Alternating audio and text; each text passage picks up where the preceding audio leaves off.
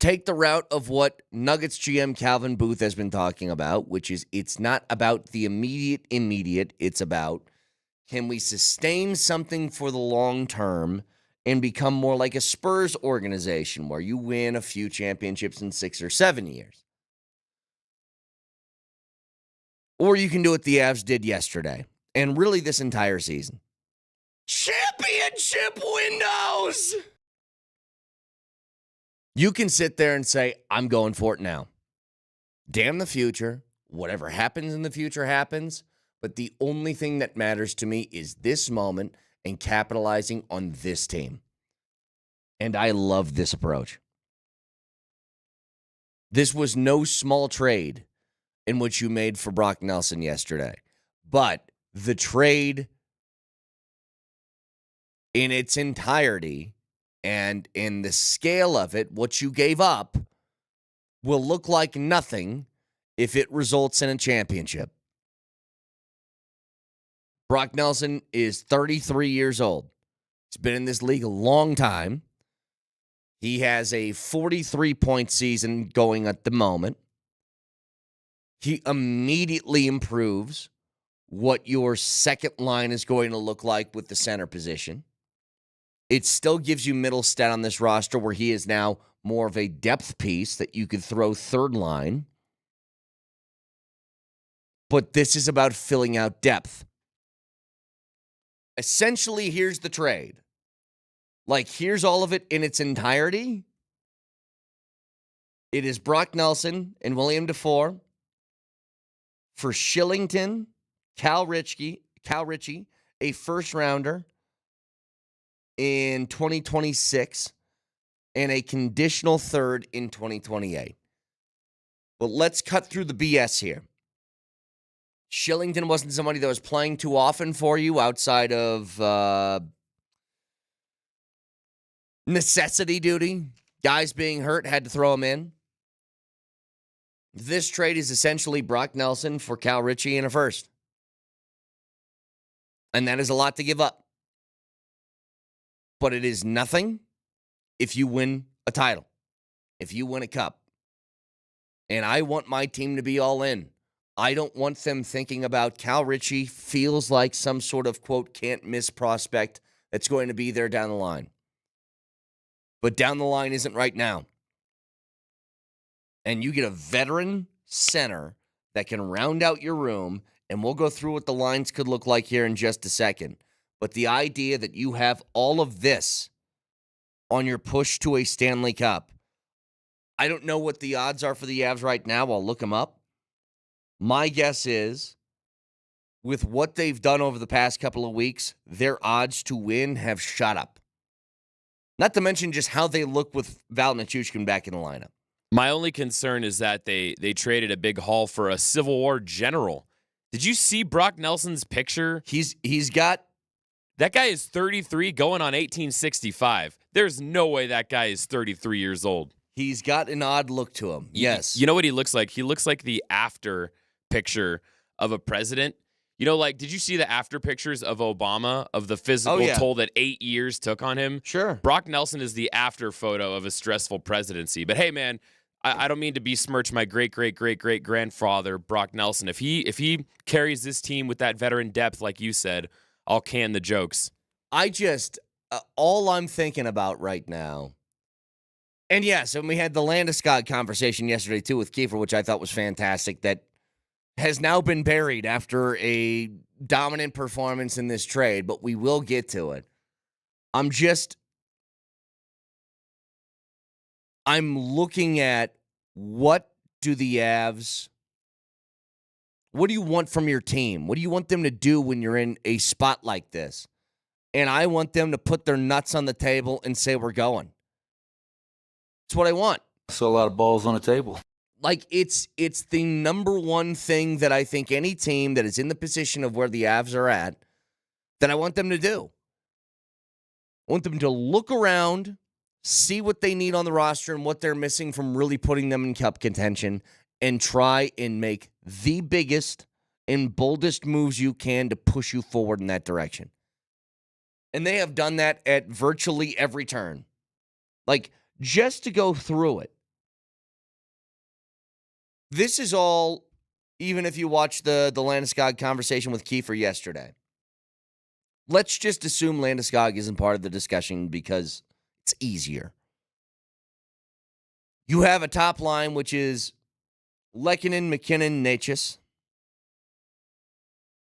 Drouin, Brock Nelson, Nichushkin, Middlestat, Colton, Kelly, Drury, VC, Kiviranta, something along those lines, something like that. Miles Wood, obviously. You got O'Connor. You got so many different options that you can just throw in there. And the biggest thing that I keep pointing to in years of cup contention with the Avs, when they actually won, everybody's incredibly talented if you're deep in the playoffs. Everybody has top-end dogs that you have to worry about. Where I think you win in the margins, and this isn't the margins, but a key part of this is obviously goalie, which I think we're all comfortable with right now with the room that they have currently. But where you win in the margins is, can your third and fourth lines really put pressure on the opposing team? And have you seen what the Avs can throw out here now? Now it's our turn to put our balls on the table. Yeah. I think this is awesome. Does it come at a risk? Sure it does. But it's just, you got to have some balls in a moment like this. And I think that Chris McFarland, and I honestly, I don't know. McFarland's been criticized by a lot of Avs fans, and I don't get why. I feel like every time he's made a significant move like this, for the most part, it's worked out. You've had your few that haven't. The middle staff stuff is kind of in between, or middle stat stuff is kind of in between. You've had a clunker like a Johansson trade,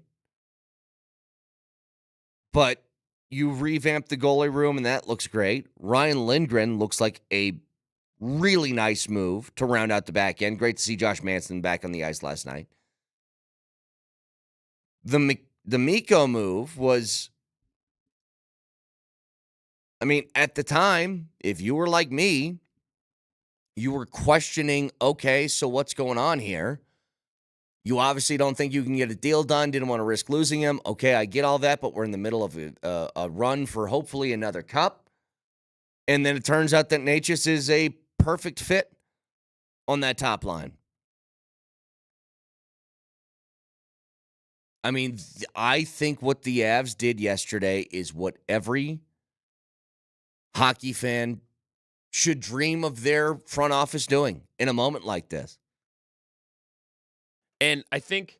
And there's still time, by the way. They could make another move today. Who knows? And maybe this is me being a millennial with a participation trophy mentality, but you have to at least be happy that the front office is trying stuff. Yes. Chris McFarland is throwing a bunch of stuff at the wall, and he's hoping something sticks. It is the exact opposite approach of the Nuggets just sitting there with their teeth in their mouth, hoping that everything works out. Chris McFarland is trying stuff. And so, look, suppose it blows up in our face, maybe 4 months down the road here, we're going, geez, why did he shift things around so much? But I think it's good to see that they understand the window that they're in and that you can't just sit on your hands. You've got to maximize what you're doing. And I love how bold Chris McFarland's being.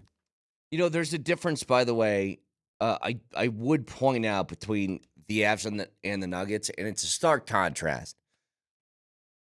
The Avs have made a million moves, it feels like, in the middle of this season. The Nuggets haven't made any. And it's different because the Nuggets are very hamstrung contractually by what they can do depending on who's in the mix, who's in the trade. You got to make salaries work. Like, that stuff you don't have to worry about in the NHL. You can take guys and take a portion of their salary at this point in the season. Brock Nelson. So his contract, he's on a 6-for-6 deal. And this is the last year of his contract. Like, you're making a real push here. And you gave up Callum Ritchie for a rental. But the rental has the bigger idea in mind of winning a Stanley Cup. And I don't think that there's anybody that can look at the situation that the Avs have put themselves in and say, this is the best part. Well, they didn't try. You can't say that. So I am so excited for what the Avs can continue to become. It's a very big deal, by the way, that they have taken care of these first 2 games here in this 4 games. Well, I know it's a 6-game homestand, but the 4-game stretch that we talked about, which is 3 of the worst teams in the league, and then you got Toronto tomorrow.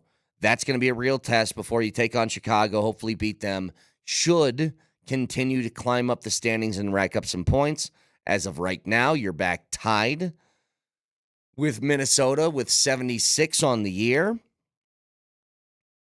And you have a prime opportunity to try and jump them in the next few games. So, 303-504-0925. If you guys have any reservations of the trade, text in. Shop Mazda text line. One price, one person, 1 hour. So, we have a few hours here until the deadline is done. And who knows, with the way that Chris McFarland has been working the phones this year, if the Avs are truly done, is it 1 o'clock our time? I believe. I think so. 1 o'clock. 1 o'clock Mountain. Might be 2 o'clock. Let's check it out. Let's do some live Googling, shall we? NHL trade deadline 3 Eastern. So yeah, 1 o'clock Mountain time. So a few short hours away. And who knows? We could have breaking news in the middle of this show, which is why I'd keep it tuned here all morning. So between the win last night, the trade for Brock Nelson, Landeskog and his conversation with Keefe yesterday, a whole bunch for us to get to. Stick around.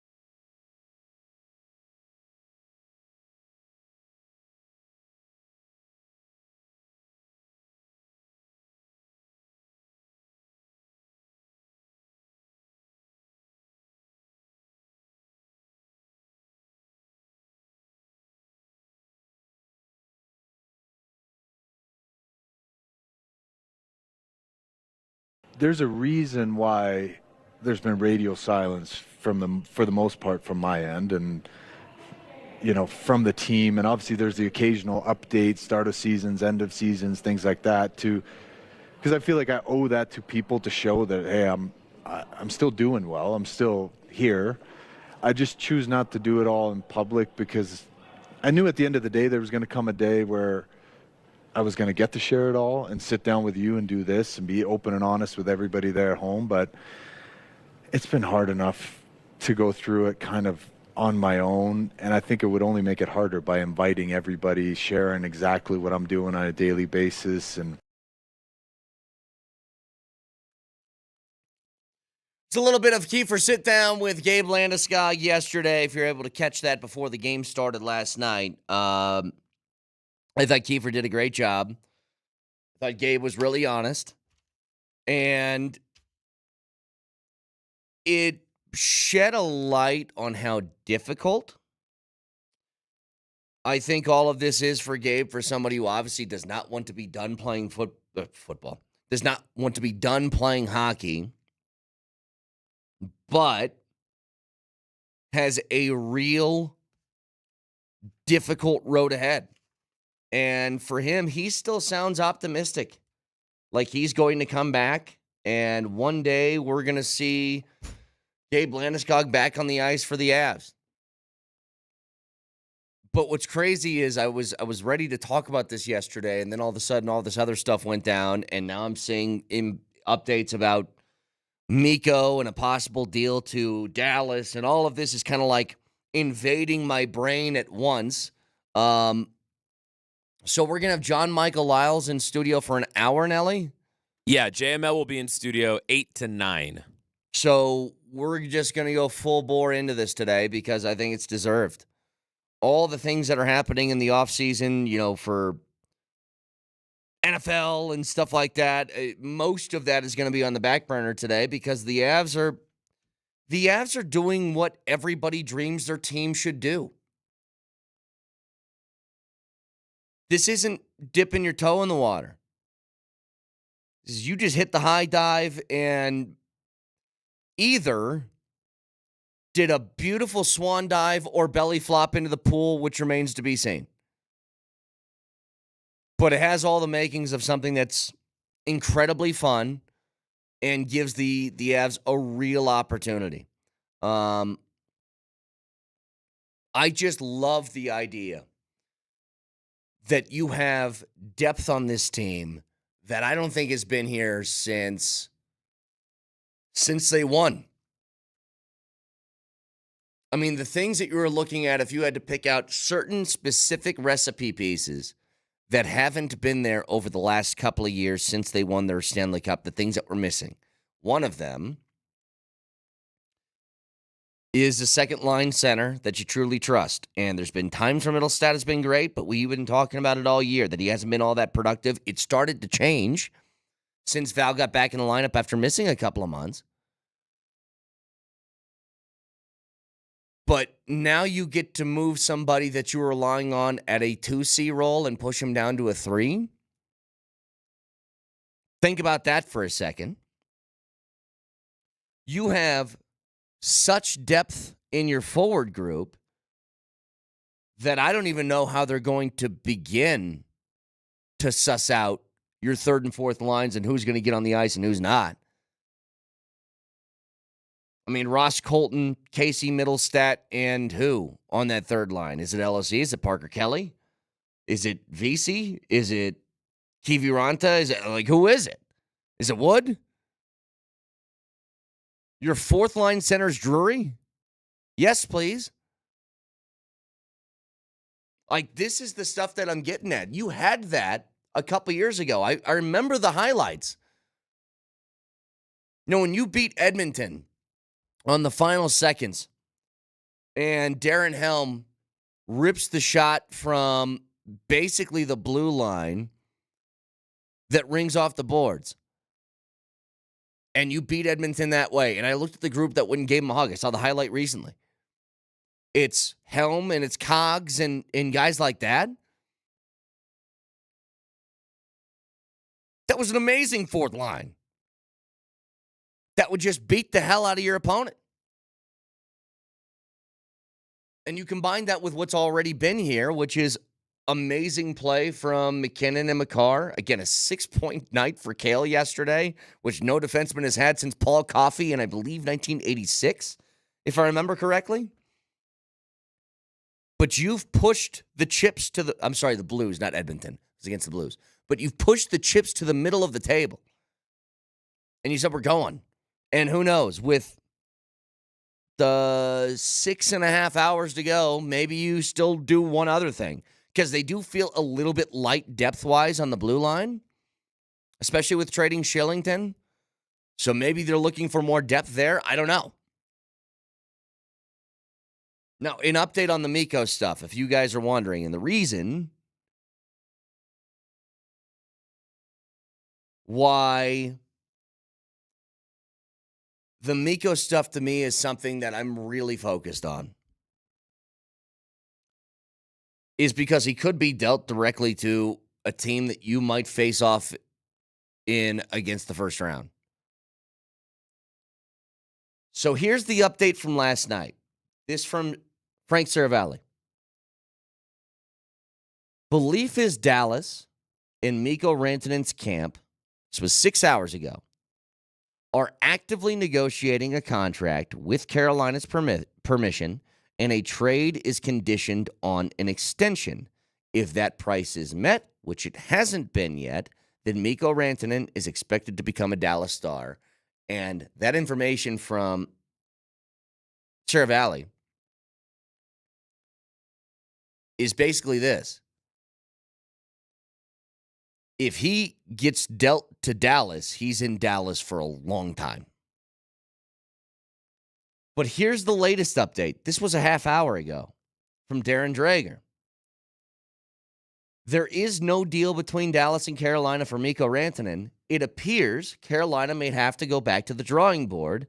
Doesn't mean a deal extension with Dallas can't materialize, but it's not there as of now. Which Pierre LeBrun piggybacked on and said no extension yet in place for Rantanen and the Stars. More talk expected today. Carolina gave permission for Dallas and Rantanen's camp to speak to each other the early hours of last night, but still no extension. Who knows? I think Mikko is a really tough cookie to try and figure out where his head's at for money and long-term stuff and all of that. It just feels to me, if I had to guess, that Mikko, after all of this stuff, just wants to hit the market. Which would be great for me, because I don't want to see him in Dallas. So, Texter gave me an update, by the way. On FanDuel, March 1st, the Avs are plus 1,200. This morning, they're plus 700 to win the Cup. I told you, I think that thing had to be moving like crazy over the past couple of days. To acquire a Brock Nelson and throw him in that mix and give you insane depth in that forward group is amazing. And I think maybe they aren't done and they want to bring a little bit more depth on the blue line. But goodness, what a fun time. Because after all of this, I mean, again, what are we talking about here specifically? This team's already pretty good. A good team last night would have gone out and smoked the Sharks. And they did, and it wasn't close. A good team, when you give them some sort of advantage on the ice, they take care of it. 4 power play opportunities last night, 3 goals. A good team capitalizes on teams' mistakes. A good team recognizes weaknesses within their roster and fixes them. Well, enter Mackenzie Blackwood and Scott Wedgwood. Enter Brock Nelson. That's what good teams do. And I love it. I think with the way that things are trending and moving, you can start to have really high expectations for this team. Really high. And again, if you listened to Gabe last night talking to Kyle Keefe, perhaps there's still room for one more.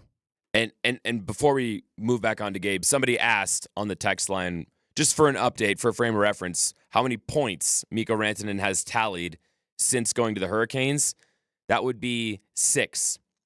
He's played 13 games. He has 2 goals and 4 assists. Yeah. You compare that with Nichushkin. Nichushkin has, let's see here, 10, 15 in, I believe, 14 games. Now, does that mean that Nichushkin is a better player than Mikko? I don't know. I can tell you what it certainly means. It certainly means that playing on the same line as Nathan MacKinnon helps. That's for sure. Like, you don't think if Mikko was on the ice last night for the Avs, he would have racked up probably a 2-3-point night? Yeah, I would assume so. But I will say this. When you watch that power play with Nichushkin, that, I think it was the 3rd goal of the game. It's hard to keep track because there were so many last night. But when you had 4 guys touch the puck in about 2.5 seconds, that led to just that easy little backdoor flip. I mean, it was beautiful. It was on Drouin's goal. So it was MacKinnon to Lehkonen to Nichushkin to Drouin. And all that took place in about 2.5 seconds. And I'm pretty sure Nichushkin threw it through the legs of Georgiev to get it to Drouin. Pretty sure. But all these pieces seem to fit. There's a big thing here about knowing your role on whatever team you're on, and this team, I think, understands that. Don't have to be the hero, but certainly need to make an impact in one way or another. And they've continued to do it. Texture says, champ and a chip window. Exactly right. Are you winning a champ and a chip? I had mixed emotions, mixed feelings watching the Landeskog interview last night because on the one hand, he was talking about just how hard it's been recovering and just the amount of setbacks he's faced that took months to bounce back from. We're not talking like, oh man, I woke up and my knees sore. We're talking like weeks of setbacks, progress. Yeah. And so he's talking about this recovery. And he's talking about how his young kids have never really seen him play hockey. Maybe his daughter has. I think she's the older one. But his son was 1 when they won the cup. Yep. So he has to explain to his son what daddy does for a living because he's never seen it. So he's saying all this stuff, and that's heartbreaking. But then he's also saying he has every intention of returning to the Avalanche at some point. And I don't know. It's just from everything that he said about his injury and his recovery, I don't know how a comeback is even possible. Well, here's the thing. I know he's still trying to come back because if he wasn't, why is he still skating?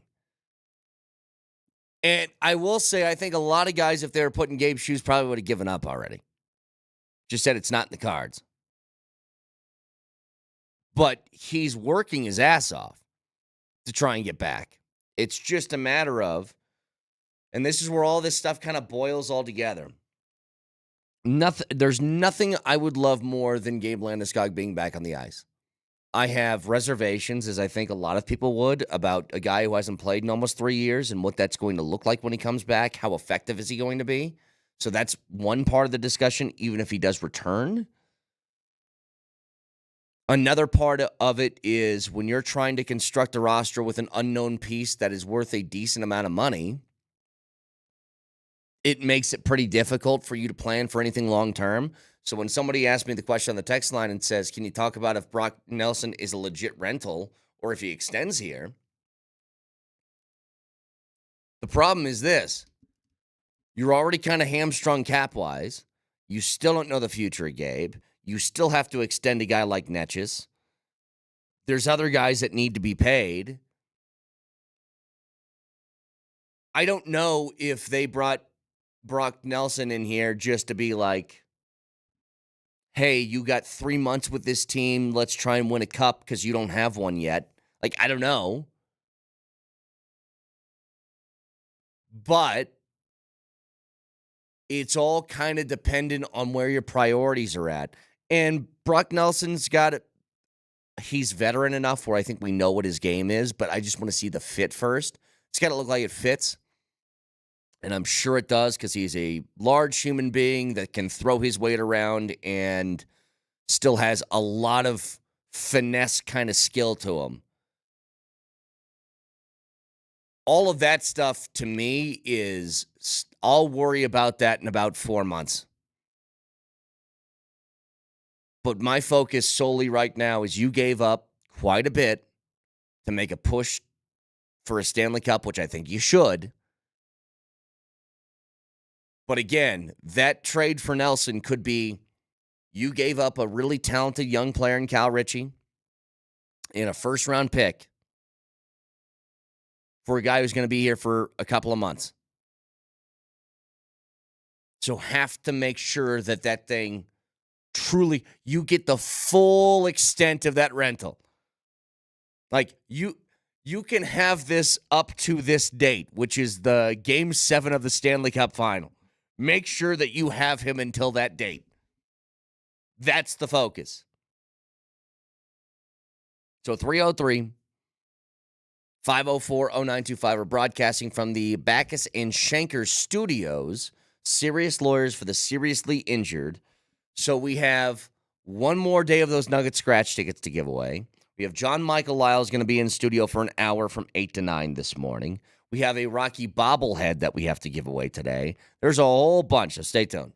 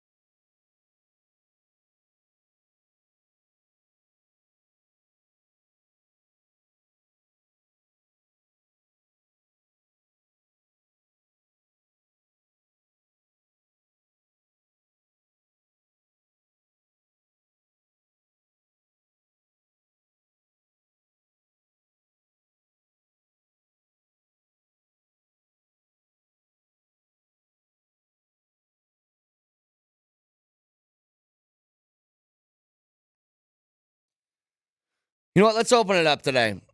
Anything you guys want. Shot Mazda text line 303-504-0925. Ramos Law hotline, same number if you want to give us a call. I think that the focus today is on this hockey team and the ballsiness of them. Like, yes, they get this win last night against the Sharks. They should. The Sharks aren't good. The Avs are good. And they proved that last night. A pretty dominant performance. Not pretty. Incredibly dominating performance. You throw 7 up on Georgiev. I thought at some point they got to pull him, don't they? They never did. But that all is now secondary to a move that was made yesterday that continues to fill out the room. And now let me look at the sheet real quick because I have 50 things that I have to get to today on this show. But I want to just hear Bednar's initial reaction to the trade, because I know for a guy like him, he's focused on the game, making sure the team gets the dub, all that stuff. And then you kind of walk off the ice, and it's like, hey, coach, by the way, congratulations, you got a new second-line center, and it's Brock Nelson, who's pretty good. So I wonder what his thoughts were right after the game. This is off the rip. Here you go. Yeah, well, the guys told, CMAC and the guys told me when we got off the ice. So I think it's a huge ad.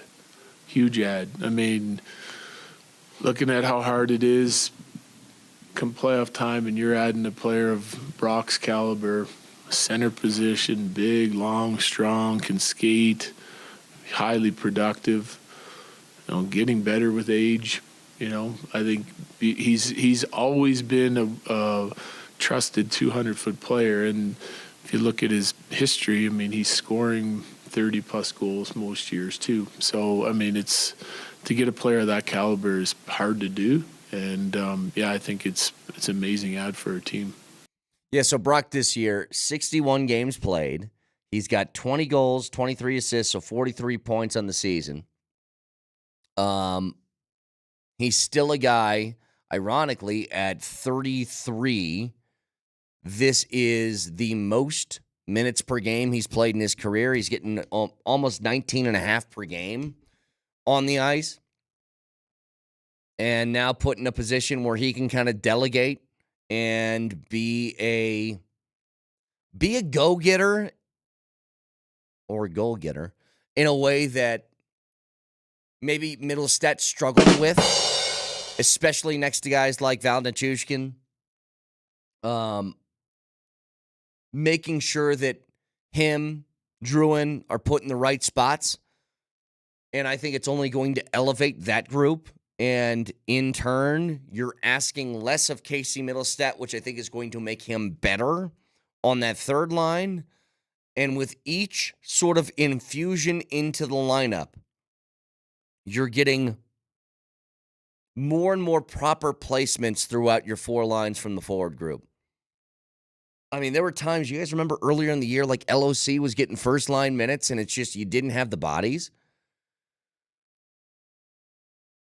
But now, after all the stuff that you suffered throughout the course of this year, again, I forget what the number's at now. When Lindgren was put in the lineup, it was 43 different players that played for the Avs this year.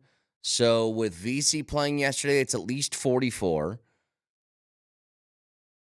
Now, Nelson is going to make it 45. Depending on if anybody else plays. I mean, you're talking about franchise record for the amount of bodies that you've thrown into the lineup over the course of a year. And you've been able to keep the ship afloat.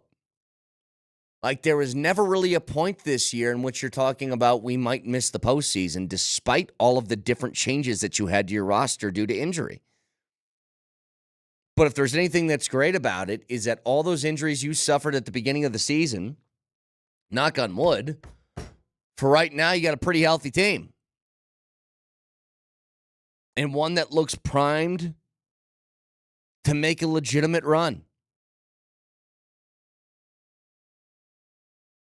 If I'm Jared Bednar, I'm psyched. I'm like, I finally get an opportunity to coach kind of what my team was supposed to be. He hasn't had that all year. And now he gets that along with adding a couple of big pieces to it. Like, he's got to be stoked. Now, people are asking over and over again, does Casey still get moved? Like, I don't know. I don't know if he does or not. Like, look, we got another 6 hours before the deadline comes up. But if you're asking me, would I like to have Casey Middlestad in there as a third liner? Yeah, I'd love it. I think that'd be great. The only thing that I think is potentially left for them to do is maybe find some depth on the blue line. And maybe that's what they're still working at right now. Like, I wonder if McFarland slept since last night, maybe a couple hours. But I gave you the report earlier, like Miko Rantanen and his agent were, I guess, talking with Dallas all night last night. Still nothing done with that. And who knows what the next few hours can be, but I have my notifications turned on from Pierre LeBrun. So we'll see if he can feed us some sort of info before we get to 10 o'clock this morning. So, Texter says this. All thanks to goaltending, the boys are in a win-now window. And I couldn't agree more. That's from Bud Driver Buff. The goaltending between Wedgwood and Blackwood is what I thought gave you the most incentive to really make the push. It's the best goaltend. I think it's the best goaltending group that you had since I've been here, at least from what we've seen in this shorter sort of sample. Because the Darcy and Frankie sort of back and forth was really good. Especially for the standards you were looking for the Avs, which was like, can you guys just be okay? They were better than okay. But these two, I mean, it feels like it's hell for anybody to try and put up more than 3 on them. And if you're consistently holding your opponents to 2 goals, the Avs will win 80% of those games, 90% of them. Especially with how healthy they are now. I am so Are you winning a excited. championship? I am so excited for what this team's going to be here in the next couple of months. Like, I want the playoffs to start, maybe not right now, but in 2 weeks. Because I want to see what this thing looks like. And there's still plenty of time for them to climb the ranks, start getting some home playoff games wrapped up. If they can continue to win, which I think they should, a really good tester here coming up tomorrow against Toronto that I think is going to be a ton of fun to watch, assuming that Brock Nelson's going to be in the lineup. But it's a fun time to be an Avs fan right now. When you take a team that takes all their chips, pushes them to the middle of the table, and they said, don't care about the future, let's go. I think it's a great message to send to your team. It shows you believe in them. We have a good enough group right now that if we just give you this and this and this piece, then it should set us over the top. Like, everything about it's fantastic. But again, a lot more to talk about with this subject. John Michael Lyle is going to be in studio from 8 to 9 this morning, giving us a full hour on this. Still got our eyes kind of towards the social medias for a potential, who knows, other trade that could be made. Keeping an eye on the Mikko situation and the rumors of him in Dallas and what's materializing from that. Chance for you guys to win Nugget Scratchers. A chance for you guys to win a Rocky bobblehead. A whole bunch going on today. I don't even know if there's going to be any real estate to fit this in, but if you saw me smiling or chuckling for the last few minutes, I just listened to Charles Barkley's entire rant about ESPN and their NBA coverage, and whoo-wee, Chuck does not give a single toot about what he says. Which he is going to be an ESPN employee next year, isn't he? Yeah, he said that. He's like, all they talk about is the Warriors and the Lakers, and that's the network where we're going to be next year. Like, he even says that. Look, I think the NBA overall has a real problem with how the people who cover their sport talk about their sport. But Barkley doesn't hold back. And that's the one thing, that's the one grace that TNT gave him. They're just like, I don't care, guys. Go ahead and say whatever you want. And I think ESPN, if they're stupid, will try and button that up. If they're smart, they'll leave them the hell alone. But yeah, we can get to that later as well. Can watch the show live on Twitch. Twitch.tv, search Altitude SR in the search bar, the Altitude TV simulcast, and that is the Safeway Twitch feed. Order online and Safeway does the rest. Get easy delivery or free pickup with the same great deals. Get started at Safeway.com or in the Safeway app. Safeway, fresh foods, local flavors. Can also watch the show on YouTube.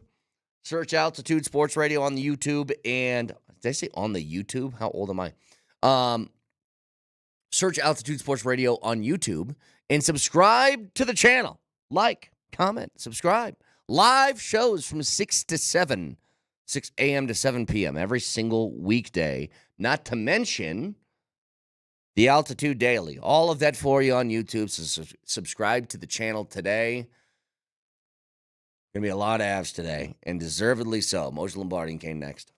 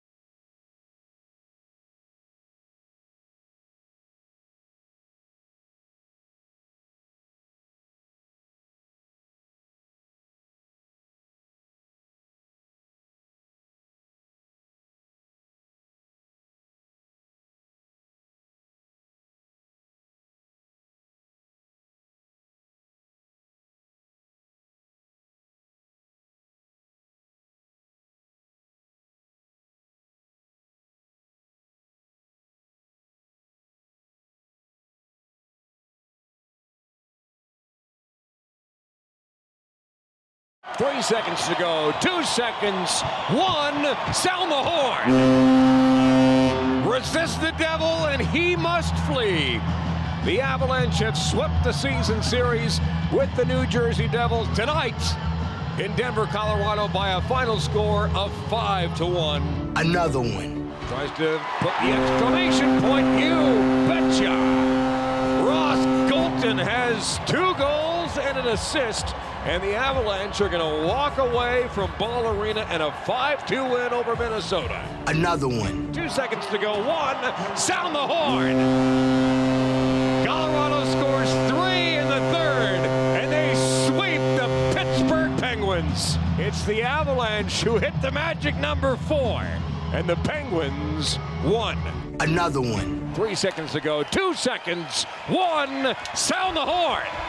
The Avalanche go fishing for the 12th straight game. Colorado beats the San Jose Sharks, and tonight they do it in a big way by a final score of 7-3.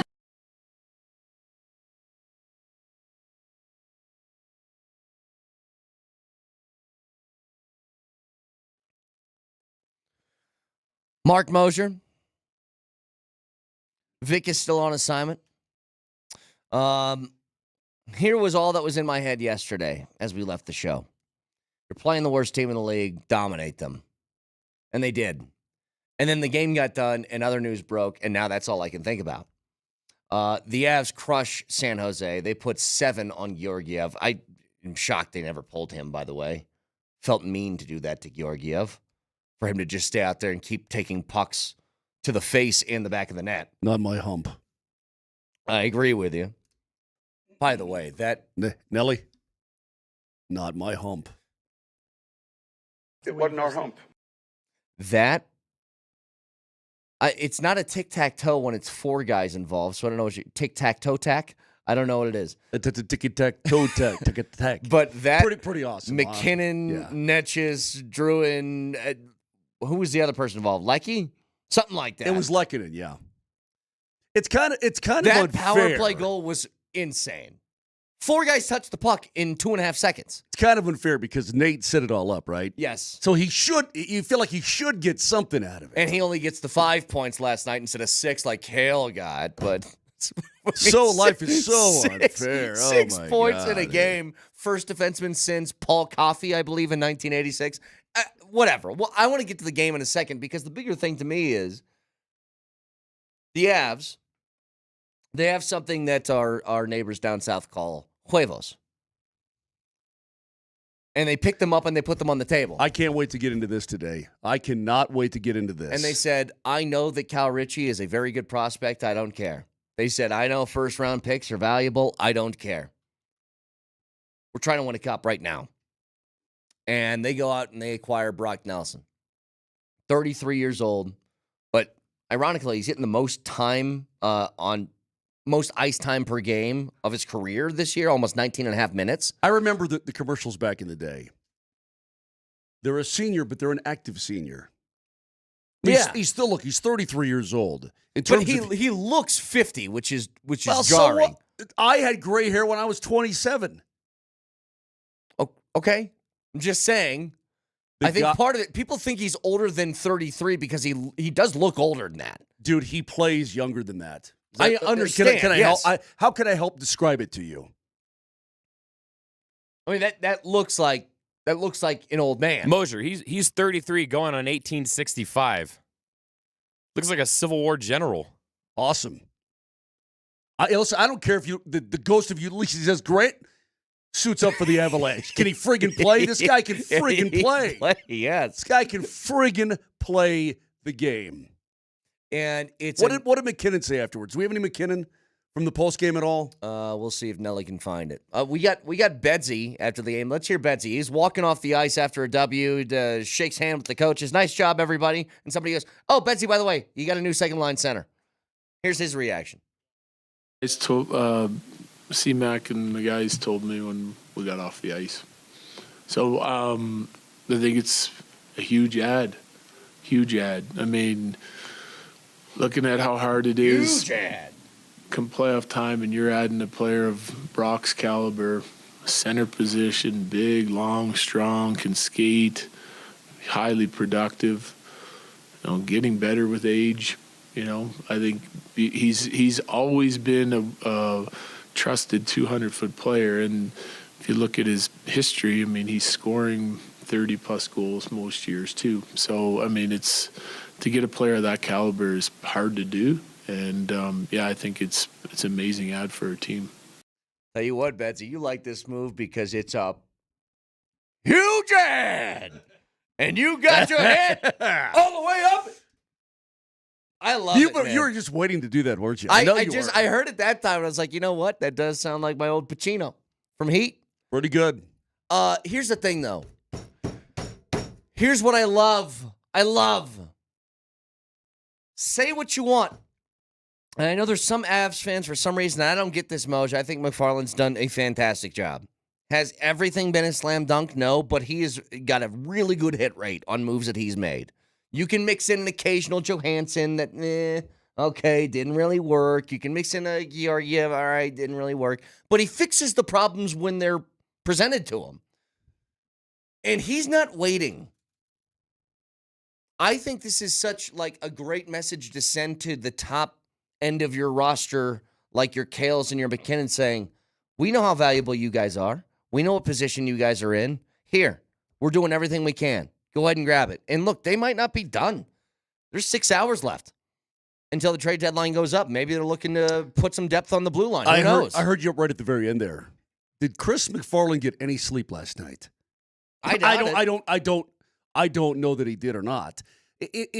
A move like this does a lot of things for your club. McKinnon, quote, I know Brock from over the years. They have the same trainer.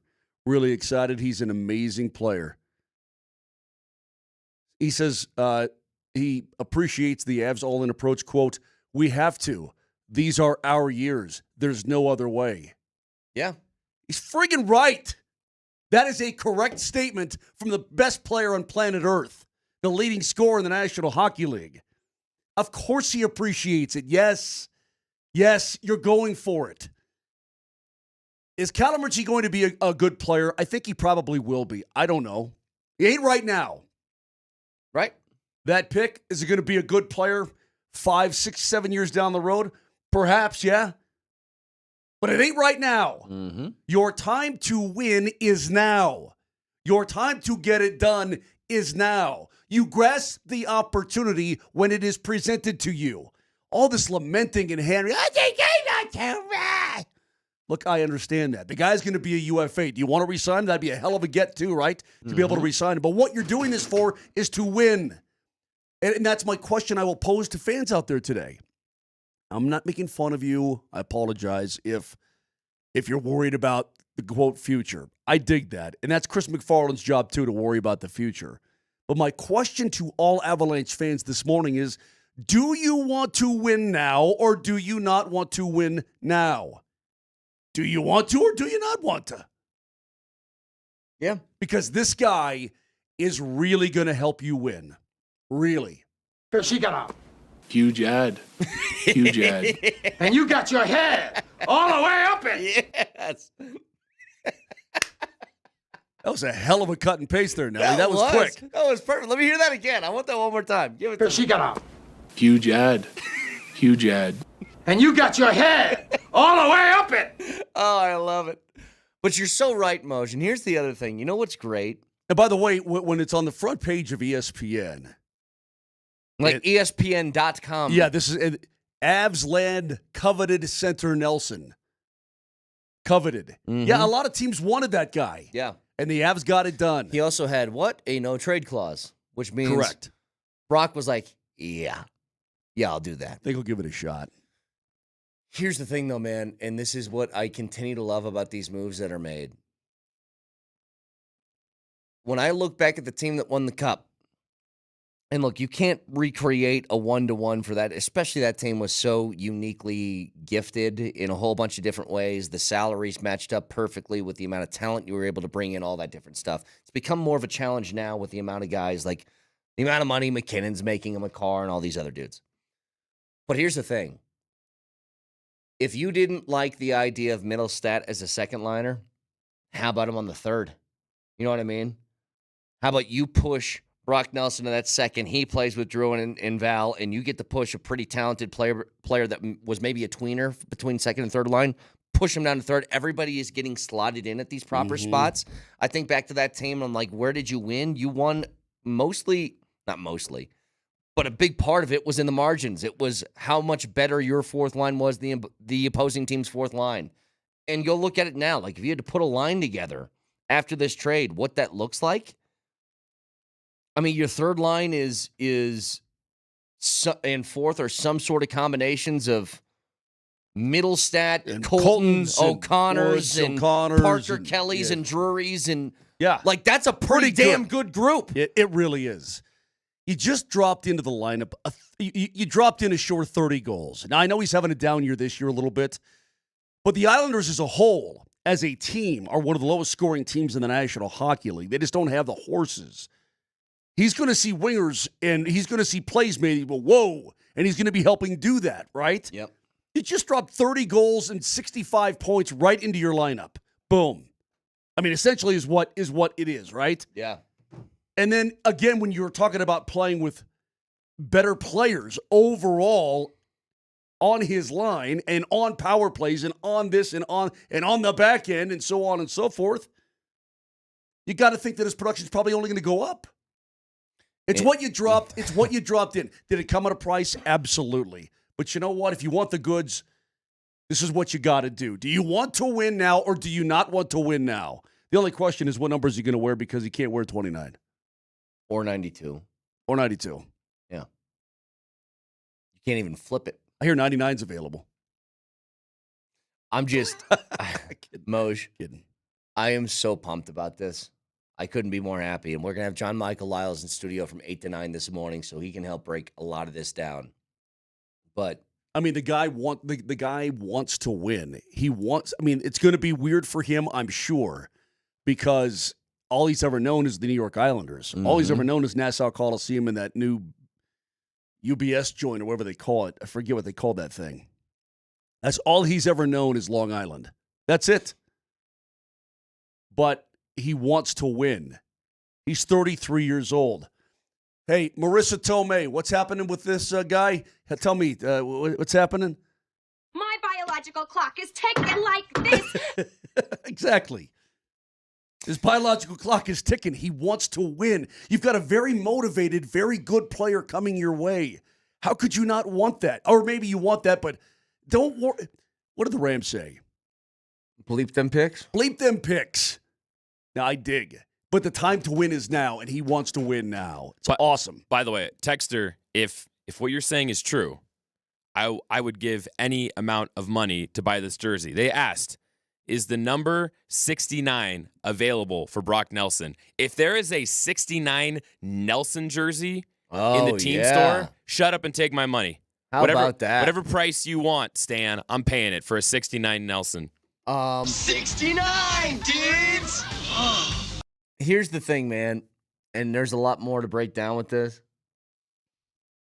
What this team has done, and you mentioned it, and this is what I want to get to next. If you have reservations about what the value was given up, which was a lot, it was a lot. You are also in contention with other teams around you that wanted him. Well, this is... Minnesota wanted him. Hold. Winnipeg please. wanted him, yes. Hold, please. If you do have reservations, we will tell you, because I think you and me are on the same page on this, as to why you should put those fears at ease. There's a purpose to this. We'll get to it next. Here she got a Huge ad. Huge ad. and you got your head all the way up it.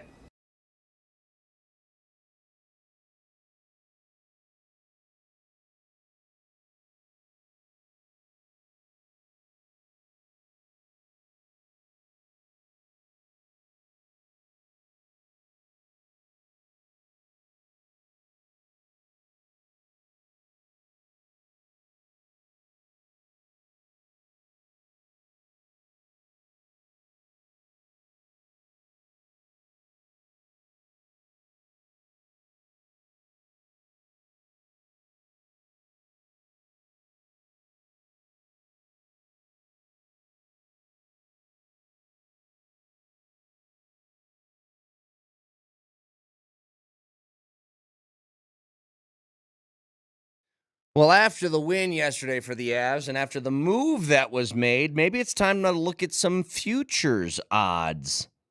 The Avs, plus 525 to win the Western Conference. That and so much more in the Circa Sportsbook, as they have everything you could imagine, whether it's hockey, basketball, futures for football, or anything else.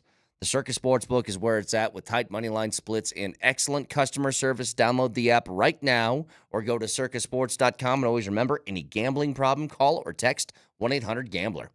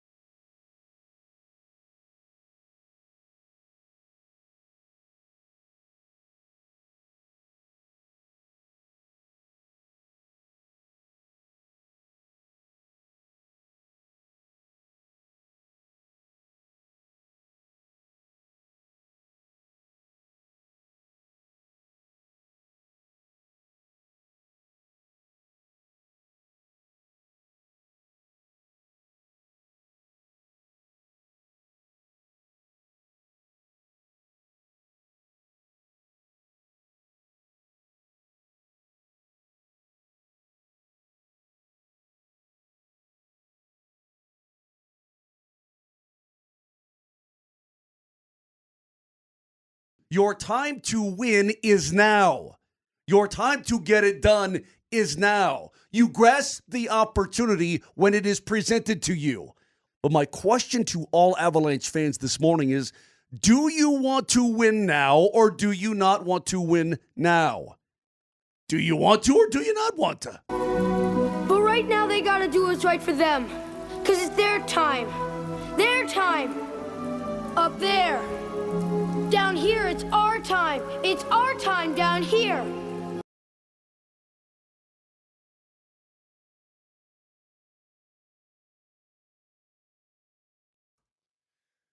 If you have reservations about, I guess, the return that the Islanders got for the trade, let me just give my 2 cents on this. Couldn't care less. It's Cal Ritchie. It's a first rounder. I know there's Shillington and a conditional third that's involved in this too, and the Islanders sent another player over your way. Like, I understand all that stuff. The bottom line is this. This essentially is a trade. It's Brock Nelson for Cal Ritchie in a first, right? And a guy who's on an expiring contract. I dig all of that. But whether they extend Brock Nelson or not, the return for Brock Nelson is going to look like nothing if it results in what your ultimate goal is, which is a championship, and that is always what I would be willing to risk a move like this for. See what I talk about when I talk about the Avalanche, and I talk about Chris McFarland, and I talk about the proactive nature. Like you said, has everything been a home run? No. But you know what? They never stop looking. They never stop trying. And that's a huge thing. Sure. They're trying to pay off the fan base. They're trying their hardest to make it happen. They're trying to pay off their core players, their best players. They're trying to pay off themselves. They're trying to make it happen for everybody involved in this. And how many times have we talked about windows? And what did you say? Well, you've got two of the best players on planet Earth. You can't just let it go to waste this year and this kind of thing, right? You should think that way. And winning is hard. I mean, it's very, very hard. Again, I go back to those Avalanche teams. Your Stanley Cup championships were 5 years apart with a team full of Hall of Famers. Mm-hmm. Full of Hall of Famers. You got a couple of them now. Yeah. So it's a difficult thing to do. So you must be proactive, and you must search, and you must do. And that's exactly what they're doing. I don't know how anybody would even remotely not be on board with this. Like, I don't know. People keep asking, is he going to get an extension in the offseason? Like, I have no idea. I'm sure they'll try. They have a lot of people they have to pay. I mean, that's just his contract is coming up. I would imagine you want to keep him around, wouldn't you? There's a whole bunch of guys that are on the docket here. Whether they can or can't, honestly, for me right now is secondary. If you have some sort of Kadri-like situation that happens, you win a cup and then you can't afford him anymore, okay, well, that stinks, but thanks for the memories because this is pretty cool. He's making $6 per. Will he continue to make $6 per? Will somebody offer him $6 per for? I don't know when his birthday is. I have to look it up. His birthday's in October, so he'll be 34 years old at the next start October. Of next year. Yeah, about a week into the season next year, he'll be 34 years old. How much will he get per? I don't know, but I'm sure the Avs are going to make him a fair offer. He'd probably take an extra year for less money per. You know what I mean? Yeah. You give him a little bit. You give him one more year on the term. You take less bread overall. Get it done. You know what I mean? And this guy, look, he's going to be a steady Eddie for a lot. For more years. So there's an opportunity there. A lot of it, I'm sure, depends on does he want to play in the West. When you play in the East, it's really interesting when guys come from the East and they go to the West like, whoa, we didn't know how good we had it. Mm-hmm. Because when you're on Long Island, dude, it's easy to get to Jersey. It's easy to get to MSG. It's easy to get to Boston and Philly. I mean, you're a plane ride away. You're an hour flight from from Buffalo. I mean, it's simple, right? Yeah. And you're in your bed by midnight and you're sleeping. Out west here in Colorado, it's a little bit of a different story. You got to go places. Your closest team now is Utah. Good. But it used to be Arizona or Minnesota, and that's an hour and a half easy. So it's a different thing. So I don't know what he wants or what he doesn't want. Here's what I do know. This is a hell of a franchise. I friggin' love my city. I have for 30 years. A lot of dudes who come here love this city and never leave. I think you'd have the opportunity to sell him on an opportunity to win more and to live in God's country. Especially like the Avs are going to be in contention every year for the next few. You would think. I mean, I know crazy things have happened, but with the talent that you have between McCarr and McKinnon alone, you're probably going to be there. Texas says Kane or Nichushkin is signed through next year. I understand, but you eventually have to pay his contract, which would factor into an extension for Brock Nelson. Sure. That's all I'm getting at. So maybe you have to look at who's worth it and who's not, and that's all the stuff that Chris McFarland, I'm sure, has already gone through in his head. But there is nothing like, and there's a difference between the two teams, and I don't want to totally hammer the Nuggets on this because I think there's a lot more hoops they have to jump through. Like the Nuggets can't do what the Avs do because they need to make money work in trades, and there's a whole bunch of different complicating factors. The NBA CBA is much different. Yeah. The restrictions on NBA teams, much different. And rightfully so because so few players affect the overall outcome. Well, the thing to me is just this. Like, if nothing else. And by the way, I forgot to tell you this. You know that just for the time being, obviously, the Islanders kept 50% of his bread. Yeah. So they're paying, I mean, that's just cash on hand is what that is. And it also gives you still a little bit more wiggle room to do something. So that helps too. The bottom line to me is this. When you have a team in the position that the Avs are in, it is such a blessing to have a front office and a team that is willing to make moves like this. I don't want the GM that's scared because he doesn't know what 4 years from now is going to look like. When you have a team that's on this sort of precipice of winning another cup, I don't care about 4 years from now. You know, if the Avs turned into the Chicago Blackhawks and they get 3 cups out of it, but they're awful for a stretch of years afterwards, it's worth it. It's worth it. Like, I look at this like I want my team, if they're in this position, to kind of throw caution to the wind and just say, I want to do whatever we can right now. I love what Vic says all the time. I don't care about the Denver Nuggets when my children are watching them and getting older and so on. I don't care about my children's Nuggets teams. I care about my Nuggets teams right now. This is what I care about now. Same kind of story with the Avalanche. I mean, look, when you have, it's hard. I can't reiterate this enough. It's so hard to win that when you have the chance, you need to try and do it the best you possibly can. The question now is, with a little short of 6 hours before the deadline, are the Avs done or not? And I do think part of that trade being Shillington, that was one of your depth guys, because they're pretty thin right now in the blue line, Moj. I wonder if they go out and they try and find a remedy for that, too, for the moment. The funny thing is you have what feels like so many forwards at the moment, and I understand you need depth for injuries that might happen in the postseason and all that, but it feels like you got a piece that you can trade for something else, doesn't it? Yeah. Does feel like you got a couple extra guys. You know, where do you think, by the way, I'm seeing all these people's projections for what these lines are going to look like, you know, when the postseason rolls around, assuming that this lineup that you have stays healthy and all that, knock on wood, right?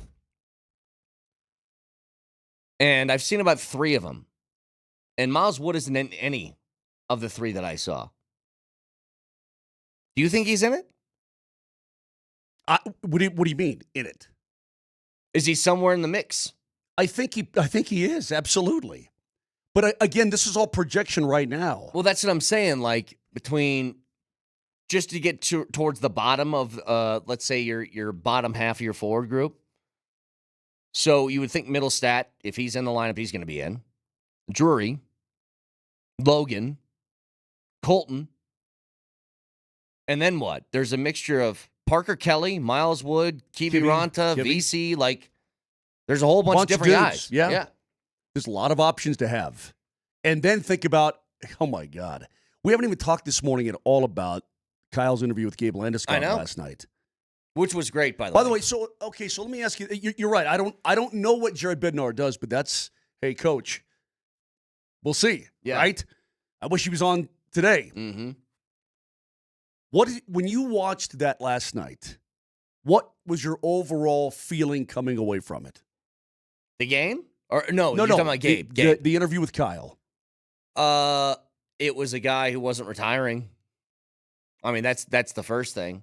I don't know. I listened to all of it. I don't know how close it sounded like. There was times where he was talking where he's like, hey, I might be making more progress than you think. I'm just not putting it out publicly. And you're like, all right, maybe he's closer than we think. Maybe he's not. But I know one thing. That guy ain't hanging up his skates soon. You know what I mean? That's my main takeaway. And the emotional toll that it's taken on him is also an interesting factor in this. That you would think so. If you guys have had to go through rehab before, it sucks. Rehab sucks. And it'll like take days off your life just trying to feel normal again once you're injured. I know. Pulled pork over here. Hey. Pulled pork is nothing to laugh at. All I'm saying is it takes a huge mental toll on you to try and get back to normal. I can't imagine what that's like when you're doing it for 3 years. And we're going to watch the documentary starting on Sunday, I believe is when it starts, the clean sheet, right? So and I'm sure okay, you got something to play? Yeah, just here's a portion of what I'm talking about here. What he talks about not putting a lot of things out publicly. There's a reason why there's been radio silence for the most part from my end, and from the team, and obviously there's the occasional updates, start of seasons, end of seasons, things like that, because I feel like I owe that to people to show that, hey, I'm still doing well, I'm still here.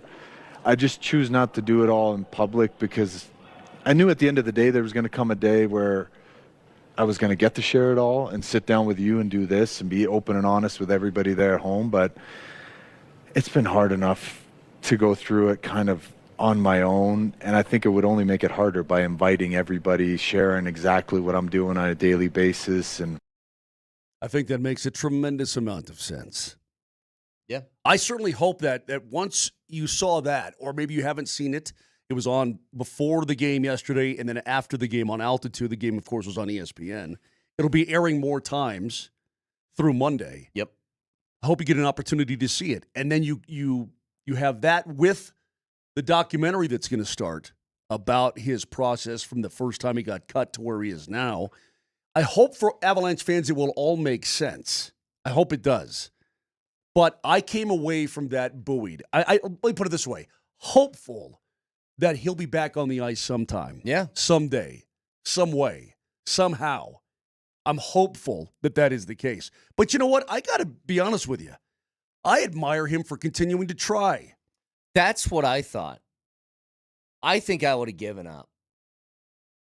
I would have hit like 2 years and been like, this still isn't right. You know what? Whatever. I've made a lot of money. I'm done. The fact that he's still going out there and doing it, like he said something about his son was one when they won the cup. He has no idea what dad does for work. None. And like that is a weird. Imagine just practicing over and over again just to try and come back when you've made more money than you could probably pay off in 5 lifetimes, right? His daughter says, Did you skate by yourself today, or did you get to skate with your friends? That kind of. It's kind of how it is, right? But it was great. If you guys haven't seen it, check it out. It'll be airing multiple times over the weekend and all through at least Monday, from what I saw yesterday. Here's the other thing. This is pretty crazy. So before I went to bed last night, I see these reports of Hurricanes, Stars, and deep conversations about a trade for Mikko, and the Stars have the compensation that is needed for Carolina to pull the trigger. The only holdup is whether Mikko gets an extension done with Dallas, because they weren't making a move unless they got that. And it sounded like when I went to bed, Moj, that it was going to happen, that they were going to work on it through the night, and this deal would be done, and he'd be a Dallas Star. The latest update, no deal. This from Darren Drager. No deal between Dallas and Carolina for Miko Rantanen. It appears Carolina may have to go back to the drawing board. Doesn't mean a deal and an extension with Dallas can't materialize, but there's not one as of now. I really don't want this to happen. This guy. So, I'm happy about this. Mm-hmm. At this point, dude, just hit. I think what you want to do is just hit free agency and talk to people. So go do it. He's earned that right. He has. But I'm just like. Are you at least a little bit happy now when you look at this brain damage that all these teams are going through? Well, I wonder. I don't. I love the guy, but I tell you what, I love the guy. That is complete brain damage. I don't know what I don't know what he thinks he's going to get on the open market. Maybe look, Chicago will probably pay you $14, $15 a year if you want that. You want to go part of Chicago, never win again? Go ahead. Look, it doesn't befront me. I am happy that we aren't going through this. It's not my hump. It would be exhausting, and by the way, a big distraction for when you're trying to win a Stanley Cup. You think? I don't know who's doing the talking here. That's what I don't know either. On his side. Yeah. But is the agent going up to him like, Miko, come on. Like, this is a good deal. And he goes, no, I'm worth more. Or is it the opposite where he's like, I'm okay with this. And the agent's going, no, we can get way more than this. Trust me. Wait, which way is that going? Or where do you want to play? Yeah. I mean, I look, I don't know, man. I don't know. And you know what? I don't care. Would it sting if that guy came back to the West, especially in the division? Yeah, it would. I'll be honest about it. That would sting because he's a very good player. But his future now is the furthest thing from my concern. I can't believe that it hasn't been done. Go do your own thing, dude. Go do your thing. I'm worried about this team and what they did last night, and that was a great deal. Yeah, I just saw this again a couple minutes ago from Chris Johnston. Here's the Miko situation as it stands now. Step 1 was Carolina and Dallas agreeing to framework of a trade, which happened. Step 2 was Dallas reaching a contract extension with Miko, which hasn't. There is no trade without Step 2 being satisfied, which I think we all kind of understand now. It's crazy. I mean, this is what I don't get about contracts. Like, I don't understand this stuff. I don't know why people get so hung up on, it's going to sound weird to say out loud, but imagine this being millions of dollars in a contract sort of negotiation. If I was negotiating with this radio station and they said, Brett, we'll pay you $12.5 million over 8 years. And I go, no, I'm worth 13.5. And they go, yeah, but I can give you an extra year that other stations can't. And I go, nope, I want that extra million. It sounds like a very odd thing to quibble over if I'm happy with where I'm at. You know what I mean? I exactly right. I look at it in the scope of your lifetime playing the game. And you make, let's say, 152, or let's say you make $159 million. But you could have made $170 million. You know what? Once you get there, is happy. I mean, when does happiness figure into it? Especially with the Avs. The thing I don't know. Listen, everybody's different. Yeah. I would choose happiness and a lot of bread. I would too. I really would. And the other part, even if it's straight about money, I know the Avs gave a decent offer. What was the latest sort of rumor of what their 12, offer? I mean, 11.5, 12, something 12. like that. Okay, let's say 12. And he wants. Well, he didn't take 13.4 for 8. Okay, so let's say he wants 14 even. So let's add $2 million. So take $2 extra million a year, times that by 7, because that's the max he can get. 14 mil. That's 14. Or you could just subtract 2 a year, take an extra 1, and that would result in $2 million less over the life of the contract. Correct. Why? Why? Exactly. Why? Listen, before I'm gonna let you on the inside a little bit with my brain. Before he was even traded, and I'm telling you that the Avs tried to get this done for quite a long time. I did all the math that you just did in your head, and the conclusion you just came to. I came to 6 months ago. Well, I've been there. I'm trying to figure out what I'm missing. That's exactly right, and that's what makes it so ridiculous. What am I missing? Now I can understand this part more. Maybe he doesn't want to play for Carolina. Maybe he doesn't want to play for Dallas. Fine. He wanted to play here. I know that just by his face when he first went into the Carolina locker room, that he liked it here. So that's what I don't get. The initial hang-up. And again, being an Avalanche, I don't want to talk about this guy anymore unless something gets done with him today. I don't want to talk about him anymore. The dude doesn't concern me. This team concerns me. All right. But I'm telling you what I would have done, and it's the furthest thing from what this guy did. Well, we can break down the game. I mean, it's just it's so ridiculous. And by the way, one of the dudes they got, how did he play last night? Netches? Is that what you're talking about? Oh, was it a 3.9? Yeah, it was pretty good. Oh, was it? Well, I'm way over here, Brett. I can't hear you. Yeah, he was pretty good last night. Was he? Mm-hmm. Now, did the other guy have any points last night? He's been actually pretty good all year. Oh, you think? Yeah. Okay. Or ever since the trade, I should say. Yeah. No, I think that that's the other thing. That just looks fantastic here. It looks so good. You think? Yeah. I mean, come on, man. Anyway, we'll talk a lot more about this. By the way, that dude had a 3-point night last night. You hung 7 on Georgie. It's a hell of a night, baby. I think it was 2-point night. Oh, 2-point night. Goal and an assist. Oh, is that what he had? Yeah. But it's 2 points. I have to look it up. Kale had 6. That's okay. McKinnon had 5. Oh, just one thing, real quick. Let me see. Where's dude? Why did Bednar not challenge the Middleton goal? Dude had a 2-point night.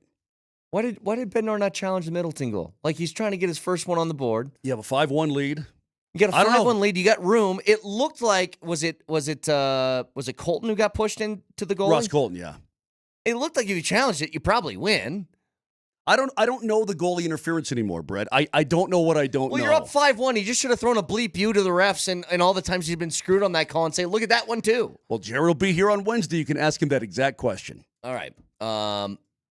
Talk more about the Avs. 8 o'clock, full hour with John Michael Lyles. 303-504-0925. You got a question you want to throw out to Johnny before he gets here? Please go ahead and do so. Back after this.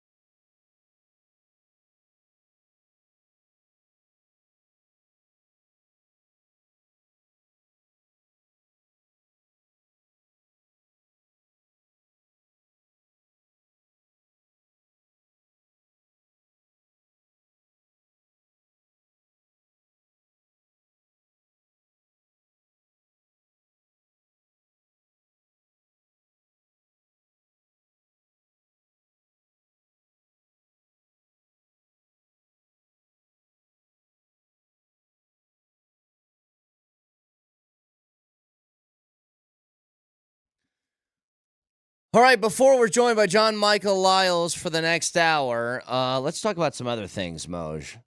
Namely,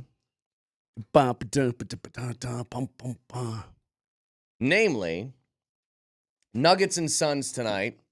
That game's going to be on at 8 o'clock, so you can hear it right here, Altitude Sports Radio 92.5. I have a keyword that I will give away right now for our last chance to win 12 Nuggets scratch tickets.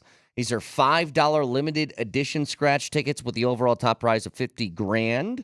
There are 25 $5,280 prizes, and it provides a high number of high-value winning experiences. Perfect if you're a Nuggets fan or a Scratcher fan. They're available now. But the key word today, because these are Scratchers, sniff. Sniff in your first and last name to 303-504-0925. And you are automatically entered for a chance to win these 12 Nuggets Scratchers. Get it, Moj? Like scratch and sniff. So it's sniff in your first and last name. Easy enough for you? Who came up with that? Me. I believe it. Who's been coming up with this all week long? I mean, it's been a tag team between me and Brett. Mm-hmm. We bounce ideas off of each other, work the brain trust. Yeah. let me be the first to say your ideas are terrible. You two getting together to work is not working. Didn't hear you come up with a word. But you didn't ask me to.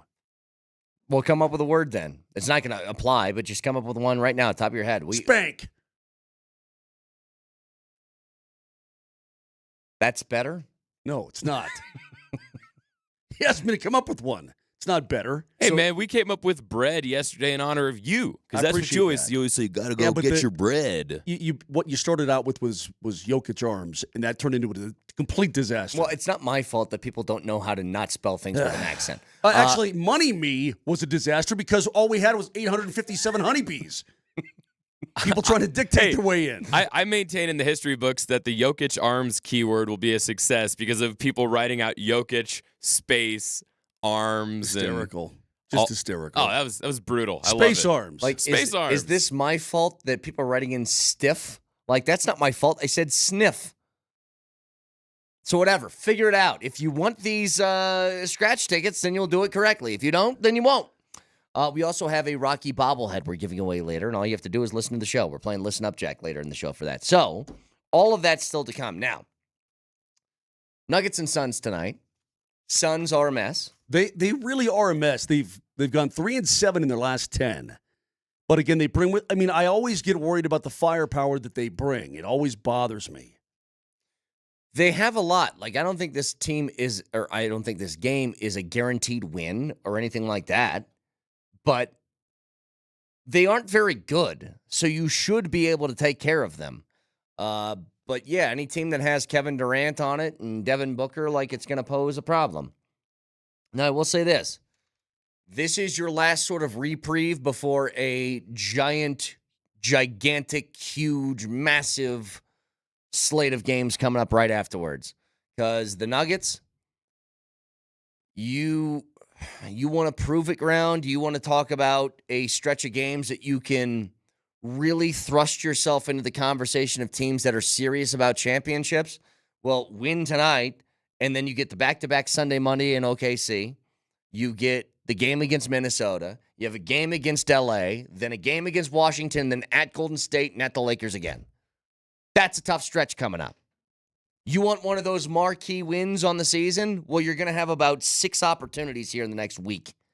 This is going to tell us an awful lot about the Denver Nuggets. And by the way, the Minnesota and Lakers games are home. They said at the Lakers. These are home games as well. So you should feel. OKC. It's at OKC 2 days in a row, Sunday, correct. Monday. That's correct. Then Minnesota, LA at home. Correct. Washington at home, but then it's on the road again to Well, Golden you're talking State, about that one at the Lakers. Yeah. to Golden State and Okay. to LA afterwards. Yes. I guess I misunderstood you. That's Sorry. my bad. I apologize. Yeah, I mean, listen. The next couple of weeks, you're going to have plenty of opportunity to make believers out of everybody. Mm-hmm. And that's one thing that we've been reiterating here. They're winning games.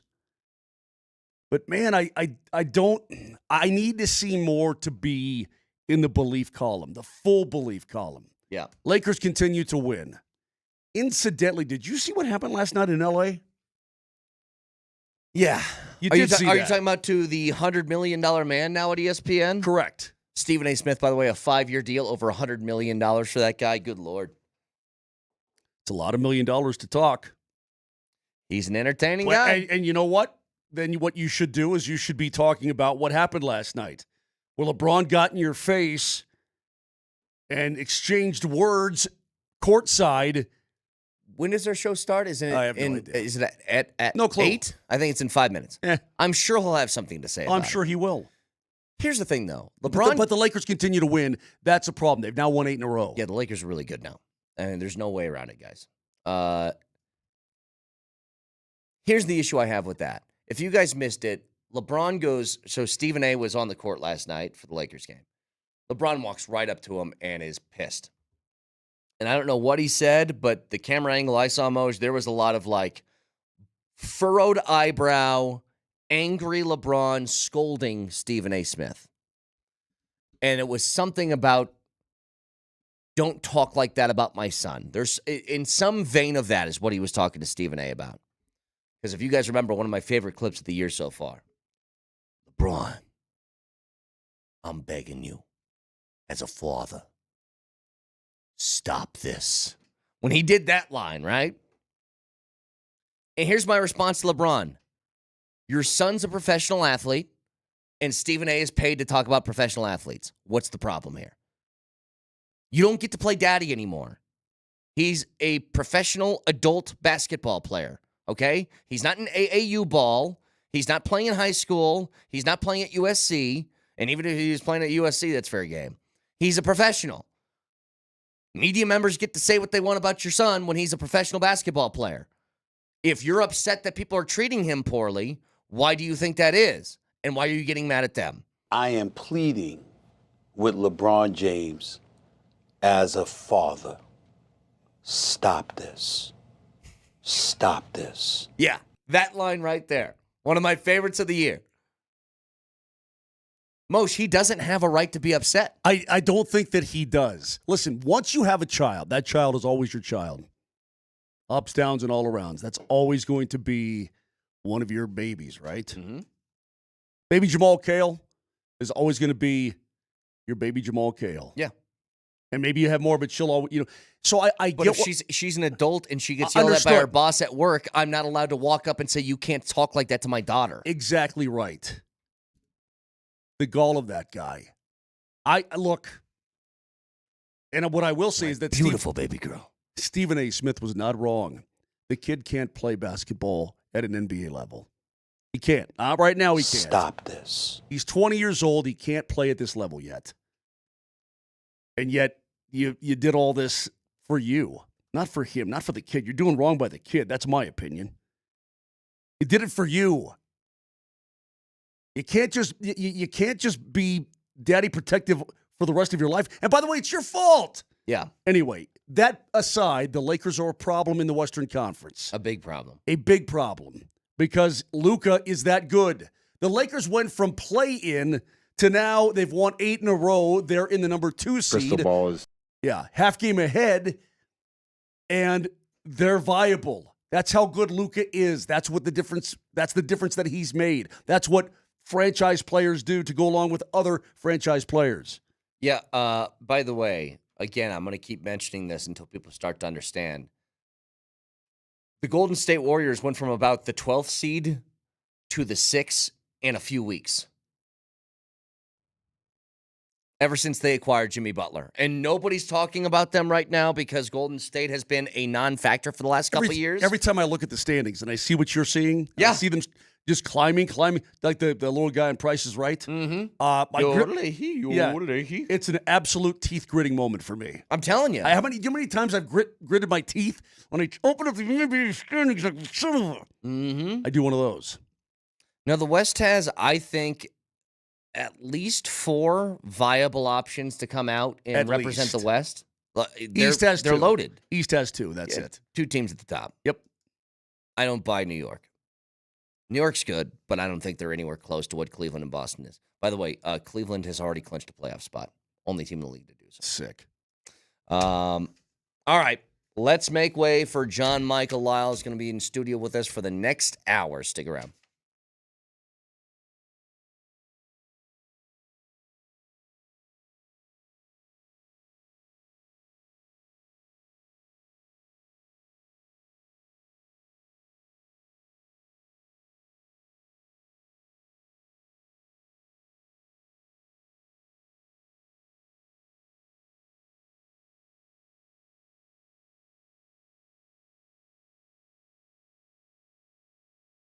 Listen up here, guys.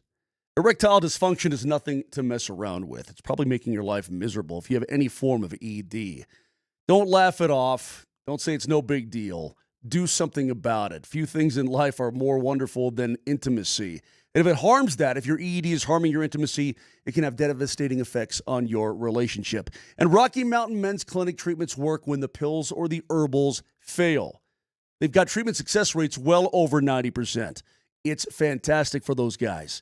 Rocky Mountain Men's Clinic served the Front Range of Colorado for nearly a decade, successfully treated tens of thousands of men. Book an appointment. Your initial visit, only $99, includes the medical consult, Colorado licensed medical provider there, TNPSA test, and if medically advised, the test dose in the office. If it doesn't work, your appointment's free, but it's going to work. You know it is. They've got an expert staff. You could be back in business right away. 5 locations in Colorado to serve you. Fort Collins all the way down to Colorado Springs. So call them today at 720-440-7900. That's 720-440-7900. Or go to RockyMountainMen'sClinic.com.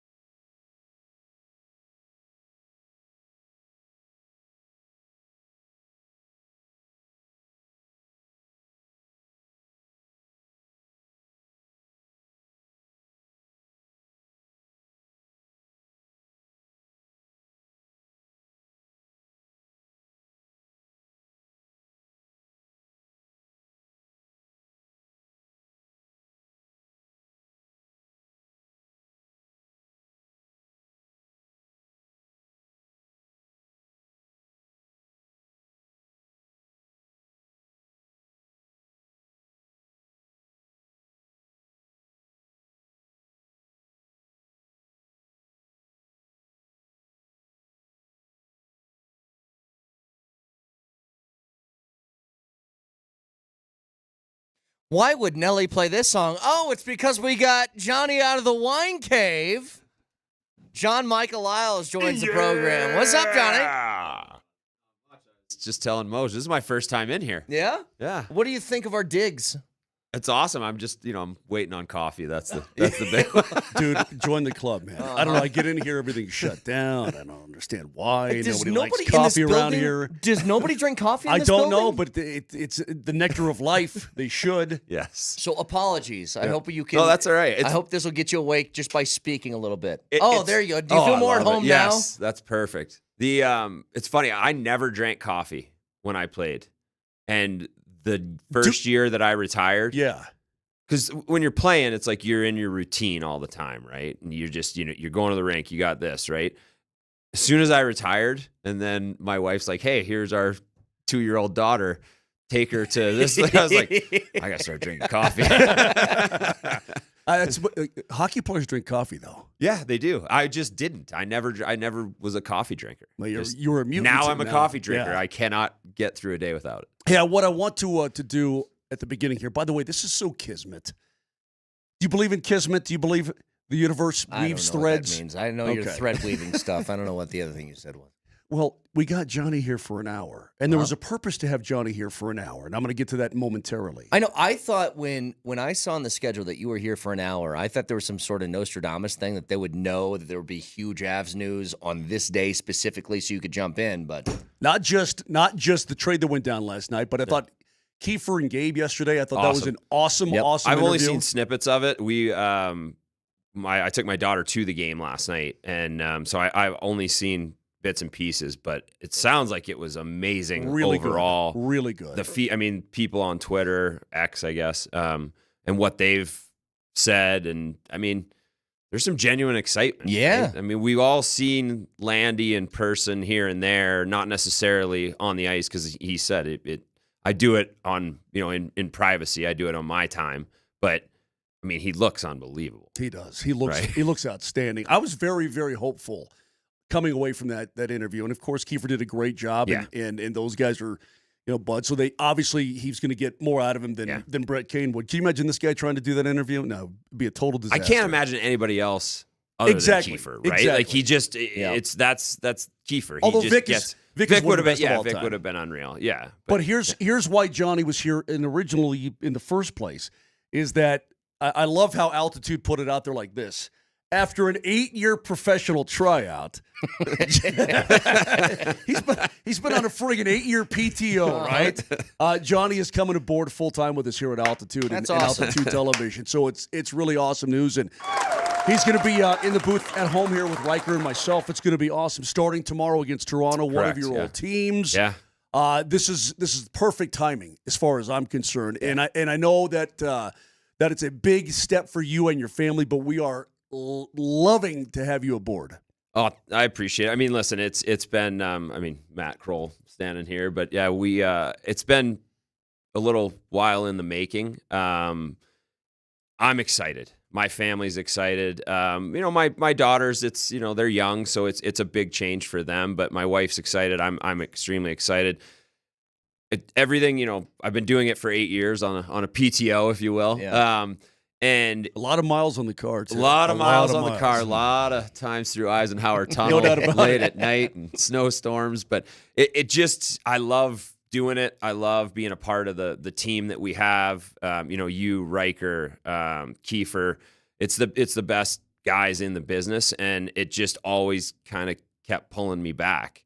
And so for me to be able to do this, full time with this group, just made so much sense. And it wasn't even, it was a conversation with my wife, but she knew, we talk about it all the time, and she knew that this is what I want to do, and just really excited to be a part of this going forward. Well, I know you're not a part of this now going forward full time because of your hair. It's because of your knowledge.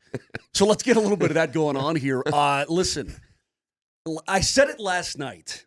I said, do you want to win or do you not want to win? Is the price tag for a pending UFA, is it a big price tag? You're damn right it is. But that's the cost of doing business, and that's the cost of winning.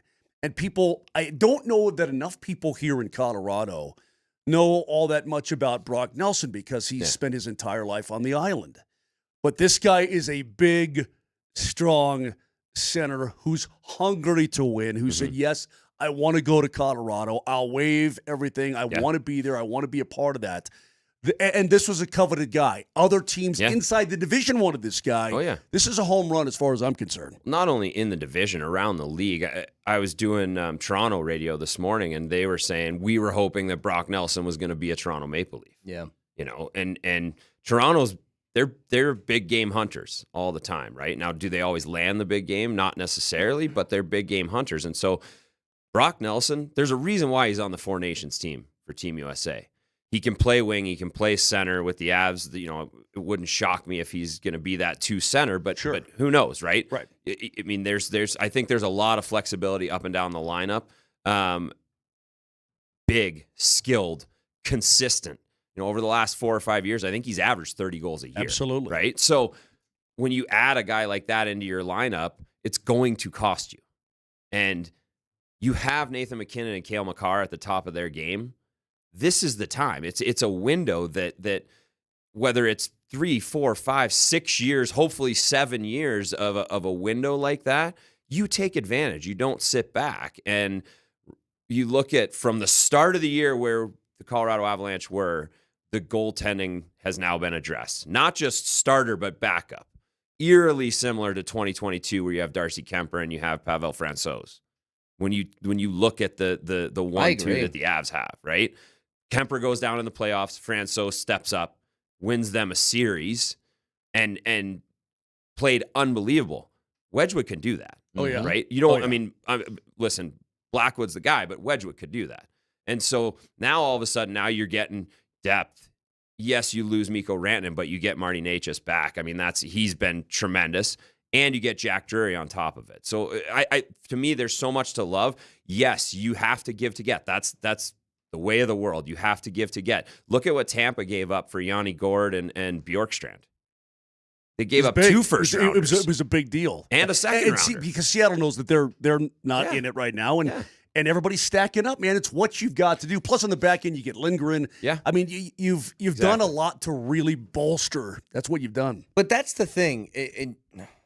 2 things on what you just said. Number one is the Landeskog thing really changed my perspective about, hey, when you have a core like this, you're going to have a long runway, and it's guaranteed that for 5, 6, 7 years, you're going to be in that conversation. It's not, actually. Yeah. It's not. It's Things not. can change immediately. No guarantees. And so it's like when you're here, I'm throwing caution to the wind as far as the future. Yeah. Whatever 3 years from now looks like. Hope is a terrible business strategy. Exactly. That's what my dad says that all the time. It's like the old man quotes. My father says that all the time. Hope is a terrible business strategy. Potential is great for bad teams. Mm-hmm. Like, we're building towards this. Like Moser, we were talking about the Sharks yesterday before the game. You're like, hey, in a few years they might be good. So they're like, okay, let's bank on that. Yeah, but you go to like the Buffalo now. Sabres.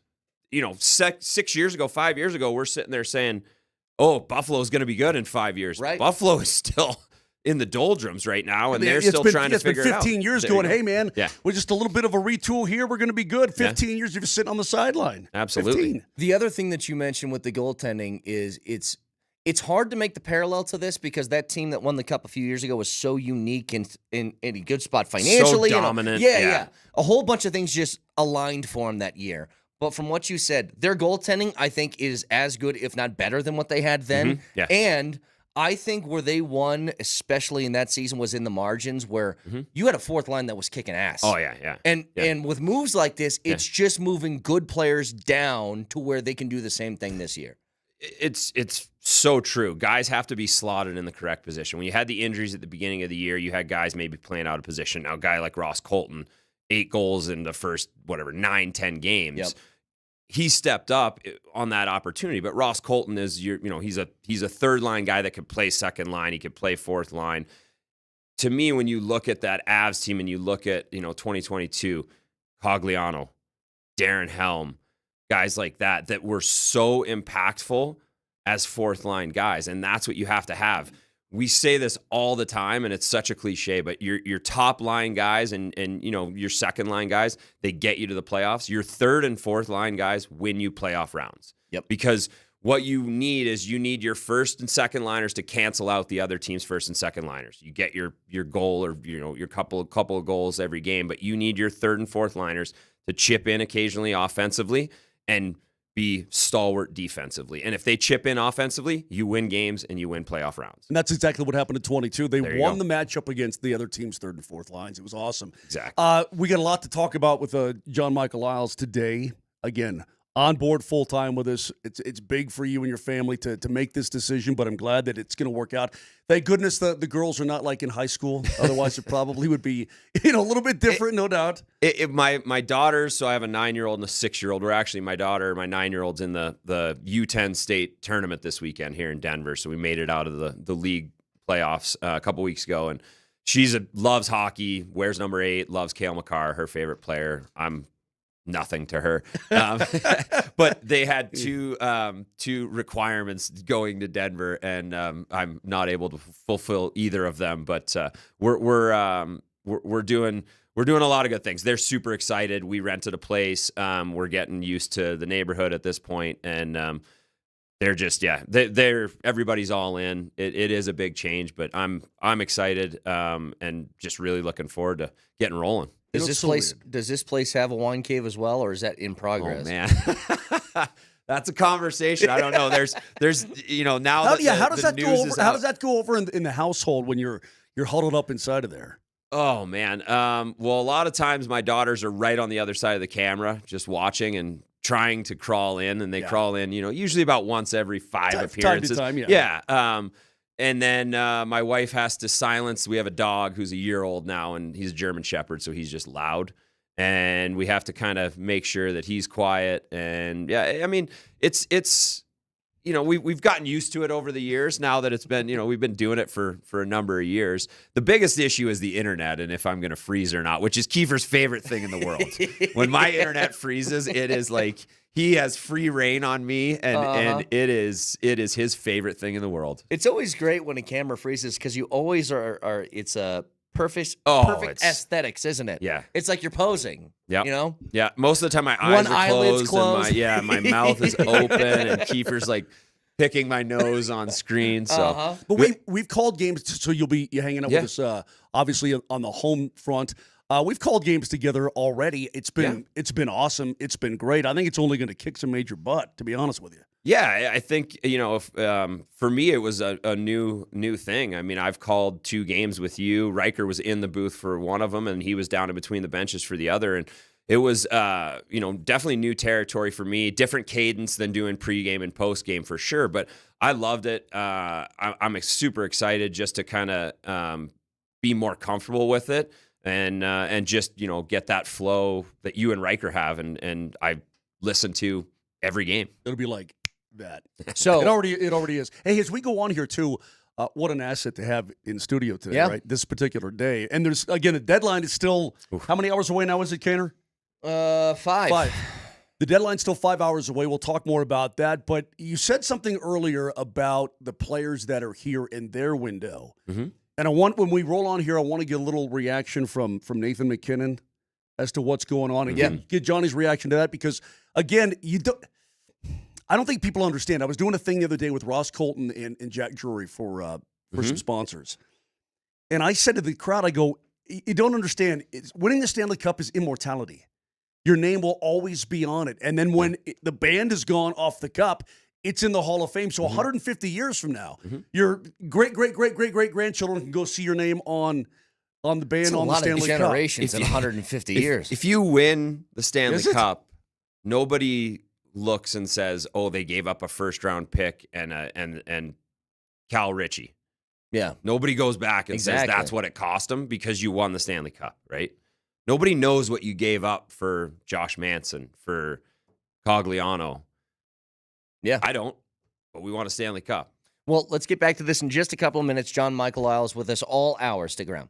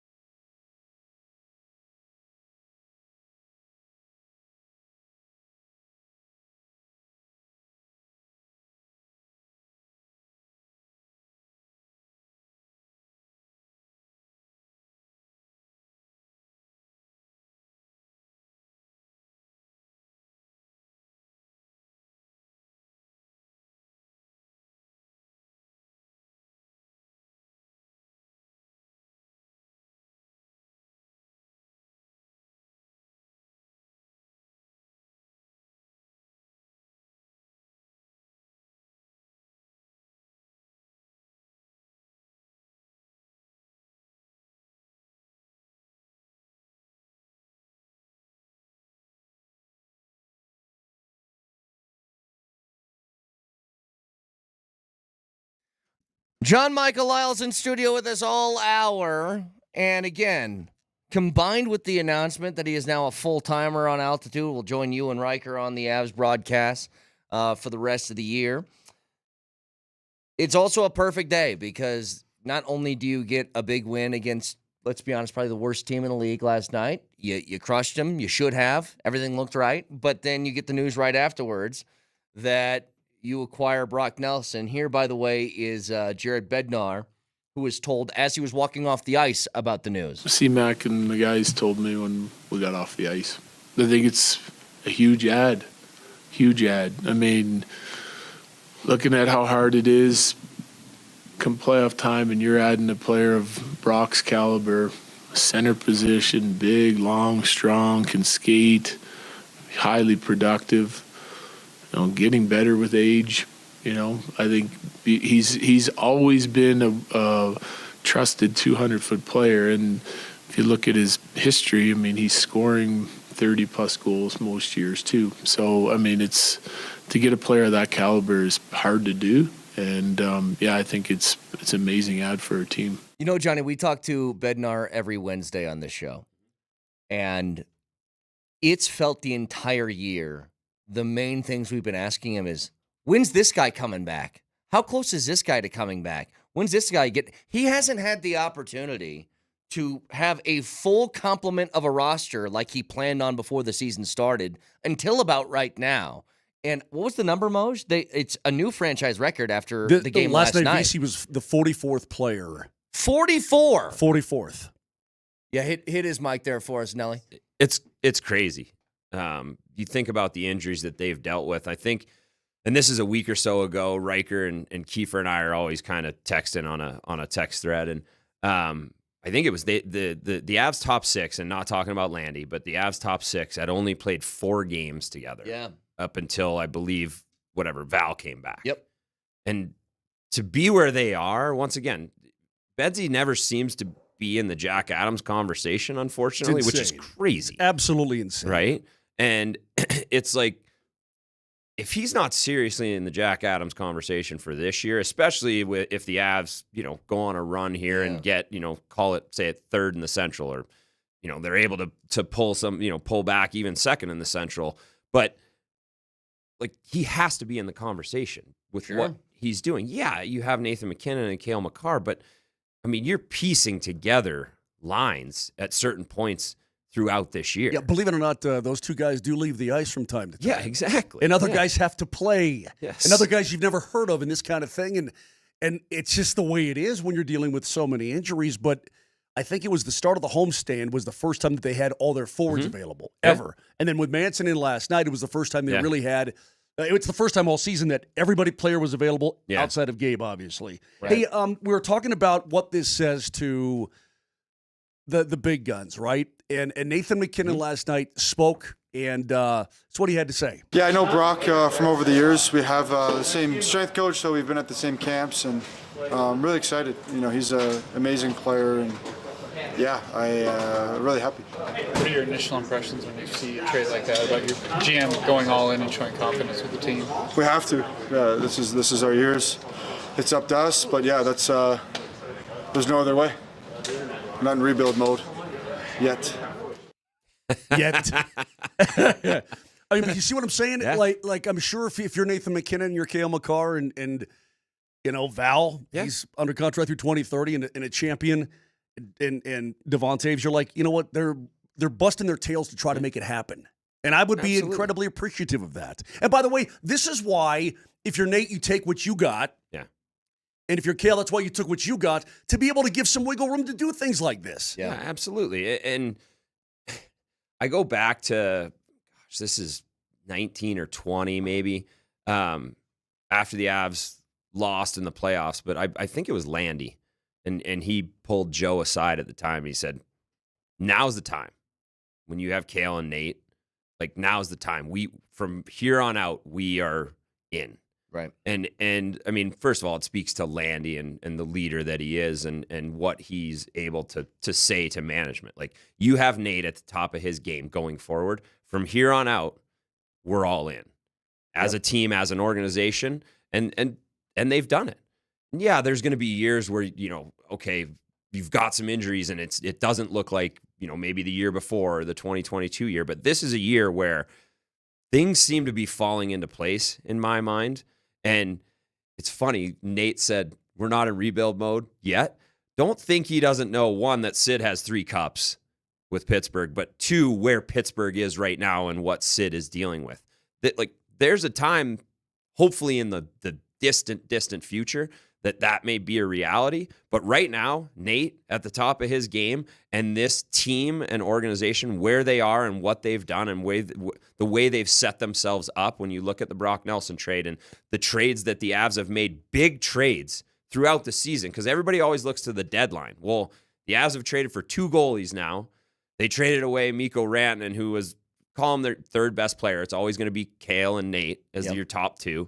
And so you bring in Marty Necas and you bring in Jack Drury. So you get a really, really good player, extremely fast, seems to play very well with Nathan MacKinnon, which was the big question mark. Can he play with Nathan MacKinnon? Because they're both guys that want to lug the puck. And you bring in depth with Jack Drury.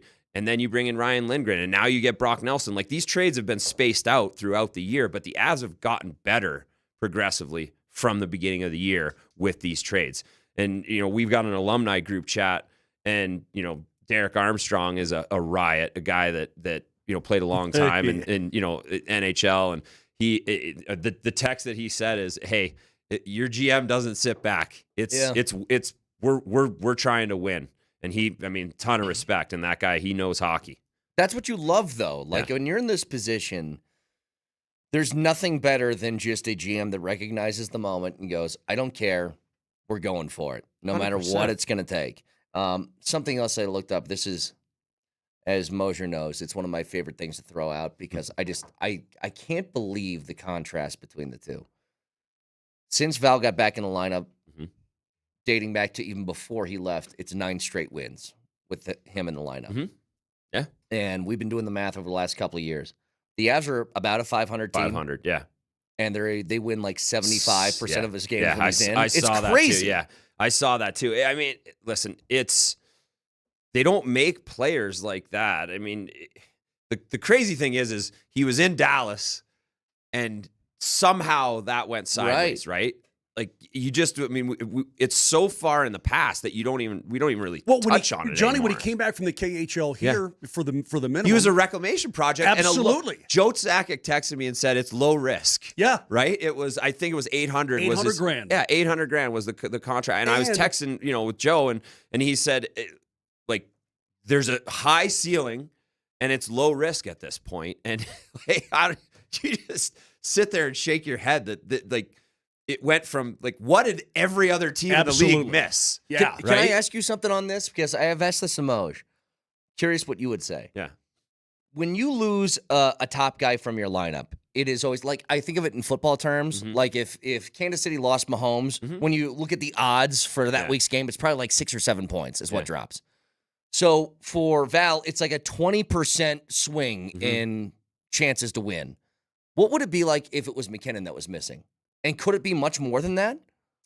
As far as the value on it? Yeah, I would say it would arguably be very similar. Yeah, right. Which is bizarre. Yeah, I would probably put it as very similar when you look at and fortunately, Nate is pretty consistent. Yeah, with what the amount of games that he's able to play. Yeah, you have some knocks here and there, but.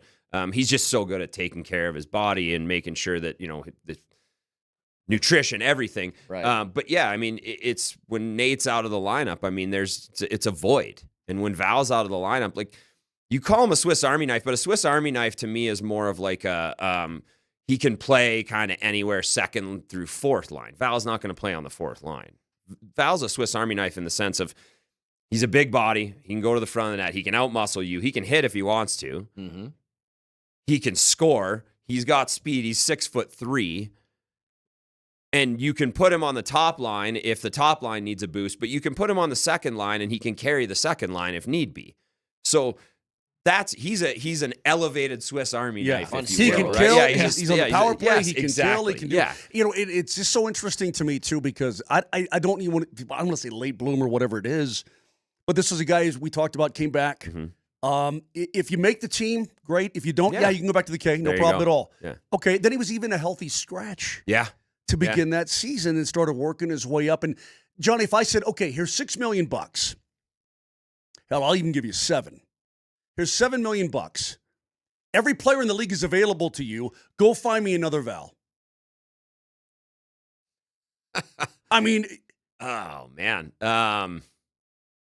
there's not a dude out there like him. Yeah, I mean, listen, Brady Tkachuk's are awesome. Yeah, but Brady Tkachuk doesn't skate like Val, correct. Right? Yeah. Now Val, I mean, Brady Tkachuk could throw knuckles correct. with the best. Val I mean, won't the do that. fight that he had with Tom Wilson the other night, I'm like, are you kidding me? Yeah. And I mean, Sam Bennett's as tough as they come. And but what 13 brings, it's just it's you can't. I mean, you have to build that player. 100%. It's amazing. No, it is amazing, and yeah, I mean.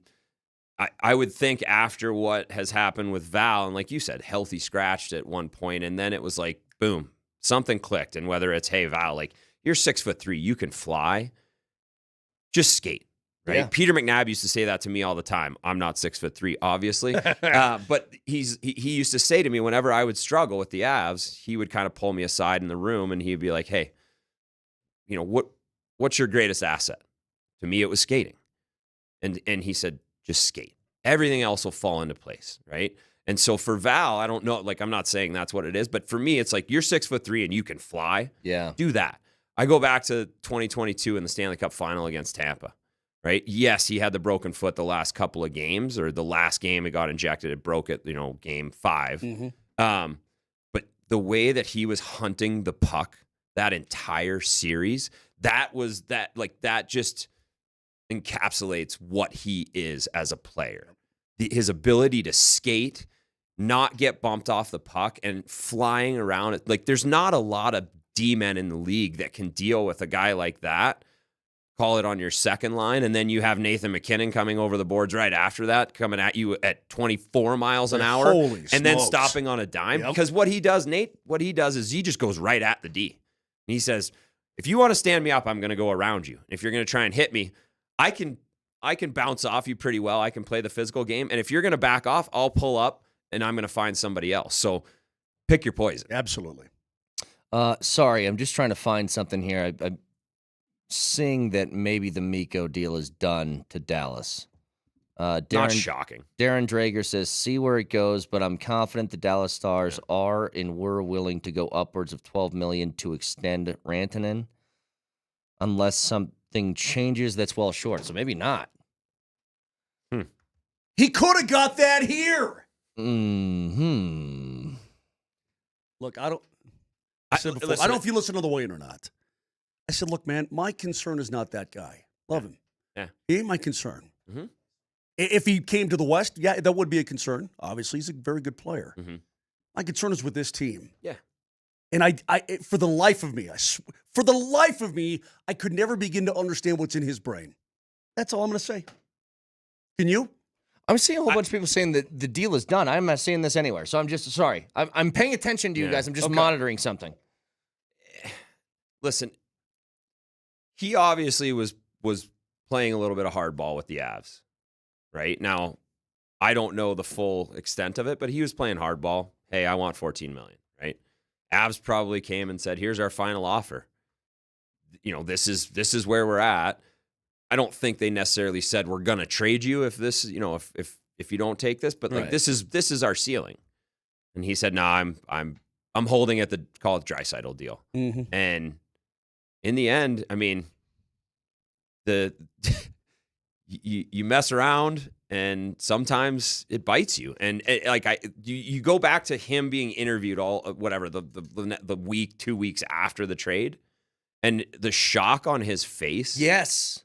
Like, he didn't think that he was going to get traded, but he obviously was towing the line, and the Avs were like, yeah, okay, well, Nichushkin is in the deal, and he's a tremendous player, and we get deeper. And this, I said this from day one.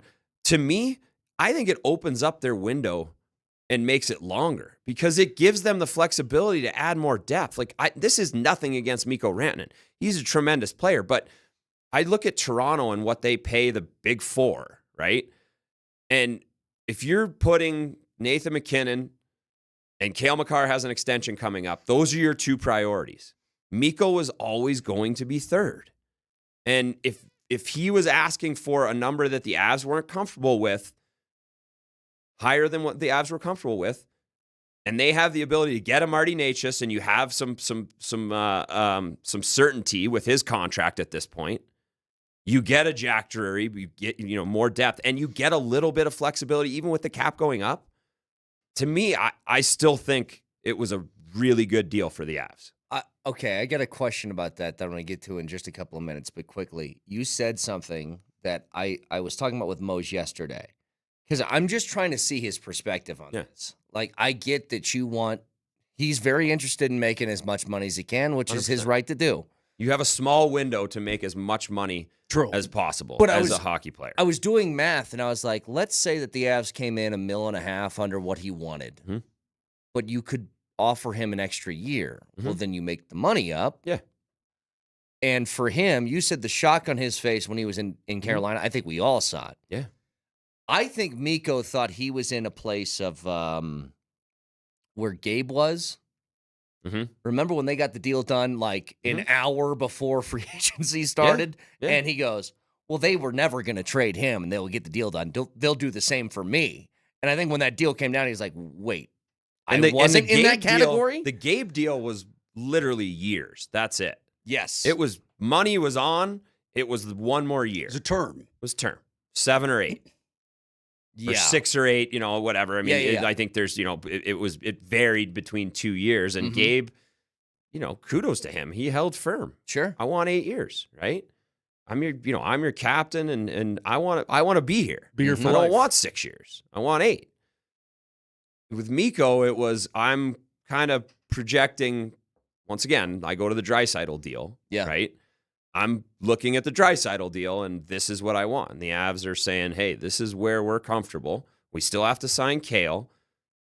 If you look back at Kale's contract too, they called Kale and said, hey, you're worth this. Absolutely. You're worth 12. But will you take this? Will you take this? He said, yeah. If you'll take this, we can sign Landy.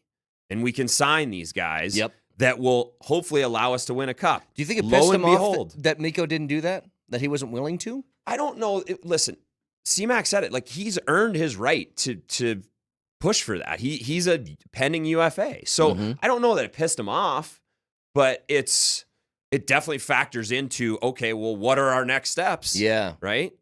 And you can talk about this till you're blue in the face for sure, because it's. I think he's sitting there going, okay,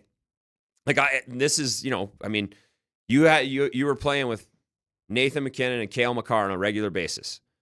Miro Heiskanen, a tremendous player if the Dallas deal is actually done. I mean, there's some definitely good players in Dallas, but it's not Nathan McKinnon and Cale Makar. Right. In my mind, it's a different level. Here's what I know. Here's what I do know. He's got 6 and 13 there, 6 points in 13 games. Is that correct? Yeah. This guy has 15 and 14. Well, that's what I'm gonna get to. Okay, that's one thing. That's one thing I know. Yeah. Let me ask you this too. Can you hold it? Can you save it for a second? Save it. I feel like we're on the Shut your mouth. freeway. And Shut you your won't pull mouth. over at the rest stop and save it, because I think that's a great point, and I want to get to that next. John Michael Lyle's in studio until 9:00. Stick around.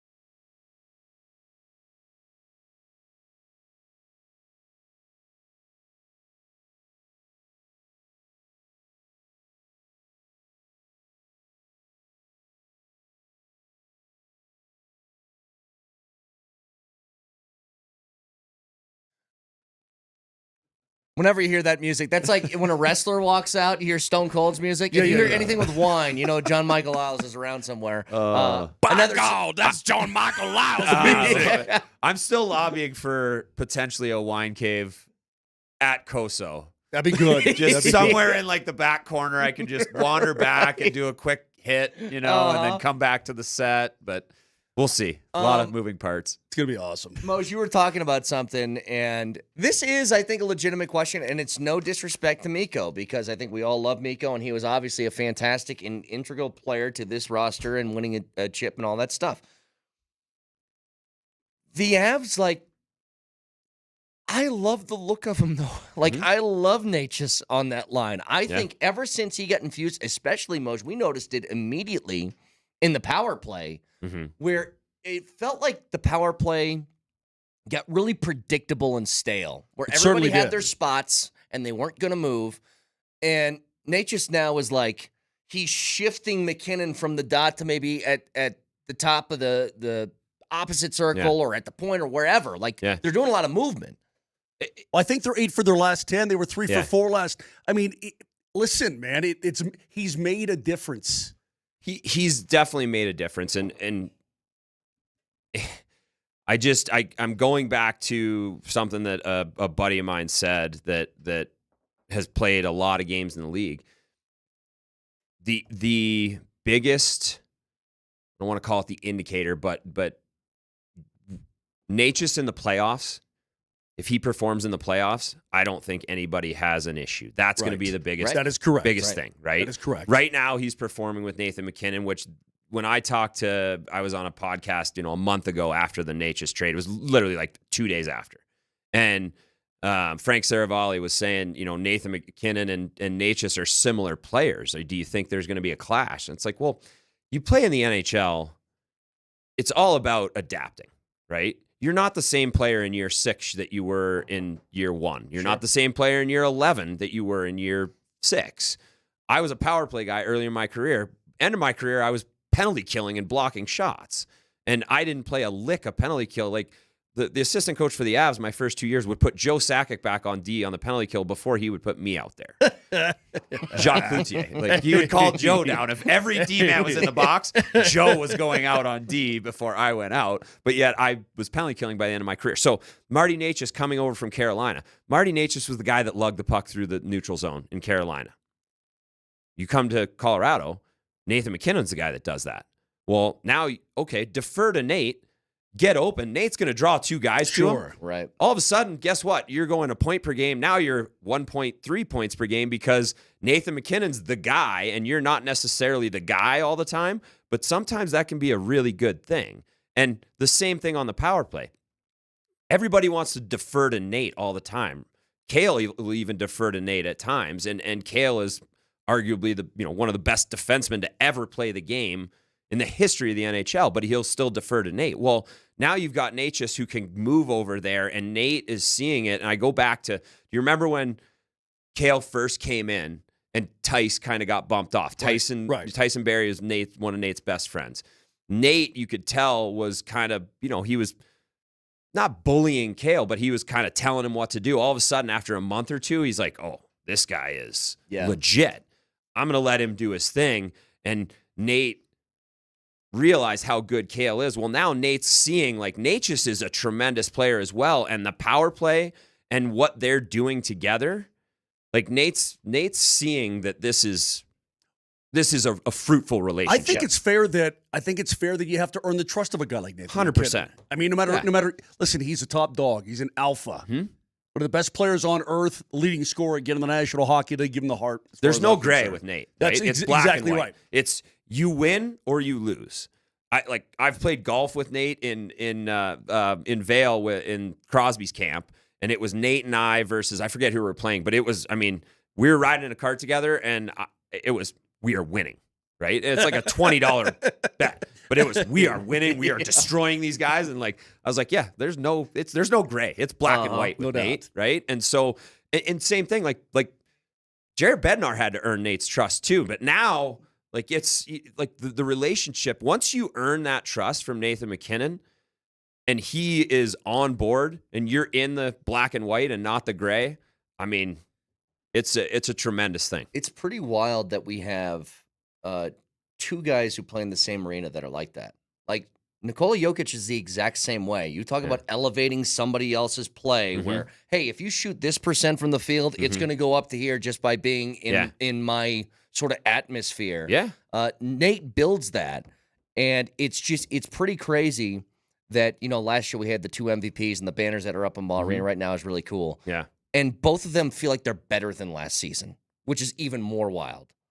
I've said this, I mean, we talk about it all the time, but every year that you think Nathan MacKinnon has hit kind of his, call it ceiling. I don't want to call it ceiling, but like, can he get any better? How can you get better than this? Any better? Yeah. He just gets better, right? Like he just continues to, whether it's, okay, I'm going to do this in my nutrition this summer. And like, I guess being with Sid and being with Brad Marchand, like in the summer, it's like a mad scientist sometimes, right? 3 mad scientists. It's like, hey, I tried this and it worked, and now Nate's on board. And Sid talked about it. It was cool this week. He talked about it when he was in town. Like, it's so amazing to see Nate where he started and where he is now, because he has that relentless drive to be better. And you know what's better now for him this season than it ever has been at any point in his career is his faceoffs. Yeah. Yeah, he's been great. He's been. I mean, that's one thing that he's had to work on, and he's kicking butt. Kicking butt. But you know what part of that is too is the Four Nations tournament. I feel like from then, because he was playing center and he wasn't deferring. A lot of times when Landy was playing with him, Landy would be in there taking every faceoff. Well, Nate at Four Nations was taking every faceoff and he was snapping them back, and now he's come back to the Avs and he's continuing to do that. Earlier in the season, it was kind of, I'll defer here, maybe occasionally. Now he's just ripping faceoffs back. I feel like Four Nations, I don't know if it was like he's in there with, a guy on another team, Sam Bennett or somebody like that, who's, tremendous on faceoffs. And it was like one little thing, but it just feels like since Four Nations, that's even taken it a step further. Watching him and Crosby go head to head the other night. I mean, by the way, that's a joy. Oh, and so here we go. It's a defensive zone faceoff, and here comes the Crosby line out, and Ben says, "All right, Nate, go win that draw in the defensive zone." Yeah. I mean, it's not how many draws you win, but where and when. That's what's so important. Bam! He snaps it back. I'm like, well, that was awesome. I mean, it was really. You retrieve the puck. It's out of your zone. No problem whatsoever. I got to see a preview of that earlier this year. So Sidney Crosby occasionally does a camp in Vail right before training camp. He's a big fan of the high altitude stuff. So at Dobson Arena, Sid had his camp again this year, and it was McDavid, McKinnon, Marner, Crosby, Kachuk was there. I was telling him we had a great conversation that night at the get together. It was great. He was great. It was and so it was like just seeing that and seeing the way that those guys, like Kachuk said, he stepped on the ice on day one, and like I'm buddies with him. I played with his dad, and so like he was at our event that night for the alumni, and he was like, I can't believe how hard these guys go. This is day one. Day one at 8,100 feet, and he goes, I thought I was going to die. And they're flying around in these drills, and there's no let up at all. It's just, and watching those guys, like McDavid and McKinnon were doing a drill together, and they were on the same team, and I was just sitting there, like, I was standing there, I'm like, oh, thank God I'm retired. This is sick. It's like, is Derek the brother in Step Brothers? Oh, yeah. Derek. It's like him talking about, it wasn't just the cubes, it was Super Chef Bobby Flay, Chris Daughtry. It feels like one of those. Is that the fishing trip he was on? on? The fishing trip. Yeah, I was on a... Have you ever fished for bonita? Are bonita fish big? I mean, that's what it sounded like. What did he say? Shut up, Dale. He's trying to talk. Yeah, exactly. You ruined the story. You ruined the story and possibly the evening. That's all. It's so good. Well, Johnny, one last thing before I let you go. Yeah, what's this guy's deal? It's one of my favorite things. Are bonita fish big? Are bonita fish? Well, they're a trophy fish, so they're pretty big. Like the Four Nations, my favorite thing was the Step Brothers, like meme of the Kachuk brothers and like them walking in, like we're here to f stuff up, like Hastings and Sean Payton over here. Yeah. If you don't change your face, I'm going to change it for you. Last thing for you, and appreciate the time. And again, you guys can hear John Michael Lyles with Riker and Moj on all Avs games throughout the rest of the year. Where do you think the goal is now for the Avs? They're at 76 points. They're tied with Minnesota right now, still in the wild card. Yeah. Should it be? Can you get second in the division? Winnipeg feels like they're too far gone. I think Winnipeg's too. Yeah, Winnipeg's too. So far where do you think they're set? Is it just getting in that division? Is it just getting above Minnesota? Where do you think it should be? I think you're shooting for second. Okay. You have to shoot for having some form of home ice at some point in the playoffs. Yeah. To me, that is, I think, their goal. You're shooting for that second. Now, you're also relying on other teams to maybe not perform down the stretch, so it becomes a lot harder. But once again, where they were early in the season to where they are now, when you put that team versus this team, it's night and day. Right. Not only that, what do you think Minnesota's thinking? What do you think Dallas is sitting there thinking right this second? They're like, oh crap! Well, are you serious? they're Winnipeg's Dallas had to make that move for Mikko. Yes. When the Avs made the move for Brock Nelson, to me it forced Dallas to make that move for Mikko. Well, I don't care who you are. Let's say you stay in wild card one, you go over and play Vegas or Edmonton. I mean, nobody wants this Avalanche team in the postseason. I can promise you that. Home ice or not, they're going to go, Jesus God, are you serious? When we talked about last year, Dallas, when the Avs lost to Dallas, the guys, you look at a Wyatt Johnston and you look at a Logan Stankoven, these young guys that are performing at a high level on entry level deals. Yeah. It sounds like Stankoven is potentially part of that deal for Mikko. If they can work it out. Yeah, if they can work it out, if it goes through. But those are the types of deals that you have to have in order to elevate your team. You have to have those guys on entry level deals. Well, now all of a sudden you give up one of those guys, and now you're paying 12.5, 13 for Mikko. Does that change drastically what Dallas does over the next few years? And all of that is predicated on the Brock Nelson deal happening for the Avs. Yeah, they gave up, a first round pick and Cal Ritchie, but they're going for it. And Dallas essentially said, oh man, do we have to match this? And they're trying to.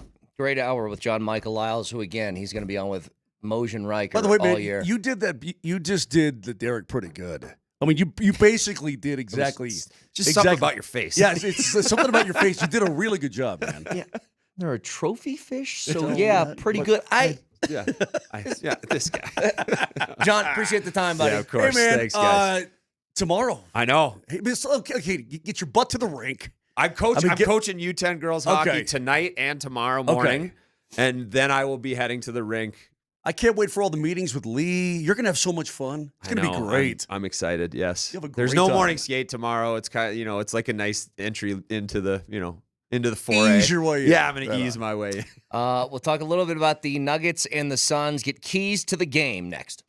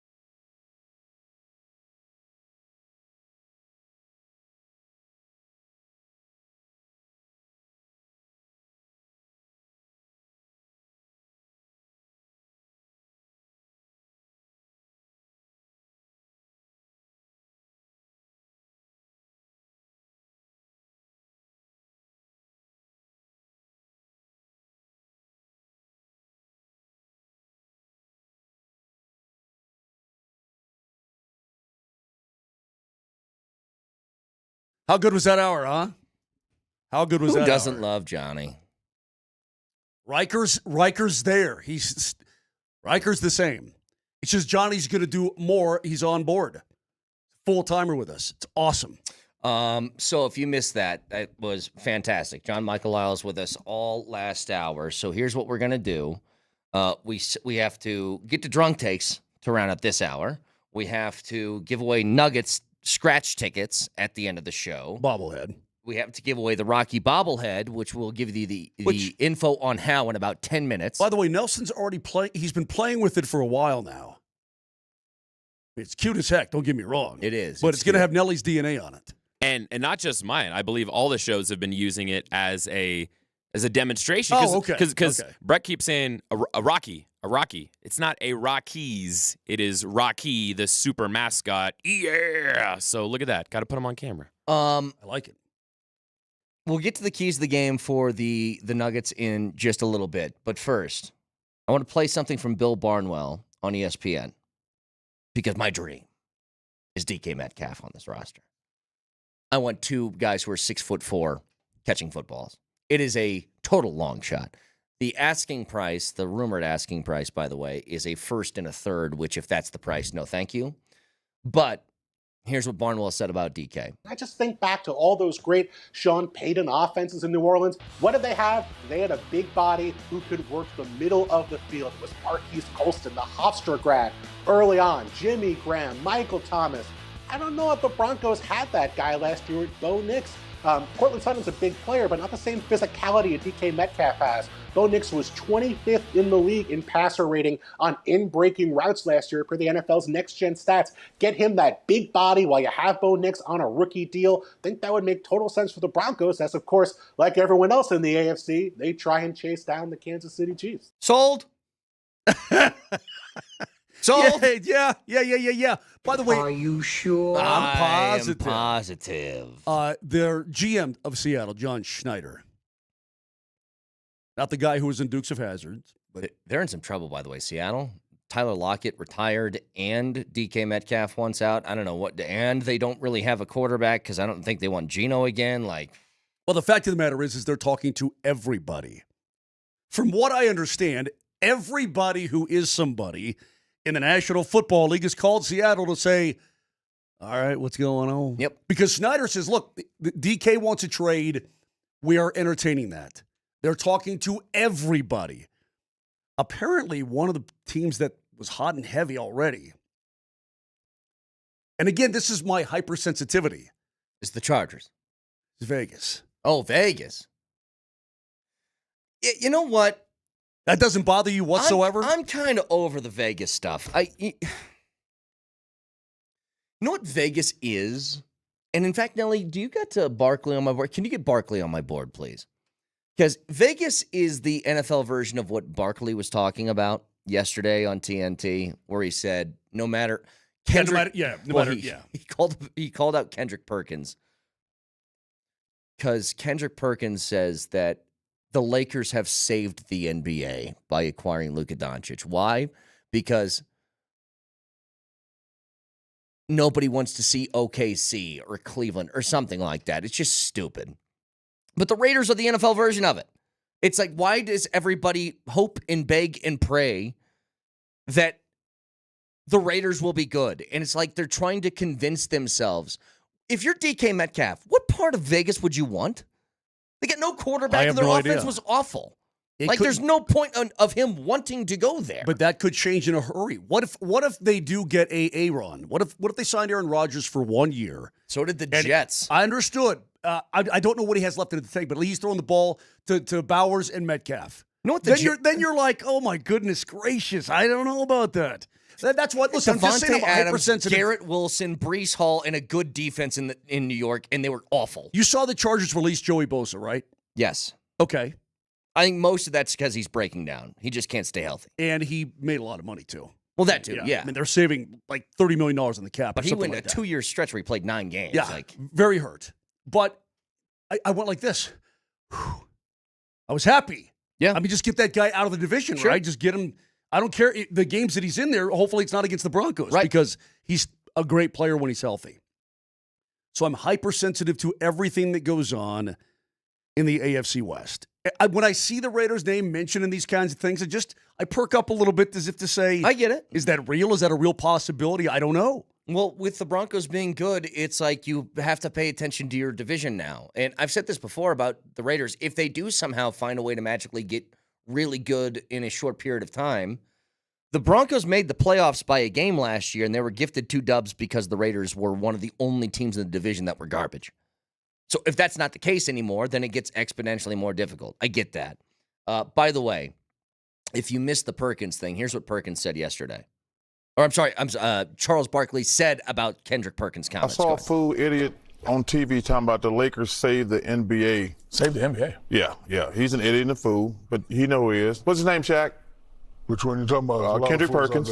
Oh. He said the Lakers, first of all, the Lakers have had a great 2 weeks. He said the Lakers saved the NBA season. That's because them fools on the other network, which we're going to be working for next year, that's all they talk about.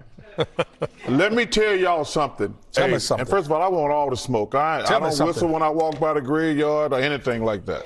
I don't whistle when I walk by the graveyard. Right. I like that. Hey, one. man, I'm stealing that one. The Lakers are doing great. Got a long way to go. But the reason the season's been going great for the Cleveland Cavaliers and the Oklahoma City Thunder. Y'all just want to talk about the Warriors and the Lakers. They're both doing great. Don't get me wrong. If I turn out to be wrong, I got no problem with that. But y'all are idiots because y'all talk about the Lakers and the Warriors all the time. Y'all don't. The Cleveland Cavaliers have won 12 straight games. The Oklahoma City got the MVP and they are on fire. Can we pause y'all for a second? Y'all are talking about who's in second place. Pause for a second. I know he said OKC is the MVP. Okay, fine. I know people might get upset with that. Ignore that for a second. Do you remember when the season started and Cleveland started the year like 15-0? Yeah. And I was looking at the NBA standing and I go, wait, they're undefeated through like 15 games? And I haven't heard about this? It was really weird. Really weird. And the NBA does this all the time where they bank on where the superstars playing. Oh, they're playing here, so the Lakers are a big deal, and so are the Celtics, and so are Phoenix still gets a lot of attention despite the fact they're 4 games under 500. And it's a horrible way to market your product. Like the reason, and there's a bunch of reasons for it, but I think the main reason why the NFL has such a stranglehold. Moj, does Green Bay, Wisconsin get the same attention as Dallas? Nope. Well, yes, they do. If they're good. Well, maybe Dallas is a bad example. That's maybe the only team. Then New York? Yes, they do. Then L.A.? Mm-hmm. Then Miami? Then Chicago? The Atlanta Falcons get the same as the Chicago Bears. I mean, it's all, yeah. If you're good in that league, you get attention. Correct. Okay? Detroit was terrible forever, and Detroit was talked about a lot over the last couple of years because they got good. The same thing applies to every other team that you can think of when you think, oh, nobody cares about this team. If the Arizona Cardinals are 13-4, I guarantee you they're like top of the headline discussion in the league. The NBA just doesn't do it. And we've seen it firsthand here for years with Denver, especially when they're on their championship run. Remember, they aren't compelling. Remember that whole thing? Yeah, absolutely. It's like, what's not compelling about a guy who's got who we'll never have on here ever again. multiple MVPs, and the team is 16-4 during a playoff run? Not compelling? How dominant they are? Weird. It's just stupid, and he's right about it. Now, here's my beef that I have with Chuck. In his attempt to defend Oklahoma City and Cleveland, he's mostly talking about the Lakers. Is he not? Of course he is. Like, the thing is, I want to talk about more about OKC. But let me say something about the Lakers first and how we talk about the Lakers. But at the same time, the way he took a shot at Perk, I'm down with that too. Perk needs that. Well, they do that to themselves on this show. Like, nobody's safe. Love it. And that is a big reason why people love it. I saw a fool idiot on TV talking about the Lakers save the NBA. Remember when, like, here you go. Who's the number one team that's talked about right now in the NFL, right? Even bigger than the Dallas Cowboys. It's the Kansas City Chiefs, right? Kansas City is the most talked about team because they have Mahomes and Travis Kelce and everybody else.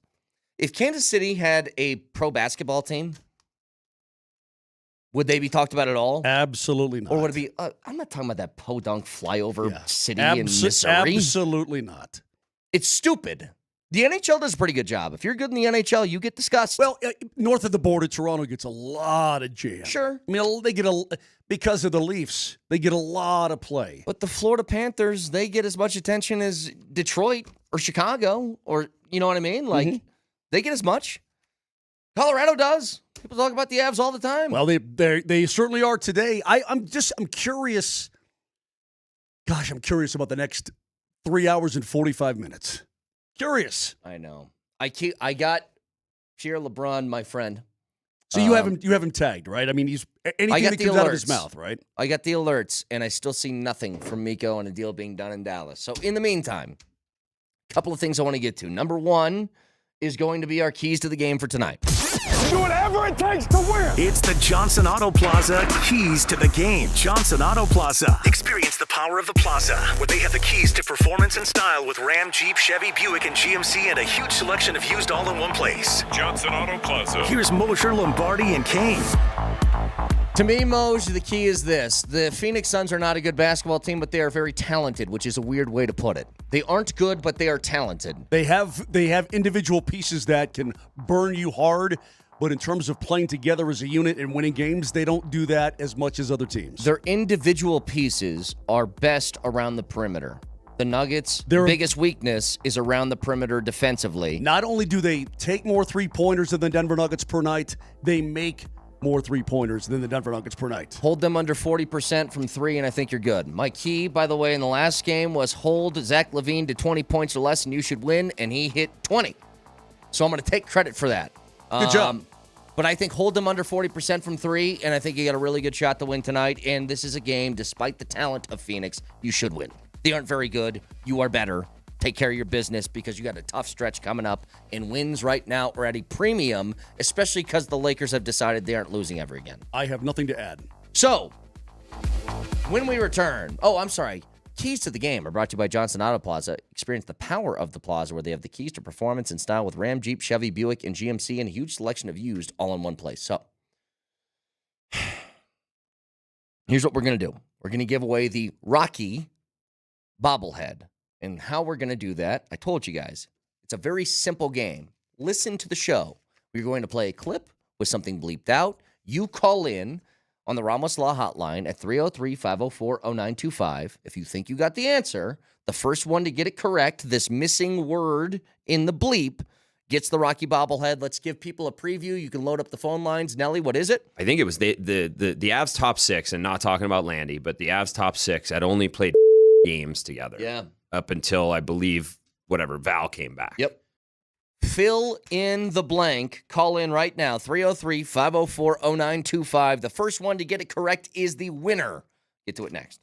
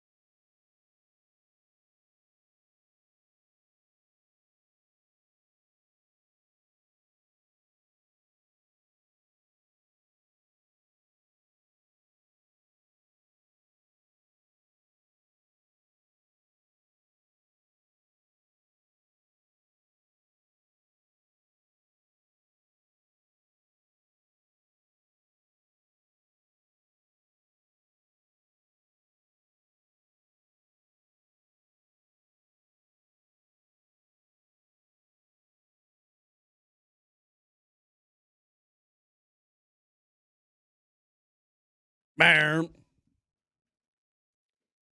All right. Give away this Rocky bobblehead. Still got those Nugget scratchers. If you guys haven't gotten in on that yet, the key word for today is sniff. And your first and last name to 303-504-0925. We'll give that away towards the end of the show. We got drunk takes coming up, but to give away the Rocky bobblehead, it's very simple. You listen to the show and you fill in the blank. Nelly, one more time, please. I think it was the Avs top 6, and not talking about Landy, but the Avs top 6 had only played games together. Yeah. Up until, I believe, Val came back. Yep. So this could be a quick game. It could be a long game. Who knows? Quick. It's going to be very quick. But we go out to the Ramos Law hotline. Car accident, you need Ramos Law, medical doctor and attorney, ramoslaw.com. Our first contestant is Luke. Luke, can you fill in the missing word from John Michael Lyles? Yeah, the missing word is 4. Congratulations. Yes, a very quick game. And Luke, you are the immediate winner of that Rocky bobblehead. Congratulations, buddy. Thanks. All right. Very quick conversation, too. I love it. Why'd you look at me like that, Moj? You got to make these people earn it, man. You got to make them earn it. Luke's just sitting there with his teeth in his mouth. 4. I know. Everybody knows that, bro. Moj, you'd be surprised how many people were on. There was somebody on the text line that was going, pick up the phone. The answer's 19. Why aren't you taking my call? Some people don't know their numbers, man. That was got to give Luke credit. So, all right, Luke, good job, Luke. Congratulations to Luke. We got another chance again. You guys want to win something else? We got 12 Nugget scratchers we're giving away at the end of the show. It's sniff in your first and last name. Not snip, not stiff. It's sniff. Like sniff. I just asked you something, by the way, and this is mind-blowing to me for the amount of people that are talking about, wow, man, you gave up a haul. Not only did you give up Cal Ritchie, you gave up a first-round pick too? That's crazy. Here's Josh tweeted at me. He says, hey, man, I see a bunch of people saying the Avs got fleeced on the trade. What are your thoughts? Can I say my thoughts? Please. Because I asked Moj a question. Because I'm seething. Go ahead. And maybe I'm wrong on this, but I don't think I am. We kind of went through the list. You're concerned about picks. You're concerned about, a prospect who's really, and Cal Ritchie looks like he could be really good, Moj. Fully acknowledge that. The last homegrown player through the Avs system that is a key cog in the starting lineup of this Avalanche roster is who? Who's the last homegrown piece? I would say Cale Makar is probably that guy. Well, he entered the league in 2019. When did Logan O'Connor come in? Logan O'Connor. Let me look him up. He came into the league in 18-19. So he played 5 games in the 18-19 season. You have been... He's also what you would call a homegrown guy. They signed him out of DU. Well, this is what I'm getting at, though. You've been in a championship window for going on 4 or 5 years now? 6 years? Don't know. Somewhere in that ballpark. The last guy that you brought up through the system was Cale Makar. And you guys want me to be worried about a first-round pick that you gave away or a prospect?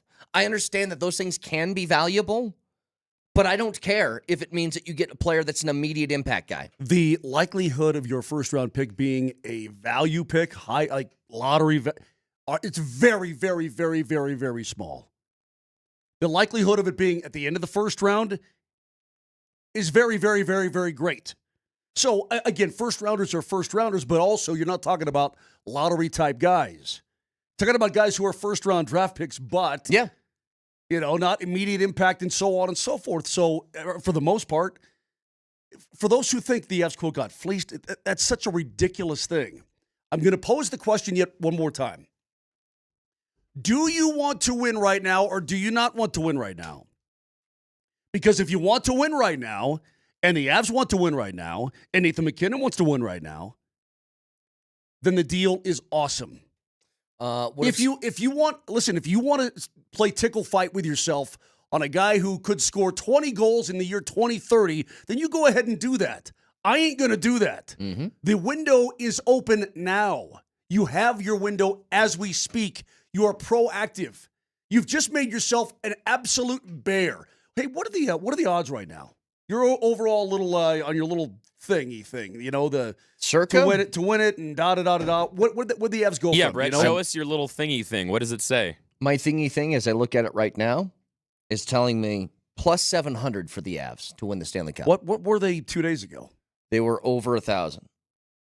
They were over 1,000. I think it was 1,200 on March 1st. So what? They're like the third or fourth favorite now. Is that it? I think Something they're like tied that? for fourth. Tied for fourth.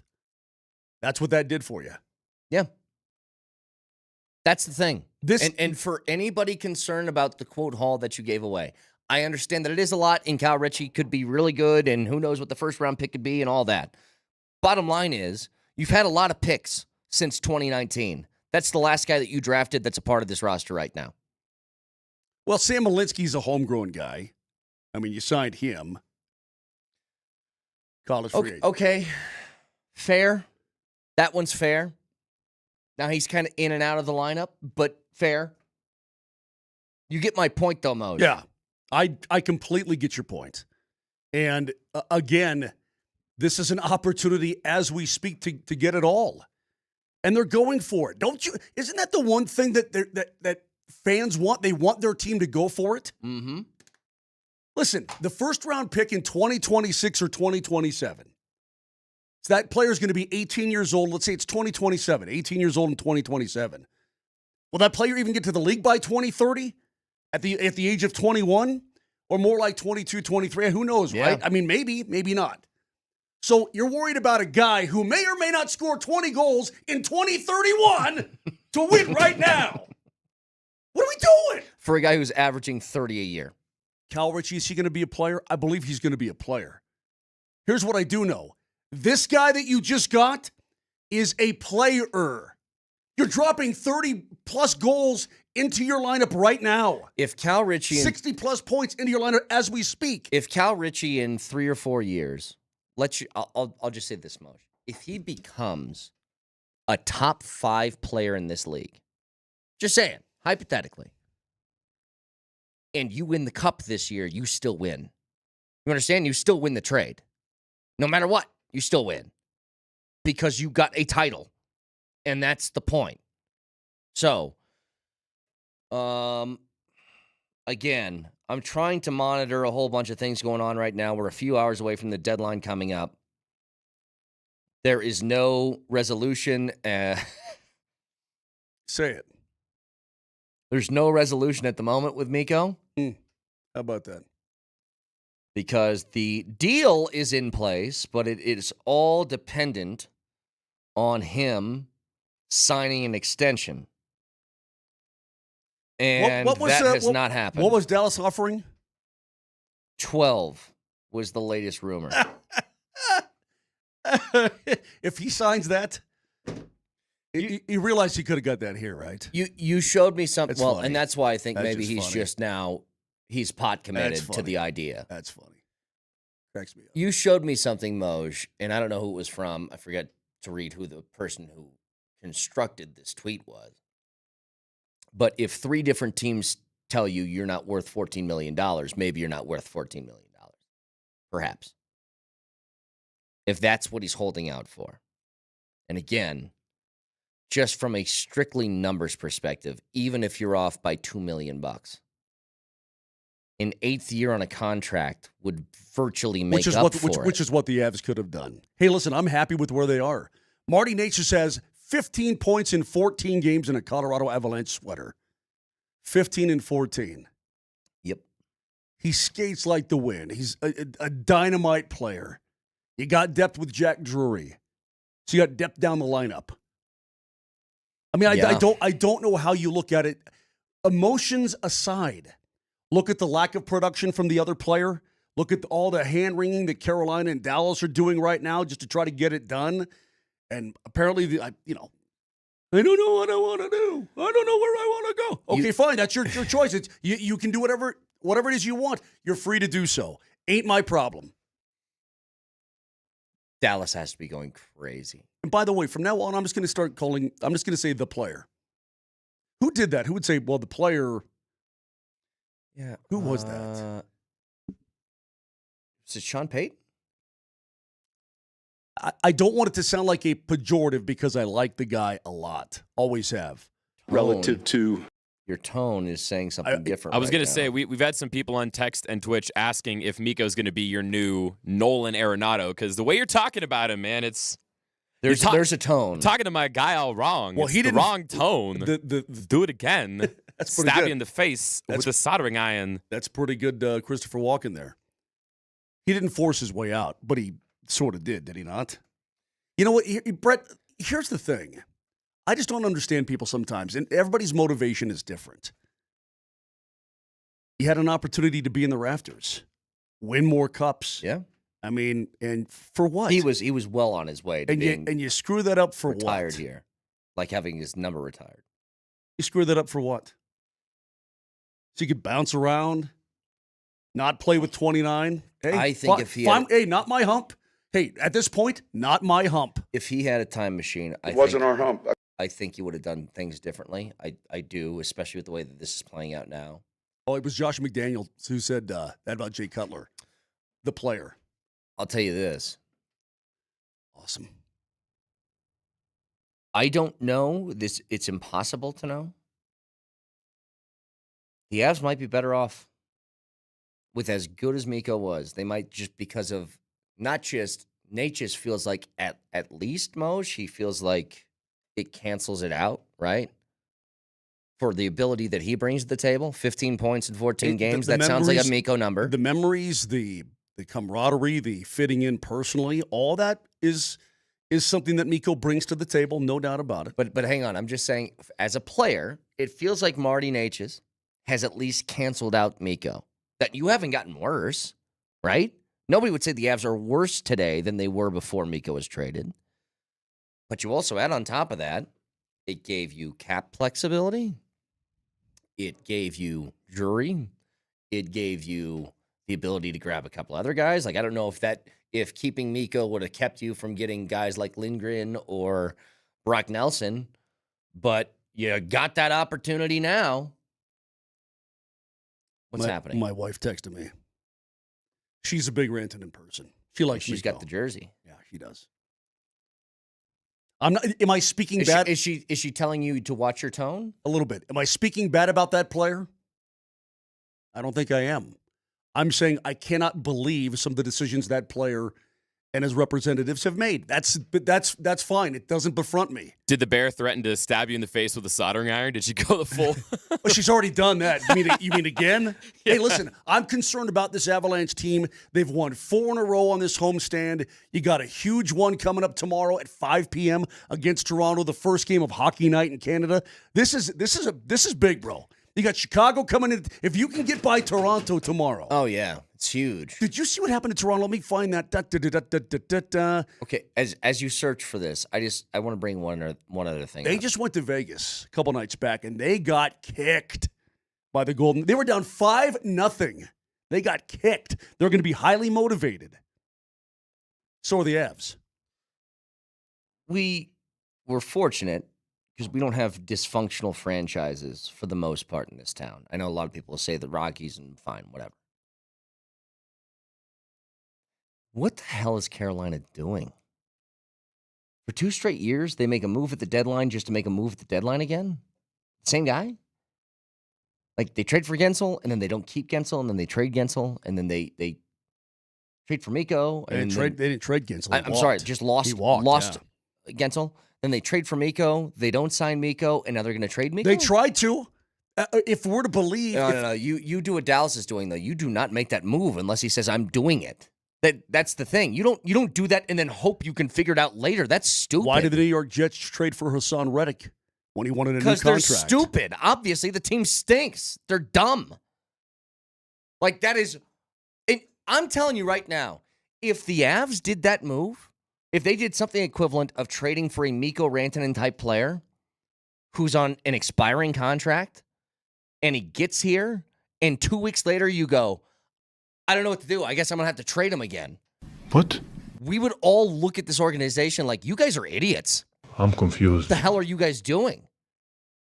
What's the purpose of trading for somebody and giving away? Look, Necas is not a small piece in the trade. It's not. You didn't give him up for nothing. Well, he's tied for 11th in scoring in the National Hockey League with Miko. With Miko. How about that? Like, you didn't give him away for nothing.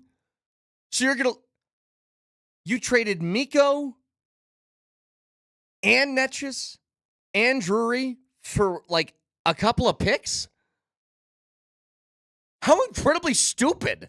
Like, what's lost in all of this stuff of us going, what's going on with Miko, is how dumb is that organization? Hey, Nelly, look at my hump. I'm looking at it. Now look at the hump that Brett's talking about. Is that my hump? That's not my hump. What you gonna do with all that junk? All that junk inside that trunk? That's crazy. Hey, you know what I say to all those people? Good luck. Good luck to you. You may win, you may not. Who knows what you're going to do? I care about what this team is doing right now. I'm not kidding. I hope McFarland's hitting up Carolina right now, being like, I'll tell you what.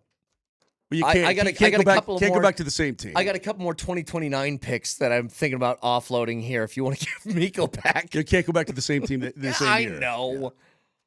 Yeah. Would be funny, though. I'm still telling you, Moj, what if Miko just walks this offseason and comes back to the Avs? He's like, you know what? That 12 sounds actually all right to me. I don't even know if they could do it, but God, would that be funny. All right, we got Drunk Takes coming up in a couple minutes. Can listen to us anywhere on the Altitude Sports Radio app. It is powered by the Will Height Law Firm. Injury lawyers, go to willheightwins.com. That's willheightwins.com.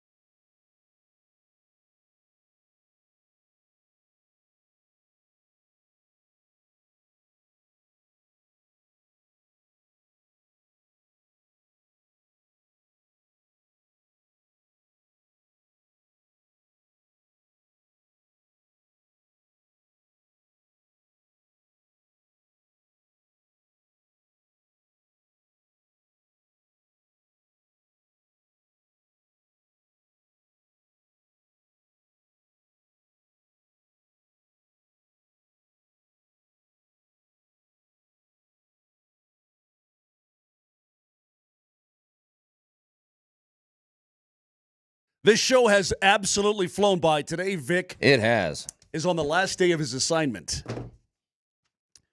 He's allegedly back on Monday, but this is the last day of his official assignment. I'm actually curious if where he's at assignment, he just will refuse to leave until authorities have to take him out. I would. I'm an old man without a prostate. I would have to be dragged. Yeah. Yes. The show's gone by really, really quick. We've talked a boatload of hockey today, obviously. Avs, we haven't even talked about the win last night. I mean, they stomped. Forget about the 3 goals that San Jose scored. You're killing them. You're just kind of goofing around. And can I ask you a question? Sure. Because your tone about Miko was a little sharp. Sharp tone. Did you have any watching the game last night? I was sort of empathetic towards our old friend Alexander Georgiev. Were you? Yeah. Here's why. The guy comes back to Denver in a place where he is maligned because he just wasn't that great. I mean, for crying out loud, he had the nickname Forgiev. And I said to you yesterday, I wonder if he's going to do one of those things where, like, the first 2 shots on goal, you get a goal out of it. And he did. In fact, it was 2 of the first 3. But they just kind of left him out there to take 7. And I was like, come on, man. Let the guy go to the bench. It felt like cruel and unusual punishment for the man, is all I'm saying. And I know nobody around here cares. But Georgiev wasn't a bad guy. He just wasn't very good. It's a very different thing. I don't get mad at players who just aren't very good. Brett, there was a band called Quarter Flash. You ever heard of them, Quarter Flash? You ever heard of that band? I have not. They had one big hit song. Nelly, remember what it was? I'm gonna suggest you do it with the gal who sings did. Quarter Flash. Quarter I've never heard of Flash. this band. Yeah, the lead singer gal played a mean sax, by the way. Does that blow your mind? Love me some. Knowing you, it's probably hair metal. A little hair metal with a sax. It absolutely is Taking not. Taking a long time to get here, Moj. The song was called "Harden My Heart." You better harden your heart about some of these guys. I couldn't give a rat's rip left unless if they put 20 on him last night. I don't care. Hey, you're talking to my guy all wrong. It's the wrong tone. No, see? Do it again. I'll stab you in the face with a soldering iron. Here's the difference, okay? Here's Brett, the difference. Brett, I don't have any. Did I like him? Yeah. Yeah. I liked him, and I think he's a good goalie. He's right now screwed up. He's screwed up. No, the thing is, he's not very good. I'm not saying the problem. I didn't say he screwed up. I said he is screwed up somehow. He's playing on a team that's not very good. He obviously has had a very up and down type of year. But I'm worried about my guys putting 7 on him, and I'm worried about Cale Makar with a 6-point night. Now rising all the way to tied for 8th with Jack Eichel in scoring in the National Hockey League as a defenseman. I'm worried about another Norris Trophy for him, and I'm worried about a Stanley Cup championship for him. That's what I'm worried about. That's fair. I ain't worried about this other dude giving up 7 and not getting yanked. I'm just yank saying. him another time. Yank him whenever you want. Not last night.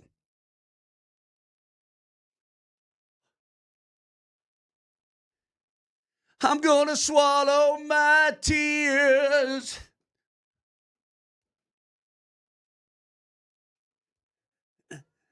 All right. Yeah, got it. It's a pretty catchy little tune there, ain't it, Nelly? I guess I am. Just listen to the sax on your own. Do your own sax thing, okay, Nelly? SAWFT. I guess that's what I am. I do. You need to swallow. You need to swallow your tears, bro. Don't feel sorry for 96. Don't feel sorry for 41. This is pro sports. Where do your loyalties lie? They should lie to the burgundy and blue. I love what the Avs did last night. I'm just saying, if it was, I felt a little bit of sympathy that it was in his old barn where people already didn't like him, and they didn't like him just because he wasn't good. He wasn't a bad guy. It's different. Whatever. I am glad that we saw a 6-point night out of Cale Makar and a 5-point night out of Nathan McKinnon. Poor Nate. I mean, Nate Nate has a 5-point night. It's like, yeah, okay. Yeah, you did all right, buddy. You did okay. Could have been better. That's hysterical, man. He's got a 5-point night. You're like, you know what? You're not even the number one star, bro. I don't know what to tell you. I'm sorry about that. Huge game tomorrow as they take on Toronto. You don't find that humorous? Sorry, Nelly whispered something. Oh, sorry. 8 shots on goal for Nate last night. I find it humorous. It's a lot. By the way, you know how many minutes Nate played last night? 18. Good. That's good. Lucky, 16.5. Nate's a 16.5. Val, 16.5. Look at all the different guys. I mean, in games like that, to be able to roll all 4 lines is awesome. And because you're deeper now, and because you've got players everywhere, you can do that more even in tight games, which is what they've been doing. It's a real hell of a luxury. It's great. Yeah, those were pretty even numbers across the board for people. Kale had 6 points in 19 minutes. Yeah. Devon Taves played last night about 21 minutes. We've seen him play 27. We've seen him play 30. Sammy G, Lindgren, and Manson all had more minutes on the ice than Kel McCarr did. Boom. Big game tomorrow, though. You get past Toronto, and I would think that's going to be the debut of Nelson, right? He's just going to jump in and play, I would think. Correct? Yeah. Hopefully you take care of business there. Then you can go on a really nice run to try and jump teams like Minnesota and all the teams that are in front of you in the division, get some home playoff games going. That. But also tonight, 8 o'clock right here, Altitude Sports Radio 92.5, the Nuggets take on the Suns in a game that I think it sounds challenging, but it shouldn't be as challenging as it sounds. The Suns are not very good. They are talented, but not good. And you need to continue to make it look that way. Perimeter defense, I think, is a premium tonight. Premium. They need to be able to limit what KD and Devin Booker do from the outside. And I'm almost hoping the Suns do that fronting thing with Jokic. Get a little bit more reps at trying to figure that out and try and find a way to do it. Everybody kind of goes to this well, and I don't like this one. Hey, make jump shots. Yeah, well, what if you just aren't very good at it? You know, there's an old adage in basketball, Moser. If you're open a lot, there's probably a reason for it, right? Yeah. There's a reason when you look the other night, and the Nuggets won against Sacramento. But there's a reason why Russ is out there by himself getting looks from 3. It's because the Kings weren't worried about him. Yeah. Him and Brown. So Kings are like, hey, you dudes, you do whatever you want. That's fine. Russ, if that's what they're going to do to you, then take those few feet that you got in front of you and try and beat somebody to a spot and do it that way. But big game tonight, as this is the last sort of, I'm going to call this easier game. And it won't be easy at all. Easier. Yeah. Before you really get into the meat of that, I think the toughest stretch of the season, which is the next week and a half. It's going to be just a bear to get through, and it'll be a challenge and one that you can leave, I think, with some conclusions about what the Nuggets can do when the postseason rolls around. But it starts tonight against Phoenix. Now, before we get to drunk takes, our winner of the 12 Nuggets Scratchers, the last one that we're going to have is... I'll try my best here. Beck Halbison? Beck Halbison, you are the winner of the 12 Nugget Scratchers. Congratulations to Beck, as that is our last of the Nugget Scratchers to give away. Hold on. Wait, dude's name is Beck? Beck. Beck. Not too many Becks. Like B-E-C-K Beck. Correct. How about that? In the meantime, let's get to our favorite part of the week, please, Nelly. Drunk Takes.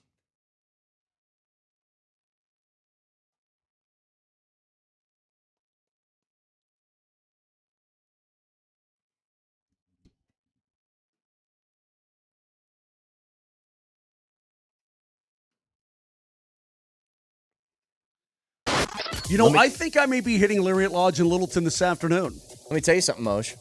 I was at a beer fest last weekend. Shocking, I know. Yeah, can't believe you'd be at a beer fest. But I left there with a little 6-pack of Lariat Lodge's Amber Ale. Delicious. So go see our friends over there at Lariat Lodge. Great food and great brews in great locations in Littleton and Evergreen.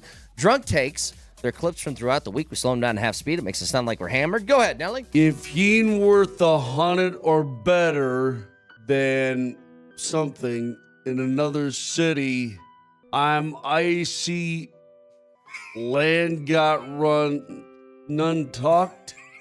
If he ain't worth 100 or better, then who's Yeen? Somebody. Yeen, I think, is you ain't. Yeen. Very nice, Moj. That was Moser reading Brandon Ayuk's Instagram post. What's next, Nelly? Jimmy VC, F, forward, and then Udke, Hank Kempf.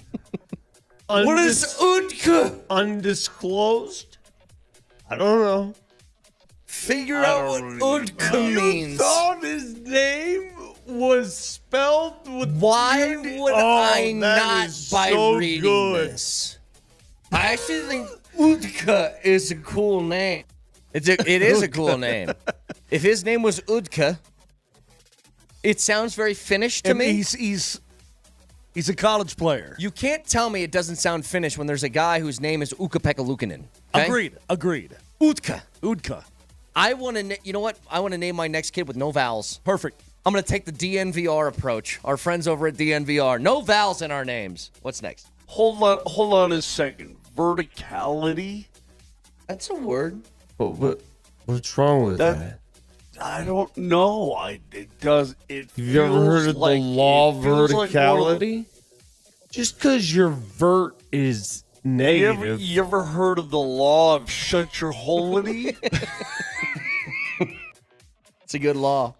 That's one of my favorite laws. Yeah, it's one of my favorites too. That came from Newton, I think, too. Yeah, and Isaac Newton. He was sitting under an apple tree or something, right? Something it like was that, gravity and shut your holity. Yeah. What's next? Hell, I'll tell you what. You want to go to South Korea with me and watch some Korean baseball? I'm in. You want to go to Japan?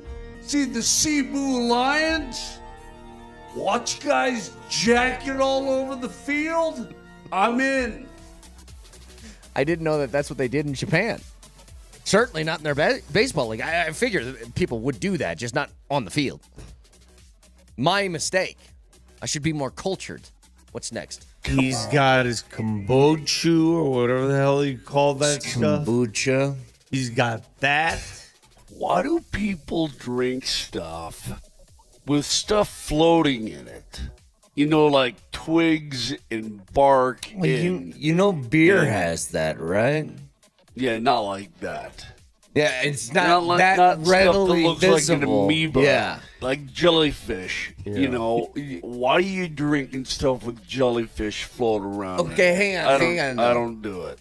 It's a good point. I used to drink kombucha. It always did weird me out. All those like little, what do they call them? Not sedatives. SCOBY. It's like giant floating amoebas is what it looks like. It's crazy. So when I got married in the Dominican, they have a drink there that is aged with tree bark in the bottle, which I also thought was bizarre, but it's called Mama Juana. Mama Juana. Mama Juana? Mama Juana. Mama Juana drink it? Yes. And you take some Mama Juana shots, and you don't remember the rest of the night. Okay. I promise you. So, you guys all have a wonderful weekend. If you'd like to look at the podcast or check it out, it's iTunes, Spotify, wherever you find them is Moser, Lombardi, and Kane. Can also check out everything on YouTube, including the Altitude Daily. I am in a smiling mood today, my friend. I am too. You want to know why? Because the Avs got better. Damn right they did. And they still have time to get more betterer in the next 3 hours. So stay tuned right here for all the trade deadline news. Altitude Sports Radio 92.5. Have a great weekend. We love you very much. See you on Monday. Bye. I ain't worried about this other dude giving up 7 and not getting yanked.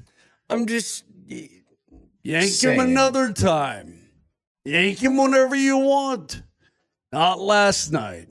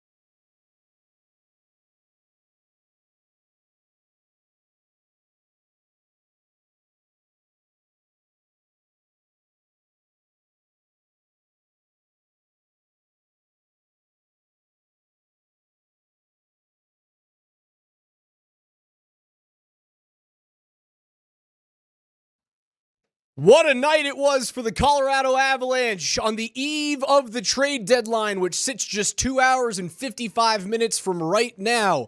They hammer the San Jose Sharks. Alexander Forgiev turned into Alexander Sevengiev. Cale Makar. It's more Svengiev. Svengiev. Cale Makar, 6 points last night. 5 points for Nathan MacKinnon, but nobody cares.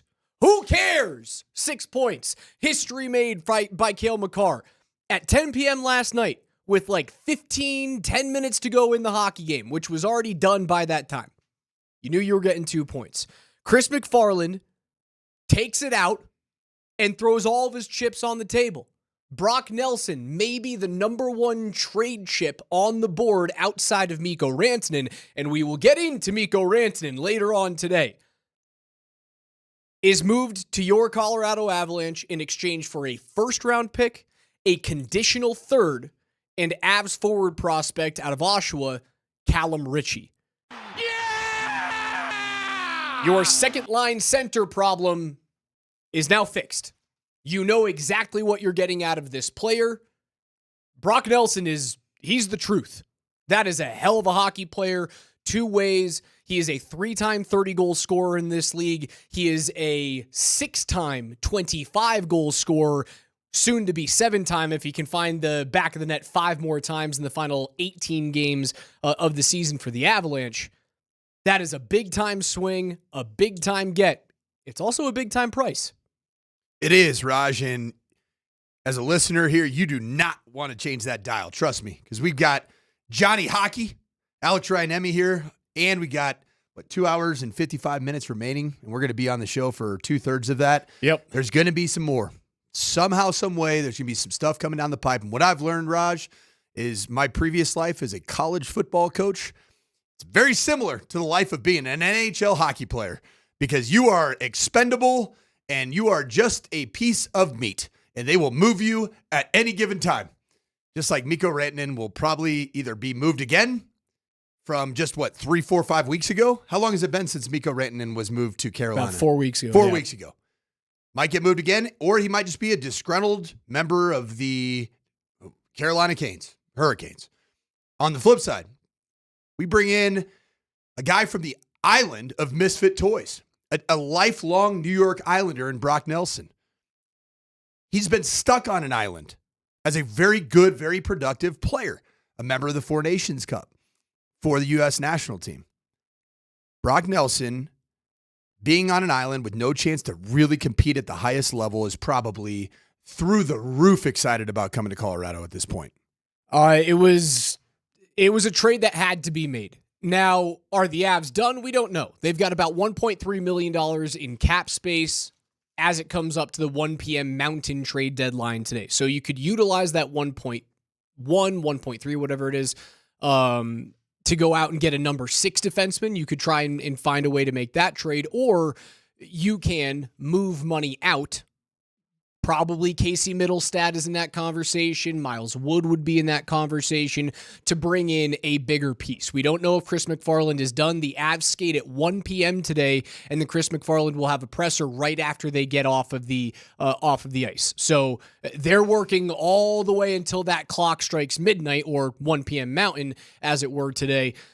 The deal is, it's big because you've been searching for second center since Nazem Kadri left. And when you traded for Naz, when you got him for Tyson Barrie from Toronto, you acquired a known asset.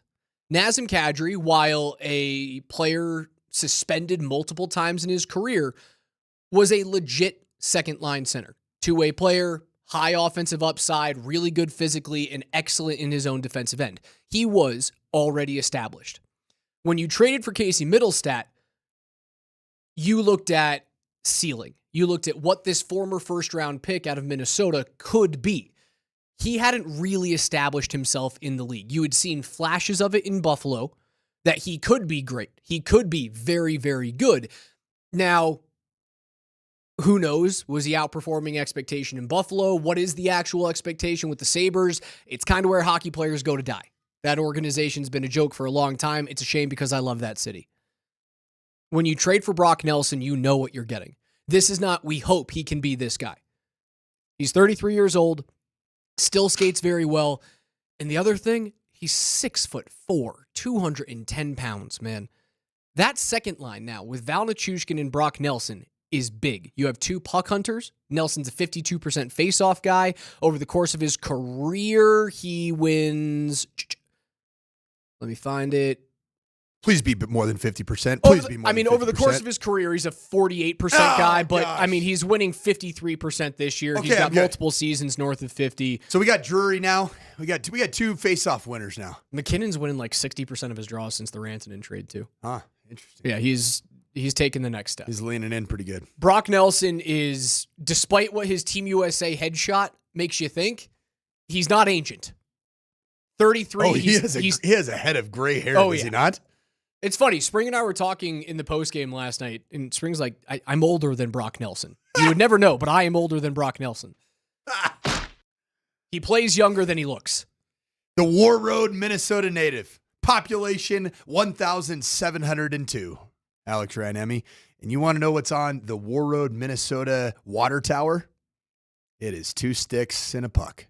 Because that is Hockey Town, USA, man. Heard about it all the time when I was in the great state of Minnesota. So now you have a Minnesotan from the real Bold North, just 7 miles from the Canadian border, replacing another Minnesotan who's a bit of a cake eater and a Dinah guy in Casey Middlestat. I thought he was an Eden Prairie guy. He's got, it's funny, man. He hid his Edina roots by playing at Eden Prairie, but he was born and raised in Edina. Don't get it twisted. You name another Team USA great that went to War Road? I can't right now. TJ Oshie. Ooh.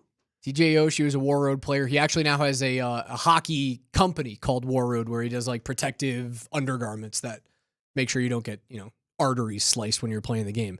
But it stole the show, Coach, last night. Was McFarland making this big time deal? And yeah, it's a huge price. Callum Ritchie was a promising middle 6 or top 6 prospect. A first round pick now that you don't have it this year, right? Because you had to move on from the Philly pick. You won't have one next year. The condition on the 3rd round pick is this.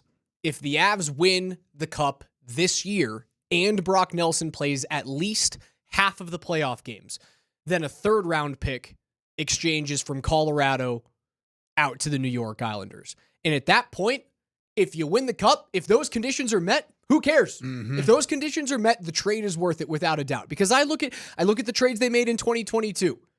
Do you guys miss Drew Hellison? Do you miss Justin Barron at all? No. The answer is no. And while those players did project to either be middle pairing defensemen or top pairing defensemen in Justin Barron's case, they haven't come to that place in their career quite yet. Callum Ritchie right now projects as a second-line center as his ceiling. He could get there. I like Callum Ritchie.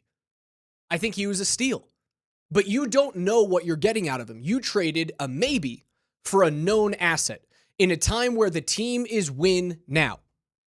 And what Chris McFarland said last night, and I wish I could scream it from the mountaintops, is he said, screw them picks. And I love that.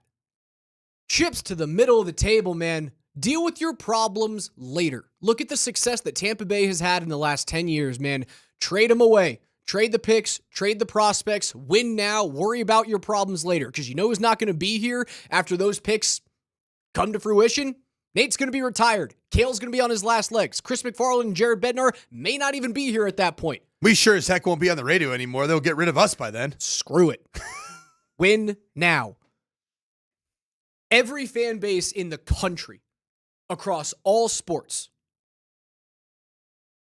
should wish to have a general manager like that has his finger on the pulse of going, I haven't done enough over the last 2 years to supplement Nathan McKinnon and Cale Makar, and at certain points, Miko Rantanen when he was here, and we will get to Miko Rantanen, trust me.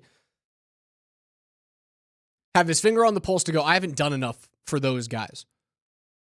So I'm going to empty my war chest and make sure that we go all in now. Is this the most active that Chris McFarland has been? It's not even close. Leading up to a trade deadline? 2022 is the next closest, but he's now made 7 trades this year. Think about what I talked about how they've overhauled the roster since 2022 when they won the Cup. Think about how they've overhauled the roster in the last 2 months, in the last 4 months. 2 new goalies, a brand new second-line center, a brand new second-pairing defenseman.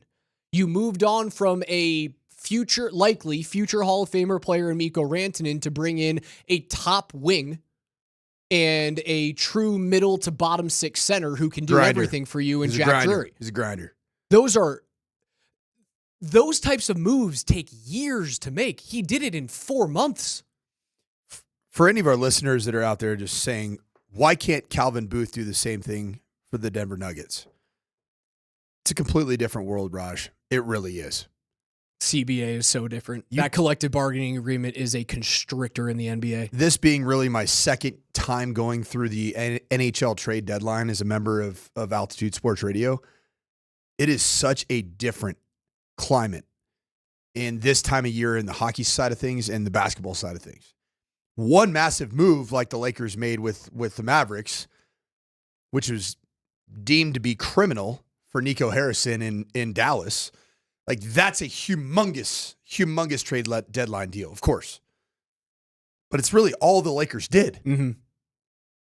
In hockey, because the salaries aren't what they are, they're not enormous, and you're not tied to these incredibly large deals, and you play a sport with a lot more depth needed to field a team, you get so much more movement. And I think hockey, the deadline is absolutely bananas. It is wild. It is fun. And if you're a Colorado Avalanche fan, it is good. It's my second favorite day of the sports calendar, of the hockey calendar. I think July 1st is my favorite, which is when free agency opens up. The trade deadline and what's happened over the last 12 hours and what will continue to transpire over the next 2 hours and 45 minutes. It's my second favorite day in hockey. In this entire offseason, trade deadline, the build up to the trade deadline, that Chris McFarland is still in his bag potentially. Think about the pieces that you've lost. Any of those pieces, would you say that universally every single Avs fan would say, "Gosh, this is a bad move"? Nope. And think about all the pieces that have come in and how they've already shown to be highly impactful. And there is no other place that is more representative of it than what you did in between the pipes. And that feels like it was news from 6 months ago.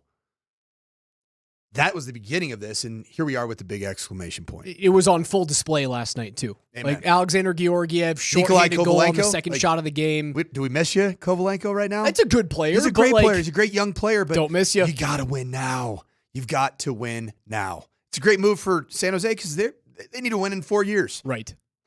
But right now for the Avs and Nathan McKinnon in his prime, this is the time. And Brock Nelson, man, you bring a guy with the experience. A good hockey player. And you got a guy that can bring some leadership, galvanize that second line. Frankly, last night, the only line that didn't have any production was that second line.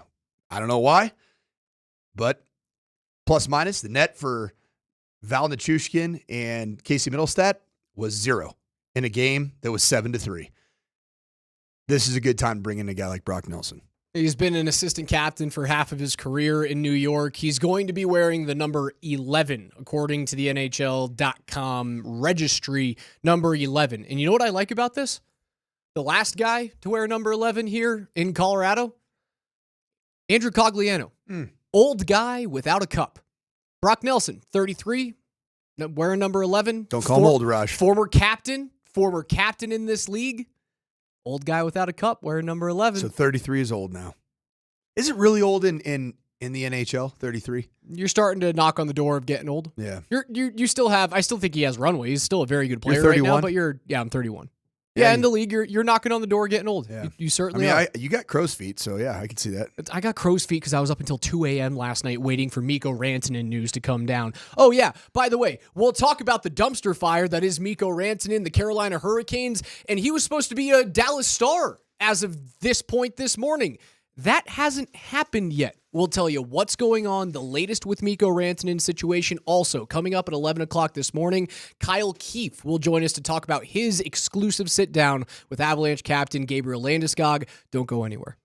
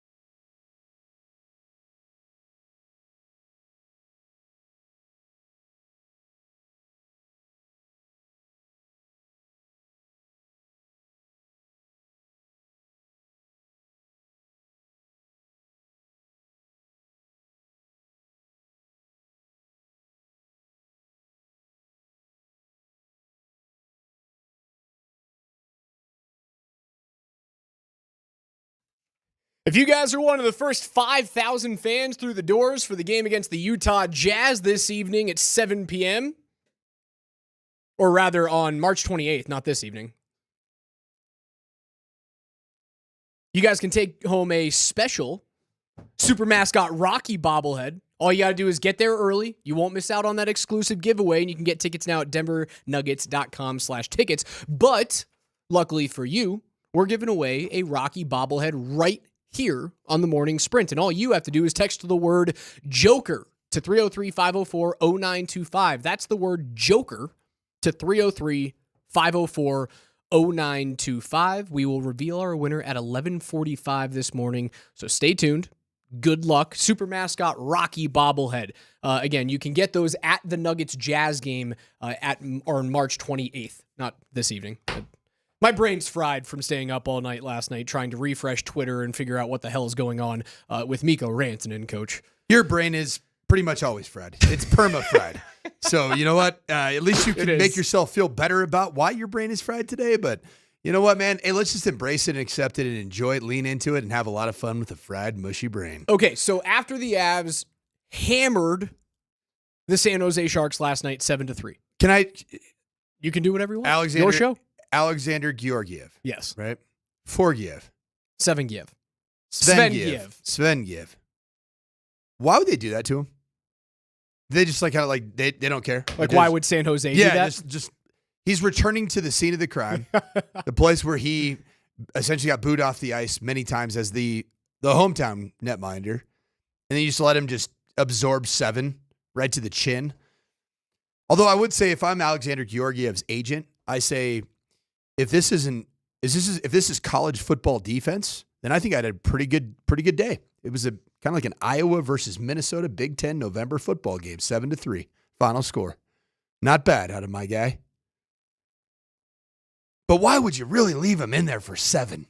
I would have taken him out after 5. I would have taken him out after the second period ended. So when that gorgeous power play goal was scored, with like 2.5 seconds to go in the second period. Tic-tac-toe, 3 in a row. I mean, Marty Natchez could have shot shorthand, but he just decided to nutmeg the goaltender far side to get the puck to touch another Avs stick. That was gorgeous, the way that they finished that thing off. I would have taken him out, keep him in for those 2.5 seconds and just tell him in the locker room, hey, man, you're good. Chill out. Yeah. We'll see you later. Yeah, get ready for DMac in the post-game locker room.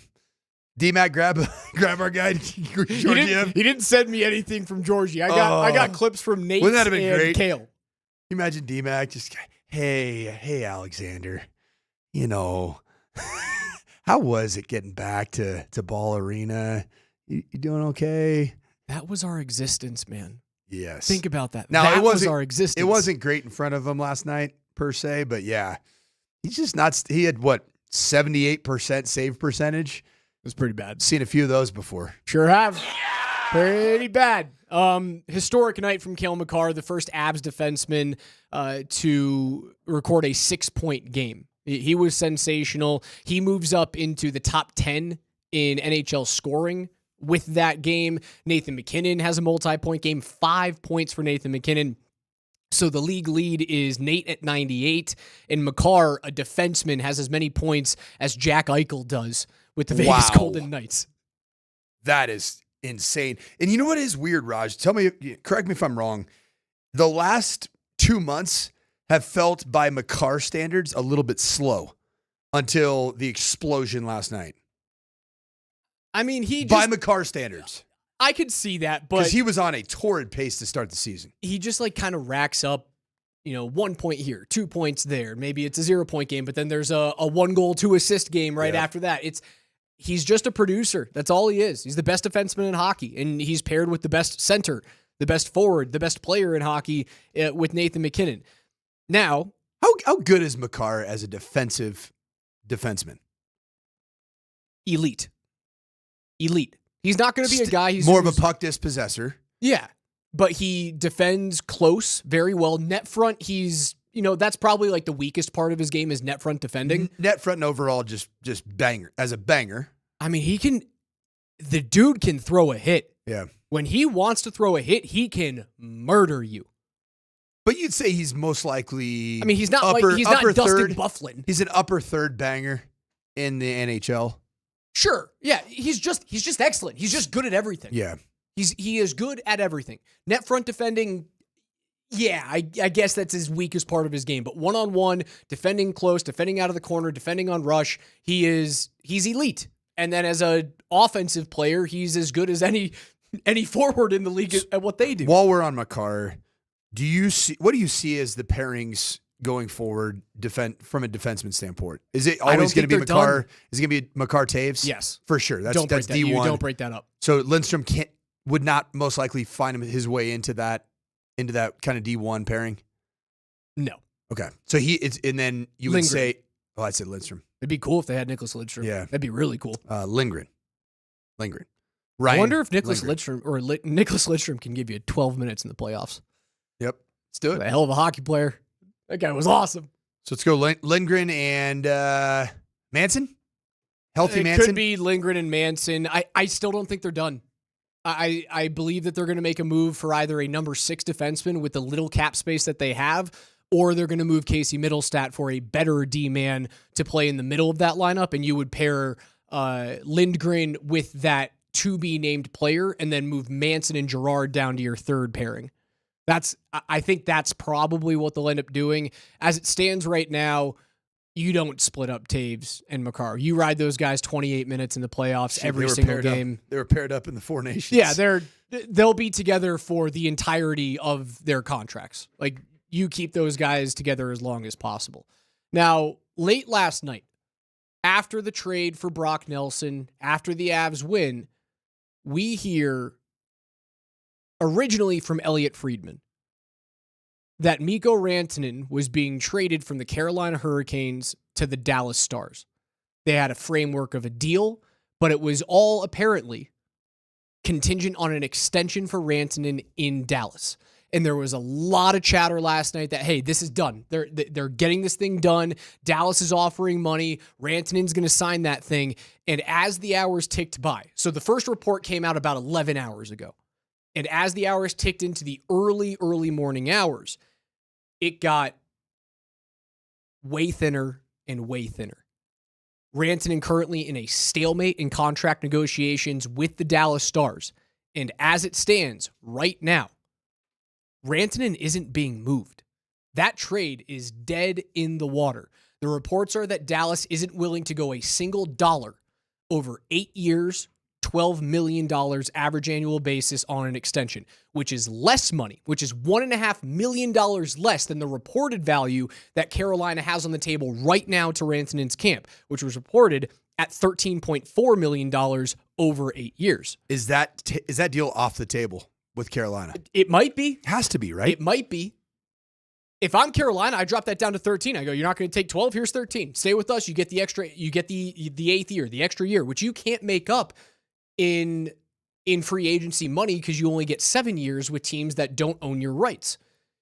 Now, the Avs were reported to give a $12.5 million deal on the table to Rantanen and willing to go as high as 12.6. I don't think this deal's getting done. I really don't think this thing is getting done. Friedman did tweet out about 4 minutes ago that Rantanen and the Stars are closing in on that 8-year, $12 million extension, but all reports are that Rantanen's camp, they want 13 at the least. There's $1 million down delta 13.5. there. Something's going on, man.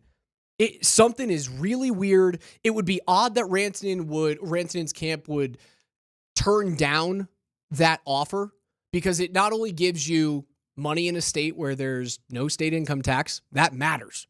Really matters to athletes these days. And it would also be odd that you turn down the opportunity for the next 8 years to stick it to the team that traded you in the first place. I don't know if this deal is going to get done, but every time we hear that they're close, that an extension is imminent, the opposite becomes true minutes later. What was the Avs' alleged deal on the table? 12.5, 8 years, are willing to go as high as 12.6. So there's a chance that Rantanen and his agent, in their stubbornness, will have gotten played and end up less than both the Kane's original deal and the Avs original deal. Yeah, so to end up in Dallas. The Avs original deal, if it was $12.5 million, and that's coming from sources with the organization, you will have lost $4 million over the course of the deal, right? $500,000 on an average annual basis. You bring up a good point, though, about state income tax, right? Now, the deal in Carolina, if it was 13.4, you're missing $11.2 million from 8x12 to 13.4x8. Now, it's a weird situation. Would it hurt to see Mikko in a Dallas uniform? Yes. But it would make for amazing television because Dallas and Colorado are in a collision course to play in the first round as it stands today. That's likely your first round matchup. We have a abundance of Dallas Stars listeners here on the Morning Sprint.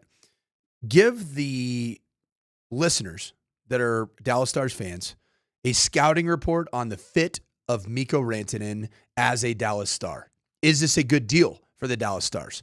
$12 million, $8 per for the Dallas Stars in their situation and their need. Yeah.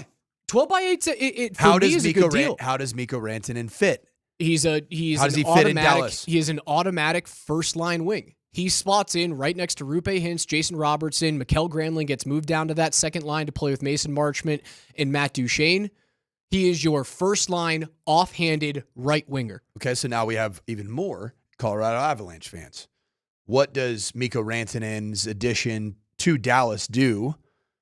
It makes their power play pretty terrifying. If Miro Heiskanen comes back and is healthy during the playoffs, it makes their power play scary. But when I look at Dallas and I look at Carolina, I kind of see the same team.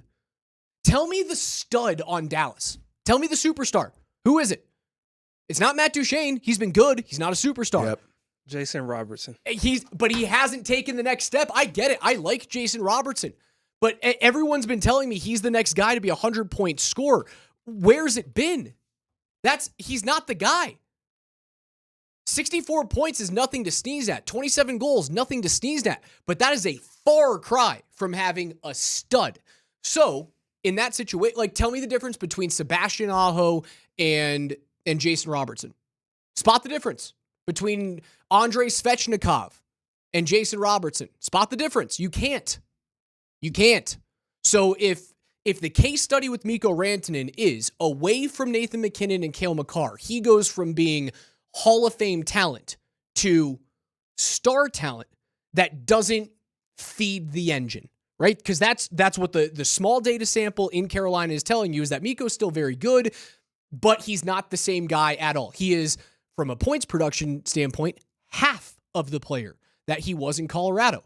So if you move him to another team that doesn't have a stud there, Miro Heiskanen's the closest they have, but right now he's injured. He's just automatically going to be a point producer and a driver of offense in Dallas. You can make the argument Carolina's the better team. I don't think it makes Dallas like the hands down odds on favorite. It makes them better. Miko Rantanen's still a very good player. But just changing from Carolina to Dallas is automatically going to make that guy into a 120-point scorer again? I don't know. With the current roster as it stands with the Avs, before Brock Nelson and the Dallas Mavericks as they currently stand without Miko Rantanen, which roster is better after both moves are made? Who, Avalanche or Dallas? Yes. Colorado has the better roster. With Brock Nelson. Oh, yeah. And is that move the needle in terms of just the overall picture of a championship-worthy first, second, third, fourth line, more so than a Miko Rantanen to Dallas would move the needle for Dallas? I think it makes Colorado deeper. I think the one big thing that Dallas had over you, two big things that Dallas had over you, depth and goaltending. The delta between Jake Ottinger and Mackenzie Blackwood is minimal, if anything. You could probably make the argument that Mackenzie Blackwood's actually the better goaltender of the two. You've asked a lot of Canadian fans surrounding Four Nations up until Ottinger performed. Now, compared to last year, Ottinger, eons better, a canyon better than Alexander Georgiev. Way better, even though the guy's got a Stanley Cup ring, than Darcy Kemper. Way better than Philip Grubauer. So one of the biggest check marks in the book for Dallas is no longer a check mark, it's a question mark.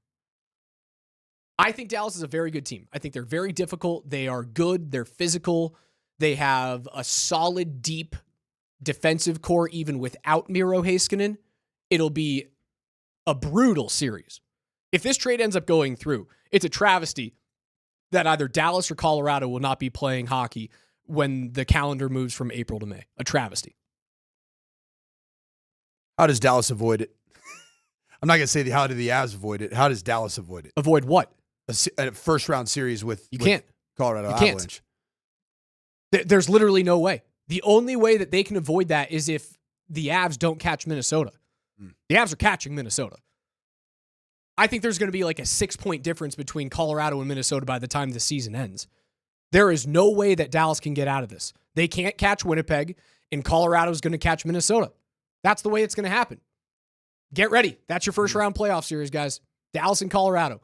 We'll take a quick timeout, let you guys know whether or not this Miko Rantanen extension is actually imminent in Dallas. Kyle Keefe will join us at 11 a.m. to talk about his exclusive sit-down with Avs captain Gabriel Landeskog, as well as the craziness around the NHL trade deadline.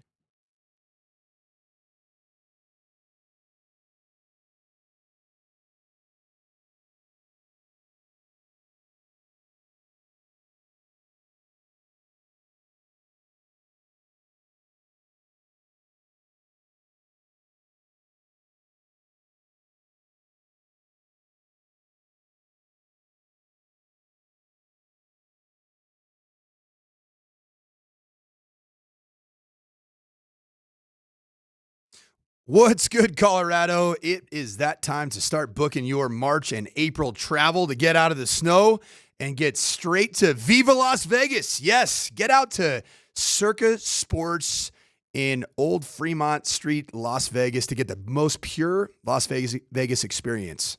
Also, make sure you download Circa Sports Colorado's app, because you can do that from here, even if you can't make the trip down to Las Vegas. And I would highly, highly recommend that you do make that trip down to Las Vegas, because Circa Hotel and Casino is the place.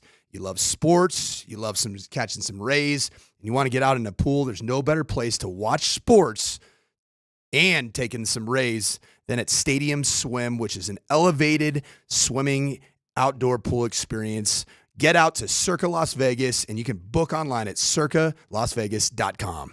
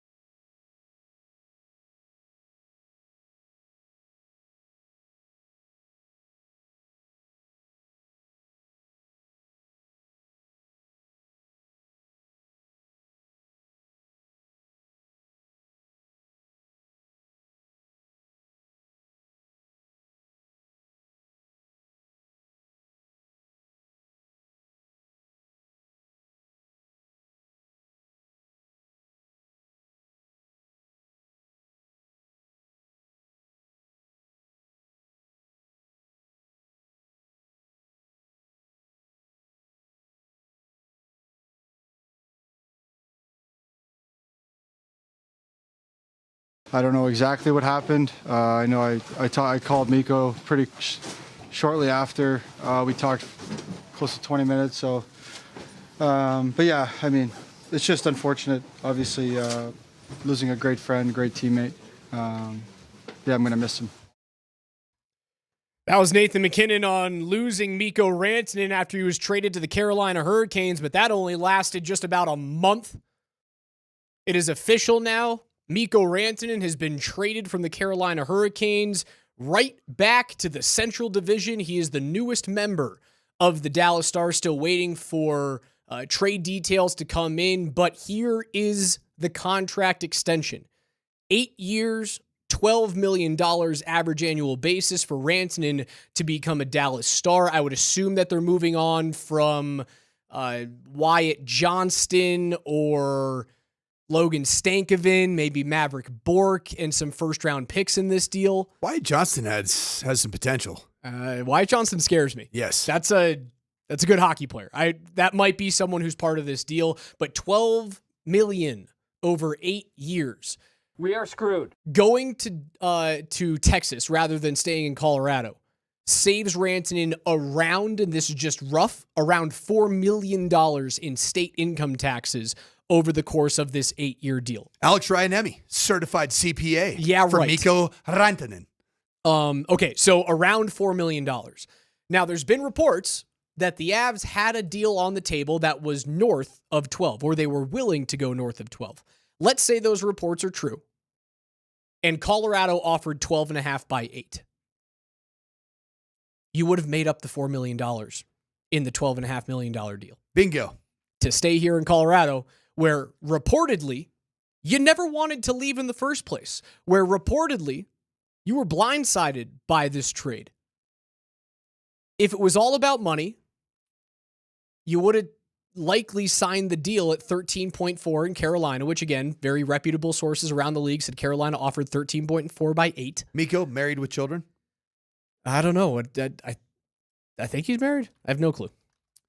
The reason I bring that up is that no clue. The moving cost from, like, if you could have stayed in Colorado, transaction costs on selling and buying homes, I can speak to this one firsthand. You much rather would stay put for slightly more money than the expense on a move. I can promise you that. So who's the big loser in all of this, Raj?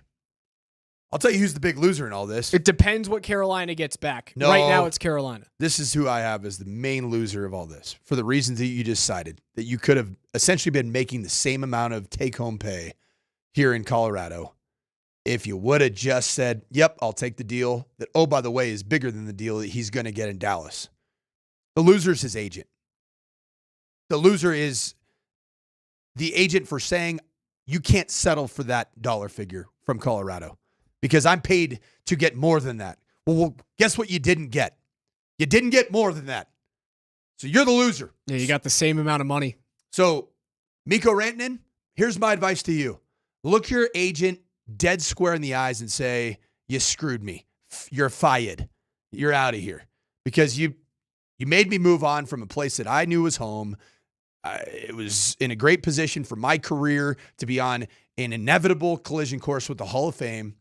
And now I'm in Dallas for less money, and who knows what kind of line I'm going to be skating with for the next 4 years. It's over. I'm floored. I never thought this was a possibility.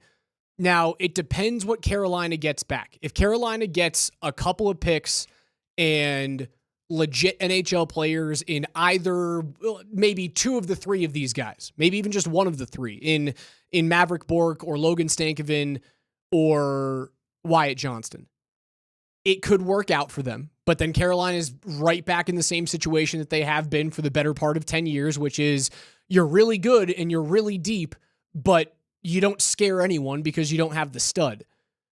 Rantanen, if he finds the next level in Dallas to become who he was in Colorado without a player like Nathan MacKinnon playing next to him and without a guy like Cale Makar, again, when Miro Heiskanen is healthy and right, he is a really good defenseman. I would say probably top 5 in the league, Miro Heiskanen. So he's close to Cale, not quite Cale. if he can get back to that, 50-goal scorer, 100-point producer when he's in Dallas, the Stars are scary. But the very small sample size in Carolina says that's not the case. I never thought that Carolina would flip that guy, man. That is, what a swing and a miss. I still think they're the biggest losers in this situation. Does Mikko keep his agent? Dude, I don't know. I'm just guessing. We heard 14 million. That's what everyone was everyone was hearing is that 13 was the floor. 13 was the floor. Guess what ended up being the floor? 14 was the market cap. Guess what the actual market spoke to you and said the floor was? It was 12. Guy agents can be a pain in the rear end, Raj. Massive pain in the rear end. Man, I've dealt with a few of them over my career. Even just guys that I coached and their agents making crazy dumb decisions that are based off of their own personal worth and value in the industry, not based off of what is going to optimize the client's opportunity. I've seen it, man. And I'm not talking about me. I never had an agent in the coaching side, but just guys that I coached, seeing what agents do. They have to prove their mettle at all times, or else their own perceived market value as an agent goes down. Well, cool. You can listen to a guy like whoever his agent is. What is it? Octagon? What was it? Octagon. You can listen to your Octagon conglomerate of agents. Well, they cost you at least 1.5 per, because that was the deal. Carolina, am I right? 13.5. That's again a reported deal. Very reputable sources around the league were saying that 13.4 was something that Carolina was offering. Is over 8 years. Over 8 years. $12 million. It's a lot of cash. $12 million. It's a lot of cash. Brandon Tanev, former Seattle Kraken, just got traded to the Winnipeg Jets. Luke Shen just got traded to the Winnipeg Jets. So Winnipeg gets grittier. They get meaner. They get bigger. Winnipeg's going to be a tough team to go through. And I still think the Vegas odds are spitting in the Jets' faces right now. And they have been all season for a team that's been really good. So are they 7th right now? 7th best odds to win it all? They were at like plus 1,200 the last time I looked. When Springer looked last night on our show, Dallas led the way at plus 700 alongside Edmonton. And then Colorado is next up at plus 900. So Vegas, for some reason, doesn't like Winnipeg, although Winnipeg's just kind of figured it out this year. Incredible, man. Incredible. And after all of that turmoil with Miko Rantanen, now you got two fan bases that hate you. Both Colorado and Carolina. Two fan bases that... I can't guarantee that Miko Rantanen's going to be cheered when he comes back. I can't guarantee that. After all this... I could understand if he left and he signed a big-time ticket, but you turned down essentially the same deal when you said you didn't want to leave. What? Pay him. We're giving away a Rocky bobblehead right here on the Morning Sprint. Text the word Joker to 303-504-0925. That's Joker to 303-504-0925 for a super mascot Rocky bobblehead. We're going to reveal our winner at 11:45. But on the other side, don't go anywhere. Altitude TV's Kyle Keefe joins us. You can see him on YouTube at Altitude Sports Radio. Coming up on the other side to talk about Gabriel Landeskog, his exclusive sit-down with the Avs captain, as well as the craziness that's unfolding right before our eyes here on NHL Trade Deadline Day.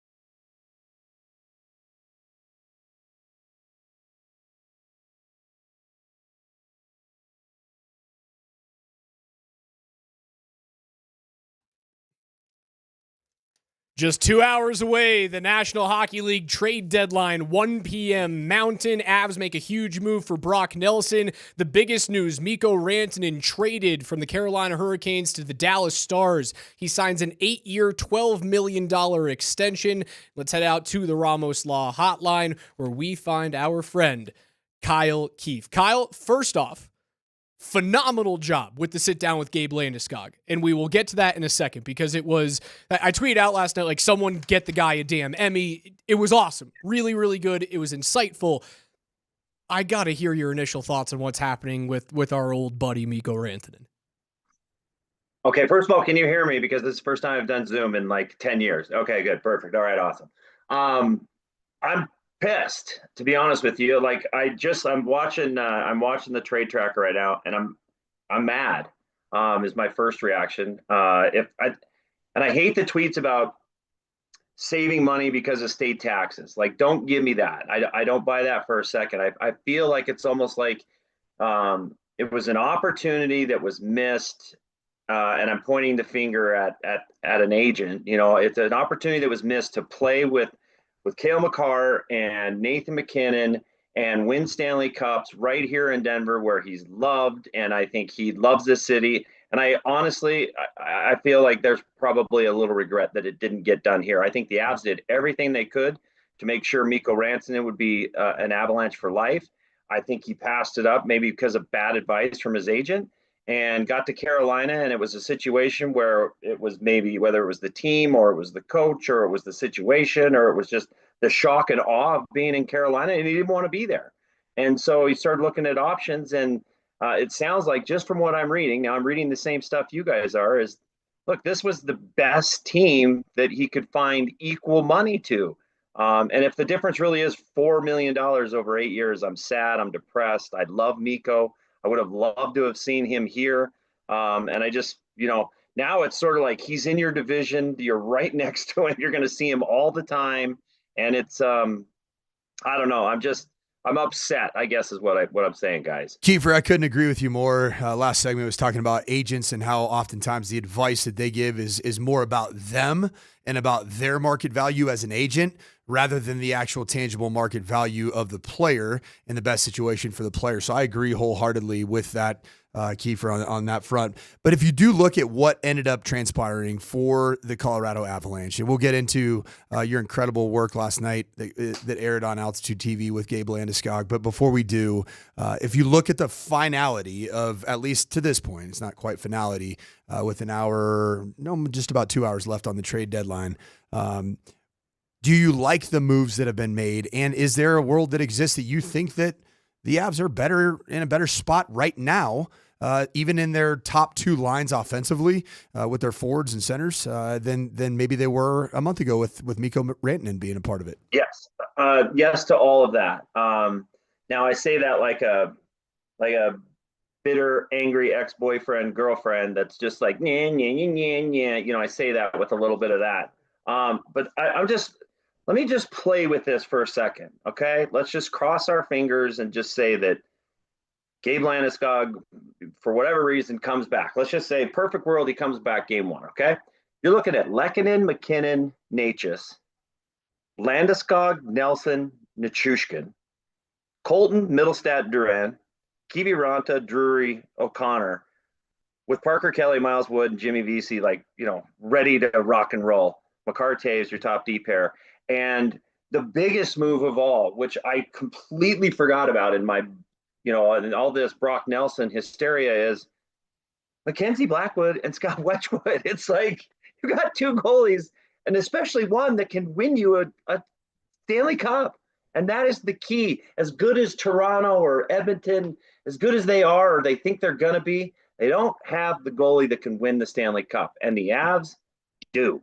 So, everything that's going on, in a perfect world, if Landy does come back, oh my God, even if he doesn't come back and you move Duran back up to the second line, the team has a really, really, really good goaltender and arguably two of the best defensemen in the league. So yes, they got better. Our guest, Kyle Keefe of Altitude Television. You guys got a lot better looking today. John Michael Isles signing on full time with the Avalanche broadcast. We heard that with Moser, Lombardi, and Kane this morning. And last night you sat down with Gabriel Landeskog. A conversation with Gabe. It aired twice, right before the game and right after the game. It will air again, it aired about an hour ago on Altitude TV, and then it will come 3 times on Saturday, 3:30 p.m., 8:30 p.m., and 12:45 a.m. in the morning. So you can watch it if you missed it. You're very close with him. You officiated his wedding.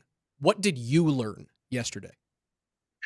Well, first of all, I would just say that this has been, and I think for every Avalanche fan, you guys included, everybody that loves this team, it's been, just a horrible emotional roller coaster, right? Like it's almost like your friend is chain linked to this fence with a ball, and everyone's like, just unhook it. Well, there's no key, okay? He's been sawing this thing for 3 years now, and so the frustration is off the charts. So when I learned that he, agreed to do this, I was like, I have to ask the question. I can't tiptoe around the question that everybody wants to know, which is, are you coming back? And if so, when? Right? So I had to ask the question.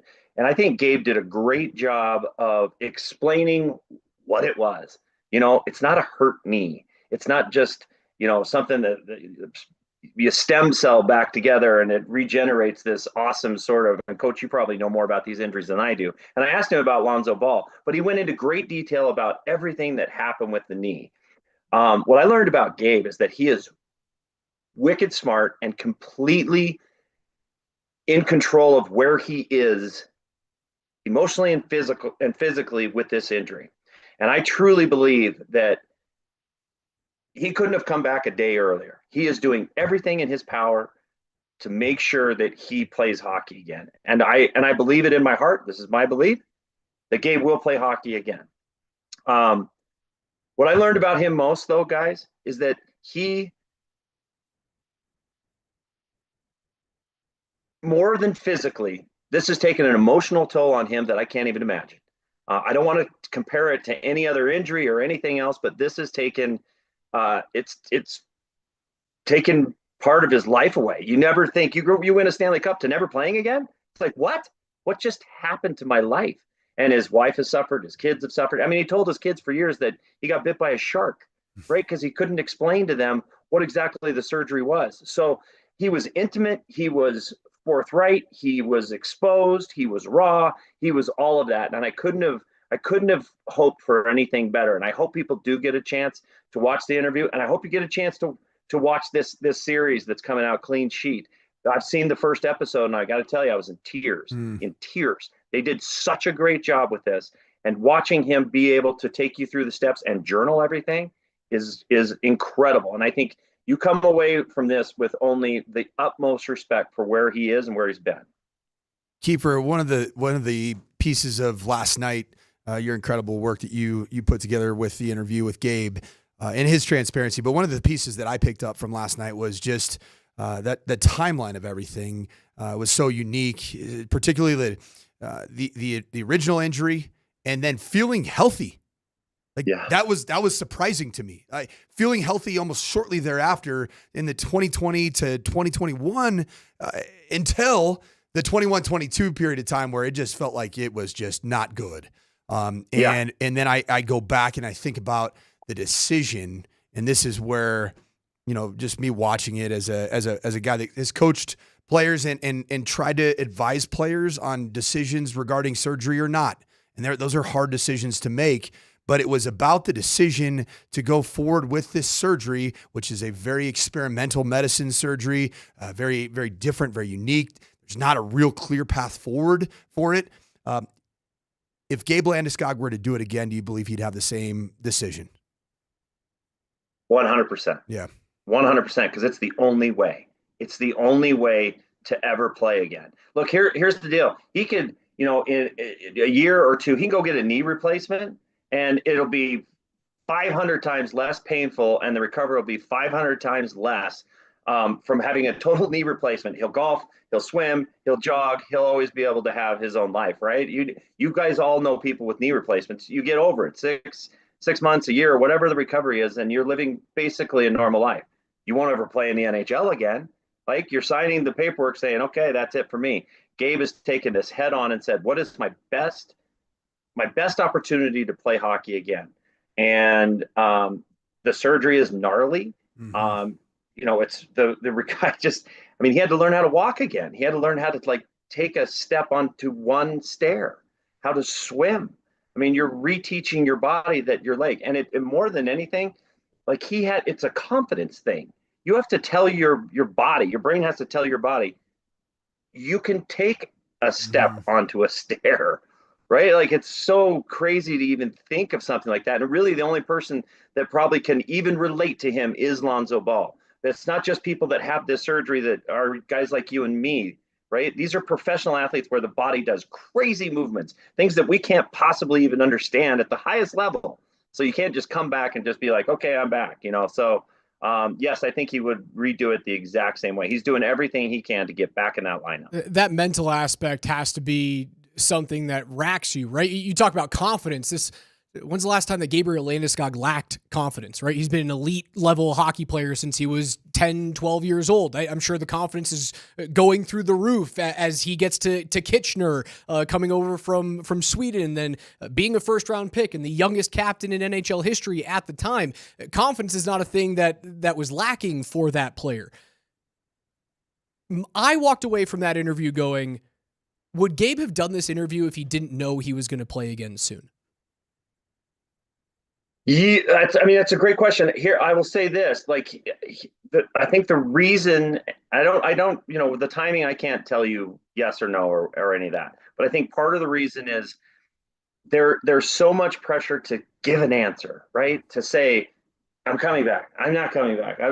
So I think he wanted to explain the process more than anything. So all of the heat, whether it's media pressure, or it's his friends, or it's this or that, it's all part of the therapy.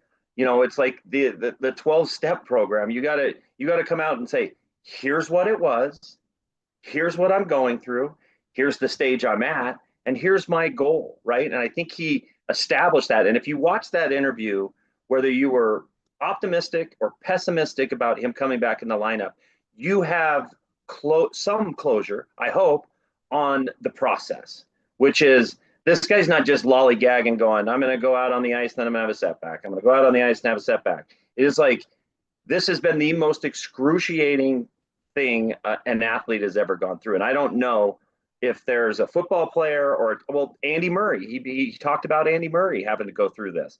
So it's just, I think for him, this was part of the process of getting there. And I thought he did a great job of speaking directly to the fans, literally opening up, like, here I am, here's what happened, here's where I'm at. I don't know what other questions I could have asked, because I asked everyone that I thought was pertinent, that fans wanted to know. And I told Gabe in that interview, look, I'm a fan first, right? I'm one of your biggest fans, if not your biggest fans. I get this sort of optimism. I hear you talking and I'm like, oh, shit. It's happening, but I can't. And he's like, now just slow down, slow down. This is a process. And he literally had to settle me down like I'm a 12-year-old at Elitch's. So it was like, we'll get there. And I appreciate the optimism, but it's baby steps. But I think in his mind, he's a good place.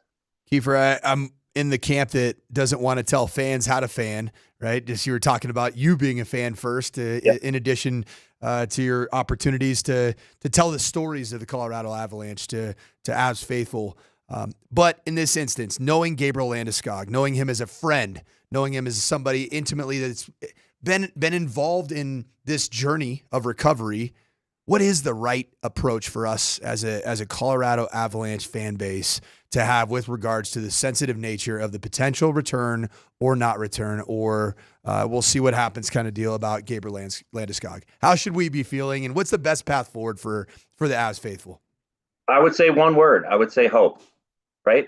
I would say hope.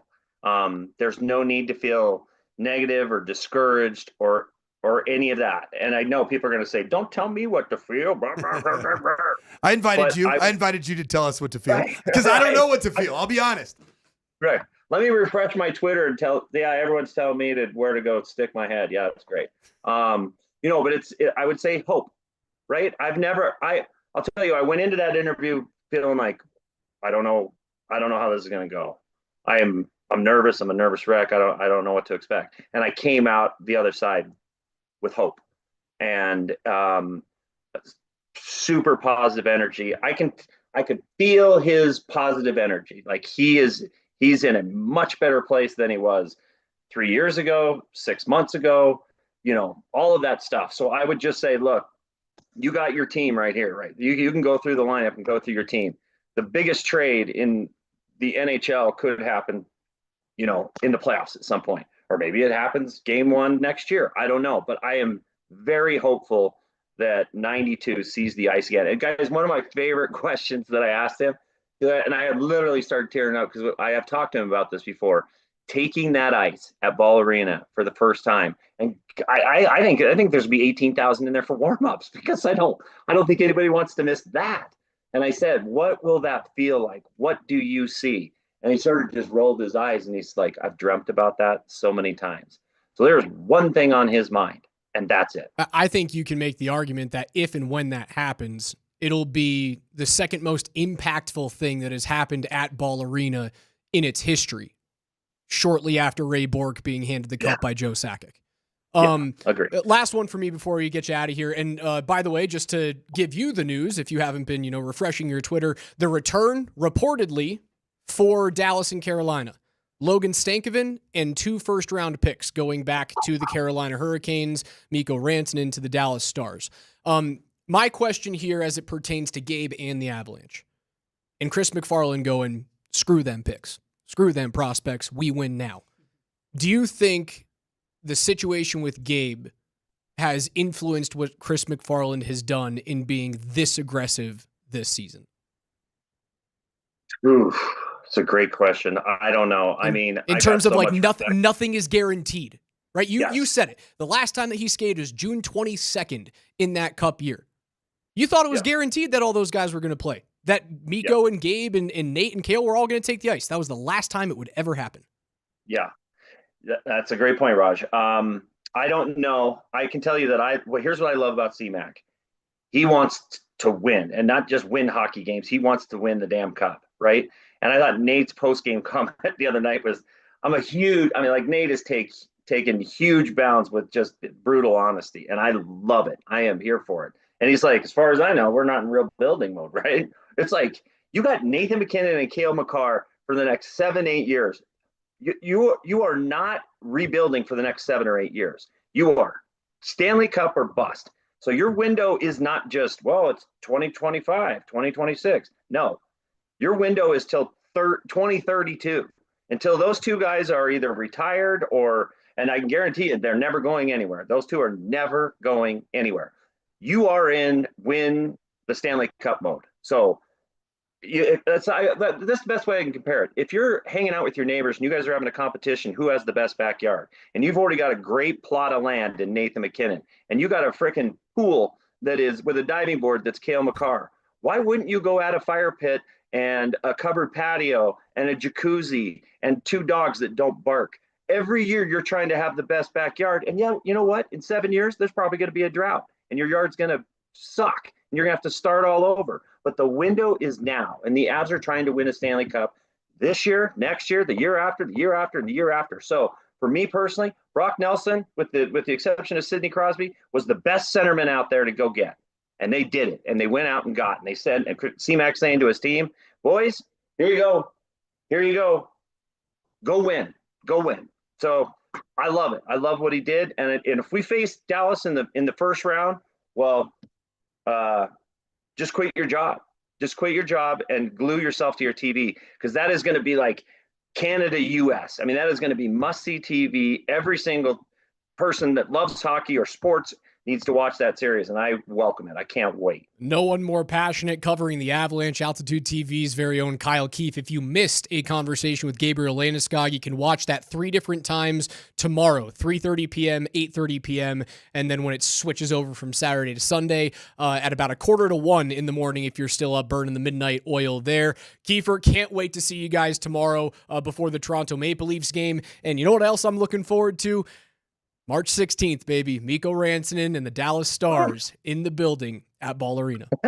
It's gonna be nuts, boys. This is a good time to be alive, and one of the most exciting days of the year, whether you're on the winning side or losing side. But it's good to be an Avalanche fan right now. Thanks for the time, Kiefer. We'll see you tomorrow. See you, boys. Altitude TV's Kyle Keefe. Text the word Joker to 303-504-0925, and you guys can win a Super Mascot Rocky bobblehead right here with the Morning Sprint. That's the word Joker to 303-504-0925. We'll give away our winner at 11:45. It's NHL trade deadline day. 1 p.m. is when it hits.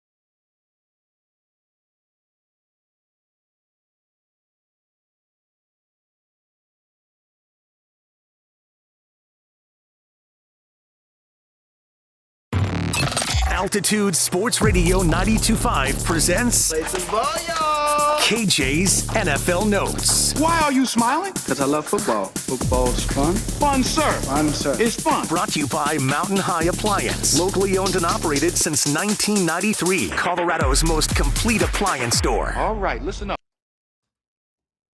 Every day here at 11:20, we go through the biggest stories in the National Football League. We'll get back into the National Hockey League and the trade deadline, just 90 minutes. Is this okay with you, Raj? This is okay. This is okay with me. I hope that all of our toque-wearing friends don't leave this radio program so we talk about the It's a big greatest day. game that the good Lord blessed us with, and that's football. Hit it, KJ. Give us some good stuff, baby. Let's go. 9 News Broncos insider Mike Kliss puts out his list of wide receivers that are considered best fits next to Cortland and, more importantly, best fits in what Sean Payton and Bo Nix want to do with the offense. Here is his list in order. Amari Cooper. Boo. Marquise Brown. Boo. Darius Slayton. All right. Keenan Allen. Okay. Josh Palmer. Boo. Elijah Moore. Boo. Cooper Kupp. Uh-huh. Nick Westbrook. Noah Brown. No. De'Ami Brown. No. And then there's others, the guys that we've been talking about all week, the Devontae Adams, the Chris Godwin. Wait, hold on. What? Say it again. Say it one more time. Oh, I'm sorry. Devontae Adams. Oh, so he's others for Mike Kliss? That's insane. What are we doing here? We want Amari Cooper, Marquise Brown, Darius Slayton, and Josh Palmer way over Devontae Adams? Okay, so Get the heck out of here, man. What are we even talking? Let's go back to hockey. Yeah. I want hockey. If this is football. So to bring clarification, Mike believes that Sean is going to continue to roll with Cortland Sutton as his number one. Okay, cool. You can still roll with Cortland Sutton. You can call him number one. You can put a number one on the back of his helmet. You can give him a gift with the number one welcome mat at his house. But Devontae Adams is going to be on this team. He needs to be on this team. And then you're a Super Bowl contender. And you can call Devontae Adams. You don't even need to call him anything. He's just Devontae Adams. He doesn't have to be. There's no wide receiver one tag on him. Just Devontae Adams. You guys know my thought processes on this. I want him here. I think he's a difference maker. And I think as a result, if you decide to sign him, yeah, there's going to be another hole. There's always going to be a hole in a team. No team's perfect, right? The Chiefs got to the Super Bowl last year with a massive hole at wide receiver, right? They weren't perfect. Philly was pretty perfect. Pretty perfect. There might not be a hole on that roster. We needed to read these. KJ, I'm really sorry. KJ, you spent a lot of time on these NFL notes right here. Printed them out, had them all ready for us, and they are just a shrapnel of just shenanigans. And I apologize for lumping you in as the deliverer of the news. And yes, we killed the messenger. I apologize. You did not deserve that, KJ. Normally, I know what's coming up next. Now I don't. What is? Let's move on. All right, well, let's try this, Raj. For the second straight year, Bengal star defensive end Trey Hendrickson has sought permission to seek a trade, but this time it has officially been granted.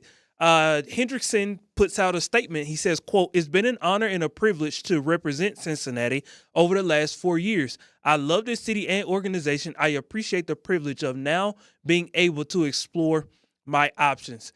Here's the little monkey wrench in that.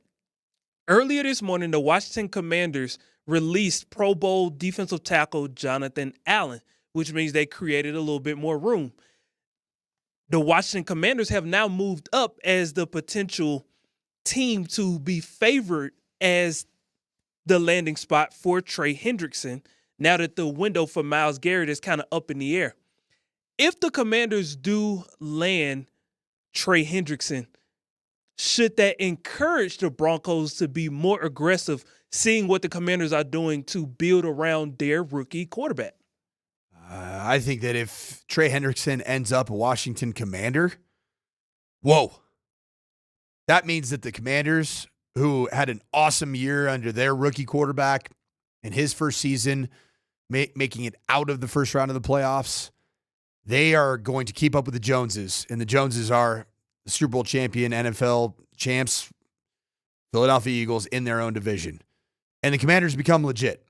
I think regardless of what the Commanders do on the other side, the Broncos have the opportunity to really capitalize on what their rookie quarterback did. Why not give him that next big-time piece? And if you have the opportunity to get in the bidding war for a true, bona fide, game-changing wide receiver that has proven production year after year, do it with Davante Adams. The counter argument is this. What about year 2 regression for both of these teams? Both Bo Nix and Jaden Daniels. What about Jaden Daniels and the Commanders getting 3 or 4 wins by the skin of their teeth this year? Hail Marys. The famous one is the one against the Bears, and then Chicago loses like 9 straight games after Broke that. the Bears. It did break the Bears. It broke every aspect of the Bears organization. The question is, without that, it almost feels like a slap at Jaden Daniels to call him lucky there. Without that luck, who are the Commanders? Commanders are a good football team. I believe that. And I think that you can't use the fear of a year 2 regression to not invest in year 2. You actually invest in year 2 to prevent a year 2 regression. And I don't think that if you look what happened with the Houston Texans. Did they really bolster, and yes, I said bolster, did they really bolster any aspect of their roster to prevent a year 2 regression in the regular season? What does bolstered mean? You could argue probably Joe Mixon. Joe Mixon? For sure, that Joe was Mixon. about it. It was about it. It was a good piece, but that was about it. Well, they struggled for the majority of the season, but they kind of figured it out. They did. Halfway through. They had some health issues as well, but like if you take out the fact that Denver gets into the playoffs by beating a C version of the Chiefs, by hammering a C version of the Chiefs, who are they? Are they worth going out and getting Davante Adams? Are they worth going out and getting these big-time agents? Or are you overvaluing what you saw in year 1? That's the big counter-argument. You're Sean Payton, and you doubled down as the standalone NFL head coach, NFL talent evaluator, that Bo Nix is a top 12 NFL draft talent. And you look 100% right in your bold assessment of Bo Nix. Double down and make it even more right. And that's what most people, when they're given power and they have the opportunity to make the situation right, to give them even more credibility in their own building and league-wide, they're going to do whatever they can to set the table to make sure it's the best meal possible. And I believe that's what Sean Payton's going to do in this offseason.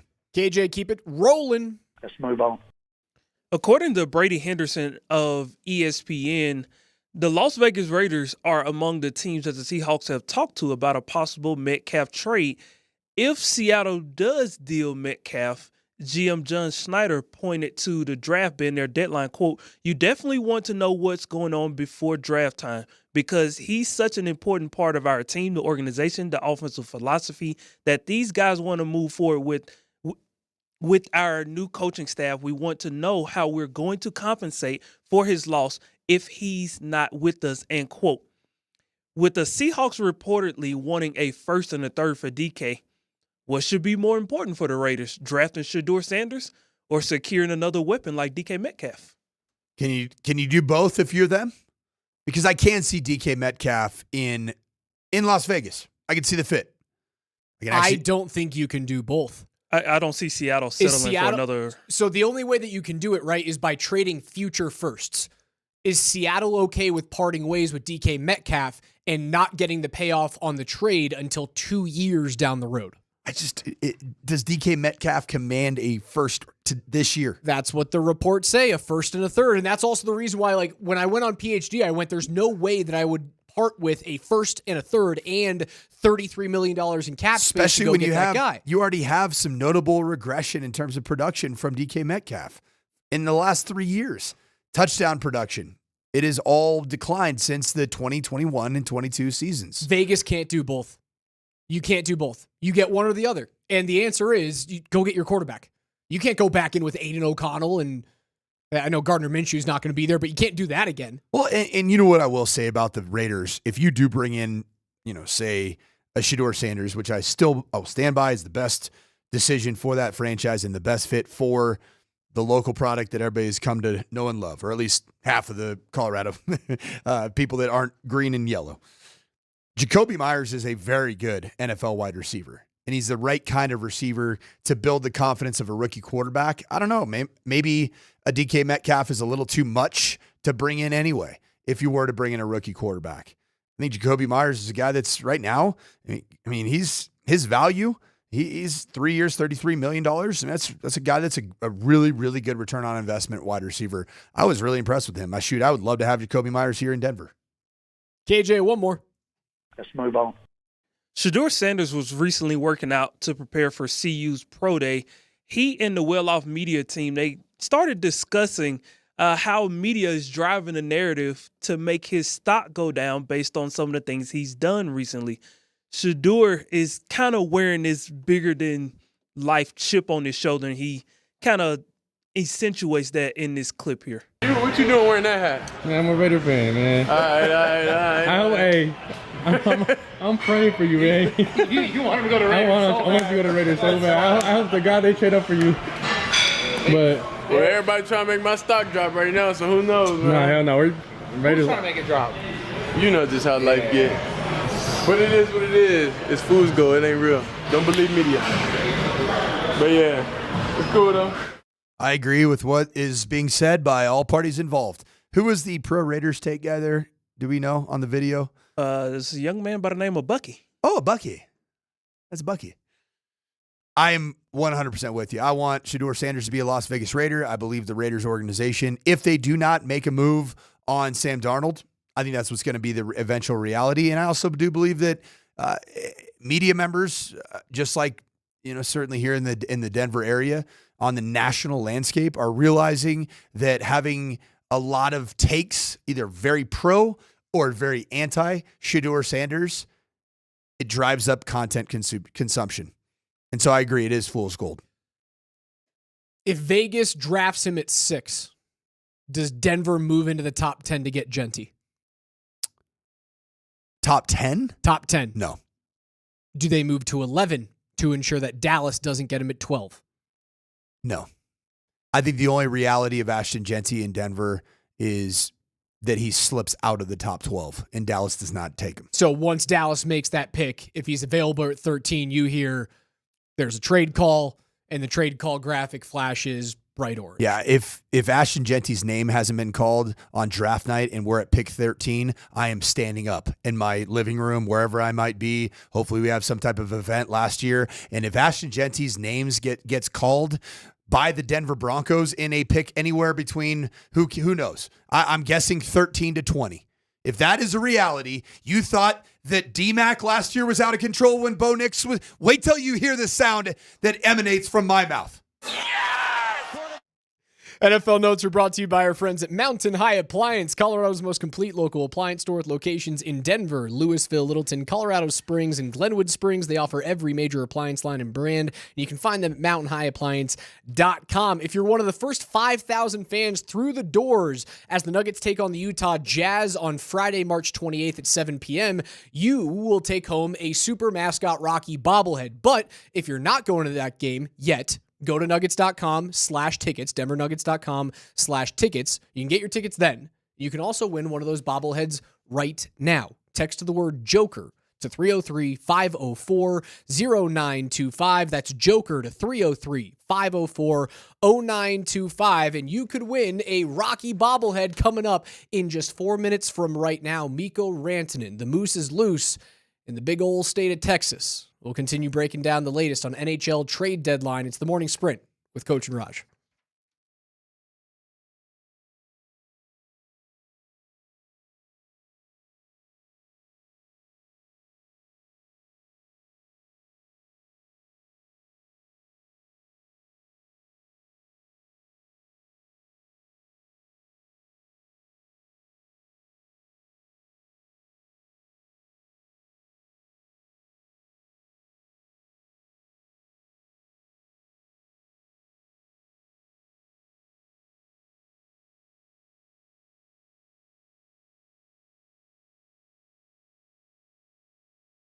Football season may be over, Colorado, but Circus Sports Colorado is just heating up. Download that app. Go to your favorite app store and Download this Circus Sports Colorado app. From college basketball, stick and puck, and everything in between. You got to go check out Circus Sports Colorado for tonight. Yes, you got a great pick. You've got the Suns coming to play the Nuggets. And Nuggets are 7.5-point favorites on the Circus Sports Colorado lines. And the over-under is set at 238. I think it's a great opportunity to hammer that over because the Nuggets are going to get hot and then stay hot after their performance in that second half against those Sacramento Kings. So check out that at Circus Sports Colorado. Download the Circus Sports Colorado app or visit circusports.com today. Must be 21 or older. Gambling problem? Call 1-800-GAMBLER.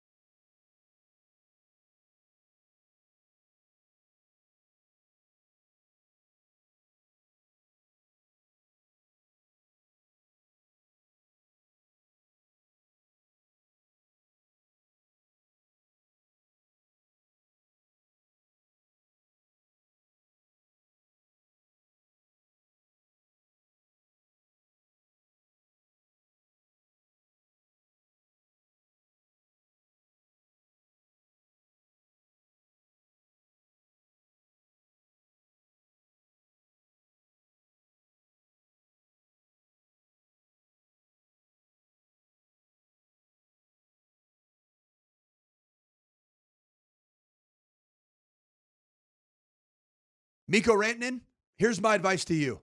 Look your agent dead square in the eyes and say, you screwed me. You're fired. You're out of here. Because you made me move on from a place that I knew was home. It was in a great position for my career to be on an inevitable collision course with the Hall of Fame. And now I'm in Dallas for less money, and who knows what kind of line I'm going to be skating with for the next 4 years.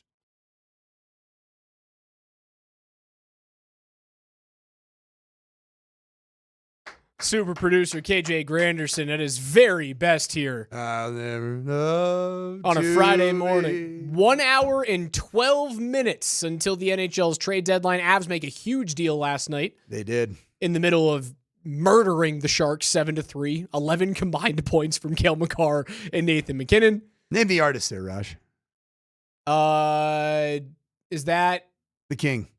Oh, the King of country. I know. The recent King. I know. Recent-ish King. Stop it. I know this. We're not going back to like the 1940s King of country music or 1950s. We're talking, think 1980 to 2010. I can see his face. I know exactly who he is. My brain's just not working. Amarillo by morning. I know. I can still make Cheyenne. Check yes or no. Check yes or no. I know who he is. My brain's not working. His last name is the opposite of crooked. George Strait. Yes! I'm so upset with myself. Oh, man, it took me everything not to say something else for the opposite of. Yikes. Hey, let me give you an applause to both of y'all for saying I'm sorry. My brain's broken. I was up until 2 o'clock last night because Miko Rantanen was going to be traded to the Dallas Stars, and then he wasn't, and then I woke up, and it was imminent, and then it wasn't, and as of right now, at 11:49 and 33 seconds, he's a Dallas Star. Cool. And this is the trade going back to the Carolina Hurricanes. They get Logan Stankoven, little 5'8", 25-year-old rat. Could be a 25-goal scorer, 30-goal scorer in this league. 2 first-round picks and 2 third-round picks. So the question is, what would you rather have? Marty Necas, Jack Drury, a second-rounder and a fourth-rounder, or Logan Stankoven, Taylor Hall, 2 firsts and 2 thirds? Screw them picks. Screw them picks. I want Necas. Right now. I want a dude that can skate. Right now. I want Drury who can win faceoffs and do all the grimy work. You lost the trade, Carolina. You got fleeced. They are not closer to winning the Stanley Cup right now than they were prior to making the trade for Miko Rantanen. All those. Dude, it's a fireable offense from Eric Tulsky. Can you imagine all of the police blotter for Florida man and Carolina man in the Southeast for how bad that franchise got fleeced? It's bad. It's really bad. They didn't get better at all. No, they didn't. That was a team that legitimately could have competed. And Dallas got better, right? Like Miko Rantanen on the Dallas Stars, you are better. That is, again, still a Hall of Fame trajectory player. You are better. You're more dangerous, certainly on the power play. Collision course for the first round with the Avalanche. Miko comes to town, guys. When is it? Drum roll. Next Sunday. What? On TNT. A week from Sunday. Sunday, 1:30 p.m. on Altitude Sports Radio 92.5, on HBO Max, on TNT, on True TV. You get to see Miko in that disgusting green that Dallas decided to get rid of some of the best jerseys ever made in the National Hockey League and then ruin the logo and change the color from a beautiful forest green to this like bastardized version of a Kelly green. It's terrible. You have to watch him play in that. My question to you guys out there, 303-504-0925. What's the reception going to be like? Meh. Is it meh? I think it's meh. Is it cheering? Is it booing? I think it's a mixture. It's a meh. It's a mixture. I think you can do it both ways. When Miko gets his much-deserved highlight reel, and it should be long, it should be standing ovation. But if he touches the puck, boo the hell out of him. Cool. You get both ways. Both ways. It's nuts that he signed this deal in Dallas when he wouldn't sign it here. You know what's even more interesting about the Miko Rantanen trade is when you look back at last year's Stanley Cup playoffs, he was scorching hot against Connor Fivebuck in the Jets series. Finished out a 5-game series with 9 points. He was not fantastic against his new team in that Stars series. In a 6-game series, did not average a point per game. Had fewer than 1 point per game, just had 5 total points. And his best performance was the first game of the series, in which he had 2 assists. Other than that, 0 points. He had 1 goal in the game 3, 1 assist in game 5, and then 1 goal in game 6. Was not a phenomenal series for him. Historically, he's been an amazing postseason performer. And he was against Connor Fiveabuck. He was fantastic. The 966, other than the 7 goals that he gave up, did Georgie get a tribute? Yes, he got a tribute and like a warm ovation from Avs fans. I was kind of shocked. But it also feels as though, like, Georgie didn't do you bad. Georgie just was a bad goalie. So I think the applause for Georgiev last night at the game was almost... Was it like a Bronx cheer? Like a pity applause. It was a bit of a tongue-in-cheek, a little sarcastic applause. Yeah. Trying to channel some of their inner masshole. Miko might get the Duchesne treatment, man. He might. Because now that it comes out that, like, you turned down the same deal in Denver. Did he or did his agent? I mean, ultimately it's his him. agent. Ultimately it is him. But the agent's more to blame. That's what I believe. And I choose to believe that Miko Rantanen still is and always will be a great Colorado Avalanche hockey player. But you know what? He is in the stupid neon green uniform now. Screw him. All right, Coach. It's Friday. It's time to pop some tops. Yeah. What are we watching this weekend? There's one answer for me. Brock Nelson makes his debut tomorrow against a legit playoff team in the Toronto Maple Leafs. That is the only thing that I am tuning in for this weekend. 4:30 p.m. pregame show on 92.5. Avs hosting Austin Matthews, Mitch Marner, and the Toronto Maple Leafs. I cannot wait to watch that hockey game. Are you going to pop the top there?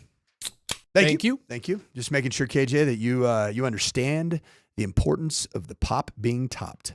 Top being popped. Top. Here we go. We got a lot of Nuggets in that. Tough to get there, huh? We got a lot of Nuggets action coming up this weekend, and it starts tonight against Katie and the Suns. All 29 wins here coming to Ball Arena against the Nuggets, but I'm really going to be popping a top on Sunday. Yes, Sunday. I'm going to go to early church so I can make it for the 11 a.m. tip on ABC against Shea Gilgeous-Alexander and the Oklahoma City Thunder. Nuggets, it's time to arrive on the scene of the crime. Last thing before you get out of here. Are the Avs done? The Avs are done, and I am great with it. Now, Okay. I'm not announcing they're done. I'm predicting the Avs are done. We still have another hour and 5 minutes to know if they're fully done. I think they're done as well. If they are not, they're going to move for a number 6 defenseman, very small. They'll move a 5th and a 6th and a 7th or something like that. If they do move for a middle pairing D-man, that means likely a guy like Casey Middlestat is going out the door. 1 hour and 4 minutes to go in the NHL. Trade deadline PhD is coming up next. They'll have all of it for you, as well as Chris McFarland's post-trade deadline presser this afternoon. Don't go anywhere. It's the best in all sports coverage here in Denver. It's Altitude Sports Radio 92.5. See you guys Monday morning at 10.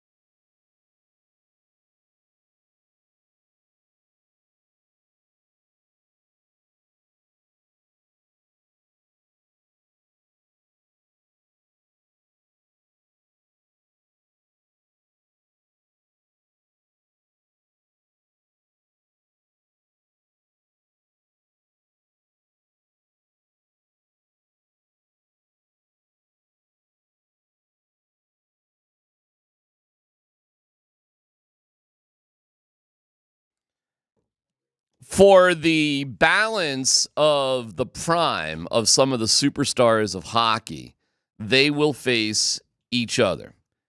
Welcome to the show. We still have an hour till the trade deadline evaporates. And That was a heck of a just kind of opening power line. Well, that's the story. I mean, that was a power line. That is the story. You will have Matt Duchene and Miko Rantanen. And maybe Matt Duchene isn't in his prime, but Miko certainly is, and McCarr and McKinnon Be a good will second, third line guy, though. be. Yeah, but you will have in the primes of their career, essentially, friends become enemies. This is, what do we got here? Casey Middlestat. Okay, so we got a deal. Oh, we got another. All right, Raj, why don't you just grab a mic here? Can you just pot Raj up? Yeah, it's funny because the first question I asked here was about Casey Middlestat, and apparently we have breaking news that Casey Middlestat has been dealt. Raj, what are you seeing right now? Pierre LeBrun, the first one tweeting this out and reporting it, that forward Charlie Coyle, formerly of the Minnesota Wild, big power forward for Boston, has been traded to Denver for Casey Middlestat. Okay, just straight up. That's it? As of right now, that's all I see. I don't know if there's anything else. It So just came out I don't a want to minute say ago. anything, but it sure seems like they added some pretty big dudes that some people They have did. been They talking did. about They a did. necessity and need for. For years, Scotty. Yeah. For years, Scotty. Okay, well, as long as we got you here for a second. Listen, I am not surprised Middlestat was traded. That was all the talk last night, that he would be next. Because there's... And it's not as simple as, well, you're a 2C, now you're a 3C. That's not how the Avs evaluate their lines. They think of their lines as doing something a little bit different. It wouldn't make sense for Casey Middlestat to be the 3C. And as far as the 4C goes, kind of who cares? So first, let's reflect on that. What do we know about Charlie Coyle there, Raj? $4.5 million player. He is a prototypical power forward. Okay. I think he makes them bigger. He gives them an insurance policy, not only on Gabriel Landeskog never coming back. He gives them an insurance policy on Valeri Nichushkin. God forbid anything happens. Like Is it has Coyle for a the top last 2 6 years. guy? I think he's probably a middle 6 guy for you right now. Well, you know what? It is kind of interesting. How much did you say they had $3 million yesterday that was available? Is that what you said? 3.1 yesterday. 3.1. And although I did hear some people grumbling about giving up too much for Brock Nelson, what they did with that was they were able to get the Islanders to take on half his salary, right? So it was $3 million that they held on to. So they were able to move quite a few pieces here with $3 million that was available. Moving on from Casey Middlestat is the reason why you were able to do all of that. I also believe moving on from Casey means, and we know this about Chris McFarland and Joe Sakic, right, guys? They don't love rentals. And what happened with Sean Walker last year? It didn't work for them. They had to let him go. They had to add a first-round pick in there. With this, Johansson, when he basically... Right, for Johansson. It was, please take this contract off of our hands. What this tells me is they are likely looking to extend Brock Nelson to make him your second-line center for the next 3 years. Okay. What do we say about Coach Sanford, who invested $185 in a Casey Middlestat Avs sweater? Rip off the nameplate and put the last name Drury on it. Okay. What Chris Drury wore when they won the Cup in 01, 37. You're going back a little bit, huh? Overall, how did the Avs do, Raj? Knocked it out of the park. Chris McFarland put all of his chips to the middle of the table. He saw that they were too small. He saw that they were not deep enough. He saw that he did not supplement Nathan McKinnon and Cale Makar enough over the last 2 years and went, screw them picks. Okay. And I love it. Thank you, Raj. We appreciate it. If you want to hear Raj and Spring's reaction as everything went down, because this news happened in the middle of a game, just check out the YouTube channel, and you can find Between the Pipes with those two fellas right there. Reaction, guys, what do we think? Well, one thing Raj just said right there about screw them picks, I don't know if that's the exact philosophy or not, but I will tell you this. You go back over the last couple of years, Chris McFarland's been arguably the most aggressive GM we've had in Colorado in any sport in a long time. I mean, whether it's Josh Manson and the boys they trade for during the Cup run there, every year he is making significant moves, starting with getting rid of 2 goaltenders this year. I'm just, waiting for the Twitch and all the Av folk that were killing me and Andy also, who basically said they got to get bigger, stronger bodies in front of the net. They need another size on the defense. And to me, they did everything that Andy and I said they've been needed to do for 2 years. So, and then Raj can go in depth and say, well, and this is just in case if Landy doesn't come back, this just in case is if Nichushkin does what he does. Okay, good. But they got bigger. They got bigger. Yeah, they got bigger. They did. I mean, the one dude they got yesterday is like he's 6'3", 220, big dude, big. A legit 2C center, 33 years of age, Which so made a little bit older. Boom, boom, boom. We're gonna see you. Well, yeah, and it was interesting in the locker room after the game last night. Casey Middlestat was kind of quick to, but Nathan McKinnon and Cale Makar were quick to stick around and talk about it. And it was pretty funny talking to Nate, who said, well, we're not rebuilding yet, which is kind of Nate McKinnon's snarky way of being. Because this is a move that is being hailed as going for it now. Oh, absolutely. Oh, absolutely. Absolutely is. Switch, we can put back our poll we had 2 days ago. Are the Avs contenders? After this trade deadline, and it was still pretty high, 72% said yes. I bet that's higher now. Well, you know what the team's telling you. I mean, by pushing all the chips in, they are absolutely telling the fan base, we're contenders. Absolutely. They've already got their 8 points, and we said they had to get minimal for this homestand. They can still add more to this. Come on now. I'm excited, too, that it's about to get exciting. Yeah, and they needed to move on from Casey Middlestat as well. Which nice enough guy, but you just can't keep that around. But you know what? When they made that, and I don't think dollars, money, salary, I'm lost in all that stuff. I thought, dude, okay, so now you got your third line centers Middlestat. That ain't bad. At the time, it actually felt really exciting. I was like, well, okay. Yeah, but again, that's not how Bednar and these guys explain how they do their lines. No, I know. You use your third line for different reasons. You use your top two lines essentially for scoring, and then you're more on a defensive mode for your bottom two lines. Well, getting offensive contributions from your bottom six is great, but that's not who you're counting on. They wanted that fourth line was the troublemakers. That fourth line was we're storing things up. But that ain't what they were phenomenal. That's not what Casey Middlestat is. Hey, Nessius, did you watch any game last night? Now, is that the game? Yes, okay. I was there. Well, that doesn't mean you watched it if you were there. You're probably YouTubing and I was watching the game. And Scott, streaming the interviews. While I was at the game, I was watching the game. Yeah. Because sometimes, listen, man, you kind of. I was watching the game last night. You have a wandering attention span sometimes, right? Romy Bean was exhausted. 10 goals scored. She was worn out. She left.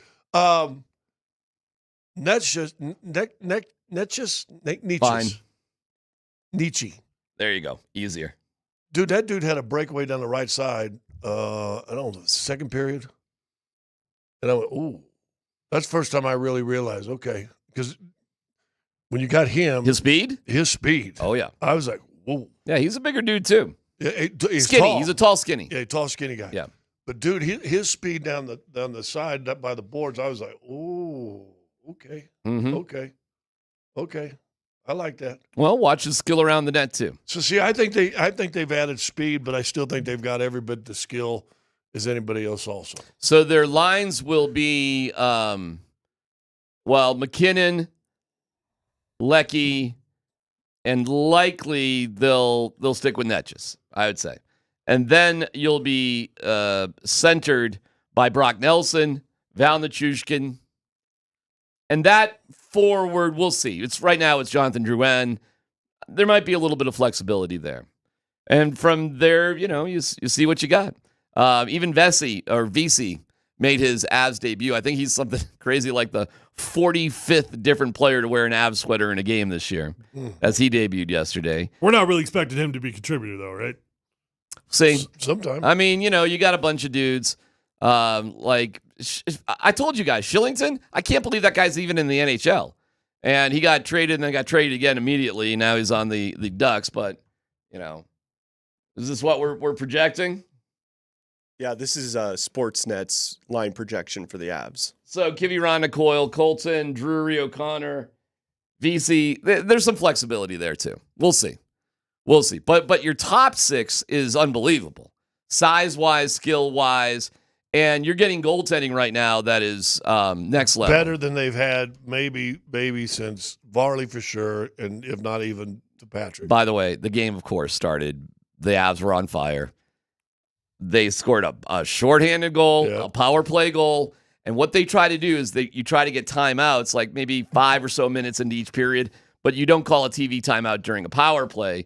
So they were not able to do their first TV timeout till like 7 minutes had gone past in the first period. The score was 2-0. It was right after the with the score 2-0. With the score 2-0. Stupid. And the first TV timeout, guess what was on the Jumbotron? Stupid. Thank you very much, George. It was like he's already having. I mean, seeing that, I'm a little bit ticked off. The Broncos haven't done that for me. Yeah, a little bit ticked off. They let you go bang a drum. They did do it for but me. You would they did play my highlights one time. They did do that. Yeah, but the way you'd have to be on another team. Yeah, well, they gave me the retirement one, I guess. And you got that one. But it was a odd moment, to say the least. Down 2-0, looking very Georgie-like. That they do a video tribute, and Georgie just kind of. It was basically. They put up Fjorgiev? It was basically in the arena. They showed the replay of the last goal on the power play, and then straight into the highlight reel. And then it was straight into Georgie stopping people, and I'm like, oh, they didn't. And I thought, okay, did they just have no better play? I mean, what do you want to do it when it's 5-0 or 5-1? Listen, they do these tributes, and for the Nuggets. In the Avs, at the first TV timeout. The score could have easily been 0-0. I don't think anybody was trying to rub it in. I think it's the classy move to do. And the crowd was fine. Oh, they cheered him. They're happy. What's the crowd disappointed about? We know there's more goals to come. And certainly there were. Georgia still can't win in Ball Arena. He still cannot win, but he's like 4-13 or something with San Jose. I mean, they're not a good team, anyways. That's a team that's just fallen off the frickin' edge. It can happen. Do not take it for granted, brother. Do not take what we have for granted, and be appreciative, in my opinion, of a team and a management team that is going for it. Well, what was the 1 year, Dan? They lost 60 games or something like that. The 1 year that was so bad. The 16-17 season. Yeah, that got him a car. That one. I mean, that's just 9 years ago. Wow. You know, and how Bedzy survived that again is a little bit of a miracle. But that's when Patrick Waugh stabbed him in the back, in my opinion. By the way, he went out. And to his own admission, he did it the wrong way. Correct. And you get Bedzy in there. You got Nate. It ends up getting, it built a lot of good parts. However, the drama is heightened massively with the news that has come out that Miko Rantanen is now a member of the Dallas Stars. That you'll probably see in the second round. Well, you're going to see it in 7 days when Dallas comes to town on March 14th. Are you going to do a film for him? Yes. Wow. I think you gotta. You do it for Georgia, you damn sure better do it for Miko. But arguably, it's not the Red Wings who are the biggest rival for the Colorado Avalanche. It is the Dallas Stars. They're the closest sort of proximity-wise, sort of. I mean, you got Utah and Vegas. I get it. But you know what I'm saying. It's in the same division. They have playoff history together. And you already have the black hat of Matt Duchene rolling over there. They eliminated the Avs last year. And you mean to tell me for the next 5 years in the prime of their career, one of our biggest enemies that we'll see all the time is Miko Rantanen. Yeah. Woo! You ready for this? Well, the best part of that 5 years, don't have to listen to that stupid song anymore. That's a good song. It's a good song. Stupid song. Let's not knock the song. You The don't song's like very catchy. You don't like Hoosiers. It's a very catchy song. Miko Rantanen. I said Miko Rantanen. Miko Rantanen. I said Miko Rantanen. You know the only thing that's close to being as bad as this song is a mock draft in January. We'll get to that coming up a little bit later. Thank God it's March. Connor McGahey was in the middle of calling the game when all this went down. He'll preview today at 1 o'clock. They have a practice at Family Sports. Chris McFarland will talk after that. You'll hear that. We are going to have, we'll see either Chris McFarland or Brock Nelson on this show before this show is done. Sweet. So if you're into the NHL trade deadline and everything Avs, you got the right place. Altitude Sports Radio 92.5.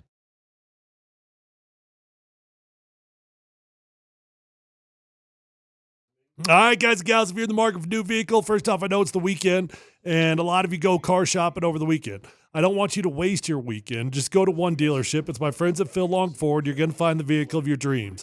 Guys, I value relationships in life. That's why I continue to go back to Phil Long Ford every time I need a new vehicle, because I know them, I love them, I trust them. They give me the best price. They get me in. They get me out. They're going to do the same thing for you. When you go to Phil Long Ford, we're talking about one-stop shopping. Over 1,000 cars, trucks, vans, SUVs, electric vehicles, even commercial fleet vehicles on their lot right this minute. So whether you're looking for new, whether you're looking for pre-owned, you're going to find the vehicle of your dreams over at Phil Long Ford, and you're going to get the best price. The interest rates are rock solid. The incentive deals are very good, and they've got an award-winning service department. So once you buy that new vehicle, keep it serviced over at Phil Long Ford. You're going to have a beautiful ride for a very long time. Let them know Tyler sent you on over, and find them online at phillongdenver.com.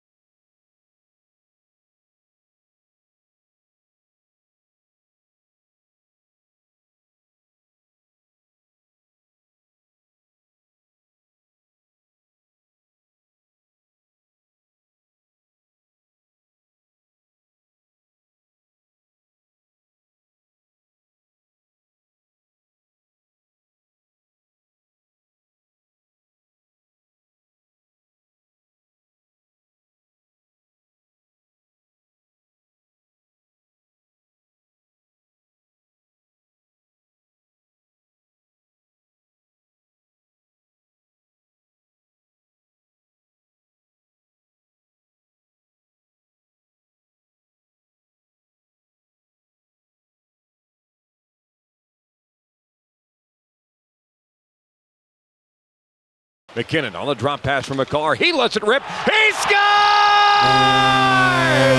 Oh, hail Kale! And it just keeps getting better. McCarr and McKinnon discussing who touched it. But it should be McCarr's second goal of the night. A 6-point outing from our great number 8. Yeah, Kale was wearing the big hat, he said in the locker room afterwards. Well, I can't give everybody else a hard time if I'm not willing to wear it. So he put on the big hat, then immediately started talking about like trades and everything. It was kind of an interesting.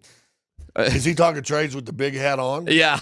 So he's kind of talking about like some really serious things and big things with like the big hat, which is, kind of funny. I thought the whole thing was kind of funny. Connor McGahey, the voice of the Avalanche on 92.5, joins us right now. I am curious, Connor, when this trade happened, and now we're hearing, by the way, Mittelstadt for Coyle.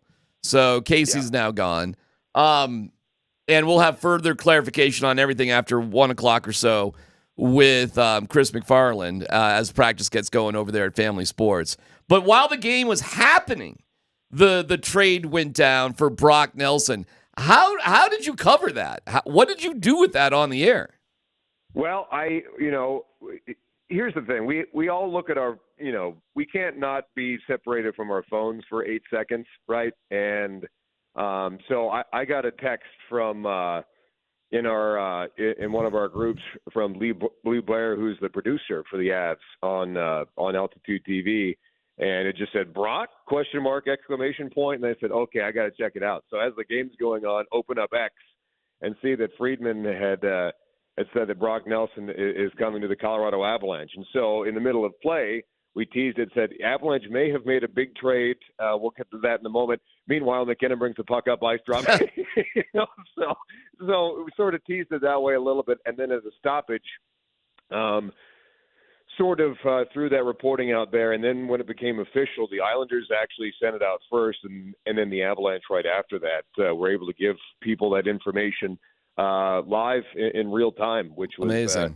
Which I don't think I'd ever been able to. I don't think it's happened very much for the Avalanche, and so I'd never been able to do it before. But and thank goodness that it was a national TV game. Riker was there. We had Pat Chavez, the great Pat Chavez, doing stats. And so he's looking up, seeing how many defensemen have had 6-point nights in the history of the NHL. So it was an absolute wild night for a myriad of reasons. And that Nelson trade mid-game was just one of them. Well, one of the things really quick that we were doing up in the press box is we were trying to find Casey Mittelstadt. Because when the news came out, he was not on the ice. And we are kind of if you got some binoculars, it would help. But we're a little bit away from the Avs bench. I was trying to scan the bench to Connor to see if Mittelstadt was out there. So we have this the player tracking. I have in a web-based piece of software. So it shows you just select whatever building you're in, and then it shows the player tracking for both teams. Green means they're on the bench or on the ice. Red means they are not on the bench or on the ice. Gotcha. So that's the first thing that I did too. I went to that software and I said, okay, did anyone get pulled mid-game? And nobody did. We were green top to bottom. Gotcha. And so that was the interesting part. So we said, okay, well, it's nobody on the ice. Could it be one of the scratches in Sam Malinsky and Oliver Shillington? It ended up being Shillington and obviously picks. But that's how I confirmed that was able to absolutely know if everyone was present and accounted for on the Avs bench or the ice.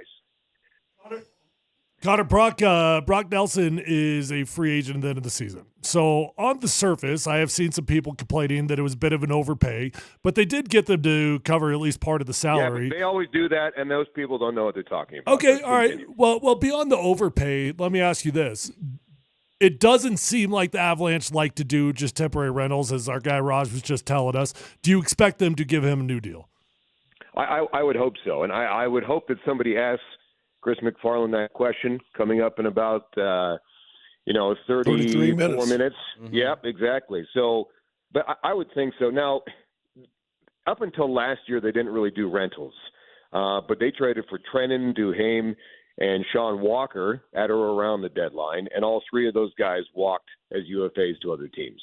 So that was the first time that really happens those were sort of auxiliary, players that, the Avalanche are not going to offer Sean Walker 5 years at $5.5 million like Carolina did. Like, that's just not going to happen. But if something makes sense for, a 33-year-old center, frankly, one of the best, depth centers in the National Hockey League and has been for a long time, guy who's big, who can skate, who can score, then that would make sense. And I would think that, Brock Nelson, who's been, and I'm going to say stuck on the island for his entire career, he sees an opportunity to play with Nathan McKinnon and Cale Makar and Marty Necas.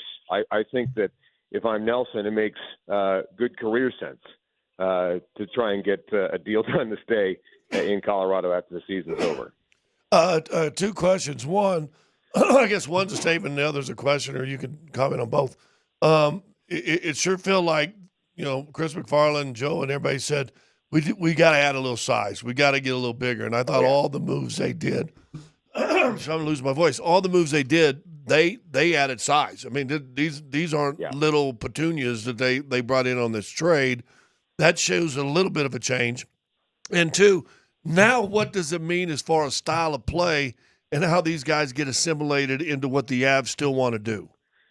You sounded like Linda Richmond there for a second. Talk amongst yourselves. I'm a little bit clamped. Why do we park on driveways and drive on parkways? Talk amongst yourselves. Talk amongst yourselves. I'll give you a topic. But size is the main thing. I mean, Lindgren is 6 foot, for example, but plays big. Mm-hmm. Jimmy Vesey, 6'2", right? Big body there. Brock Nelson, big body. Charlie Coyle, big body. So now, especially down the middle of the ice, I mean, I'd like to go back and look. Are those all of a sudden the biggest centers? Really, like, as far as size goes, where do the Avalanche rank now as far as down the middle when it comes to the center position? That's fascinating. So I know that was something they needed to address, and they finally did it. And, Coyle was slotted in at the number 2 center spot in Boston, which is probably not where he belongs. He's more of a perfect number 3 centerman. And, he's not afraid to shoot the puck. He can score. And I think it's a great fit for Colorado because, like Brock Nelson, he can skate. He's not just a lumbering animal out there. He can get up and go. Brock Nelson the same. So I don't think it's the complete opposite of playing in, say, Carolina, for example, where it's dump and chase all the time. It's more swashbuckling style that, frankly, anybody likes to play. I don't think there's going to be a whole lot of adjustment period for either of those guys. The deal that's being reported financially with Miko Rantanen and the Stars does not appear to be all that much more money than what the Avs reportedly had offered. Does Miko Rantanen go down as an enemy of Avs fans for being greedy and selfish and not willing to stick here with this team? This is tough because he's been a fan favorite for such a long time. But you have to... So was Carmelo. Right, and you have to handle your business properly, right? And you exist because of the fans, right? And look, nobody's perfect. Everybody makes mistakes. But this, whether it's and you guys tell me, you guys both played professionally. At the end of the day, I think it's on the player. I mean, you have your management team to help you out with negotiations and get where you want to go. But it's tough not to... Especially if he goes to Toronto, okay, big deal, whatever. Mm-hmm. You play the Leafs twice a year. I'm not sure it really matters. But when it's frankly one of your arch rivals and a team that's been one of your rivals for a long time, it's hard to not have worse feelings towards that, especially when the money is very similar. And no state tax be damned because of that. So, yeah, I don't know. And that seems to be a feeling amongst people around the league on the internet. Ryan Whitney saying that, Pete Blackburn, guys like that are saying, wait, wasn't the money very similar? And I don't know that for sure, but if it was, I think you'd want to stay in a place where you're loved, where you do have a chance to win, and where, your bread's been buttered for a long time. So I don't want to speak ill, but it's. Well, I think it's clear what you just said. I think it's clear what you just said. I'd push back on it slightly here, and here's my take on it. I don't think it's fair to compare that to Carmelo Anthony. Carmelo wanted out of Denver. He wanted to go to New York, right? Like he wanted out of here for radically different reasons.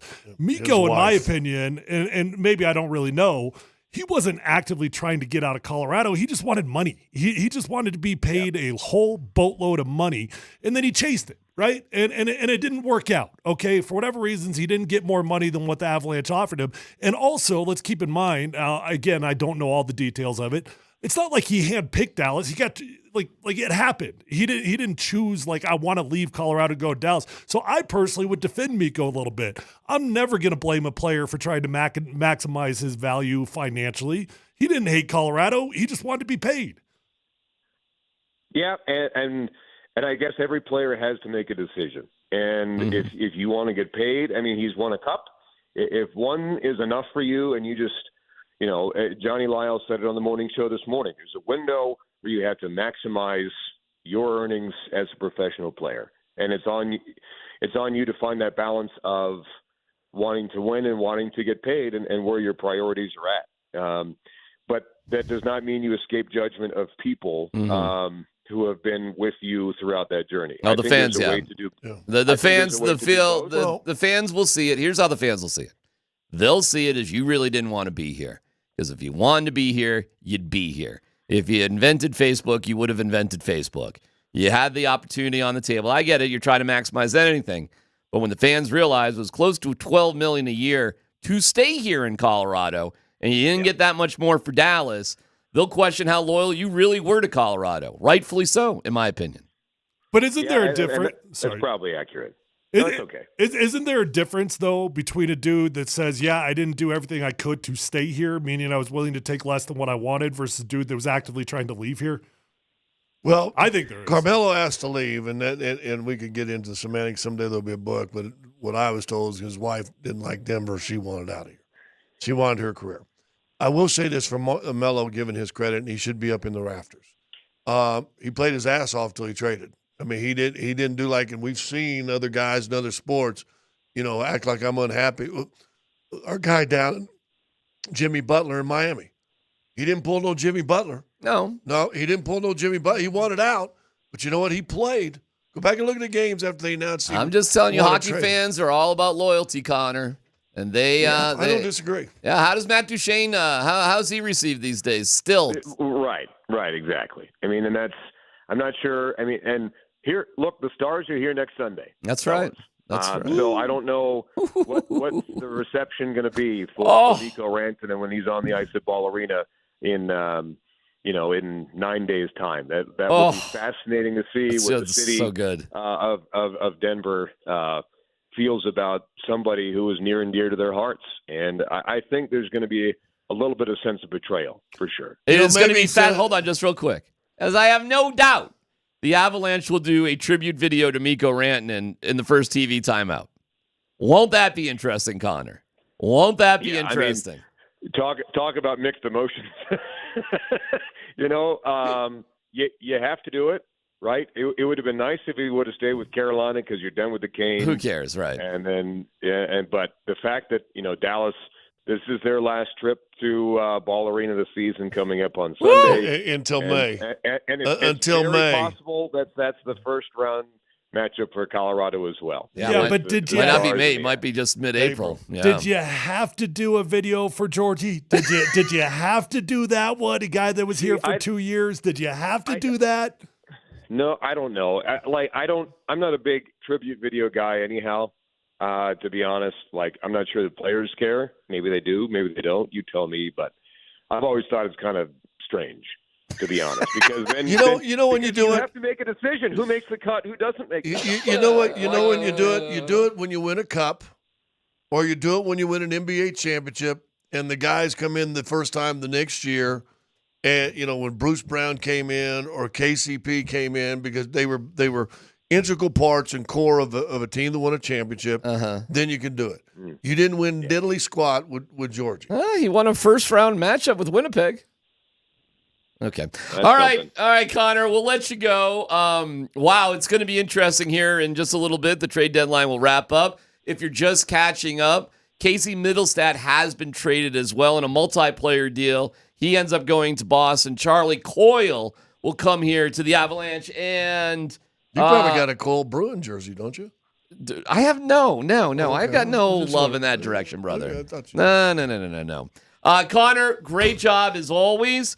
We really appreciate your time, and it gets a fun game tomorrow against Toronto. 5 p.m. puck drop, too. I love that. Oh, my God. 5 p.m. puck drops?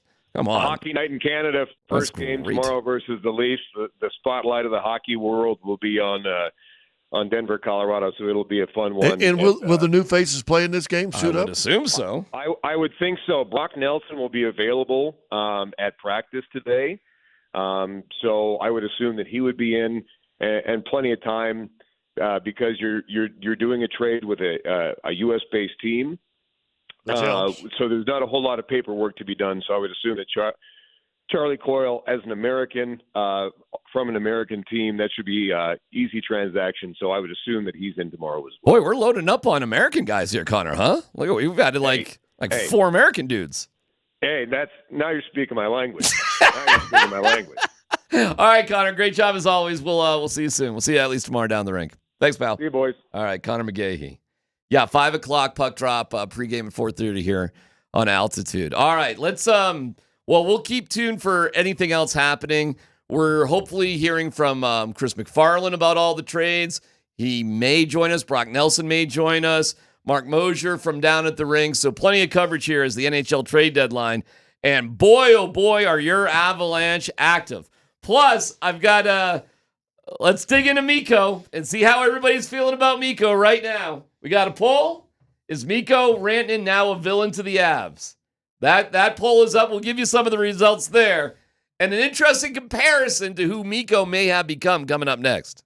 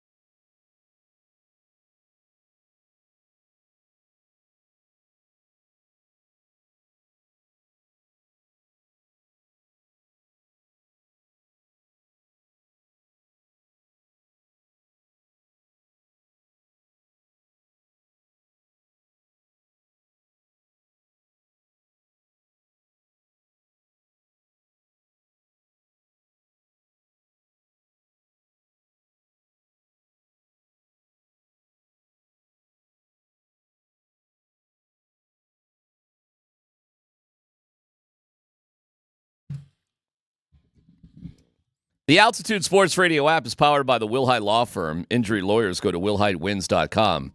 That's wilhitewins.com. And we know people are listening and watching from not only here in Colorado, but all over the country, frankly, all over the world. And when you have news like this, we've got you covered on the app. We have instant reaction. All the shows are in on it. And we're doing our thing, and we'll continue it as the trade deadline is 15 minutes away. But Mittelstadt traded for Charlie Coyle. Brock Nelson. I'm forgetting the other guy they got, too.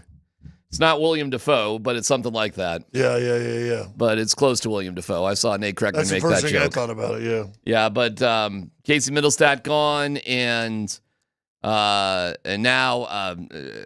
Oliver Shillington gone. Cal Ritchie gone, too, who was a very promising young player, as well as a first and a, what else do we go? First and a third, something like that? First and a fifth? I don't know, something like that. I know it was first rounder went, too. But I don't care about 5 years from now, guys. I don't give a crap about 5 years from now with the Avalanche. I don't know how you guys feel about it, but I want to win now with the Avalanche. Right. So 5 years. I mean, we're talking about guys that are actually getting on the back end. We get to 5 years. We don't have that long of a window. We do not. You, for the Avs and the Nuggets, you want action now. That is correct. You want action now. For the Broncos, when we talked about the draft last couple of days, I've said DMac's ready to win a Super Bowl now. Slow the roll a little bit. Don't jump it, because teams have jumped through expectations or maybe a good season. You jump a step or two over the process, and it sets them back a year or two. It can, especially with free agency. It's where it can really, really hurt you in the NFL. Yeah, so just be careful. These guys, I'm impressed with the Avs did. And listen, I don't know anything, and I don't watch out-of-market hockey very often. I watch USA Canada, but this is aggressive. And if we put a list up together, go all the way back to the start of the season when they blow out two goaltenders and bring in two new goaltenders. I mean, this is part of that process of winning right now, too. And again, their goaltending is fabulous. I mark that off the book right now. Now you might want to say, okay, mark off worrying about your second, because they're in the middle. Everybody's worried about the second, third, and fourth line scoring after the first. Mark that off your book now, too. But what you couldn't anticipate, what we didn't see happening, was the heel turn of Miko Rantanen. And let me ask you. 450 votes. Yeah, overwhelmingly. Is Miko Rantanen a villain? That's a quick 450 votes right there, by the way. 81%, 81.7 yes, 18.3 no. Who took a bigger heel turn, John Cena or Miko Rantanen? Who is now hated more when you saw Cena with those look on his eyes like what is happening to our hero here? I mean, let's not discredit when Hulk went heel. Yeah, Hulk went heel too. I mean that's far bigger than John Cena. I'm just going with what's recent. That's all. Yeah. Now he's got his own TV show. Wouldn't that be great if when Miko takes the ice, warming up for Dallas, they throw on the John Cena music? That would be pretty badass. That would be funny. I gotta believe there's a few wrestling fans that are hockey fans, right? Oh, you think? Yeah, I would think. Hey, brother, those affliction shirts aren't going to sell themselves. So, yeah. Let's talk about Miko. And I'm looking at some of the comments on Twitter. Woo! Is he a villain? 1,000%. Dan Halen, 13, dead to me. Nick Molratis, absolutely. J. Seward, 55, actions speak louder than words. Whether it's him or his agent, Rantanen basically gave the Avs the big middle finger. Victoria Medina, dead to me. I like those people. Avs reality. Anyone who says no doesn't understand how dirty he did us. Just Gigantario. Moose just stabbed Gabe in the heart. Johnny in Colorado. How is this even a question? He absolutely screwed us over. Boo his ass forever.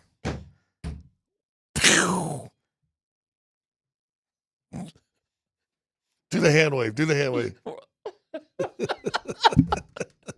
Wow.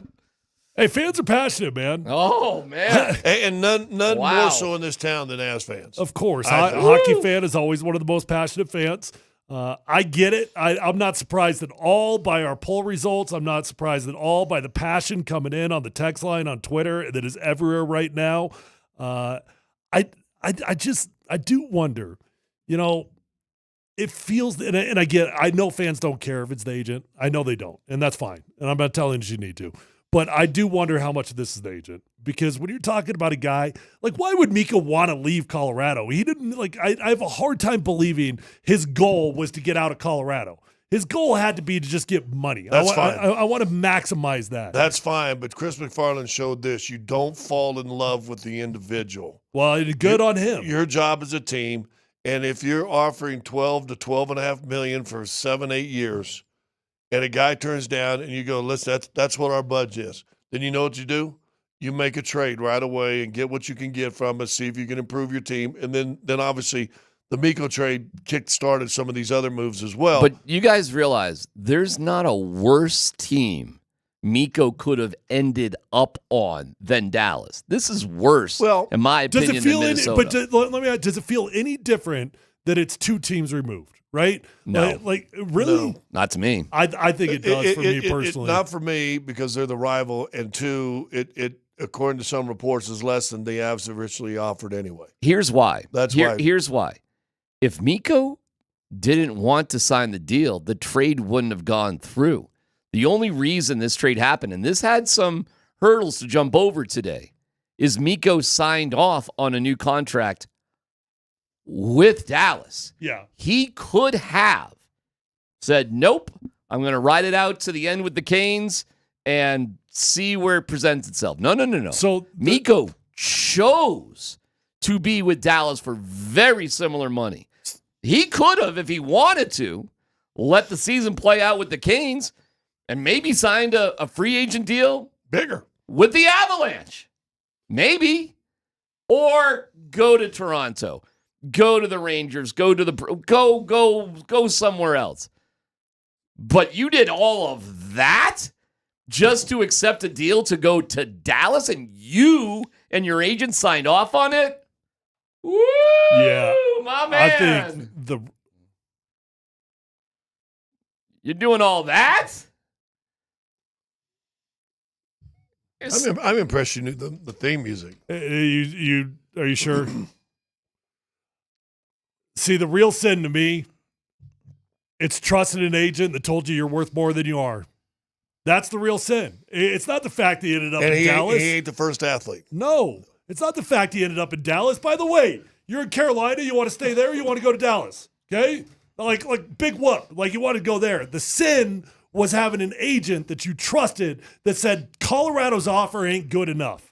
And you trusted him that you're going to get more if you go somewhere else. And you probably didn't bank on the fact of going to Carolina and doing nothing while you're there. That certainly didn't help your cause at all. That probably rushed all of a sudden the acceleration, like, ooh. We better take the bird in hand, the next bird that gets in our hand. The next bird in our hand we might want to jump on.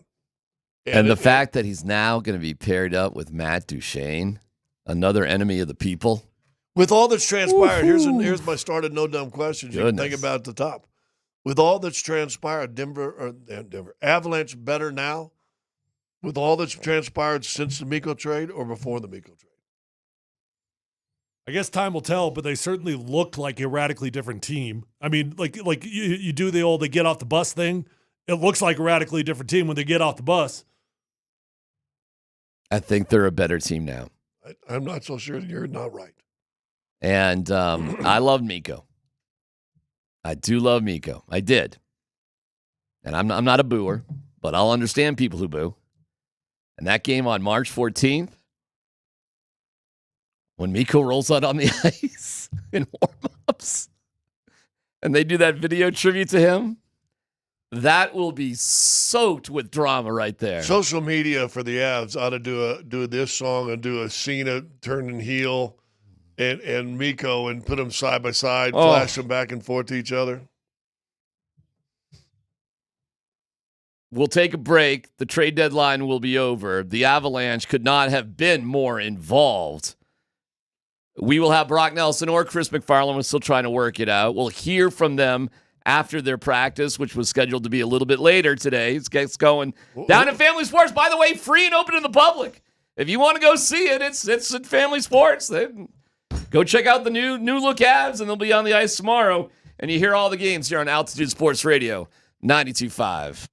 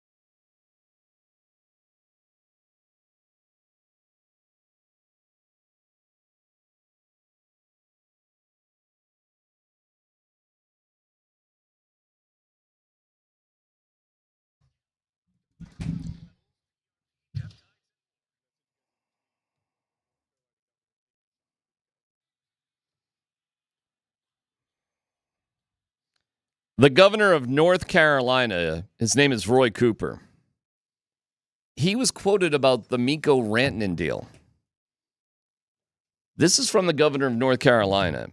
If the Canes were getting for the playoffs what they got these last 13 games, then it's for the best on getting rid of Miko Rantanen. The trade deadline has passed by a minute. We're expecting Chris McFarland to speak at Family Sports after the Avs practice. I'm not exactly sure when that's going to happen. We'll bring it to you the best that we can when we can. We're hoping to get Brock Nelson or Chris McFarland on with us today. Casey Middlestat was dealt for Charlie Coyle, who's another American, by the way, 6'3", 220. When he center on the USA Four Nations thing. Brock Nelson was. I'm not sure about Charlie Coyle. I'm not saying he wasn't. No, you're right, Nelson. But Nelson is another, both from the Boston area, by the way. That's why you got black and gold. Miles Wood is from the Boston area. He does have his little leprechaun shirt on underneath that sweatshirt. Yeah, well, I got a little Irish in me at all times. Got his Celtic shirt on. Yep. Yeah, right. Take that sweatshirt off. Let's see what you got there. I got a. That's kind of embarrassing. Really? Well, I just became a member of the Dive Bar Club, so I just got a bunch of. I have no idea. This is probably from Wisconsin or something. A bar I never went to. Told you I was a poser. Are you hippie. one of those guys? No dumb question that'll wear shirts to concerts or places you've never been. Somebody goes clearly, away. yes. The bars. He joined bars, an apparel club called divebar.com. Yeah, so I guess so because I've done that with Would the you bars. not have enough T-shirts, and now you got to get a subscription of 5 T-shirts a month? It's something like that. Yeah, I got like 30 T-shirts to bars I've never been in. Drunk the night you signed up? I re-signed for like 2 years. Finally, when the shirts came in for like the 2 years, my wife looked at me like, "Really? Seriously?" I'm like, "Okay, I'll stop." What are we doing with all these T-shirts? The poll, people are killing Miko Rantanen right now. Killing him. On our poll on Twitter, which has a ton of votes on it already, over 800 votes, whether he's a villain, 79% yes, 21% no. Raj said something interesting. He said what he said on his show was a tribute video, stand up, clap for him, blah, yeah. But then every time he touches a puck, you boo. That would be kind of the Matt Duchene treatment. That's kind of what he's got over the years. I don't think Rhino. He's with Matt Duchene. He is with Matt Duchene. Matt Duchene, who scored the overtime winner to send the Avs packing last spring. Okay, that did happen. It was a free agent, and Dallas finally brought him later. I think they brought him back later too, didn't they? Wasn't like midsummer type thing. Miko Rantanen has spoken to TSN about why Dallas. Go ahead, Dan. Okay, first question, why not Carolina? You get traded there, you're definitely caught off guard by it, and you have a few weeks to adjust to the team. By all accounts, they made a contract offer. Why did you decide at this point in time you weren't going to sign with them? Well, I think at the time, obviously I had to look at all the options because there was no deal when the trade happened. So I was kind of in a situation where, I had to really think about my life for a long period of time, not only on ice, but also off the ice. And obviously, really good team in Carolina. As we've seen in last couple of years, they've been pretty close to the Stanley Cup. But I think, just the fit in Dallas and I'm thinking about it a lot with my camp and myself and Susanna and everything. So just the fit, I feel like, everywhere. I think that was what the decision was. Yeah, what the decision came down to is no sales tax in the state of Texas. What the decision came down to is his agent told him he could get more, go to Carolina. He had a rough start as the governor of North Carolina, who I'd say quit watching so much hockey and go back and take care of them folks up in the hills that still don't have homes after the hurricane. There you go. Yeah, politics. Yeah, but now you go to Dallas and they say, hey, listen, man, this because if you're really thinking about your future, whatever, you had an 8-year, $12 million deal here. We'll sign it here. The agent kind of lucked out, quite frankly. lucked out that Dallas made an offer that was in the same ballpark. If not, maybe a little bit more, maybe it's a tiny bit less. I don't know. But the no state income tax, that saved the agent's butt because he was able to be like, yeah, look, we got this, and you're going to save over the course of the deal $4.5 million. That's big. It's not nothing. It's not nothing. Not nothing. Oh, I wouldn't dismiss 4.5. Of course, your property tax and your sales tax are all. What do you mean? Too. Yeah, that's how they get away with it. You're right. Cost of living in Texas ain't bad though, buddy. Listen, he chose to go to Dallas. He chose to compete against. He knew what he was doing, and yeah, okay, maybe it's a little bit more over 8 years, but I mean that's a massive eye roll when you're already making that kind of money, anyways. I don't know, man. I think it'll be an interesting reception when Dallas comes to town. How many years is the deal? 8. Somebody said. Yeah. So, but let's just think about this for a second. Like backing it up to, should we really be mad at Mikko, right? The original reports we had heard was like 11.7, 11.8 was where the Avalanche were at. Now, seems like that number seems to be creeping up all of a sudden, which I always kind of wonder what it's really at. But let's say the original offer was 11.8 and he wanted 13. Well, over the course of an 8-year deal, that's probably about $9 million, you know? Mm-hmm. I mean, that's about $9 million. Are we really judging a dude for trying to chase an extra $9 million? No, we're judging a dude for settling for a lot less than that to go to your direct rival. That's what we're judging him on. Not that. Everybody kind of gets that. But the truth is, it's a lot of money, man. It's a lot of money, period, if he wanted to stay. And where exactly is your loyalty at? I know the rival thing is huge for fans. I got it. And I'm not dismissing it. And clearly, the fans are in agreement that everybody hates Miko Rantanen now. He is now the heel. I get it. Players don't care about rivalries. They don't. They never have. Well, maybe back at Scott's day they did. Not in my day. In my day, there ain't no such thing as a player rivalry with other teams. Yeah, that's in the soft era. Well, Team USA and Team Canada appeared to care about dude. rivalries. That's way different. Okay. But you think Matt Duchene doesn't get a little extra juice going? Against the Avs? Oh, no. That's also different. Okay. That's feeling wrong. Do you think Miko Rantanen isn't going to have a little like, I'll show you? Of course he will. He'll have I show you, but he'll also you're going to be hurt. If the stadium is booze every time he touches it, there'll be a little hurt. So I think he's kind of a sensitive guy. Well, he'll have 12 million pieces of napkin to wipe his eyes with. He'll be okay. I'm laughing so hard at the shut up, Tyler. You don't know what you're effing talking about. Yeah, because that dude's been in a pro locker room. Yeah. Well, that's a hockey guy. Yeah, that's fine. There's a difference between just. That's a hockey guy hurting. Listen, I Miko could have been here. I know more about pro sports than that dude. Miko, listen, what the odds are hurting is, look, it looks like you signed in Dallas what you could have got here, maybe even a little less on the top, but you get the sales tax or the state tax, whatever. But you could have been here. But then I still go to the question, are you better right now with all the moves that on paper?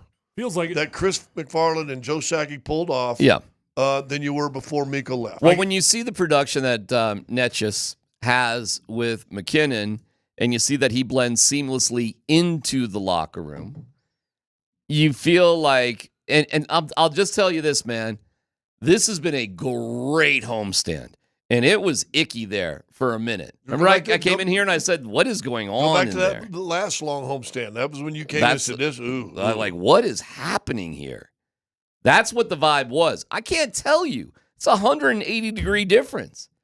You got, Nathan McKinnon, happy to talk. Cale McCarr's wearing the hat. We did a segment on the show about how the Stars, other than in fact, you said Kale will always talk. Yeah.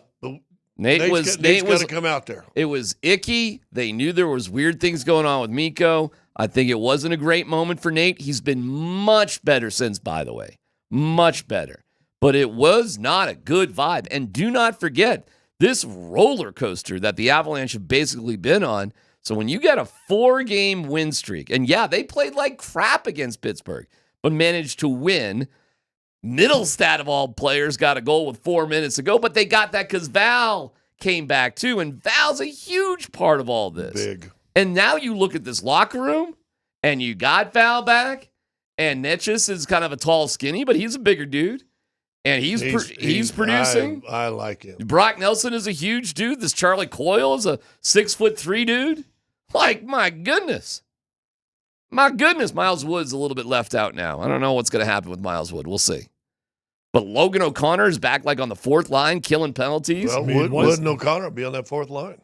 One thing we know about Chris McFarland. We'll see. We'll see with Wood. Wood might be in a suit with a toucan a lot. We'll see. Go ahead, sorry. No, it's all right. One thing we know about Chris McFarland, that dude ain't sitting on his butt. That dude gets antsy. He gets excited to win right now. And I think that could go both ways, but if you're responsible about your aggressiveness, I'm never going to be mad at a GM that's going for it. That's all I know. By the way, yeah, he's not the tallest guy, Lindgren. He's really not that tall, but he's wider, that sort of thing. Josh Manson was back last night, so you had Lindgren and Manson on the same line. I'm telling you, Shillington is nice enough, dude. Was that 58? Shillington? I don't even know what Shillington's number was. Left out. I mean, Rip, though, would look good at a 24-hour fitness. It was funny. Wedgwood was like, he was changing his shirt. It was like, well, I don't have the abs of Shill over there, but, give me a second. Let me put a sweatshirt on. Shillington's one of those, I don't need a shirt for interviews guy. Rightfully so. But he's gone. It's whatever. It was a little weird vibe, just a pinch in the locker room last night because you kind of had a feeling there's going to be another shoot or drop with Mittelstadt. You knew because this Brock Nelson just takes his job. So why do we got this guy for? And sure enough, they made a move. But that was small vibe. Overall, the vibe after that game was pumped. The fans are pumped. Georgiev, tribute videos was Georgiev, 4-Giev, 7-Giev. I just kept having when are they going to yank him? Just finish the complete humiliation. Listen, they took the goal that would have been 6-1 going into the third period, going in the second intermission. So it's still 5-1. I went, okay, this is over. So I actually stopped watching it, started doing other stuff. Did they keep Georgie in the whole third period? They did. I thought they were going to, I thought they'd pull him after the second period. I thought, they wouldn't pull him off the ice, which is humiliating. He just wouldn't start the third period. That's what I thought was going to happen. Nope. Put him in there. Who knows what bucket of hell the Sharks are going through? They may not even care. They're a last-place team. Chicago coming up on Monday is a last-place team. Pittsburgh's a last-place team. Didn't Chicago already beat you once? Yeah, it was, us in Chicago. Winning that long last homestand? There's been some bad moments, as there have been bad moments in Chicago for the Nuggets. But tomorrow night should be so much fun. By the way, Carlo goes to Toronto. I'm just seeing that. Is that right? Am I getting that right? Wait a second. Is this true with Eric Johnson? Shut up. Elliot Friedman, the Adam Schefter of hockey, is reporting, I'll read it, hearing Colorado is bringing back Eric Johnson. Wow. Dude, hey, Dan, I got to make sure this is not Does that immediately... No, you're right. This is him. This is legit. Wow. Does that immediately feel like the biggest story that the Avalanche made? Oh, it's huge. He's a reserve third line but blue liner. It's so much more than that. It's so much more. Another big guy. We love EJ. Eric Johnson's coming back to the Avs? Justin, seconds ago. Right before the bell. Right before the damn bell. Did they just pick him up? I don't know. It's just no details came out seconds ago. He was with the Flyers, so. Wow. They're going to win Wow. Damn, another 6'4", dude. Another huge guy. They're going to win a cup. Man, they are big. Keaton Middleton's like a 6'5" guy. They could throw Eric Johnson and maybe, I don't know what they've traded for him, so I don't know if Keaton Middleton's even on the team anymore. But I'm just talking about size. Holy cow. Avs, Stanley Cup run. Size matters. It's PhD on 92.5. Denver. Heard of him?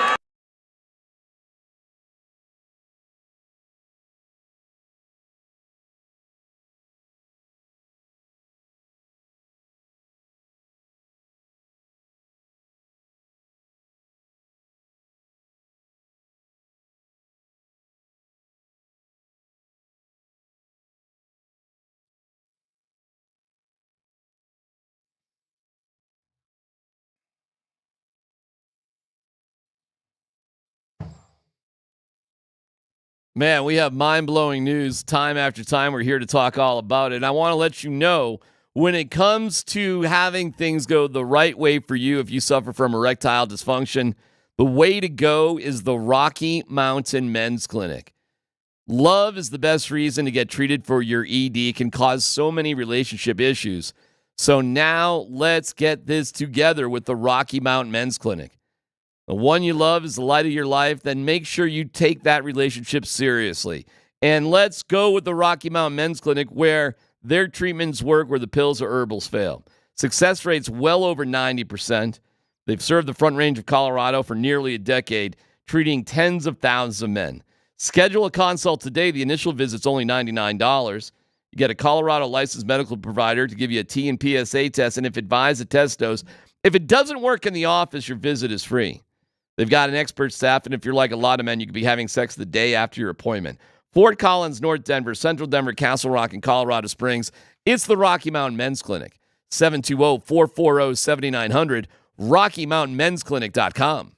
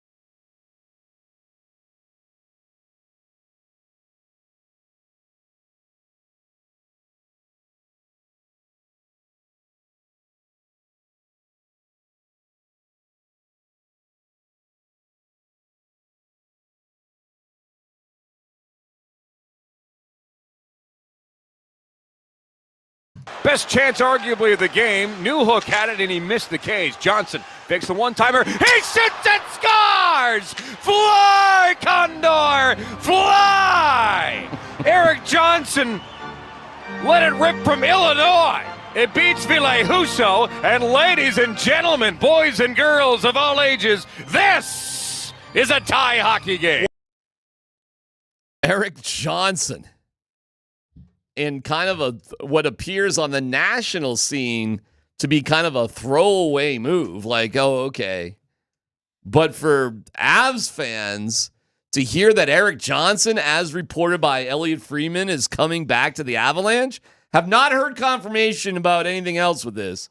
So this one is still a little bit, it's Elliot Friedman, feel great story, hearing Colorado is bringing back Eric Johnson. I just want to be a little careful with it because it's not like it's done.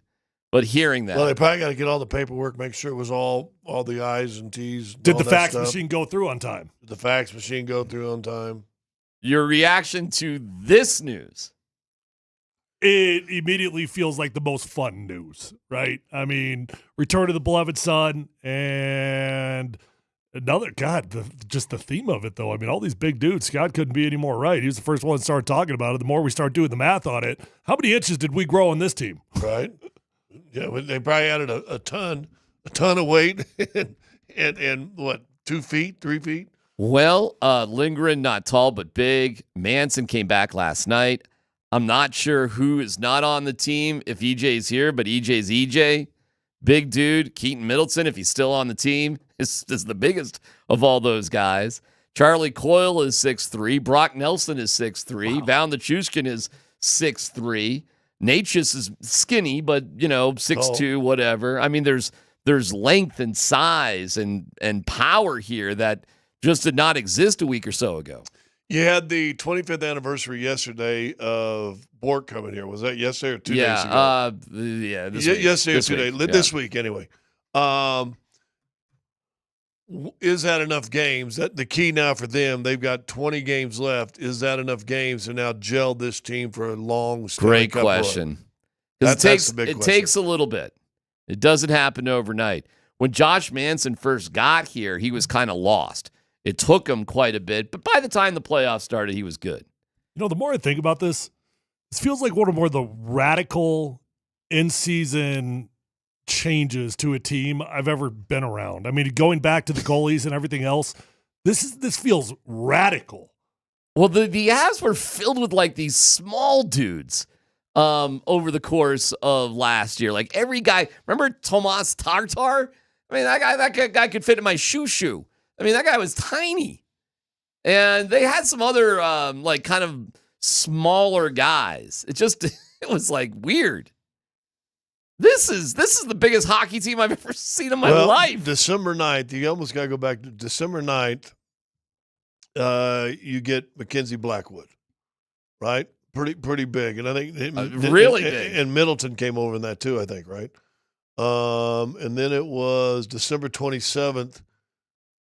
You get I'm trying to find when Wedgwood came. It was shortly. It was right around then. It was all relatively close. Long time ago. Wedgwood, November 30th, was Wedgwood, and then Blackwood came December 9th, so within 10 days. Yes. So goalie overhaul, which never happens. Like, not with 1 and 2. Never happens. It's exciting, guys. Well, it's exciting. If we put a second poll up, we ought to rate your excitement, I'll tell you this, but you do bring up a good point. Do not look for magic tomorrow against the Maple Leafs. The Maple Leafs are a really good team. They're a first-place team. You're going to need to gel here a little bit. But I'll tell you this. You want to talk about a feel-good glue guy, rah, let's go, fellas. Eric Johnson? EJ? We're going to happy hour now. We're having a good time. There's some spirit there. And listen, they did bring back Jack Johnson last year, too. They tried to get a little bit of that feeling back. Jeez. Everybody loved Jack. It was good to bring him back.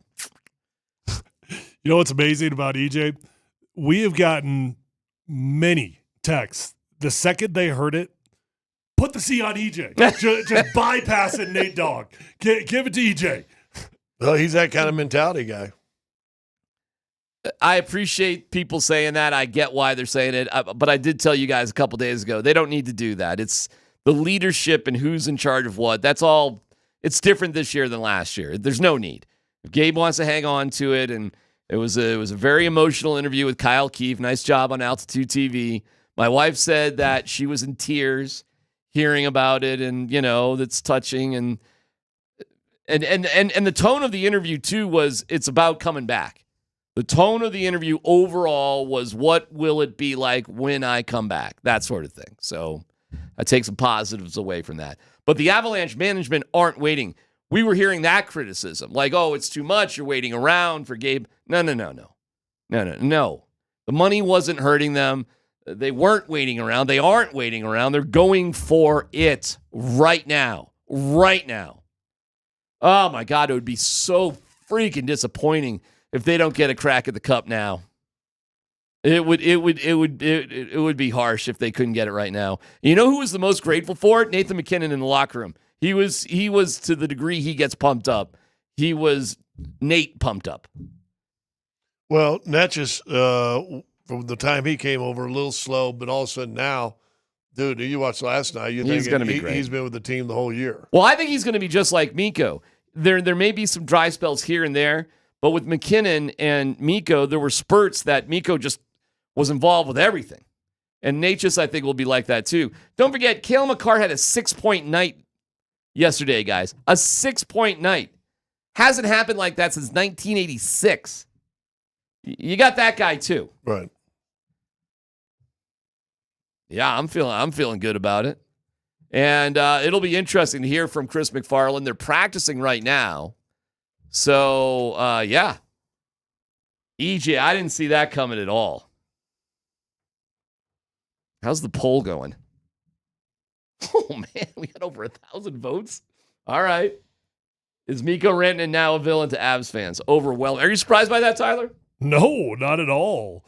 I get how fans feel, man. And, I mean, on the surface, without diving into all of it, just they're right. They're right. I get the feeling. And you know what? Fans should always feel that way about their club. I guess I've got a tendency to put myself in the player's shoes here a little bit. And I don't judge a dude for trying to maximize his value. I don't even think Mikko ever really wanted to leave Colorado. He just happened to be willing to leave Colorado to maximize his value. Goes out to Carolina, doesn't help him any, doesn't help his cause any. And then it hurts as an Avs fan, number one, to see him in Dallas, but number two, to see the numbers being very similar to what we were told the Avalanche originally had offered him. Okay. What are our expectations of this team for the rest of the year? Stanley Cup Finals. Stanley Cup Finals. Got to get past Dallas. It's a lot of new bodies. Well, though, you may not have to worry about that after the first round. You may get them in the first round. Small chance you might have to take a step back to step forward, though. I mean, it's a lot of bodies that are moving in there. Would you really be surprised if it took a little bit of time for these guys to figure each other out? Well, no. Well, they got Toronto. That's going to be a tough game. Chicago's cat poop wrapped in cat litter. So you got that game on Monday. And then I'm not, it's so weird having them home. Not only have the Avalanche been home, but they've had time off between games too. Between games. Like this has been, kind of nice. Not very stressful. They even had a bad game against Pittsburgh and still got 2 points. Okay. Well, that's kind of cool. They go to, but it's a valid question. Like, what happens from here? They go to Minnesota, to Calgary, and then you turn around. Holy cow. If you got tickets for this game against Dallas, 1:30 puck drop, Sunday, March 16th. Oh, my God. If you got to go to an Avs regular season game this year, this is the one. Not to down talk any other of the games here, but my gosh. You actually, Tyler, you don't have a lot of like easy games to sort of get your shizzle together as a team. Not really. I mean, it's aside from Chicago, you're talking about, playoff teams. Toronto, Minnesota, Calgary, Dallas, Toronto. And then you're up in Ottawa and Montreal, a little bit of a break there. But no, it's some pretty intense competition. Mm-hmm. Never mind what the Nuggets got coming up. Yeah, got to win tonight. You better win tonight. You best win tonight. Win tonight, split in OKC, and you'll be good. Okay. I'll take that. How about win both games in OKC? Well, that'd be great. Put your foot down. I'm getting a vibe, Scotty, that the majority of this station just is not on board with their contenders right now. I feel like the majority here is pretty damn hesitant about the Nuggets.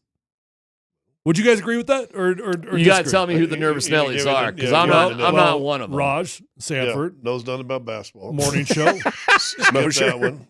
Okay, so unknowledgeable. Wait, who's nervous about them on the morning show? Vic. Well, but that's Vic being Northside nervous Nelly about. He's nervous about his own shadow, though. Okay, I don't know if I take we're that so just seriously. Dismissing it? I don't know. Well, Vic feels it's a safer place to be to always kind of assume the worst. And I don't want to put words into his mouth, but I'm just going to assume Nate. I'm just going to assume. Oh, Nate's not. Nate yesterday was, they got the best player in the world. Here we go.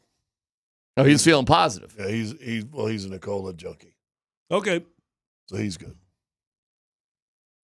Listen, I will say this, and we've talked about it during some of the breaks. You sit there and look at, and we wish, and we talked about this yesterday, I wish the NBA trade deadline was a little later than it was, because they did nothing. Let's stay pat. Mm-hmm. And now, the one guy you had off the bench that could shoot, he's going to be gone for a month. Who's your shooters? I sent you guys that article today from The Athletic. And I think Tony Jones did the Nuggets assessment. He says, well, here's what teams are doing. They're going to double and do everything they can on Nicola, slow him down, and see if these other guys can make jump shots outside. Well, the Lakers got you by doing that, and Sacramento gave you a hell of a game doing that. Did you catch all the Stephen A. Smith LeBron drama? Oh, yeah. Did. That was so good. So I think Stephen A. went soft as hard as he can be. He kind of went soft and back. Really? I could understand as a dad. I get. This morning he absolutely was soft. Yeah, I could understand as a dad, and but he did. To his credit, he did say, "Well, he got my number. He knows how to get a hold of me." Felt like Dion for a little bit. He knows how to get a hold of me. Well, we should set it up. Great game with the Knicks and the Lakers last night, by the way. Overtime, Lakers won. Knicks were up 10, 11, 12 on the game, weren't they? And second half, yeah, they've kind of folded a little bit. Spike Lee was out there, on the floor in L.A. Stephen A. was on the floor. I'm glad Shannon Sharp did not, with his sweater on, get in any fights. Sure, he was there too. Well, maybe. But LeBron just goes right up to Stephen A. Stephen A., by the way, is not a short dude. Stephen A. is probably like 6'4". I think Bronny dropped LeBron dropped keep Bronny's name out your mouth. It felt like that's what it was. Well, Stephen A. confirmed that that's what it was. The whole thing was about Bronny. And it is face-to-face, and there are definitely words going on, and it was about Bronny. And I support Stephen A. on this one, man. I know what Stephen A. was saying about Bron and Bronny, and I think Stephen A. was right. What did he say recently? You're being a lousy dad, basically. To sum it up, you're being selfish. You're not thinking of your kid first. You're thinking about yourself. You're not doing the right thing by your son. You're trying to worry. You're worried too much about history and look at father son playing together as opposed to making sure this kid comes in as a rookie who's going to be rough. Rookies are rough anyway. But who do you think tells LeBron the truth in his circle? Nobody. Absolutely nobody. So when LeBron hears this from Stephen A., he's not listening to our show, and we've been saying it over and over again. He's not hearing it from anybody. And 97% of the country probably was saying he is probably just hearing how amazing this is that his son's on the team. So when somebody prominent like Stephen A. says it, LeBron probably feels like the nerve. Well, and you also know LeBron is whether he says he is or not, is probably king of social media as far as following all the noise. Oh, of course. And social media kills it. I mean, they show videos. Hey, another appearance of Bronny, and they'll show a highlight of him shooting an air ball. Meanwhile, dude's an undersized point guard. How about Chuck just ripping on ESPN, ripping on their takes on the Lakers?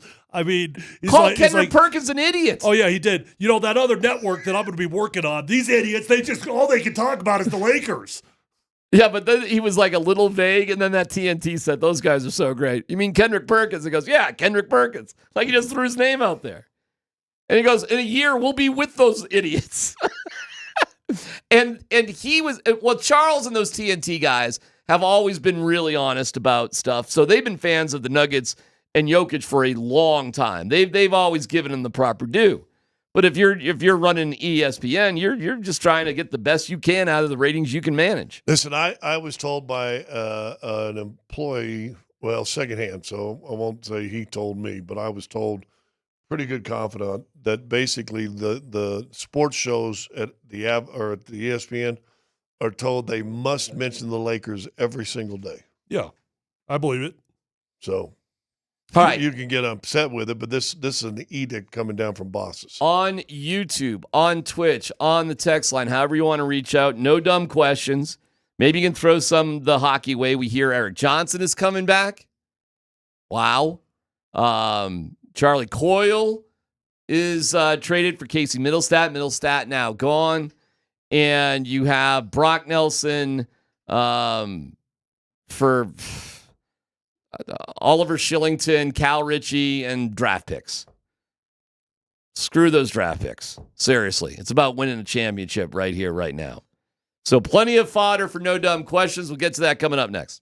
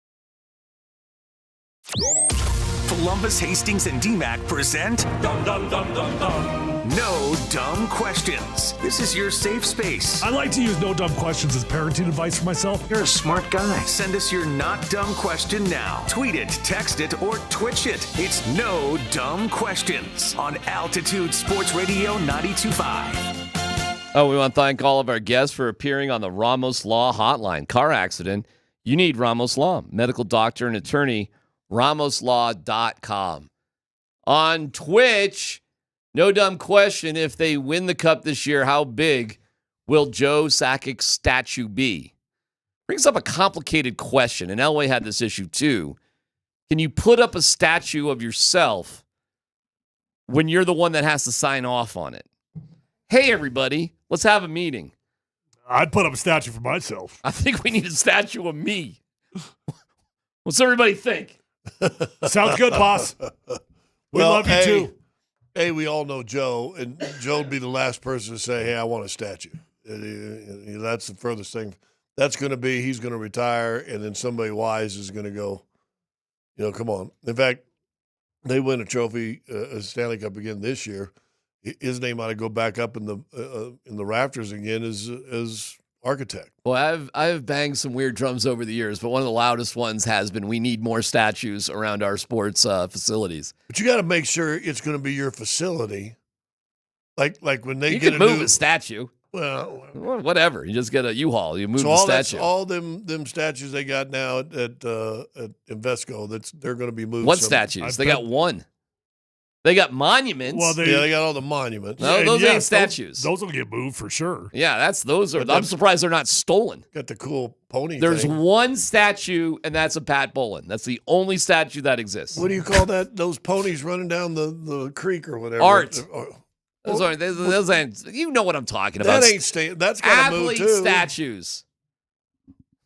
What do you think? Well, it's a multi-billion new building. You don't think they're going to be able to move the fake horses? I don't know. They'll figure it out, or they'll throw them away. But I mean, those are kind of cool.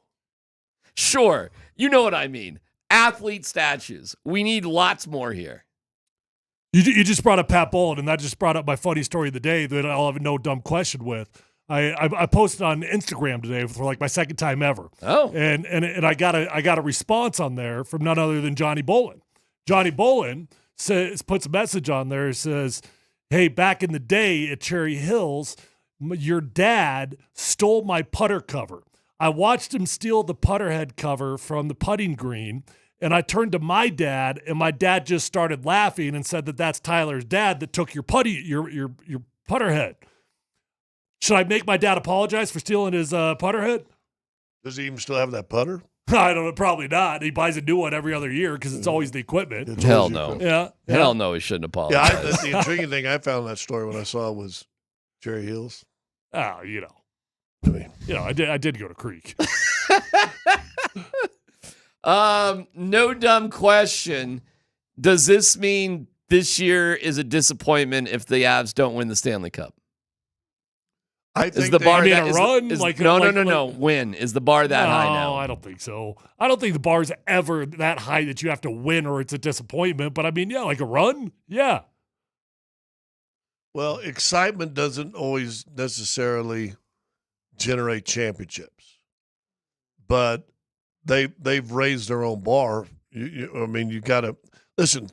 I think the Avs are about winning Stanley Cups anyway. I think that's what they're always about. I think that's what McFarland's about. I think that's what Joe Sakic's about. I think that's what the ownership's about.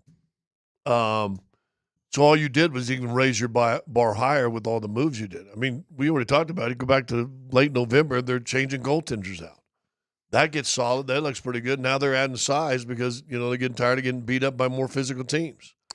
No dumb question on Twitch. Who will get booed more, Matt Duchene or Miko Rantanen? They gotta put them on the same line. That'd be funny. I'm not going to be surprised if Miko gets booed. I'm not stupid here, but it should be Matt Duchene. Why?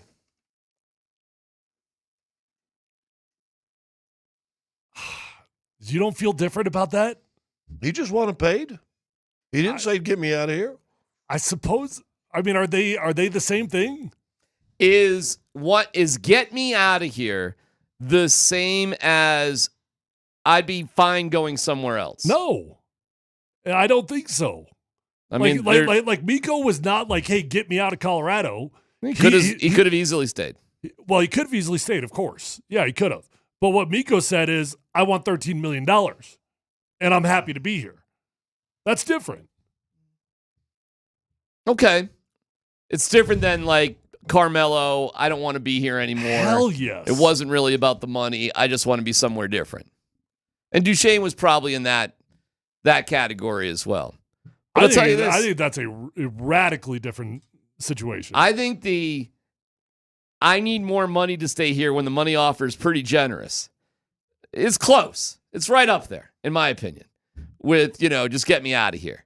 Because when you're setting terms that, the team you're with is not going to be able to match, isn't that really the same thing as I want to be somewhere else? There's some edges that probably cross, don't you think? I think there's some edges that probably cross. But listen, when you offer, and you're an Avalanche fan, you feel they offered you a very fair contract, a contract that looks like you signed similarly to Dallas, and you would rather get traded. You know who we haven't even talked about? You know who's really PO'd? Who? Carolina fans. Yeah, what'd they get? I mean, what did they get? Carolina was basically buying Stanley Cup tickets when they made the trade. Well, we fleeced the hell out of Carolina. Oh, no doubt. As it turns out. Yeah, Carolina was like, what happened here? But they did the same thing. They did the same thing the Avalanche did, to say he's not going to sign the deal we put in front of him. Why hold on to him and just hope? Oh, it was clear that he wasn't going to sign there. Oh, they must hate Miko Rantanen in Carolina. Oh my God, they must hate his guts. I think Carolina hates him, and I think the Avs fans are disappointed in him. Would that be fair? I think he will be, for whatever. I think that's the way it should be. For whatever it's worth, I think he'll be one of the most hated athletes in North Carolina history. Oh, for sure. But again, what does he care? What, that's a place he has to go once a year? Big deal. No, the fact that Miko is now... All right, is Dallas the biggest rival to the Avalanche? Yes. More than the Wild? More than Winnipeg, more than Vancouver, more than Vegas? Western Conference Finals? Yeah. Winnipeg hasn't knocked the Avalanche out of the playoffs. Dallas has, Minnesota has, Vegas has. Seattle has. To me, I feel Dallas is our biggest rival. God, it's weird. Like, is it Vegas? Is it Minnesota? I mean, I don't.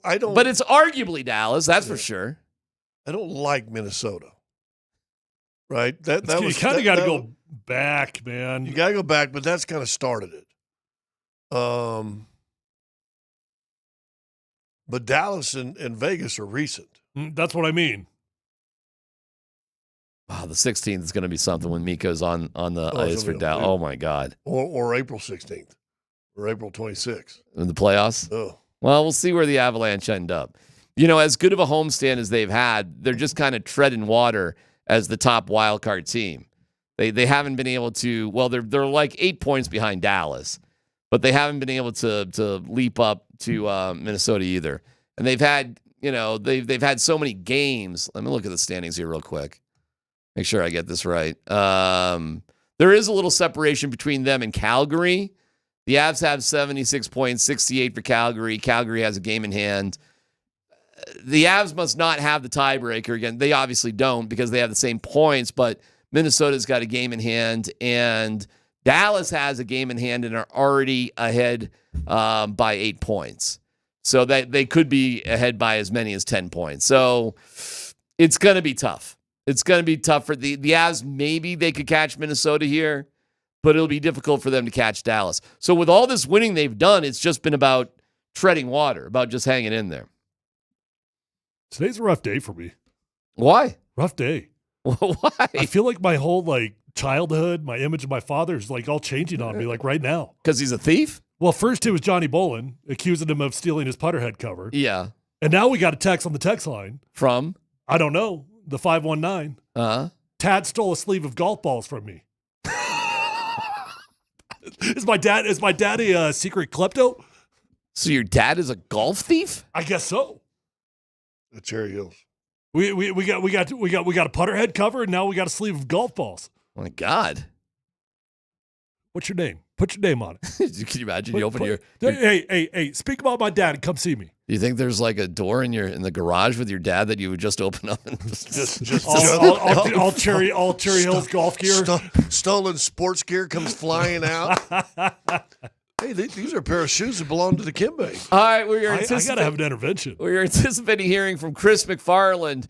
Eric Johnson reportedly coming back. Chris Coyle to the team. Casey Middlestat gone. Shillington, Cal Ritchie gone. Brock Nelson part of the team, and we're hoping to hear from Brock Nelson as well. It's PhD on 92.5.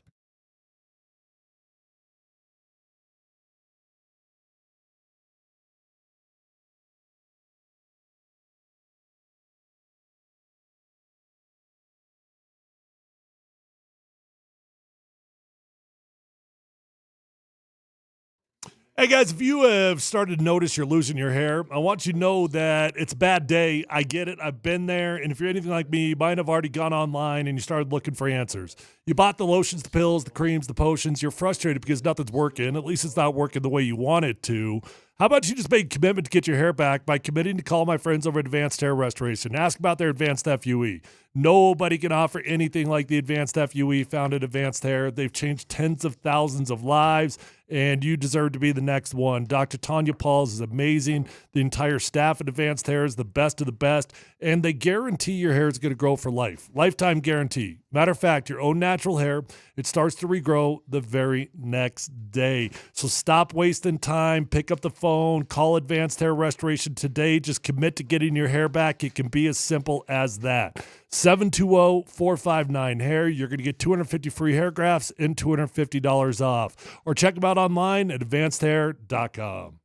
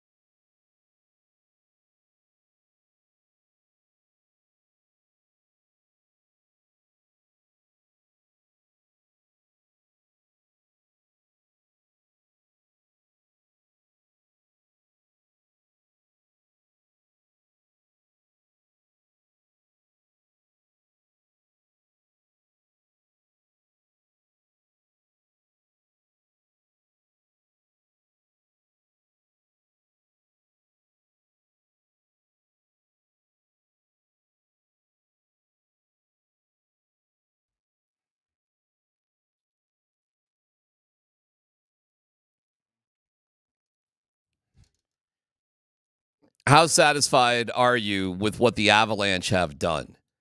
Brock Nelson, Charlie Coyle, and we're hearing Eric Johnson all coming back. We're coming back and coming to the Avalanche. In fact, we'll hear from Brock Nelson just a little bit. And when Brock Nelson gets done working out and getting settled, whatever, either he'll be on with us or with Nate and Andy. Plus, we're expecting to hear from Chris McFarland within around 30 minutes or so as they're just kind of crossing some T's and dotting some I's. So, guys, where is your satisfaction? We're live from the Backus and Shanker studios. Their passion is justice.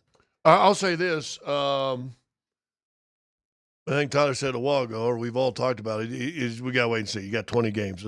How fast can this thing gel? How can you get this thing get together? All the pieces fit in. You know, wouldn't it be cool if everything just rolls together smoothly, you know, over the next 20? So you don't know until we see the end result. That being said, as a fan and for the fan base, if you're not excited right now, then you're probably brain dead. Mark Moser joins us. Moj, where are you at? You're walking right now. Well, I'm over at the rink, but it's so damn loud I can't hear you guys. I got to find a more quiet spot. Well, we appreciate it. Your reaction to this incredible day of news. Crazy, huh? Well, here's the thing. This is the way you got to look at it. They're better in their top six than they were 2 days ago. They're better on their blue line than they were a week ago. They're better on their bottom six than they were a week ago, and they're bigger, tougher, and stronger up the middle than they were a couple days ago. I mean, if you don't like that, I don't know what else to tell you. It's a complete new look for this Avalanche team, and it's pretty damn awesome, to be honest. It's up the middle, guys, as you know, it's so hard to get better up the middle, and they certainly did today. They really, really did. And Middlestead had to go for Charlie Coyle. I dig that, but what you got is you got bigger, stronger, and you got more playoff experience in that regard too. So this is a really good deal. In terms of just pure stature, is this one of the biggest hockey teams you've ever seen? It's gigantic. I mean, it really is. Listen, I stood next to Brock Nelson today. He came into the room. First of all, when he's on his skates, you're like, whoa. Hey, what's up, dude? It's kind of like Scotty and Utah. But then even out of skates, I mean, he's a big dude. He's just a big, tall dude who wanted to come here. He wanted to come to an Avalanche. Yeah, he's been on the island. He had a no trade, but he said, I want to go there and I want to try to win. So it's a great opportunity for him to do just that. And he's excited to be here. And he's your legit number 2 center. I mean, that's exactly what he is. He's a 2C, and I think he's gonna kick butt. You know, you just dropped 30 goals into your lineup that you didn't have before. You look at all this trading excitement. Now you got 20 games, right? You got 20 games to figure all the lines out, to figure all the gelling out, get used to how guys like it, where they want on their sticking in. Is that enough games for all these newcomers, if you will, to gel? I think so, Scotty. I think that again, it won't take these guys long to get up to speed, because what they're going to do is they're going to figure out the system. That'll take a couple of games, I'm sure. And then it becomes instinctual, right? And when you're talking about playing with Val and playing with Druin and guys like this for Brock Nelson, and you talk about Charlie Coyle, who's been around for some time as well, and playing with Colton. I mean, these guys are good players, and so it doesn't take them long to find that je ne sais quoi, so to speak. Now, again, I think there'll probably be a little tweaking as we go along here, and Coach Bednar wants to get a good look, but these guys will start where they start, and then from that point on, does it work? Do we need to tweak? Do we need to move a winger? What do we need to do? But right now, you've got a tremendous amount of options to do just that. I mean, this is a deep hockey club right now. Your power play was really good last night, and it's been good for a couple of games now. But that being said, how does this affect the penalty kill and the power play? Does it improve those even? Yeah, but the guys who were gone didn't do a whole lot of that. I mean, the power play, listen, Nelson played the power plays, his entire life on the island. So I think he's going to be totally fine there. Coyle's done the same thing in his career. And you have all the same guys. You have your Parker Kellys, you have your LOCs, you have your Kivi Rantas and your Valeri Nichushkins and Taves and Makar. You've got your Lindgrens. So you've got all the guys that you had before. You didn't take away from those specialty teams really at all. And in terms of the top unit guys, I'm telling you, the addition of Marty Necas was huge for this club, because what it did, he's a mover. He's a guy that likes to go around. There's no more stagnation. And he actually kicks Nate out of Nate's Nate's home, his house in the circle on the near side. He kicks him out of his spot. And this power play now in the last 7 games, guys, is clipping along at like 65%, close to 70%. It's unbelievable what they've been able to do. So I'm feeling really, really good about where they're at. Have you reached out to Eric Johnson? Yes, I have. And? Haven't heard back from him yet. I'm sure he's probably getting his stuff together. This is great. Now, I don't know how much EJ is going to play, guys, to be honest with you. Okay. I really have no clue whatsoever. Because, again, EJ is a little older than he was even 3 years ago when he was an integral part of a Stanley Cup championship. But I was in the room, and a couple of the guys go to me. They go, do we do anything else? I said, well, you got EJ. And they go, no. They go, the EJ? I go, yeah, he's coming back. They're like, oh, no way. Wait, when you say guys, are you talking about other media guys or are you talking about Avalanche players? I'm talking about Logan O'Connor and Ross Cole. Oh, okay. And they were pumped, man. They were pumped that he's coming back. He's an unbelievable guy in the room. As you guys know, he's an unbelievable guy. What? Just real quick, was Keith Middleton in practice today? Yeah, he's there. Okay. Because I'm wondering what they got. You know what they got EJ for, or we're just talking about draft picks down the line? I think it's Giovanni Smith. I think it's the guy that they got. Okay, all right. I think from San Jose. Yeah, I okay. think. Well, that's no big deal. Did we lose anything that you're like, yeah, but that hurts? No. Cal Rich. Hold on. I'll just be devil's advocate here. If you want to talk about the rookie or not the rookie, the youngster, if you talk about Cal Ritchie, that's one thing. Right. Here's what I said to a group of friends last night when they were kind of lamenting about the 2026 or 2027 first round pick. What I said was, okay, so you're going to draft an 18-year-old in 2027. Let's say he gets to the league in 2031 or 2030. I mean, who knows what, right? Because you're talking about a low first rounder. Moser, how's Oscar Olofsson doing these days? Yeah, exactly. Yeah, so let's say he scores 20 goals in 2031. You can go tickle yourself then. If you want to go touch yourself, that's fine. That doesn't help this team win now. I mean, I don't know what are we doing? Okay, biggest question though. Enemy of the people, Miko Rantanen. You should see the poll results we got cranking right now, Moj. Over 1,200 votes, and it's 78% says he is now a villain to Avs fans. Miko, Moj, I'm telling you, fan-wise here, it's overwhelming. Overwhelming. Let me say this, man. By not having Miko Rantanen here, you were able to do so many more things because you're saving $6 million on the cap. How does that sound? Oh, no, we get it. But I'm telling you how he's being perceived. Well, listen. Go ahead. Listen, it doesn't befront me. I mean, is he dead to me? I don't know that he's dead to me, but I think he's silly. I mean, he signed in Dallas, so he was shocked. He wanted to be an Av for life. He thought that they had more time and all this kind of thing. Well, you shouldn't have. Number one, and number two, you signed in Dallas for the same deal you got here in Colorado, or virtually. Yeah. Okay, they don't have state taxes, so you're saving $4 million. You're getting $4 more million over the course of the contract. But when you look at your total earnings when your career is over, it's going to be somewhere, $190 million. So for 186, you could have been an Av for life, have your number in the rafters, and win more Stanley Cup championships. But no, that 190 was more important to you. I mean, whatever. Hey, listen, it's no skin off my teeth. I mean, whatever floats his boat. Good luck in Dallas. See you in the first round. Hope they kick your ass. So let me ask you this. All right. Here's a question. Well, hold on, right there, real quick.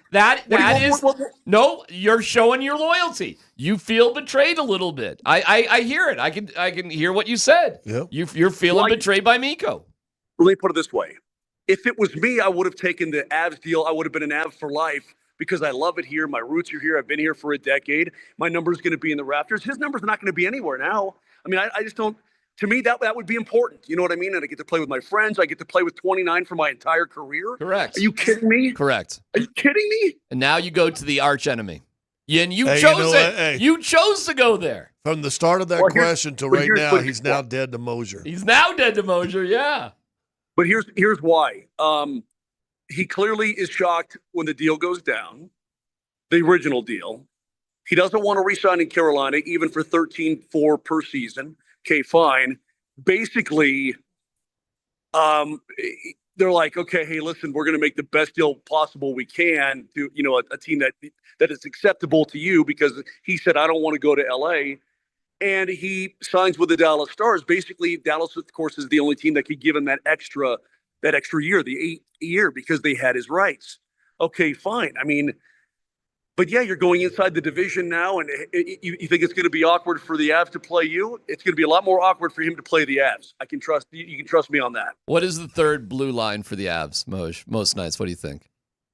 I think it's probably going to be 49 and maybe 70, maybe 6, Malinsky. Maybe a little 67. I really, truly don't know. I mean, again, Yeah, EJ may be floating in and out. That might be the case. But when you're talking about that last pair, and by the way, you may go 5 a lot too, because Sammy G can play. He's a Stanley Cup champion.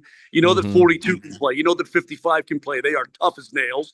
You got 8 and 7 up front. I mean, and in the postseason, I'm guessing these guys are going to play plenty of minutes. So how much will the 6th, 7th D really play anyway? So we'll see. Let me ask you this, and I asked those guys, and I think I'm going to know your answer. Right now, with all the moves that Chris and Joe made, are the Avalanche better today, right now, than they were before they made the Miko trade?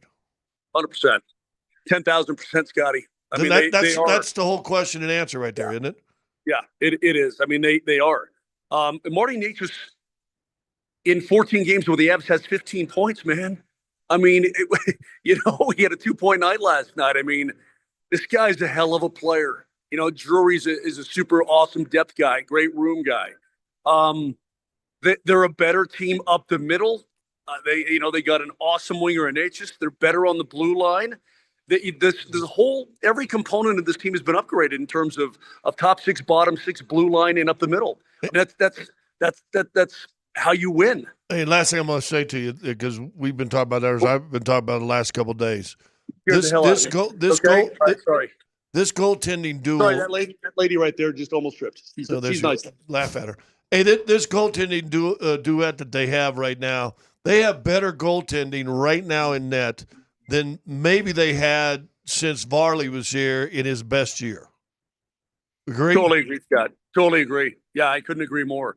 I mean, the guys they have now it's the best goalie tandem I've seen in forever. Yeah, for a long time, dude. You saw Wedge come in the other night against Pittsburgh. He looked great. Fantastic. We know that Blackwood's numbers since being acquired by the Avs are flipping awesome, and he's pumped. He's ready to go. I sat down with him and shot the breeze a little bit after practice today, and he's pumped and ready to go. And he's like, wow.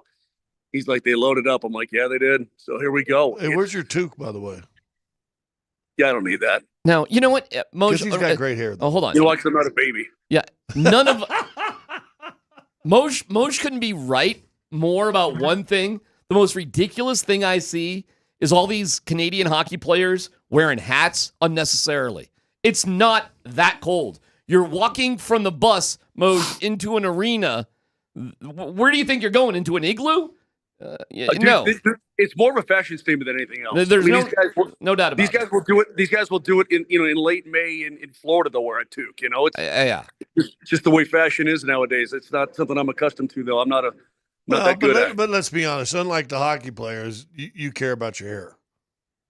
Well, golly, man, that reverse shot in the booth. God, it's starting to expose this right here. It can be rough, right? Oh, by the way, it doesn't get easier for you with John Michael Lyles in there either. I mean, yeah, I know. Thanks a lot, Blue Eyes. Yeah. Jesus God. Hey, AdvancedHair.com. They do a great job. Hey, but you know what, Mose? You're still not Kyle Keefe. Yeah, I'll always have more than him and Riker. Hey, really quick, because we got to take a quick break, but really quick, what's your biggest takeaway from the Kiefer Landy interview from Altitude last night? Guys, I don't know what you thought. I was incredibly hopeful. And you know what? I'm glad that Gabe broke it all down so that the fans can understand exactly, what he's been going through, right? And there's going to be more coming out. We'll get more in depth, I'm sure, in the documentary that starts on Sunday. Yeah. Fans have an opportunity now to really see what the last almost 3 years has been like. And over 3 years, because, again, it happened in the bubble, and you go from there, and then it just starts progressively getting worse. I mean, you see the mental strain on him, the physical strain, everything that's been involved with him trying to get back to being a player. Mm-hmm. And if anything, I commend him.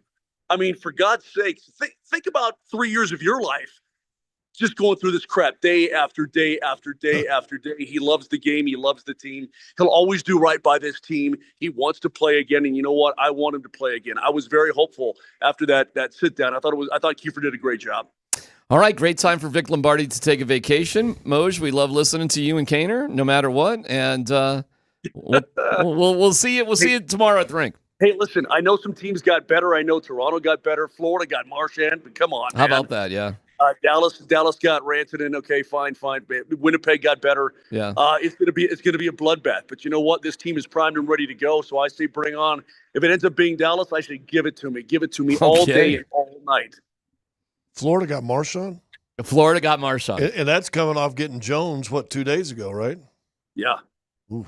Oh, it's going to be interesting in the East. Yeah. It's going to be. They're trying to Well, the Bruins just kind of said, forget it. That's the way that goes sometimes. Moj, we'll let you go. Yeah, go ahead. Well, let me say this. Yeah. This league this year and most years you have teams that are going to be doers and go get it, mm-hmm. and teams that are going to wait for things to happen to them. This team right here in Colorado, Chris McFarland, they're doers. They're go-getters. Yep. Now, it doesn't always work. That's for sure. But you know what? They always bust their bag to make it happen, and I'm appreciative of that. We're going to bring you Chris McFarland as he talks here in a little bit. Moj, we'll let you go. So stay tuned for that. Brock Nelson will join us or Nate and Andy, depending on timing, how things go. But we do have a Rocky bobblehead to give to you. You can text Rocky to 303-504-0925, and you're entered to win a Rocky bobblehead. We'll pick a winner at 2:45.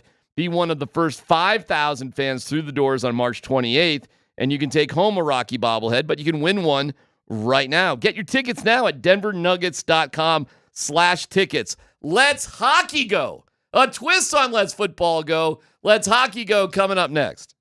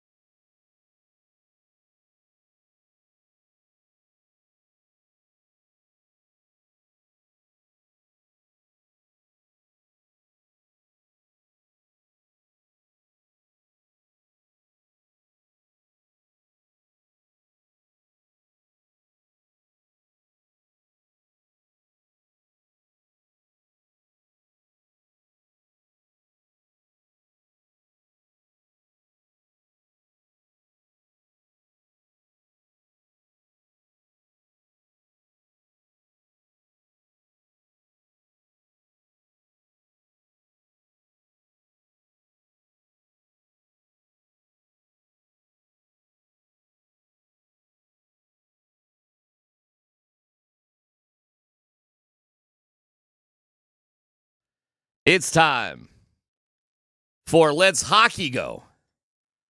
Normally it's Let's Football Go, but we're making a pivot. And it's, what would Dan's nickname be for hockey?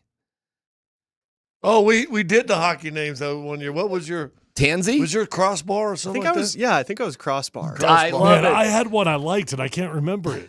That's a great What were one. you, Scott? Mr. Hockey. That's right, Dr. Hockey. No, Mr. Hockey.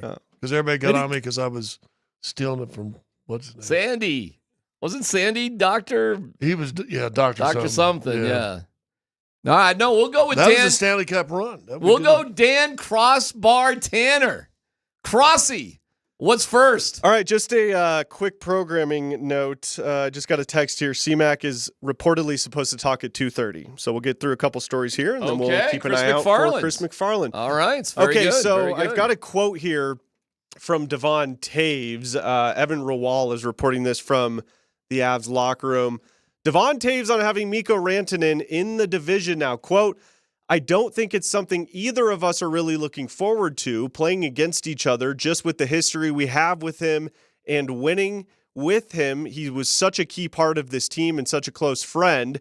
It's always hard to have those matchups against each other, but it's part of the business. We're going to see a lot of him, and 4 times a year just doesn't sound fun for me to have to deal with. Don't sweat it. Brock Nelson will take Mikko on the boards like it's yesterday's news. It'll be fine. Charlie Coyle will run through Miko Rantanen like it's nobody's business. We got guys that won't care. Don't sweat it, Devon. DMac doesn't love anything more than a villain. It's somebody that he feels like has crossed him. That's your favorite deal of all time. There you go. Everybody needs their motivator, but Miko would rather be with the Stars. You think Ryan Lindgren and Miko have had a lot of dinners together? Whatever, man. Yeah. Not enough. Yeah, they haven't had enough dinners. I know you got to be polite and great and all that stuff for interviews, but Taves, I would say I can't wait to pop him. Yeah, and he will. Don't get it twisted. He will. I mean, if you see Nathan McKinnon run Miko Rantanen, it would be, hey, Kobe Bryant put down Paul Gasol like a dead dog during the Olympics. They were teammates Those guys at in the the time. Four Nations didn't seem to care if they were teammates. All right, next story there, Dan. All right, let's hear from Devon Taves now from the Avs Morning Skate. Here he is on how excited he is to have Eric Johnson, the Condor, back in Colorado. How quickly do you feel that he'll be able to just kind of transition into this system coming from Island? Yeah, there might be some transitions. There's little nuances, I think, but most players have played most of the structures, the basics of it at least. So I think he'll get that in. It's going to be a world of information thrown at him the next 24 hours. I know Lindy and VZ had the same thing, coming in and having to play pretty quickly. So I think they got an extra day on it too, whereas he's a little short on sleep and time here to get to a 5 o'clock game tomorrow. But, we're going to do whatever we can in this room to get him ready and to get Charlie ready when he gets in. And EJ is pretty much a fluid fit there. We might have to put EJ in a corner here somewhere so that he doesn't scare everybody else away. But super pumped to have the Condor back as well. So that was on Brock Nelson and having Eric Johnson. Right. So, yeah, EJ's not going to need. Brock Nelson will have to figure out the system. EJ will be. Well, we just had Moser. Moser, it may take him a couple games, but you're also not talking about, second year, 21-year-old players. These are guys that have been around a little bit and understand. Dude, Eric Johnson may get to go out as an Avalanche, man. That's kind of cool. You realize he was the longest He's tenured. not as old as you think, right? I think he's like 37. He was the longest tenured Colorado athlete there. 36. Like the longest anybody was with the team was Eric Johnson before he hit the skids. That's how long he's been. It's awesome, man. I'm glad he's coming back. What's next, Dan? All right, let's hear from Nathan McKinnon in the locker room last night. This actually is from our very own Darren McKee. Here he is on the Brock Nelson trade. Now listen to what Nathan McKinnon says at the very end of this quote here, guys. Yeah, I know Brock from over the years. We have the same strength coach, so we've been at the same camps, and I'm really excited. He's an amazing player, and yeah, I'm really happy. What are your initial impressions when you see a trade like that about your GM going all in and showing confidence with the team? We have to. Yeah, this is our years. It's up to us, but yeah, that's there's no other way. We're not in rebuild mode yet. That's a great line. That's great. We're not in rebuild mode. Yet. He's so snarky, man. Well, It's he doesn't hysterical. understand. Everybody said, well, we're in a window. He goes, it's our time. I love that. Yes, but he said, no, it's still and you know up what? to This us. might have been unintentional, or maybe it was intentional, but he said years, right? He said this is our years. Which maybe that was just a fraudulent slip there, or maybe it was intentional. Like, yeah, we got a little window here that we got to capitalize on. Yeah, I think that's exactly what he was saying. And he's being snarky because he's probably been pounding the table like, what are we doing here? Let's go. Hey, Dan, when you get a chance, maybe you don't do tomorrow. Wonder what Spit and Chicklets has said about the Avs with all these trades. Biz and Whitney would be fascinated. They're big Avs fans. Listen, everybody kind of wanted the McKinnon-Crosby thing. Biz was like pushing that like he was the only one pushing it. But Crosby didn't go anywhere, did he? We would have heard about it. Yeah. It's all right. That was a pipe dream anyways. What the Avs did is spectacular. Anything else? Can we hear from Brock Nelson? We got anything from him, Dan? Is there anything good there? I know he spoke for the first time. And if no, that's fine. Yep, I got to hear. Here is Brock Nelson's first interaction with Avs media. All right. Brock, welcome to Denver. Your initial reactions to this trade? Yeah, it's been a little bit of a whirlwind. It's nice just to get out there, get on the ice, and play and get after it. Get to know the guys, try to get familiar with everyone here, staff, and facilities, and kind of get ready for tomorrow. So lots of emotions and traveling in today, but nice to get out there and just play and we're able to play hockey and go from there. What type of emotions are present knowing that you're coming to a team like the Avalanche that seemingly is trying to make a run? Yeah, a lot of excitement. I'm jacked up. I know a couple of the guys a little bit before. Haven't crossed paths and talked a little bit with Taser once I found out and told him I'm excited to be here. All right, guys, thoughts on Brock Nelson? 33 years old. Any thoughts on that? He's got his years. And you know what? At that position, a couple years, we're good, right? By the way, Brock Nelson and Nathan McKinnon are workout partners in the offseason. How about that? Yeah. All right, we do have Chris McFarland. You can go back to the beginning there, Dan, and if you can. If not, that's fine. Should we just go for it? Or do you want to back it up just a little bit? Can you? Oh, well, there you go. Here we go from the beginning. Here is Chris McFarland as he's stepping up to the media. Go ahead, Dan. Pot it up. Go ahead and start. Question for Chris McFarland. Just off the hop, bringing in Brock Nelson, the decision to go out and get him, and then I guess subsequently move on from Casey, just the thought process there. There was no sort of connection. We were totally fine with having both because you're going to need center depth. I think the opportunity to add Brock was just too good to pass up. He's a dynamite, center in this league for a long time. Big body, long, can skate, good 5-on-5 player, power play, kind of touches every area of the ice. So, we think that was a significant upgrade for us in the middle of the ice. Nate told us yesterday when we asked about you guys pushing the chips to the middle, he said, we have to. These are our years to go for it. I mean, just not only what you guys did this week, what you've done over the course of the season. Is this, do you agree with what Nate said? You guys are in a position where you have to do it right now. Yeah, I think there's an expectation from the players, right? They're committed, they're dedicated on and off the ice, and I think you have sometimes it's a more limited window. I think ours hopefully will be extended.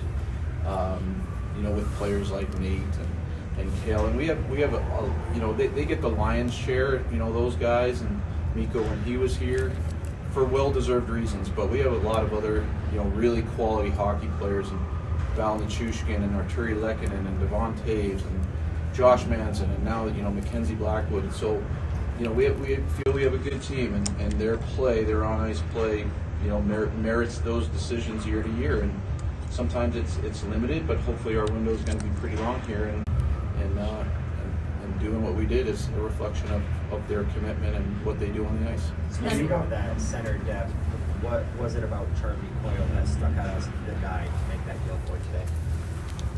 I think Brendan had a really good tidbit. Charlie's never not played in the playoffs every year of his career. I think he's a big body. He's a centerman that can play the wing. vice versa, however you want to call it. I think it gives Bedsy and the coaches a tremendous amount of lineup flexibility. They can use him as a matchup guy. He's a big body. When he's rumbling around down low in the offensive zone, he's a load. And I think, when you look ahead, you can see where there could be a massive need, for a player like that who's playoff tested and who's a man out there, and that was the draw. Was his production this season at all concerning to you? All right, we'll leave it there, and we'll catch more of that as it comes, as Chris McFarland is talking about the deal. Grade this deal. Grade this day for the Avalanche. Couldn't get much better, man. I mean, you went all in. You shoved your chips in the middle of the table. You said, we're ready to win a championship right now. You are a physically imposing hockey team now. Maybe the biggest hockey team the Avalanche have ever had. I don't know how you could give it anything but an A. Scott?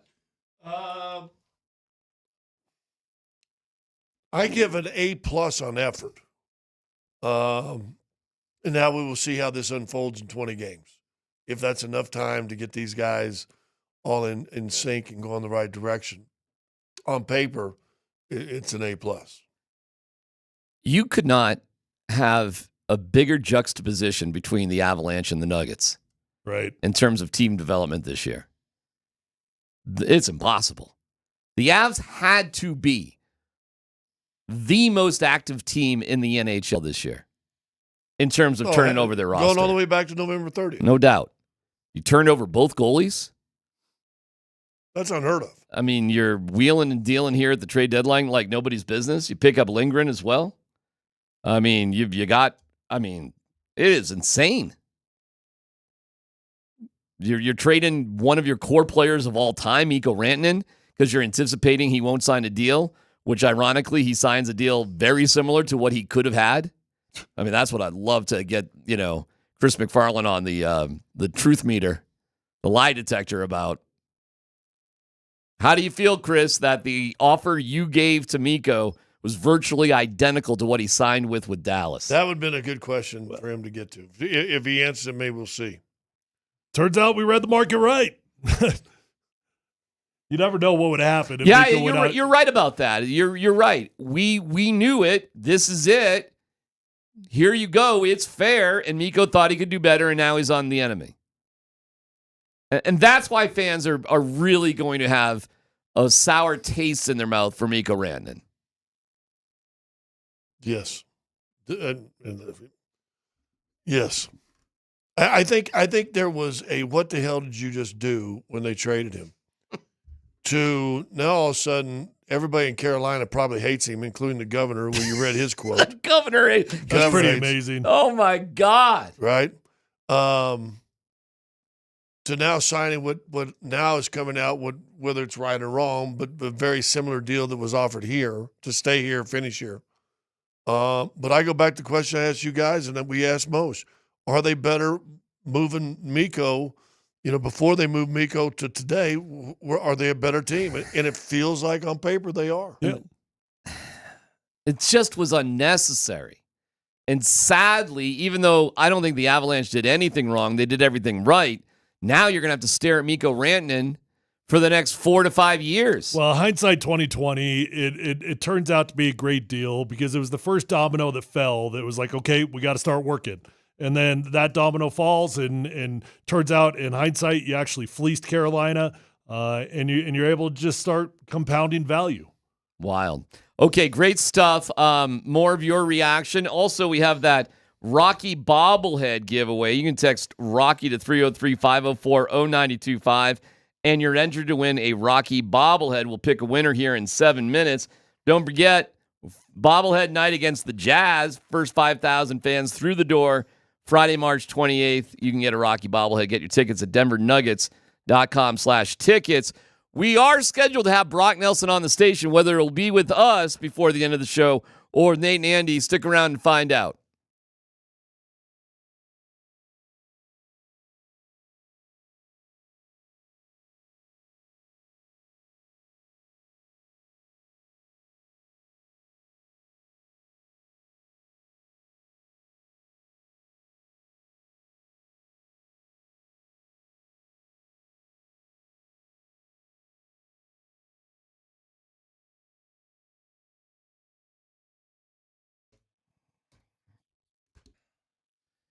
Hey, it's DMac for the Rocky Mountain Men's Clinic.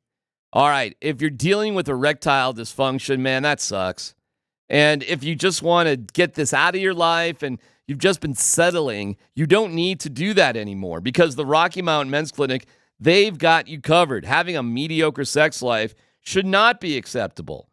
And they have success treatments. The rates are over 90%. Some treatments can have you last an hour or more. So find out what you need to get your life going in the right direction with the Rocky Mountain Men's Clinic as they successfully treated tens of thousands of men. Schedule a consult today. The initial visit's $99. Get a medical consult with a Colorado licensed medical provider, a T and PSA test. If advised, a test dose. If the test dose doesn't work in the office, the visit is free. They've got an expert staff, and like a lot of men, you could be having sex the day after your appointment. Find out for yourself. Fort Collins, North Denver, Central Denver, Castle Rock, and Colorado Springs. It's the Rocky Mountain Men's Clinic. Call today, 720-440-7900, RockyMountainMen'sClinic.com.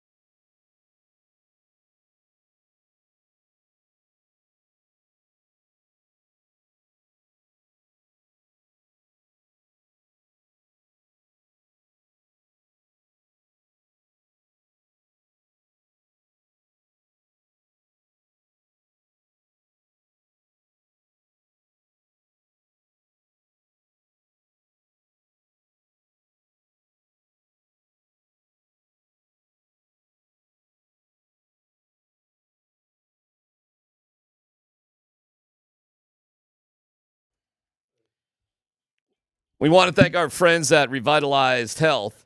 You can visit them at revitalized-health.com. Really quick, Tyler, you were talking about your father being a klepto. Yeah. And what was he stealing? Golf covers? Balls and head putter covers. Yeah, a head putter cover from Johnny Bolin. Okay. And according to a texter, a sleeve of golf balls. Well, you do remember my pal Mark, who lived off of Cherry Hills. I know Mark well, yeah. Yeah.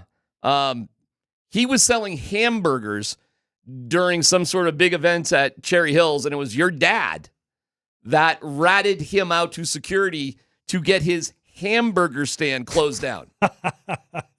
Did Mark not tell you that story? No. That is a true story. No. Your dad was some sort of marshal or something during like a U.S. Open or something. Yeah. Does that ring any bells to you? Yep. But that was actually, if you, yes. And if he is the marshal, that actually is a pretty big deal. So they were selling Mark's house was like lives on the course, lives right? 20 yards away, right there. Yeah.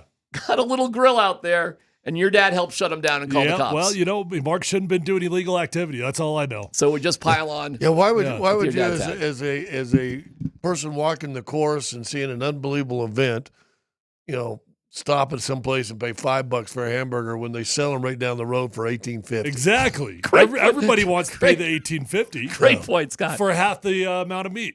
Final results on the poll is Miko Rantanen now a villain with 1,300 votes, which, hey, for us and doing polls, that is up there, man. That is a lot of votes for us.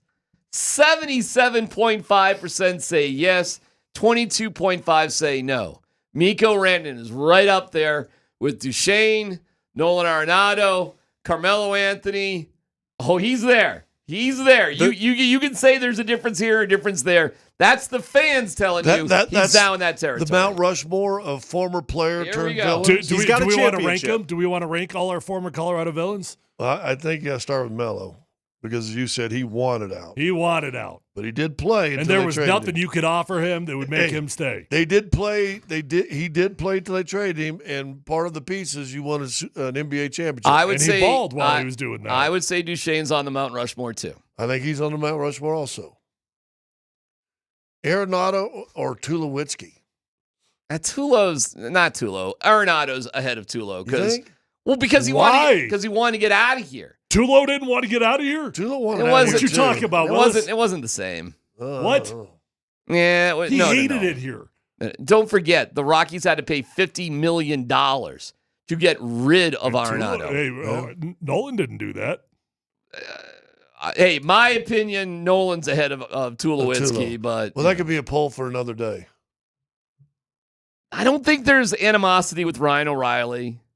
I'd go Melo, Tulo. Boy, is Miko 3?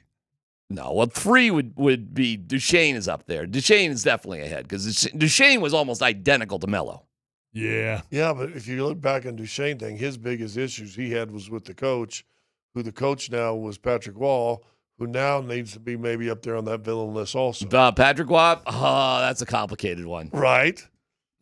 As a player, no, but as a coach? Hey, if Miko ain't on the wall, they're carving a new statue. Maybe there's a 5th. I don't know. What category? We'll see. What category does my main man Josh McDaniels fit into? Hated. Is it a separate category? It's kind of a separate category. Because he's at the top of the list, buddy. So we might have to do players versus coaches. Because Wall as a player is loved. If we wanted to do coaches, we've got Josh McDaniels. Hackett. We've got Hackett. But oh my gosh, what's wrong with me? My guy Neuheisel. Rick Neuheisel. Really? Oh, are you kidding me? Really? Oh, he left them high and dry. What about Midnight Mel? Midnight Mel. He's I on think there. Mel over Neuheisel. Oh, I don't know. Because CU was actually the top. Like, they were on top of things when Neuheisel left. You know what's crazy, though? Good team. You're going to see Miko now often. It's a division rival. It's a playoff rival. It's a team that's going to be good just like as the Avs are for years to come. 4 times a year. See, Duchesne didn't immediately go there. Duchesne went to Nashville. Or wait, Calgary. where Calgary? Is that where he went first? Yeah. Yeah. So Duchesne's kind of bumped around a little bit. He didn't go directly to your biggest rival. Feels like we should have had like a Avs to Red Wings guy or something at some point. We got a lot of people pointing out Russell Wilson. What? Oh, I don't know about that. Really? Russell Wilson? Put that on the Broncos. That's He didn't. self-inflicted. Russ didn't about try that. to burn the Broncos. He just did burn the Broncos. Yeah, plus he didn't want to get out of here. He wanted to stay. The Hey, Broncos listen, if wanted to all get rid these of him. guys they traded for are absolutely stinky, then whatever. Time out. You think Russell Wilson wanted to get out of here? I thought he wasn't selling his house. All right. I think if Russell Wilson... I think Russ wanted out of here. Oh, I think if he had an option, he would have definitely stayed here. No. Why would he have wanted to leave? Why would he have wanted to stay? Because he bought the world's most expensive house and his kids were in school here. He hated it. He was the villain. Everybody hated his guts. It was the first time in his entire life he had not been the hero. Okay. All right. I wouldn't put him up there. He didn't force... he didn't force his way out. Yeah, Russ, he did, because he sucked at football. Yeah, but that's a whole different thing. That's a whole nother Mount Rushmore that we could look at guys that we came in here with big hope, and then all of a sudden, what happened to them? Yeah, I mean, if we're going in that direction, you bring who's that offensive lineman guy? Juwan James. Juwan James. You bring guys like that into the conversation. Donald Stevenson, Menelik Watson. Right. How far you want to go? These are just people that sucked at their sport. I mean, if you want to go at that, I mean, I'm rolling my eyes. You could. Yeah. There's plenty of boost. There's plenty of boost for Will Barton out there too. I mean, he played good here for a while. I gotcha. He led the team in threes until Jamal came along. Remember that? Remember that whole fiasco with him getting the? Remember how he was gripping? He couldn't just hit like one more three. Like it took like 3 games for him to just set the record already. Will hit one? Can we go? A little bit of a deep burn here, but Andre Iguodala. Oh, he wanted out. He was That's a little good bit of one. a villain. And wasn't he the one that wasn't? He was the tattletale. He was the mole. Yeah, he was the mole. The mole. Yeah. Yeah, he was the mole. All right. But still, I don't think that's still as big as Melo or Rantanen or Duchesne. No, Miko's up there. He's a villain. Miko Rantanen, it's not just we feel bad for him, we miss him. Miko Rantanen today has become a villain. By accepting the deal with Dallas that was offered here. Correct. And yet, what's the old song, Unanswered Prayers? Because if everybody who I've asked this to, are they better now than they were before they traded Miko? Everybody says yes. No, whatever. There comes Miko Rantanen on March 16th with the Dallas Stars. And that's going to be a national televised, so we don't even get to locally televise it, too. I know, it's on because TNT. I want to see how our local guys, well, Connor will be on radio, but see how the local guys cover that. Moser was hard on him a little bit. Moser was hard on Miko. Well, I saw a lot of sucking up to Miko.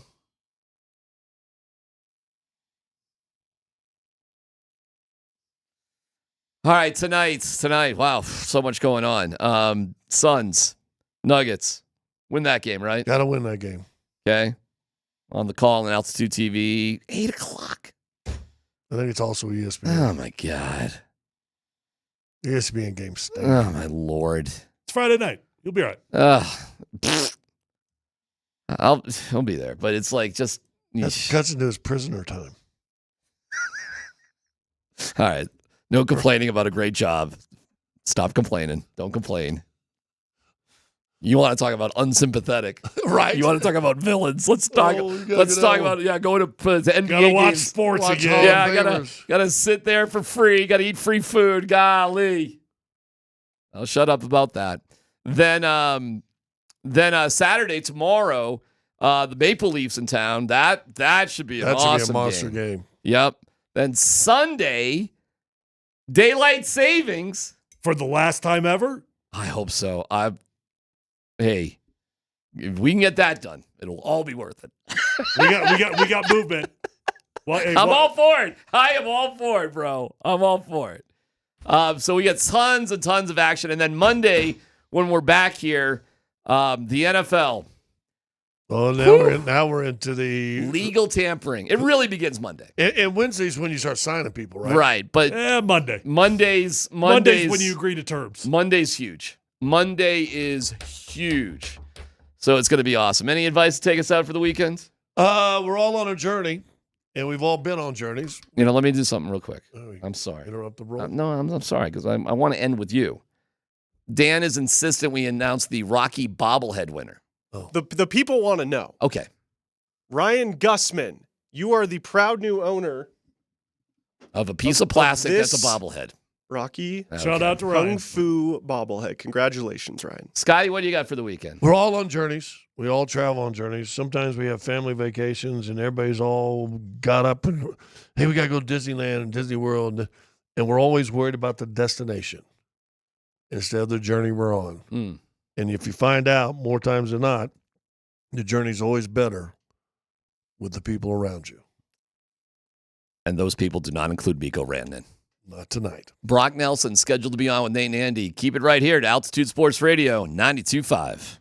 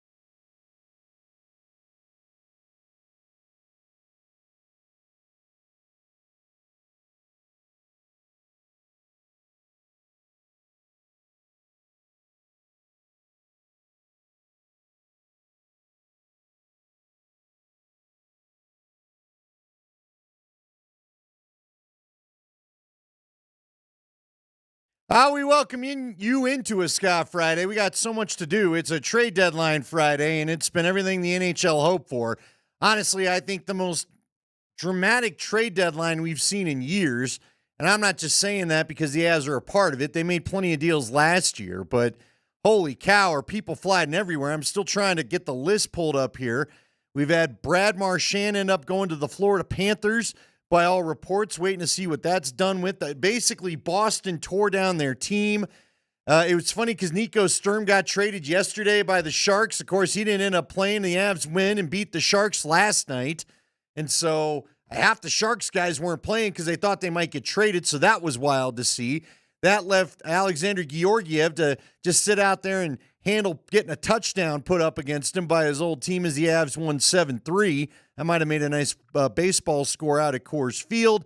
And now we've got Brock Nelson as really one of the big key acquisitions. It's not going to overshadow, I don't think, Marty Necas, but it might be about as even, as those two players bring a lot to this team. Necas for his skill, his speed, his ability to complement Nathan MacKinnon in what they do in the offensive end. But you get a guy like what they got coming up with Nelson and what he can add to this team. It's going to be amazing. And then today they also added Charlie Coyle.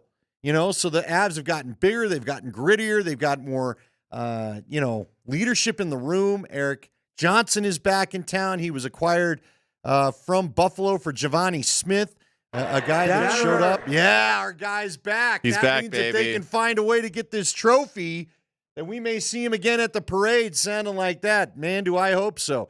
We are hoping that we're going to be able to talk with Brock Nelson here as soon as everything wraps up. You may have heard that promoted over on PhD a little bit earlier, but Mark Springer joins me today. Nate Kreckman's under the weather. If anybody listened to the show yesterday, you probably picked up on that. And so we've got Nate out, Mark in, and it doesn't matter. We got 1,000 things going on. We're going to talk with Eric Lacroix at 420, get his take on this. Mark, what I'm excited to talk to Eric because after the Lindgren trade, Eric put out a video where he said what he liked about the trade was he thought the Avs were too redundant in too many spots, too many of the same guy, if you will. And mainly in the D-core is what he was talking about. But I think there was guys like that you could talk about in the forward group.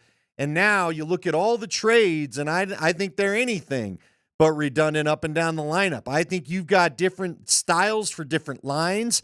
Casey Middlestat was traded in order for them to acquire Coyle. Coyle can play both the wing and the center position. The guys I was watching NHL Trade Center all morning long. They seem to really, really love this deal for Colorado. Again, you're going to get a little bit tougher. I guess I also don't want to pass up the headline that, of course, it looks like Miko Rantanen is now a member of the Dallas Stars. Now, somebody did point out on Twitter 30 minutes ago, neither team has officially announced the trade, but the trade is up there as a headline on NHL.com as I have that here in front of me. So I'm assuming that one's going to go through.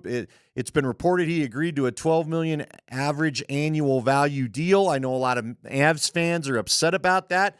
Feel free to hit us up if you want, 303-504-0925. Fire it off, get it off your chest. I would say this, Mark. I get the frustration from Avs fans. I get that he's going to be the new Matt Duchene that's going to get booed every time he touches the puck, it seems like, in town. But if you were Mikko, first off, if you don't make this deal, I don't know that you make all these other deals. I don't think you become as deep as you've maybe made yourself, or at least it appears you've made yourself today. This is all barring that, we want everybody to gel together and all that stuff. Got 20 games to get the chemistry right. But I don't think you get to make as many deals as you've made here. And also, I think one of the reasons why Mikko took that deal, Mark, and I'm not trying to be a jerk to the good people of North Carolina, but we talked about it yesterday. I've seen a bunch of tweets about culture shock for Miko Rantanen. So I think he thought, I can either go take this deal from Dallas or I can play here for another 2 or 3 months, and I'm not sure I want to do that. I don't think he wanted to be in Carolina any longer. He certainly didn't seem to be enjoying his time. So I think he probably took what he could get, and that's why I think there was probably a little more desperation in his last 24 hours than anything leading up to the Avs dealing him. Well, yeah, it's funny because this is like the deal he could have gotten with the Avs. $12 million? That's kind of what we were talking about all along. $12 million per year. Like, yeah, the Avs could make that work. A little less than Nathan MacKinnon. it would have worked out. And I guess some sort of sick, cruel irony that he ends up taking that same deal ultimately with a division rival. And in fact, hey, listen to this. So Nathan MacKinnon talked to the media outside of his locker today, and he was asked about playing now against Miko Rantanen for the next 8 years. Here's Nate. Yeah, it happens. I mean, I play against some of my good friends all the time. So. Yeah. Quick and easy Sidney answer Crosby, from Nate. right? But that's, not only the next 8 years, that could be the likely first-round playoff matchup. If the Avs catch the Wild, which I think they can, and quite honestly, especially after the moves they made, probably will, and with Kaprizov hurt for the Wild, it's probably going to be a 2-3 matchup of Miko Rantanen and the Dallas Stars versus Nathan MacKinnon and the Colorado Avalanche in the first round of the playoffs. Miko did not end up getting north of $13 million or anywhere close to $14 million like it seems like he initially wanted. How much of that was his lackluster play in Carolina without Nathan MacKinnon? Yeah, I think that played into it. I also think Dallas Dallas knew those two parties weren't going to be happy together. And honestly, how could Miko walk back into the Carolina locker room? Seriously, after all this, how could he walk back into that locker room after all of this? He didn't play. He ended up not playing last night, right? Isn't that how that he played played out? last night. He did played play last night. Yeah. Okay. I just think Dallas had Carolina in a better position than what Carolina had Colorado in. Matter of fact, I know it. It's playing out that way, right? So, yeah. Look, I don't like just making guys that used to play here sound like they suck because they don't play here anymore. I feel like we've done that to a ton of Colorado Rockies. Miko was still part of a Cup team. I very much enjoyed watching his career. Look, I get it, man. He's going to be a heel now. He's going to be a heel. Colorado fans aren't going to be happy with him, and he's going to hear boos every time he touches the puck here, is my assumption. Stasny went through it. Duchesne went through it. It's how it goes. And quite honestly, look, I'm not saying I don't get it. I do get it, I think everybody wanted him to stay here, and it doesn't feel like he won at all in this. I guess he won because he got paid. But, I don't know if he's going to end up winning overall in his career. I was seeing them put their lines out there on NHL Network. Their projected lines are saying he's going to be a second-line guy for them. Well, and it's not even a silver lining. It's just a complete and total win for the Avalanche, at least the way I see it. And consider Miko's production with the Hurricanes, what we saw. And was he in a bad mental state? Perhaps. You want $14 million, though, which you didn't get. But if that's what you wanted, rain, sunshine, got traded to Raleigh. I don't give a damn. You go perform at a $14 million level if that's what you want, if that's what you claim you are. So, okay, the Avalanche turn Miko Rantanen and forget the prospects, forget the draft picks. We're just going to talk about players and assets that help them win now. And the only ones that they parted with were Miko Rantanen and Casey Middlestat. Shillington, DeHaan, Juuso Parssinen, those don't count. No, these are all just pickups. Those are ancillary, don't even matter. So it's really just Miko Rantanen and then somewhat Casey Middlestat. And you turned that into Marty Necas, Brock Nelson, Ryan Lindgren, Jack Drury, and then for Middlestat, Charlie Coyle. You turned Miko Rantanen, consider Middlestat Coyle 1-for-1. You turned Miko into Necas, Nelson, Lindgren, and Drury. You wouldn't be able to afford all four of those players if you were paying Miko even the $12 million he got in this extension he signed today. Yeah, the bottom line is, look, I love this. If you're an Avs fan too young to remember what it was like back in the Cup runs of the 2000s and the 90s, this is what it was like. This is what Pierre Lacroix did every deadline. What do I need? This has felt like a Pierre Lacroix deadline day, and I didn't think we'd see one of those in the Cap era, but it's been insane. They just keep adding. I couldn't get off Twitter because I kept wondering what the next move would be. It was wild. Were you watching ESPN where they just casually dropped that Brock Nelson all of a sudden is an Avalanche? It's just kind of a throw in, and then they're trying to figure it out, and people are emailing me left and right. Come on, who on ESPN outside of their actual NHL show knows who Brock Nelson is? No, but Scott Van Pelt, It's Right. like breaking down the Brock Nelson trade. It's not his forte. Kind of wish it would have been a TNT game last night, but and then we could have heard Bissonnette and the boys afterwards, but it wasn't. So. All right, they didn't get Sidney Crosby. They didn't get Biz's boy. They didn't get my boy. But did you ever really think they would get Sid? Brock Nelson he's the real on the realistic market. He was the top center available. And okay, so Casey Middlestat profiled. He's younger. There was more kind of just imagining what his tools could be. With Brock Nelson, we've seen it. He's a proven commodity.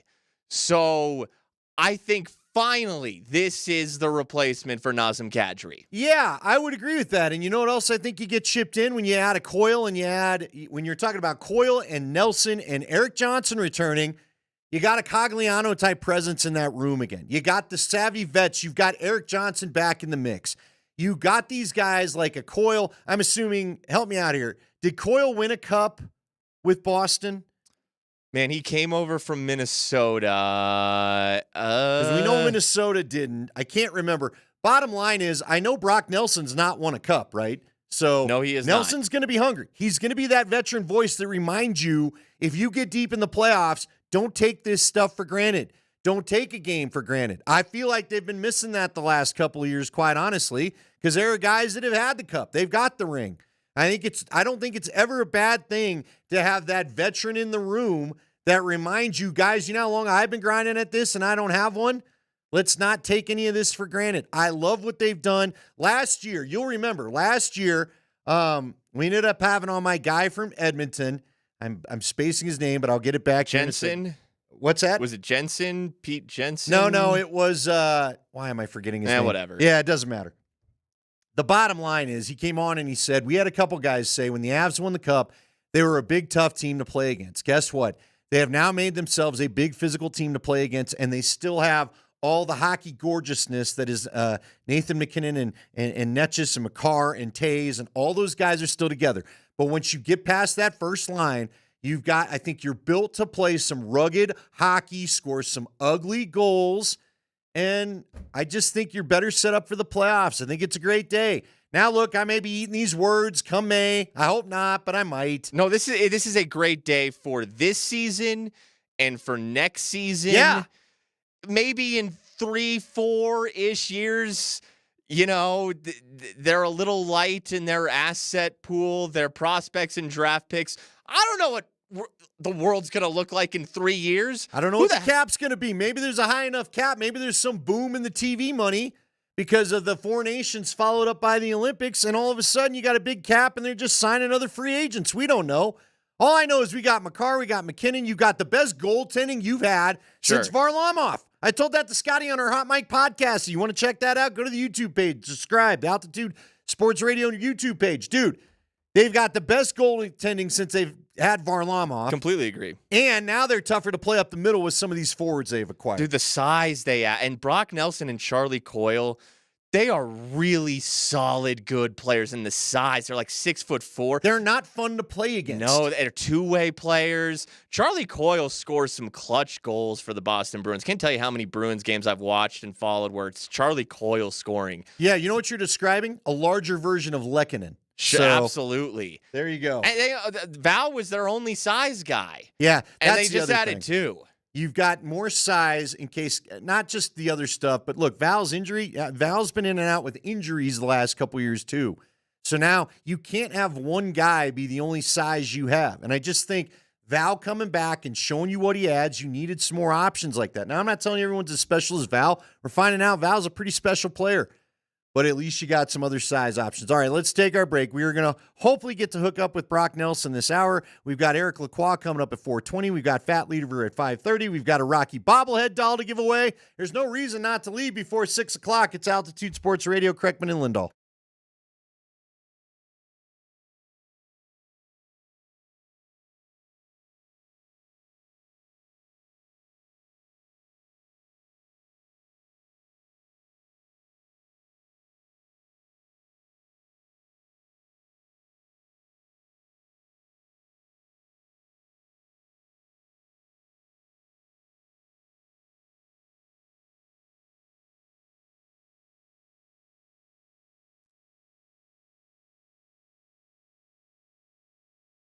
Hey guys, Andy Lindahl here for the Rocky Mountain Men's Clinic. Well, February's done. Usually you think about February being the season of love, or the month of love, but the season of love is upon us. Now that it's March, it's spring, and hope springs eternal. Maybe, you get in a new relationship in spring, but maybe you're not as motivated to if you're struggling with erectile dysfunction. Don't let this be a reason to hold you back from finding that new relationship in the season of love.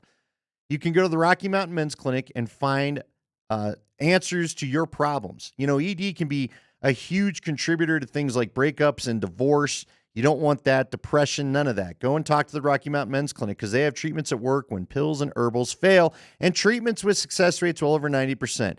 At the Rocky Mountain Men's Clinic, they've served the Front Range of Colorado for nearly a decade. They've successfully treated tens of thousands of men, so you know that they know what they're doing there. You can schedule a consult with the Rocky Mountain Men's Clinic today. Your initial visit's only $99 and does include a medical consult with a Colorado licensed medical provider, a T and a PSA test, and if medically advised, you'll get a test dose. And if the test dose doesn't work in the office, your visit is free. They have an expert staff, and if you're like a lot of men, you could be having sex the day after your appointment. They have 5 locations to serve you throughout Colorado, Fort Collins and the Springs included. 720-440-7900 is that number, or RockyMountainMen'sClinic.com.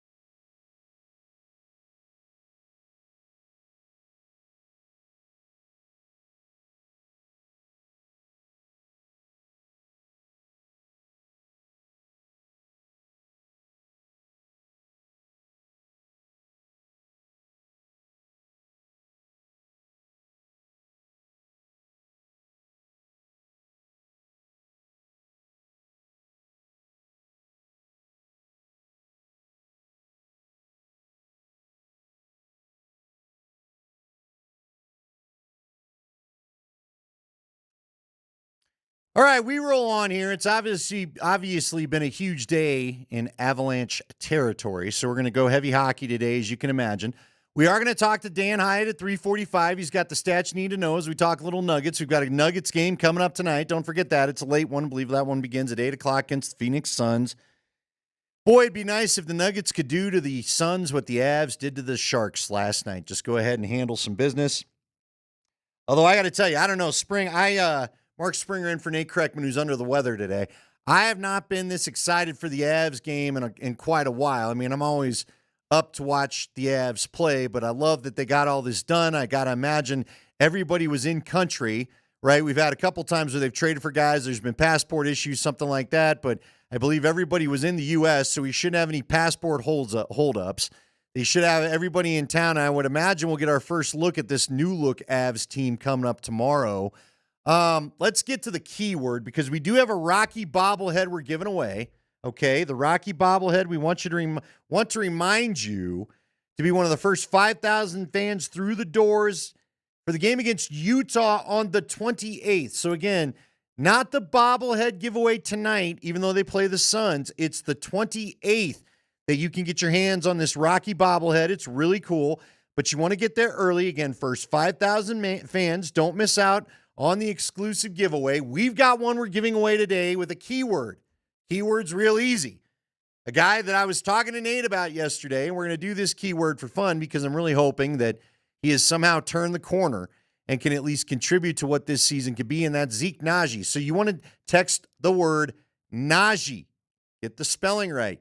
Text Nnaji to 303-504-0925. Nnaji, 303-504-0925. We'll give our Rocky bobblehead away today at the end of the show. We're going to give you all show long to text that in. But if you want to take no chances, get your tickets now at denvernuggets.com/tickets and make sure you're one of the first 5,000 fans to get this bobblehead. If you want to check out the bobblehead, it's on my Twitter. Just go find it there. You don't even have to follow me. Just go and look at it. So there you go. All right. We're going to talk to Fat Lever at 5:30. That should be fun. I'm very excited to talk to Eric Lacroix at 4:20. And Brock Nelson is probably coming on today. We're hoping so. I'd put it at 90%. Good. I see you texting. That makes me feel good. I hope that's who you're texting with. I feel good about it. I think Brock Nelson's coming on today. Well, I can't wait to talk to him, man. You know, I mean, this is very exciting. I'll reiterate my point from last segment. Avs fans, this was what it was like when they went and got Ray Bourque, when they went and got Rob Blake. Once upon a time, it didn't go as well. They got Theo Fleury, who was a tremendous scorer for the Flames. That was before they got the Bourque deal done. This just harkens back to what I remember what the Avs were during their dynasty. Well, and it's a lot of fun. When you have Nathan MacKinnon, 29 years old, still in his prime, leading the NHL in points, won the Hart Trophy last season. Cale Makar, look, God bless Quinn Hughes. Cale Makar is the best defenseman in the NHL. He's the second best defenseman of all time, if we're being honest, behind Bobby Orr. You have two Hall of Famers in their prime, and you have Val. And I think that this speaks to their trust in Val as well. He was off with injury. I saw a couple conspiracy theories out there. Oh, is this cover for something? Nope, he returned. He's back. Haven't had an issue all season. What a player he is. Nichus, is he Rantanen? No, but he's a damn good player.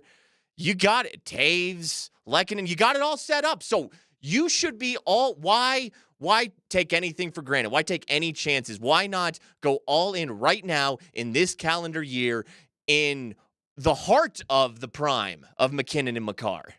Well, you have to do it. This is a group, and I feel this way about the Nuggets. This is a group where multiple cups, you don't want to be greedy, but you need at least a couple cups out of this group. Now, look, I say that, and to be honest with you, the core was the same, but the supporting cast was different between 1996 and 2001, right? Go and look at the names of the original Cup team. A guy like Uwe Krupp, he wasn't on the second team. Sandis Ozolinsh, I don't think was on the second team. I think they got him for the first team. I get a little cloudy as to who came when because I wasn't in the media quite yet. But This is just, it's exciting times. And again, I love the size. I love the players that they profiled. You know what? Honestly, Spring, I don't know if we're ever going to see an Avs team as good and as skilled and as deep as 2022. Okay? Sure. I'd love to see the 01 Cup team and the 2022 Cup team play each other. I think that'd be a hell of a lot of fun. But that'll never happen. I guess we could find some AI simulation maybe at some point. But honestly, this team, they've been approaching things, I feel like they still were kind of that 2022 team. And when I talk about depth, you're talking about, like you said, a Nazem Kadri on the second line. You had Andre Burakovsky, he kind of started a down cycle at the end of the Cup run, but that still was a dude that could snipe goals for you, and he was playing on the fourth line sometimes, the third line. You had scoring all up and down that lineup. You had ridiculous speed all up and down that line. You know what else you had? You had big defensemen and guys like Jack Johnson and Eric Johnson, and then they added Manson. They had guys that were tough to play against in the playoffs, and you've now added things like that again. You're going to get grit out of Coyle. You're going to get grit out of Nelson. I don't know. I'm just can't wait for the play. I can't wait to watch them against Toronto tomorrow.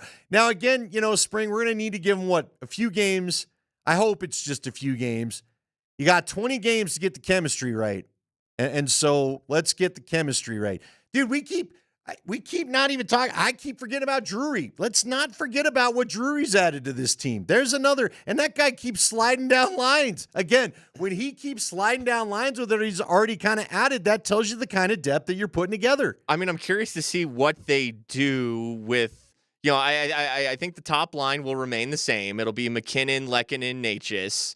And then your second line, for sure on your second line are these two, Brock Nelson and Valeri Nichushkin, and Nelson's your center, and Brock Nelson and Valeri Nichushkin on the same line, that's a lot of meat. That's a lot of size. And then I guess Drew, you're either keeping Drouin there, and that's a funny dichotomy because Drouin's a littler fella next to those two behemoths. But Drouin's got a ton of skill, and the Avs can absolutely extend Drouin in the offseason. Or you put Coyle on that second line. That's where Coyle was playing in Boston. He was a wing on the second line with Elias Lindholm at center. Now, Coyle would still take a lot of faceoffs, though, and he can play the middle. So you could put Coyle on the – and what a huge second line that would be. Nelson, Nichushkin, Coyle. I mean, that's size and then some. Or it's Drouin up there, and then Coyle's on your third line. Maybe he centers it. Maybe Jack Drury centers it. Ross Colton is on the other wing. If it's Drury centering it, I mean, this kid, Jack Drury, went from kind of not really playing in Carolina to now he's centering a third line with Ross Colton, who was on fire to start this season, and Charlie Coyle, who is a damn good NHL veteran. That's a good third line. Yeah. And your fourth line can get interesting, too. All right. So people are asking on the text line, is at least one person did, is Eric Johnson, is that a real deal? It is. The Avalanche acquired him in the final minutes of the deadline from Philadelphia for forward Giovanni Smith. Okay. Matter of fact, let me refresh this page to make sure there's nothing else that was a late addition to this thing. I've got this from NHL.com. Let me just give you just a kind of a quick once over of some of the big trades today. The Devils picked up Cody Glass and John Gruden, not that John Gruden, from the Pittsburgh Penguins. It's funny because Pittsburgh didn't trade Sid the Kid, but they traded a lot of their kids, quite honestly. There it is. It is official now. Rantanen is to the Stars.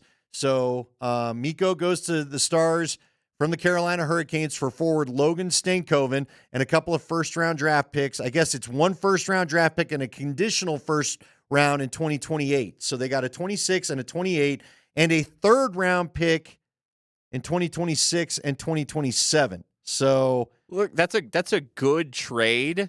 A couple first-round picks. Logan Stankoven. He's got a stanky oven. Yep. He's a good, young-looking player.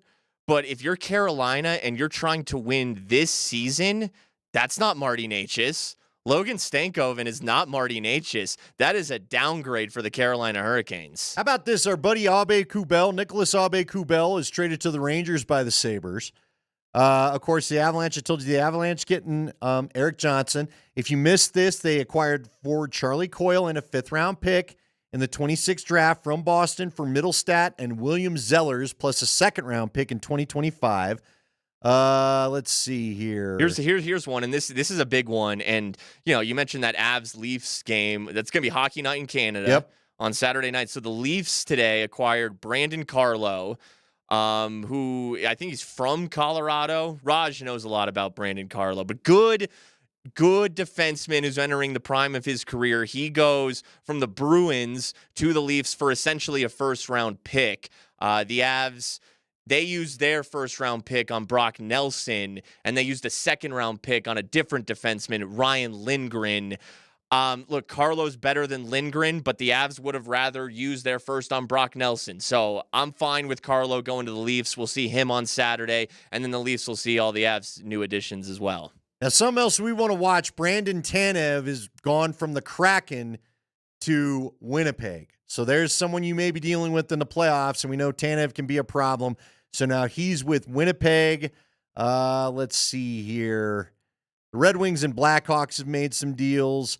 Schenn, by the way, Luke Schenn was traded from Pittsburgh to Winnipeg. So Winnipeg picked up a couple of guys today, including Luke Schenn. Now, everybody thought maybe his brother Braden Schenn would be going there too, but not the case.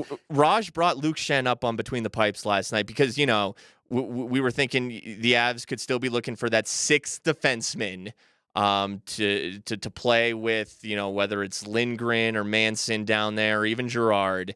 And Luke Schenn got brought up, but I guess it'll be Erik Johnson. Yep. And I'm fine with that. And, you can rotate Keaton Middleton in, but as your 6th D-man and the vibes that brings too. I'm a big vibes guy sometimes, and Erik Johnson brings the vibes. Well, I like the story. I like the story arc of all of this. He does, and it just brings presence back to the room. Okay? Sure. He can get dressed and get in the room. We've talked about the captaincy, the leadership, all that kind of stuff, and I just think you're bringing back a little bit of what you had when you won the Cup. Guys to hold guys accountable. Guys to hold the room accountable, like we talked about, we do have Brad Marchand. Good call, TD. Brad Marchand going to Florida. He got traded at the very end. Like, I thought the deadline was up and the Marchand thing came through. So he's going to go to Florida. Boston's basically, they called it a day. Boston says, we're out. Peace. Love you. That's that. And now Casey Middlestat gets to go be part of a rebuild, a modified rebuild, because they still have Pasternak, but that's Casey Middlestat's life now. Yeah, do you think, who was the goalie? Linus Ullmark? Ullmark, yeah. You think he's psyched about signing that contract beginning of the year? No, you're thinking of Jeremy Swayman. Is Swayman the one that signed? Yeah. Nonetheless, he's with Boston, right? Yeah, Swayman with Boston. They're probably like, man, maybe I should have waited.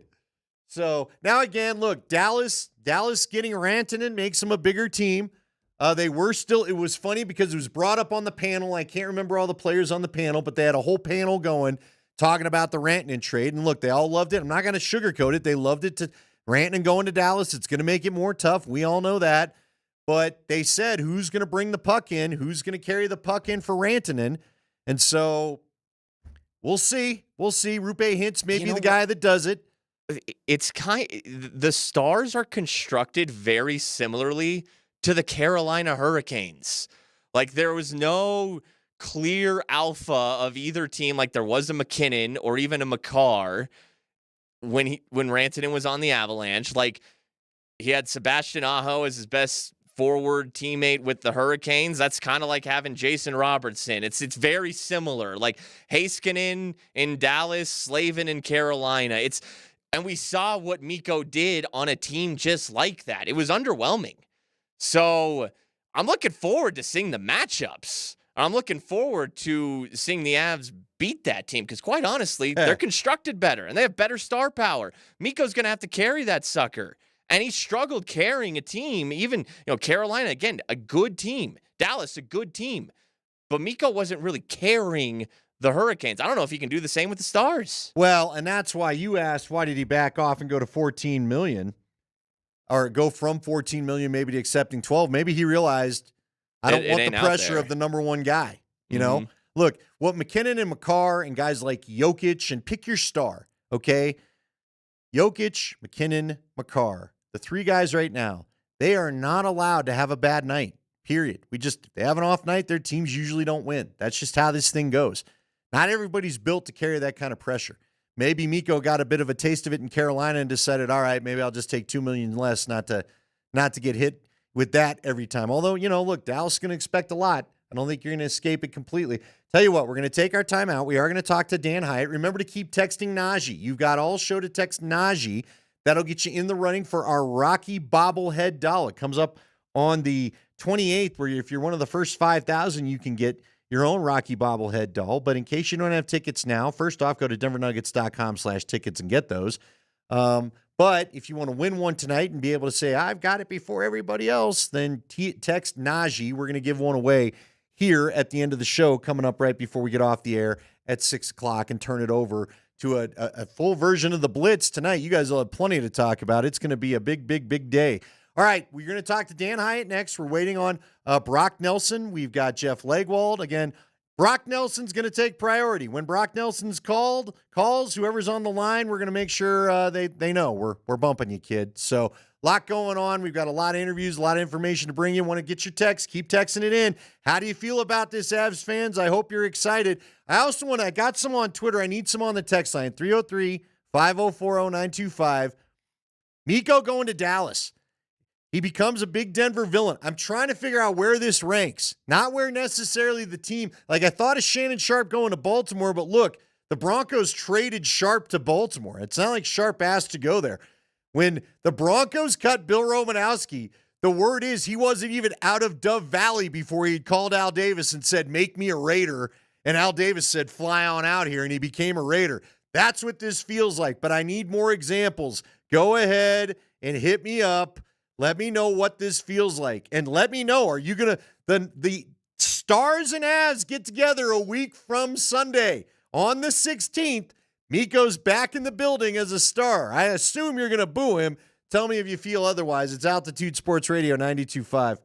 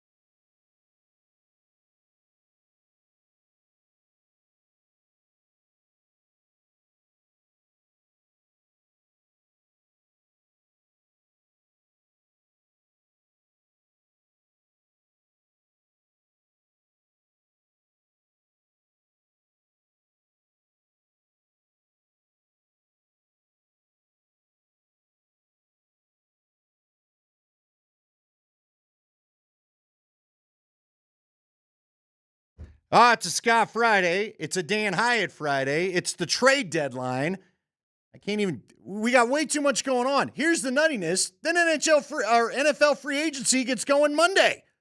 And there's all sorts of rumors about what the Broncos might do. We welcome in Dan Hyatt, a man of many sports, a man that knows what's going on. Dan, how are you today? I'm good. It's it's crazy around my house too. I got some new dog food coming in from the store. Big day. Hey, when that dog food comes in, it's always a big time. Did you get the big bag where you're going to hurt your back trying to get it in, or just the usual? Yeah. Huge deal on some salmon and rice concoction that's good for the allergies. So big day. Yeah. I'll tell you what, Dan. We'll just pull the curtain back. Usually we have everywhere we're going scripted out, but because we may have to drop you for Brock Nelson if he calls in, great. let's go. Let's give the people what they need, and I'm going to get out of your way. No, yeah, Nuggets. I mean, again, the funny part is, everything's happening on the hockey side. You got all these trade deadlines. The Nuggets were one of very few teams that did nothing at the deadline, right? But now, kind of one of the things that we're talking about a little bit more today is, well, what is Zeke Naji actually doing for you? Did you get a player in which there's value of return and you gave up nothing for him? You had already been paying him. Maybe you're actually getting that return back. So it's kind of nice to see that there's a little bit of life in a place that there hadn't been. But you've got, the Phoenix Suns coming in tonight. They're not great, but they've been a little bit healthier lately. You never know what you're going to get with Durant. Now Booker and Beal should all play together tonight. I don't know what Beal's situation is, but the three of them have not seen the Nuggets yet in the 3 games this year. But after the Suns, you've got OKC back-to-back their place, Minnesota here, the team that knocked you out of the playoffs last year, and the Lakers. So you really are absolutely getting playoff battle tested right now. All right. So that's great. So give me, do you have your stat you don't need to know? Well, here, I'll give you the 2 stats you got to know for tonight. Okay. We'll bang that out real quick. And again, right now you just saw 2 games in which they went to Boston and played well enough to win, but didn't. They played well in the rest of the game, but they got down so far early in the first quarter. Down 12. Again, Kings, they're down 13 early, but they caught them. This year, though, these slow starts at home are the difference. Last 2 years, they've been able to come back. This year, if they're trailing after the first at home, they're 6-9, and they only have 9 home losses. So again, tonight, a big key for them is going to have to be starting off early, shooting 50% from the floor, layups, paint, fast breaks, the things that they're good at. And then the second part of this that's interesting is Jokic has been more of the distributor rather than the dominator since the break, right? Almost 30 points per game beforehand. Now he's at about 22. And with all these extra passes, you've got more assists, but you've got more turnovers. The craziest stat was he was a negative. You just talked about when he doesn't show up, they usually lose. He was a -7 in that game against the Kings, and they won. That's the worst plus-minus he's had in a game this year. And it's the first time in 2 years they've won a game in which he's been that bad. But how'd they do it? In the fourth quarter, Westbrook went nuts, had 8 straight points, and Zeke Naji's showing up. He's got the best defensive rating in the NBA since the beginning of February, since he's been getting minutes from Coach Malone. And now all of a sudden you're starting to see a physical presence that actually allows for your defense to set up. Because you've got 110 points allowed to the Celtics, 110 points allowed to the Kings, and even though the offense isn't quite there, Zeke's giving you a little bit more of a defensive presence and more hustle on that end, especially without Gordon. They're just playing better. So, again, tonight they're going to have to be physical. They're going to have to be playing better early, hitting their shots early at home, and then they could be okay against the Suns, who can't play defense. All right, real quick before we get the stat that we don't need, I am curious, are you more a believer in Zeke Naji? Like, Nate is still very much, I need to see more. I do think he's showing us what he could do well, and I do feel like again, Dan, the other night, I almost didn't want them to take him out. I almost wanted them to choose somebody else because I thought after he hit that 3, let him stay in. Let him keep building the confidence. What do you think about him and what could be real and what isn't? I don't see Zeke Naji coming into a playoff game late and making an impact like we've seen recently. But if you've got a bigger body that can come in and relieve Jokic. Jokic sat for 5 minutes in that fourth quarter, and between Westbrook and Naji, 2 guys who are, again, probably going to come off the bench in playoff time, or at least if Westbrook's starting, he's going to be a little bit less of a 35, 40-minute-a-game starter. They were +9. they came back against the Kings. Najee was in there mixing it up, getting offensive rebounds, but at least giving Jokic the ability to stay home on defense. That's the biggest thing for me. When he's not in there, Jokic is running around. You're getting backdoor cuts. Because the perimeter defense is not good. It hasn't been all good all year. And Jokic is trying to come up and help. Then you get all these blow-bys. You get easy layups. Najee, if he's starting to get blocks, which he is, and he's starting to actually contest field goals, at least in that restricted area or around the paint, you've got a much better defensive scheme that then gives you your strengths, which is stops, fast break points, and transition. So, no, I don't think he's a big impact position player moving forward. And I don't know how much trust he's going to get when it's these next couple of games against good teams. But right now, you had to see something out of him, and he's giving you that. Look, if nothing else, maybe he's up in trade value for the summer if that's what you choose to do, which you didn't have up to this point, let's be honest. All right, Dan, give me the stat we don't need because, let's be honest, this is always my favorite. Well, the stat you don't need is, again, all the looking at what's happening in this day in history and the way that we live our lives. I love this. 149 years ago today, right? The patent for the phone. Alexander Graham Bell finally gets his patent, and we have our first use of the phone. And this has just been funny this week because, again, I took my daughter to the store, and I forgot, and I went to go pick her up after I dropped her off. I didn't have my phone with me. And I was completely lost because I didn't have my phone. I couldn't call her or track her. I couldn't send her a text. I don't know her number, so I couldn't ask the store to use theirs. There are no more payphones anymore. And again, there were 2.5 million payphones in the U.S. in the 90s. Now there's 100,000. My daughter's in New York now, and she can't even find one. But 150 years ago, the first telephone from one room to another was first used. The first cell phone was, I don't know if you remember the Dynatac 1000X or whatever. It was 10 hours to charge for 30 minutes of use. That's almost 40 years old today. And now you got a phone where you're listening to altitude radio. You're going to use it to scan your Nuggets tickets to go to the game tonight and check your weather. I love that 150 years ago, the first phone call from one room to another was electronically made because it was basically using electricity, to connect one room to another. Well, I love that. And what did you say? There were how many payphones in the 90s? 2 million? 2.5 million in this country, and now there's less than 100,000. See, I got to be honest with you. I'm shocked there's 100,000 because I don't know the last time I saw one. So, and a fifth of those are in New York, and that's what I said to my daughter. Hey, text me a picture when you're there if you find one. She's been there 2 days and hasn't found one. What would Superman do? He'd have no place to change. Dan, thanks so much, man. We always love catching up with you, and we'll talk to you in a week. Yeah, I hope Kreckman didn't give you the black lung. Stay up. Yeah, so do I. Kreckman really had it going on yesterday. For those that stopped by Black House, which was awesome yesterday, and a lot of you did, we appreciate it. Great place, great food, fun spot. Go out, check them out. Nate normally doesn't come say hi. He really was trying not to say hi to anybody yesterday. That thing was going on. How about that, Spring? Have You've at least had one interaction with a payphone, haven't you? Oh my gosh! I mean, I was a kid when those things were like. So you never had the winding. pager? You never returned? No, I did not need a pager when I was 10 years old. The greatest story that I know, Mark Schlereth used to tell me. He's told it on the air. He got called by Mike Shanahan somehow. I guess I can't even remember how he got the message. But he got some message or he got paged in the airport as he's trying to fly out of Denver. And again, it was before cell phones. And Mike was like, I've got your offer. It's a great offer, but you got to take it or I'm not letting you leave town. Mark had to go borrow an actual rotary phone in the back of some Starbucks or something at the airport and cut his free agent deal as Mike was giving him his famous pressure of, you leave town, I'm taking it off the table.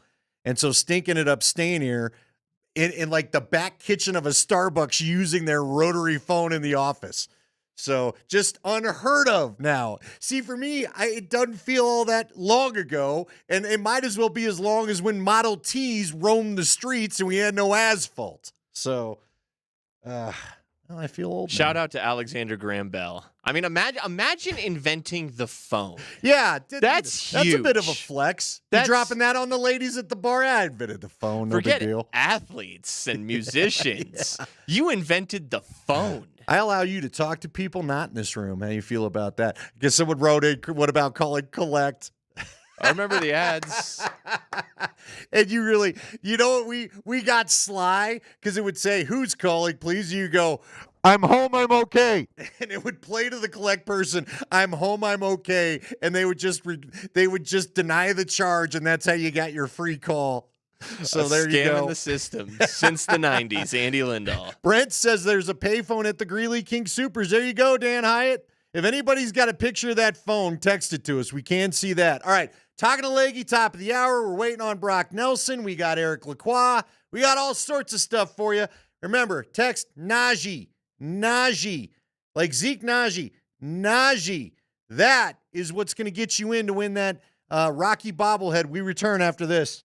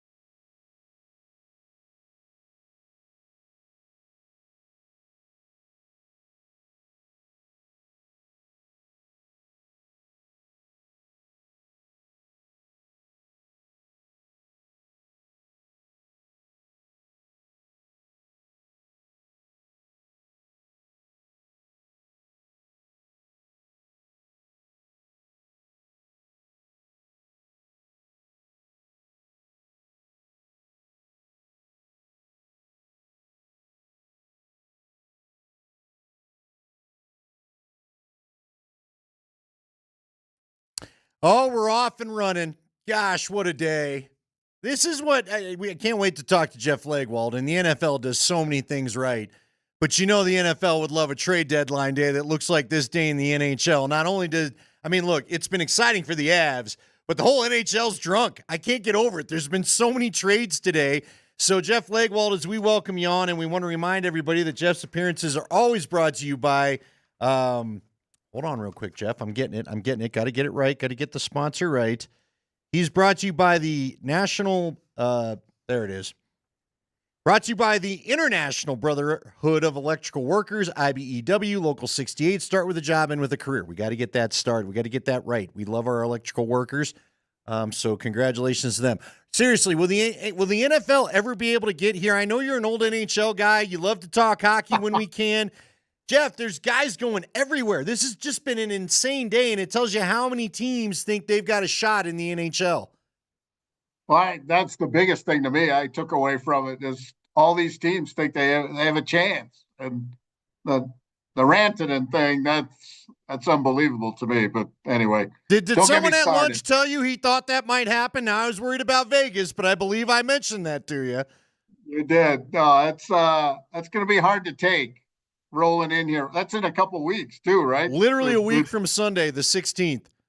Yeah, no. Anyway, no, I don't think the NFL could ever have it just because of the structure of the cap and the way contracts work and that you take the deal, when you trade a player and it just seems like a lot of the deals in the NHL are shorter, than some of the NFL deals of the marquee guys, at least until they get the 7-year, 8-year deal and all of those things. But yeah, there's been some crazy NFL trade deadlines, but it's been decreasing as the years go by, as people get better with the cap. But in the early years of the cap, sometimes it got a little nutty. All right, I gotta put this out there because I was mentioning payphones and stuff to Mark Springer, who was too young to deal with those as a lad. Somebody kept asking, didn't we get a deal screwed up in the NFL because of the fax machine? It was Elvis Dumerville, famously. Elvis Dumerville. At Kinko's. Yeah. The great fax machine meltdown. Hey, I know Spring's got a ton of questions, and we're a little bit up pace just in case Nelson calls. I want to get as much out of you as we can before we talk to the newest Av. But you had said earlier in the week, and I think you've told now 2 shows, because I think you told the morning show and you told PhD, that the Broncos will look to seek a second receiver. What aisle are they shopping in your mind? Is it the DK Metcalf aisle? Is it the Cooper Kupp aisle? What are we looking at? Yeah, I don't know if we have a good handle on that. I just know they waved off Debo pretty hard, but they didn't even consider it. So I think they're going to be very sort of, how does he fit with the team and the offense? I know everybody's fired up about Metcalf, but I think he's averaged 60 yards a game for the last 3 years. I mean, you're not getting the player at his best year. I think sometimes we look at that stuff and we think we're getting the all-pro season or, the best season. You got to take it as a whole thing. Would DK Metcalf succeed in Sean Payton's offense with all the slant routes and all the, all of those things are over the middle? Yeah, of course he would. But they're a team that cannot give up draft capital. They spent 3 years ditching draft picks, and they will never dig out of the hole completely if they keep ditching draft picks. That's been proven over and over again in the league. And I think if they had all their picks the last 3 years, I'd say they'd be more of a player in the trade market. But, I think it would be a mistake for them to give up too much draft capital for any receiver. And as of a few weeks ago, I think that was their feeling in the building. Now, if they change their mind right here on the doorstep, then that's a whole different thing. But you can't give up that much draft capital over 3 years and then think you're a player in the trade market and think you're going to be able to compete in the AFC and the AFC West. Yes, on the trade market, you got to give. The Seahawks want, according to Diana Rossini, a first and a third. What about the free agent market? The sports books don't love the Broncos to get DK Metcalf. They don't love him to go sign Devontae Adams, who's probably going to be a little pricier. But the Broncos are the favorites to sign Cooper Kupp. Is that the guy? Do you think that's the guy? Because the sports books are saying Kupp's the guy. Yeah, they think they have some info, I guess. Spring, I think he'd be the guy for a year. I mean, you got to look at it. You got to look at the odometer on that one and what you're doing. To me, with Kupp, it's an age factor. How much you think he's going to give you 2 years from now, and how much are you willing to give up to do that? But certainly, again, a guy with that technical ability and route running, and he had the Triple Crown, for crying out loud. He won the Triple Crown, but you're not getting that player right now, and that's what I think they have to consider. All right. What do you expect? Monday, the tampering begins. Wednesday, they start signing deals. We get to talk to you Monday. What will we be talking about, do you think, that day? What do you think might be the first meal out the door or move out the door? Yeah, I'm going to be intrigued, Andy, if they're, I think their draft strategy will be clear by who they talk to. If the running back class blew them away in the pre-draft run-up here, does that mean they don't talk to a free agent running back? But I'm going to be intrigued to see if they're in on a tight end like Juwan Johnson, just to bolster things. Do they pursue a receiver? But I do think defensive tackle will be at least a position they look at and try to talk to people and see what the numbers are, because that's really what's going to happen. That happens some at the combine, a little informal of how much is your guy looking for type thing. But, the tampering period is really, okay, what are the numbers really going to be? How much is it really going to cost? And how many years are you looking for? On defensive line, Zach Allen wants a contract extension. Then I saw John Franklin Myers on Twitter say, hey, I want one too, even though he's not going to get Zach Allen money. Javon Hargrave, defensive tackle, got released by the Niners. Jonathan Allen got released by the Commanders today. The two dudes in-house, the two dudes out-of-house. What do you think they do? I think, I think the free agent receiver market will be impacted by the glut. Not everybody's going to get money.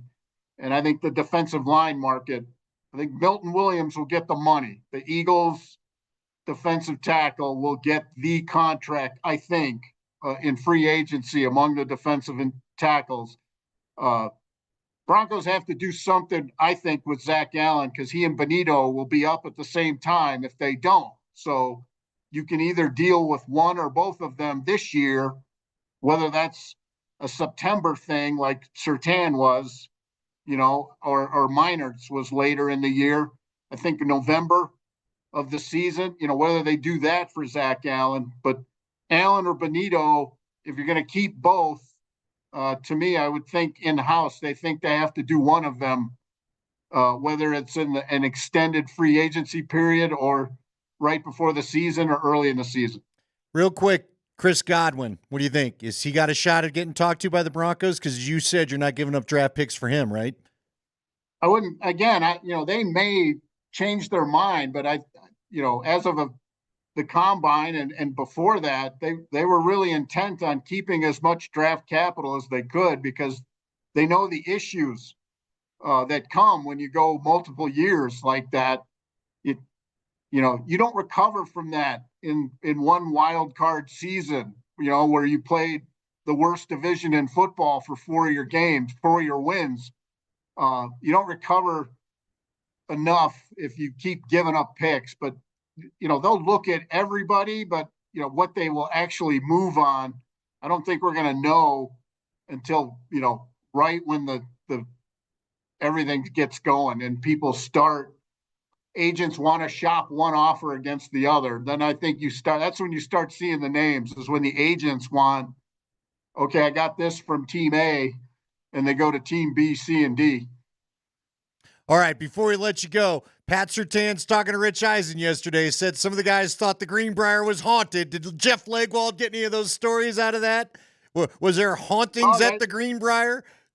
That was definitely a topic of conversation amongst some of the guys, and some of it, because where they had some of them staying, and in some of the outlying sort of houses they have that next to the hotel, that did come up. We did not have that problem 12 miles down the road at a little cheaper hotel. Yeah. Well, maybe the Civil War battlefield wasn't so close to that one. So anyway, all right, Leggy, can't wait to talk to you Monday because that's another fun day. We've got a great couple of bookend days and some games in between. So looking forward to talking to you Monday. Till then, we'll read you at ESPN.com. Thank you, my friend. See him. All right, that's our guy, Jeff Legwald. As always, brought to you by the International Brotherhood of Electrical Workers, IBEW Local 68. Start with a job, end with a career. All right, we're going to take another time out. We're still waiting on Brock Nelson, and again, he's getting settled. He's probably got 1,000 things going on. So the moment they can get him on with us, we're going to take him, as you can imagine. Coming up next, though, in about 5 minutes here, we're going to talk with Eric Lacroix. Again, his dad was the architect of a number of trade deadline days in the NHL, like what we saw today. Today was a ton of fun. It was a throwback. Can't wait to get his thoughts on things because he had a great many thoughts after they acquired Lindgren, so I can't wait to hear his amended thoughts now. They've added a couple of big, gritty forwards. Remember, text Najee, as in Zeke Najee's last name. Najee. Text it 303-504-0925. It's our Rocky bobblehead keyword. Be one of the first 5,000 fans through the doors for the game on against the Utah Jazz on Friday, March 28th. So that's 3 weeks from today. Friday, March 28th, 7 o'clock. If you're one of the first 5,000 fans, you'll take home your own Rocky bobblehead. So make sure you get there early. If you need tickets, go to denvernuggets.com/tickets, but we are giving one away today. Najee is in the last name of Zeke Najee. Text that to 303-504-0925, and you're entered to win that bobblehead that we'll give away at the end of the show.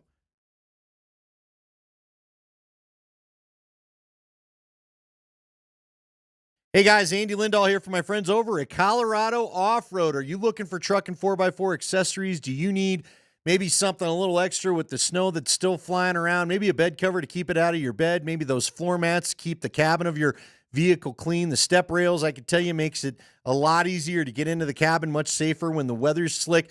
I saw a video today, one of the accounts I follow, about things going on in downtown Denver. Showed a vehicle getting robbed because the people were trying to warm their vehicle up, left the car with the keys in it while it tried to warm up. You don't risk that kind of thing happening with a remote start. I got that put in years ago by Jerry Jones over at Colorado Off-Road. You simply hit a couple buttons on your key fob, and it starts warming up without your keys being in the vehicle. That means that you're not breaking any of the puffer laws either. The puffer laws don't allow you to warm the vehicle up if you're not going to be with it and leave your keys in there. So there's another heads up there. If you need one of those, you can get it at Colorado Off-Road. And if you need anything for camping season is going to be here soon. They've got that too. Colorado Off-Road is located 3 blocks south of downtown Littleton on Prince Street. They're on the web at cooffroad.com. Give them a call at 303-761-1264. Colorado owned, Colorado grown, Colorado Off-Road.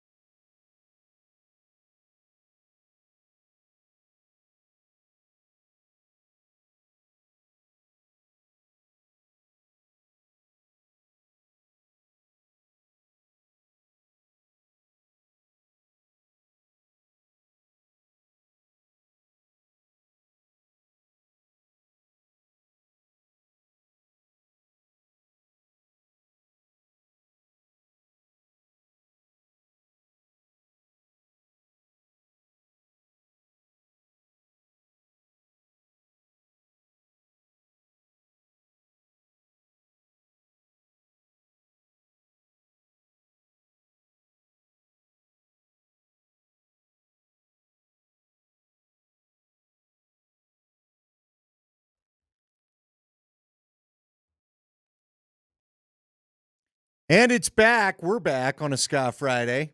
Mark Springer in for Nate Kreckman. I'm Andy Lindahl. It's our usual Ska Friday hijinks, I'll say. Although it's been an incredible trade deadline day in the NHL.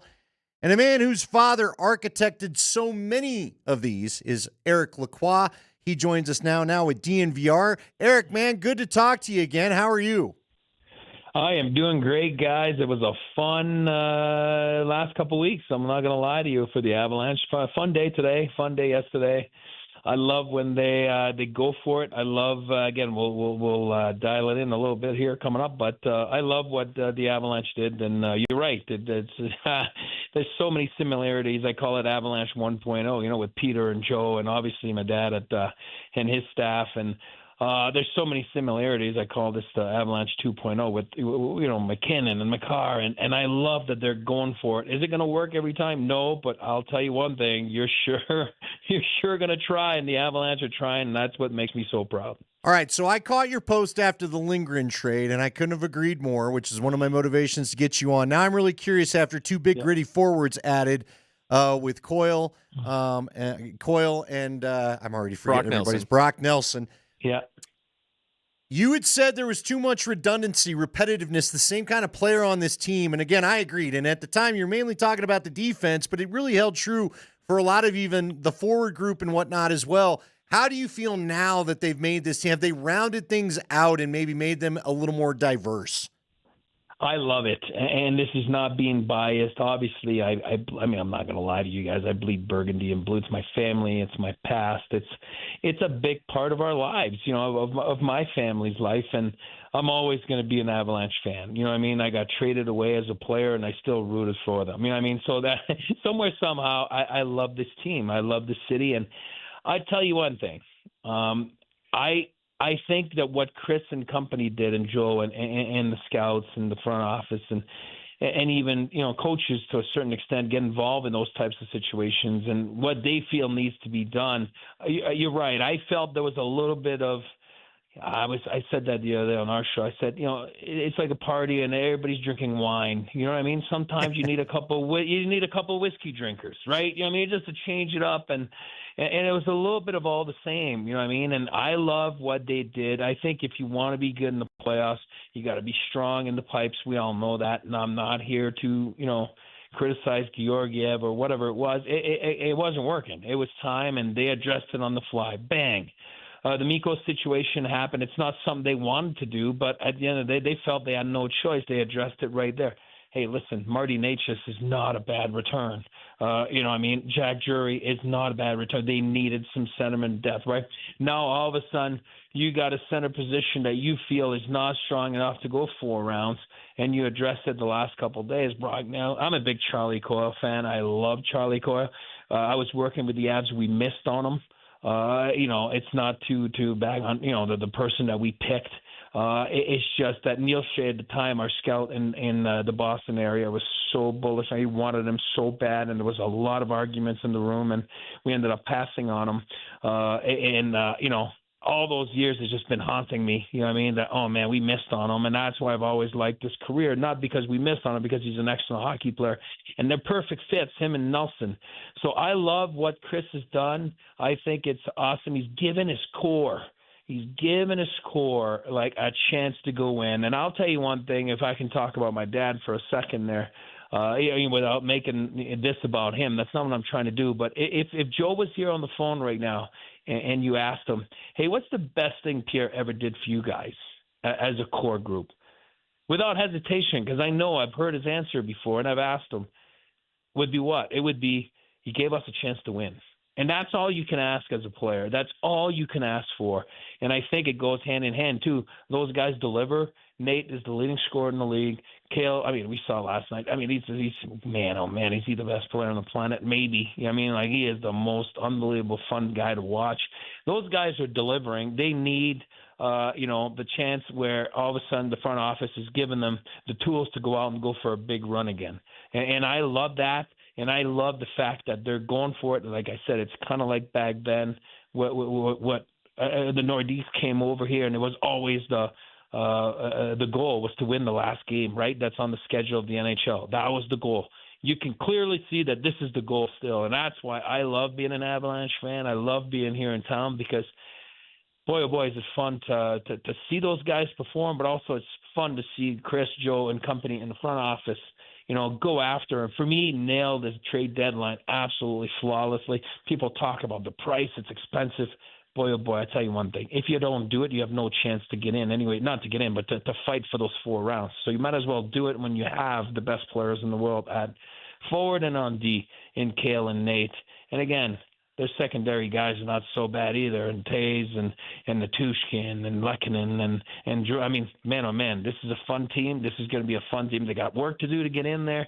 I think they can do damage in the playoffs.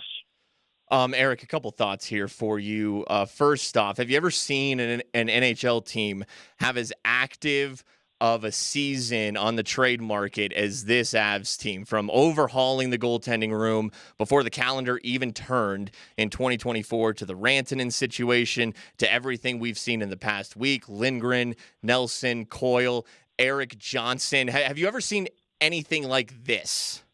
Oh, no, and you're right. And don't forget EJ. I mean, for me, right there, for character guy in the room, it looks like even if he's not even dressed, EJ is going to be perfect for this locker room. He's been there.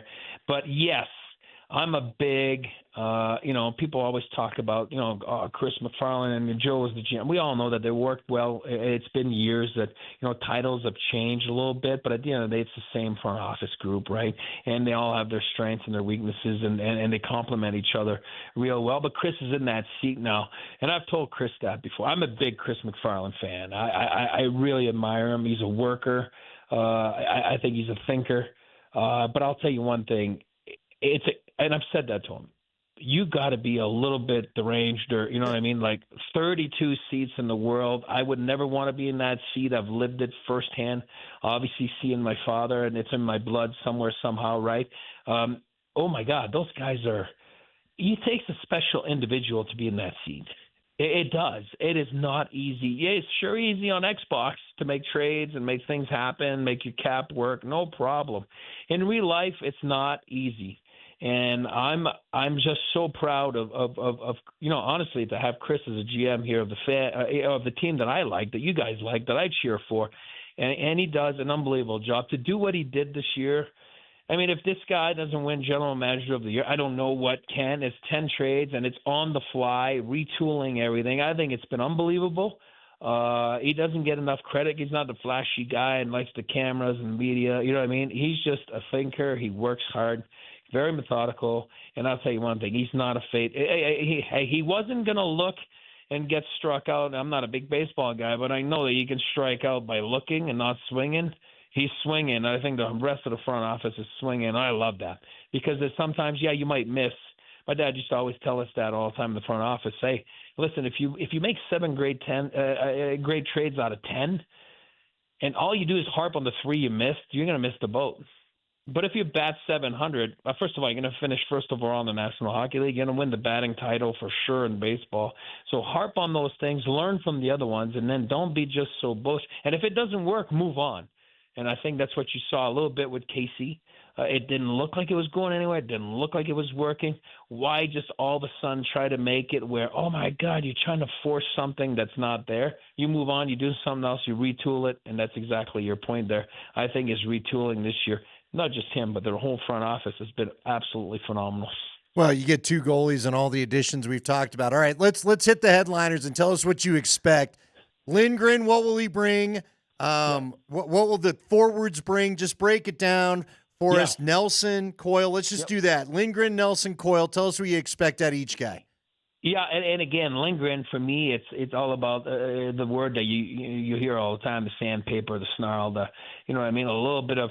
He's like a tugboat, right? He's just one of those guys, and he's just like in the battle. He's in the middle of everything, and he's always got a bloody nose. He's different than a little bit of what the Avalanche had, especially on the left side, right? I think it's very important. I think Prater and Bedsy like their lefty, righty, lefty, righty, lefty, righty. Who knows what the pairs are going to shape up to be, but I think that this guy brings you a little bit of PK mentality.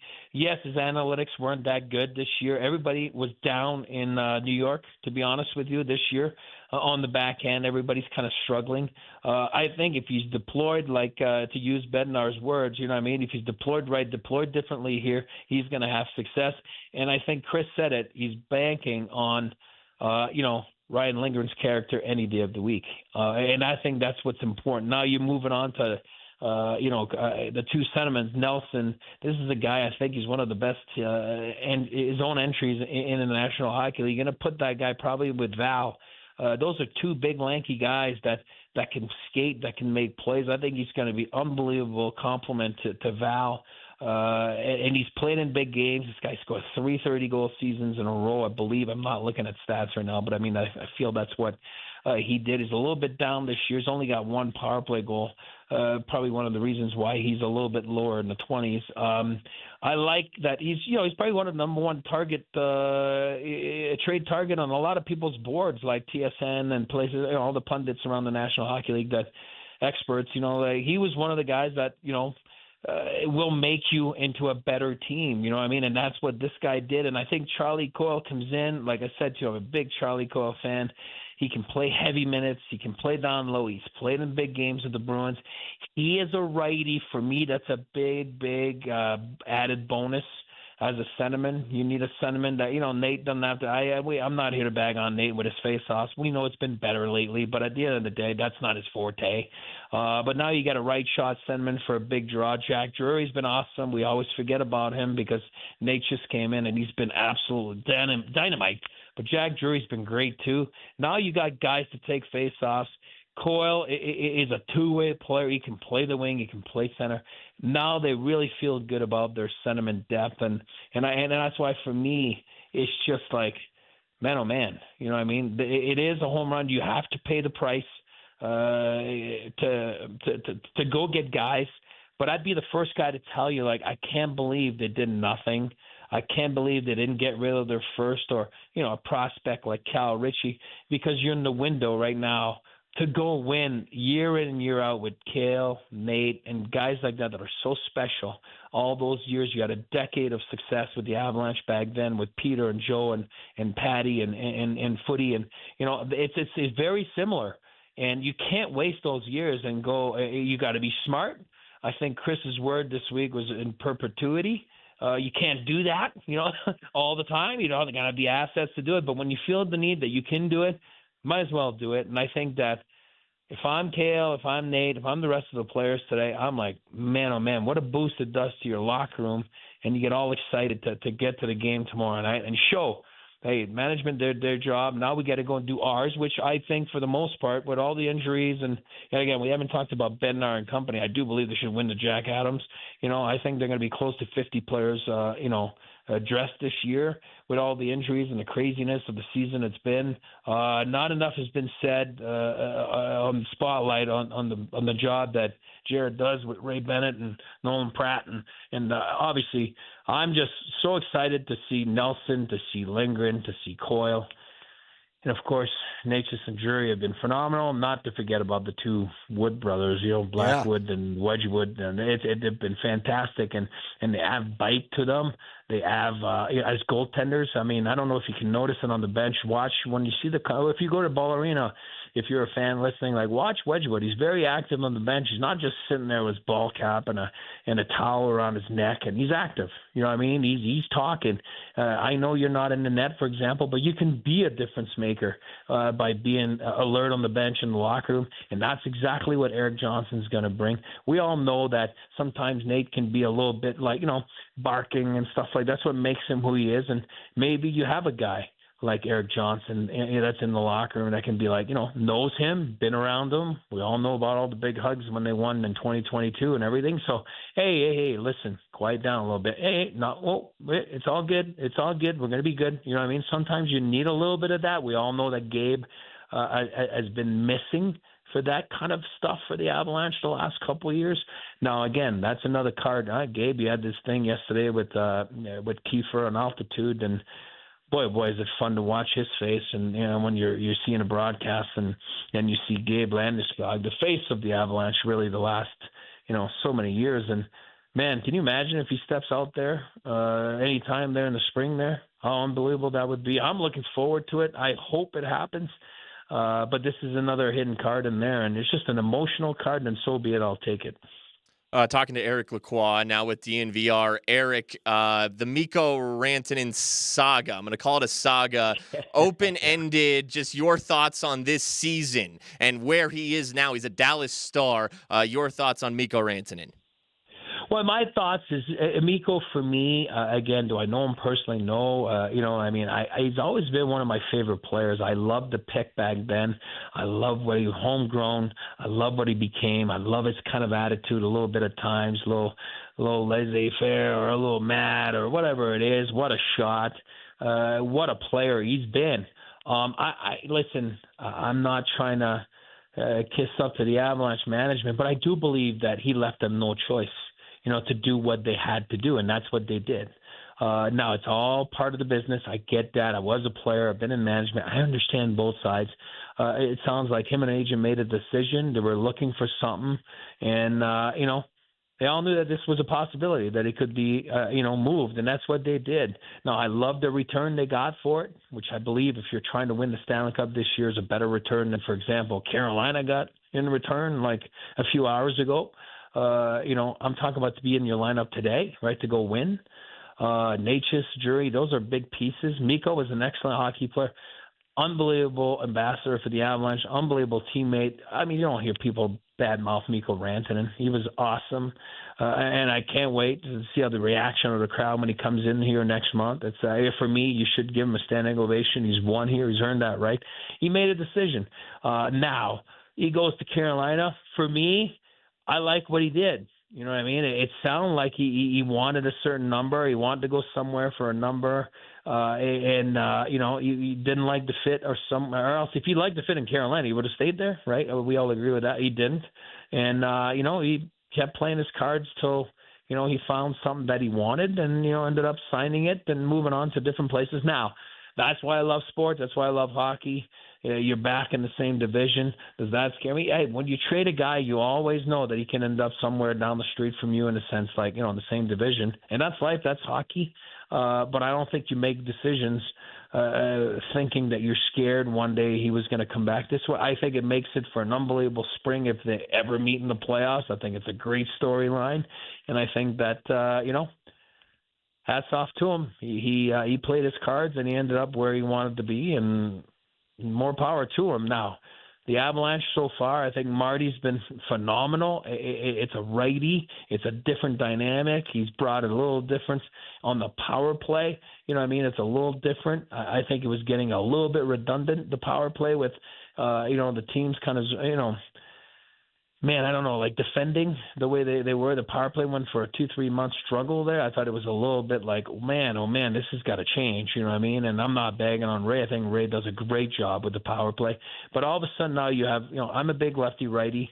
I was saying that about Prater and Coach Bednar with their D pairs, but I'm a big guy about lefties, righties up front too. And I think just by making a righty and Mikko was a lefty, it changes the whole dynamics of what Kale sees, what Kale looks at, what Nate looks at, what the strengths. I think they're moving a little bit more. I think you're seeing Nate shoot a little bit more. So I like the addition of Nate. I think he's been fantastic, and best of luck to Mikko because he was a great Avalanche.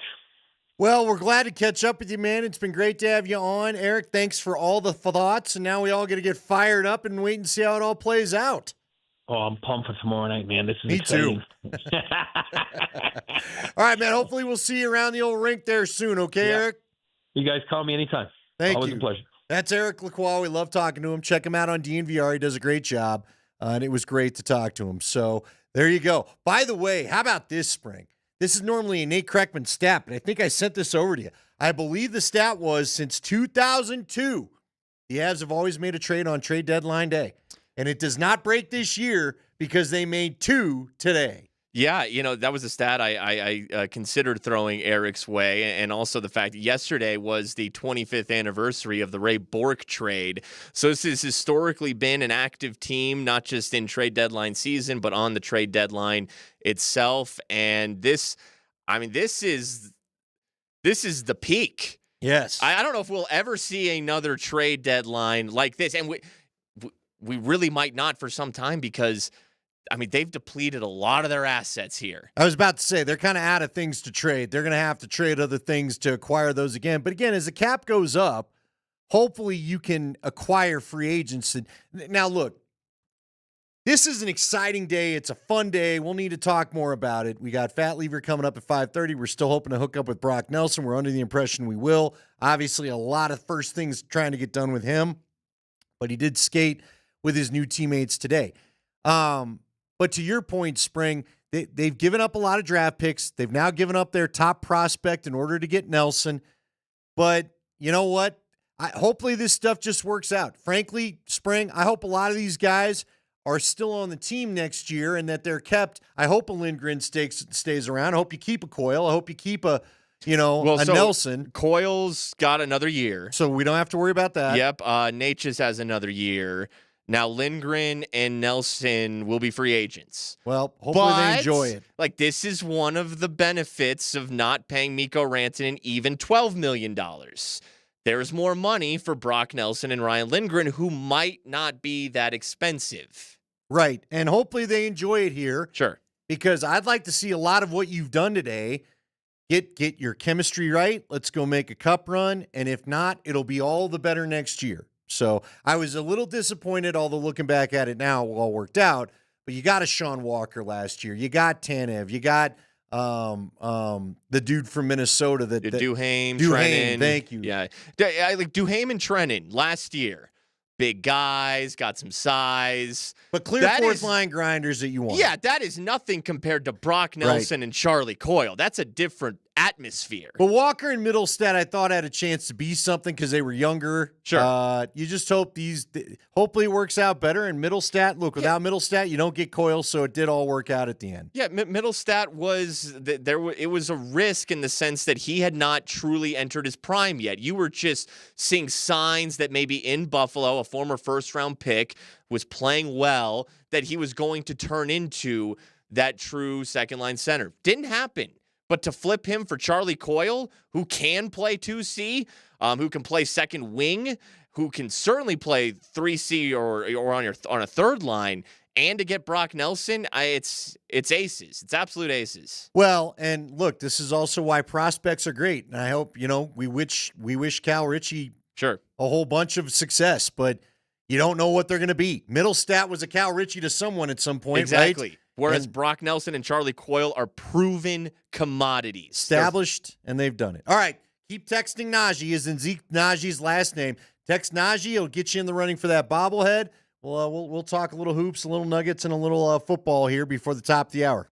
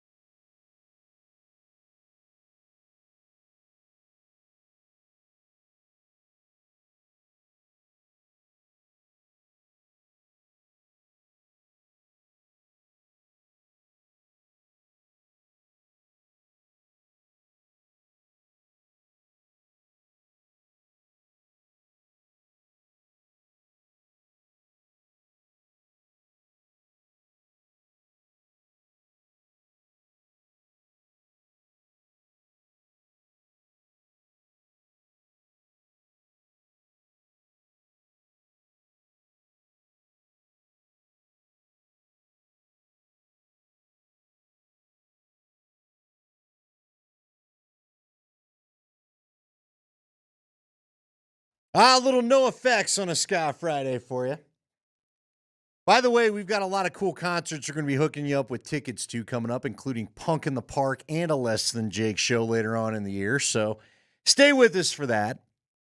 All right, Mark Springer, Andy Lindahl here with you. Nate Kreckman under the weather, although if many of you heard yesterday's show, that shouldn't come as a surprise. We're still waiting on Brock Nelson. We will bring him to you as soon as we're able.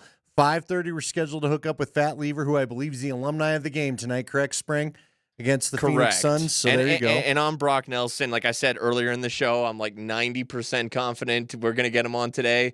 We're approaching 5 o'clock. I'm going to drop that to 55%. Yeah, as the hours go along, we're reducing the confidence. But he's got a lot going on, yeah. And, the Avs were super kind to even, throw that possibility our way. So I'm sure we'll talk to him on this station soon enough. Hopefully it's today, because I'd today. love to talk to him. If not, maybe Monday. Hopefully we could talk to him then. We'll see. We'll roll, and we'll figure it out one way or another. But we're still hoping to talk to him. So we have not been told he's not going to talk to us. But there you go. Maybe he heard it's us. I don't know. We're going to have the high five coming up at 5 o'clock, but it's going to be an NHL high five today because the NFL finally calmed down today a little bit after they've had just 2 straight days of insanity and cuts and trade requests and people want new contracts and all that. It's finally kind of paused today. At least I think it has. I haven't seen too much. Of course, my feed has been filled with all the insanity of the NHL trade deadline, so we're going to get you caught up with that at 5 o'clock. Spring, let's talk NFL for just a second. All right. We just talked to Jeff Legwold about it. He said they don't want to trade draft picks for receivers. Does that break your heart? Not at all. When we get to Monday, who are you hoping we're talking about? Because for those that don't know, the quote-unquote tampering period begins Monday. The official signings begin Wednesday in the NFL, and the excitement just continues. But do you have a player you're hoping is in the Bronco mix when we get to Monday? I am much more focused, and not that I'm scanning through mock drafts or top 100s, but I think that this team is the additions are primarily going to come through the draft. So I think free agent is more of the auxiliary needs for the Broncos. I'd love Devontae Adams. I don't want to trade picks. I don't want to trade a first-round pick and a third for DK Metcalf. Nope. And he's got a head case element to him. I agree. I think we all forget that guy's been an interesting case study the last couple years. There's a head case. Yeah. Leggy said it. His production's been down. He's got some diva to him. I'm okay. I'll pass. For $30 million a year, I really am going to pass. Dude, you were hilarious earlier this week when you were because DK also wants a contract extension. Yeah. And you said, how do you feel about giving a former Seahawk, a contract extension before seeing him playing it down in your uniform? Didn't go too well the last time. And let's be honest, Russell Wilson and DK Metcalf, there seemed to be some awkwardness there, some success on the field, sure, but also some tension. I don't want to go down the Seahawk well again. I'm with you. But I will say, and I'm with Kreckman, Tyler Lockett intrigues me. Because I think he's going to be a little cheaper and more affordable.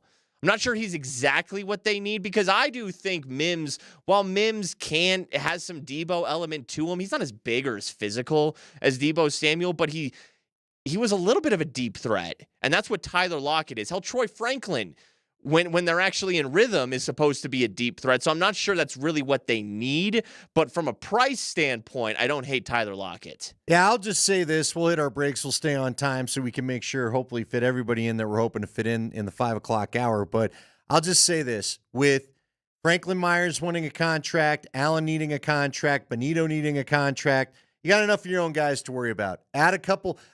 Look, Leggy's written it. They've talked about it. Go out there. Go get Juwan Johnson or whatever from the Saints. Go find yourself a linebacker. Go find yourself a tight end, even if it's not top of the market, and then draft what you need from there, right? Get a couple big needs filled.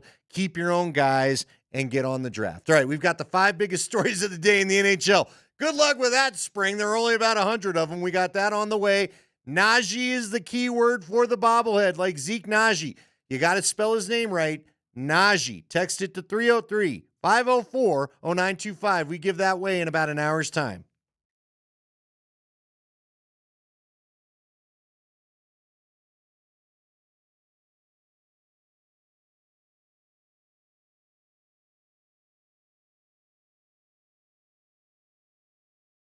Hey guys, Andy Lindahl here for the Rocky Mountain Men's Clinic. All right, we're coming up on the spring, and spring's a time for new love, fresh relationships, all that. If you find yourself avoiding this because you have erectile dysfunction, don't deal with this any further. There's no need to. Sure, it stinks, but there's no need to be embarrassed about it. There's the right folks to talk to over at the Rocky Mountain Men's Clinic.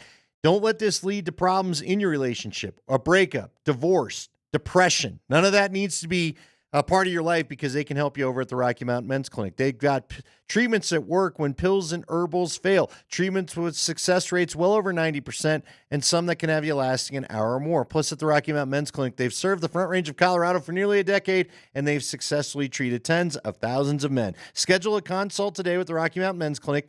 Visits only $99, includes a medical consult with a Colorado licensed medical provider, a T and a PSA test, and if medically advised, you'll get a test dose. And if the test dose doesn't work in the office, your visit is free. They have an expert staff, and if you're like a lot of men, you could be having sex the day after your appointment. 5 locations to serve you throughout Colorado. Find the one closest to you. Call them today, 720-440-7900 or RockyMountainMen'sClinic.com.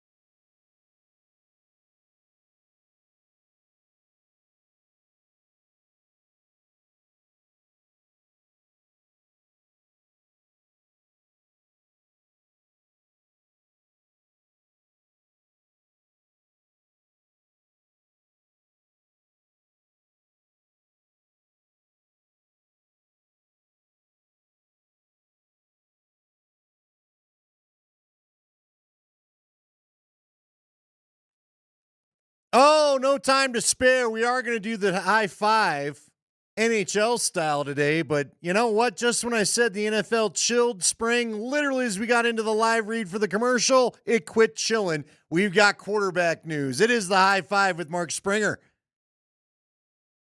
Yeah. Well, there's your NHL music. That's what we had ready. But I suppose we'll start with an NFL story before we get to a slew of Colorado Avalanche trades in the last 24 hours. It's the High Five brought to you by Bet365. Whatever the moment, it is never ordinary at Bet365. But we do have breaking NFL news. Geno Smith is being traded to the Las Vegas Raiders for a third-round pick. Third-round pick. Geno Smith goes to the Raiders. Further reports from all the insiders, because now everybody, Pelissero, Rappaport, if we were at a coffee shop, everybody be fighting, everybody be up in each other's grill. But further reports are, and I'm seeing yet another one, the Seahawks' plan now is to go pursue Sam Darnold. So they'll pursue Darnold, give him what he wants. He won't be a Viking anymore. Geno Smith is now off to the Raiders. You have to wonder what that means for Shedeur and where he could go in the draft, because I think now all those Ashton Jenney to the Raiders mocks are starting to look real good right now. And I don't think Shedeur maybe is a Jet. Maybe he goes a little bit farther, but sounds to me like spring. Pete Carroll isn't messing around. He wants to win soon, not later. Geno's reunited with Pete Carroll. Pete Carroll's a big Geno Smith fan. Well, and look, they were already saying Lockett may go there too. That would make some sense. And for Seattle, DK wants out. They released Tyler Lockett. They released a handful of players, including Draymond Jones. Feels like they're starting a rebuild.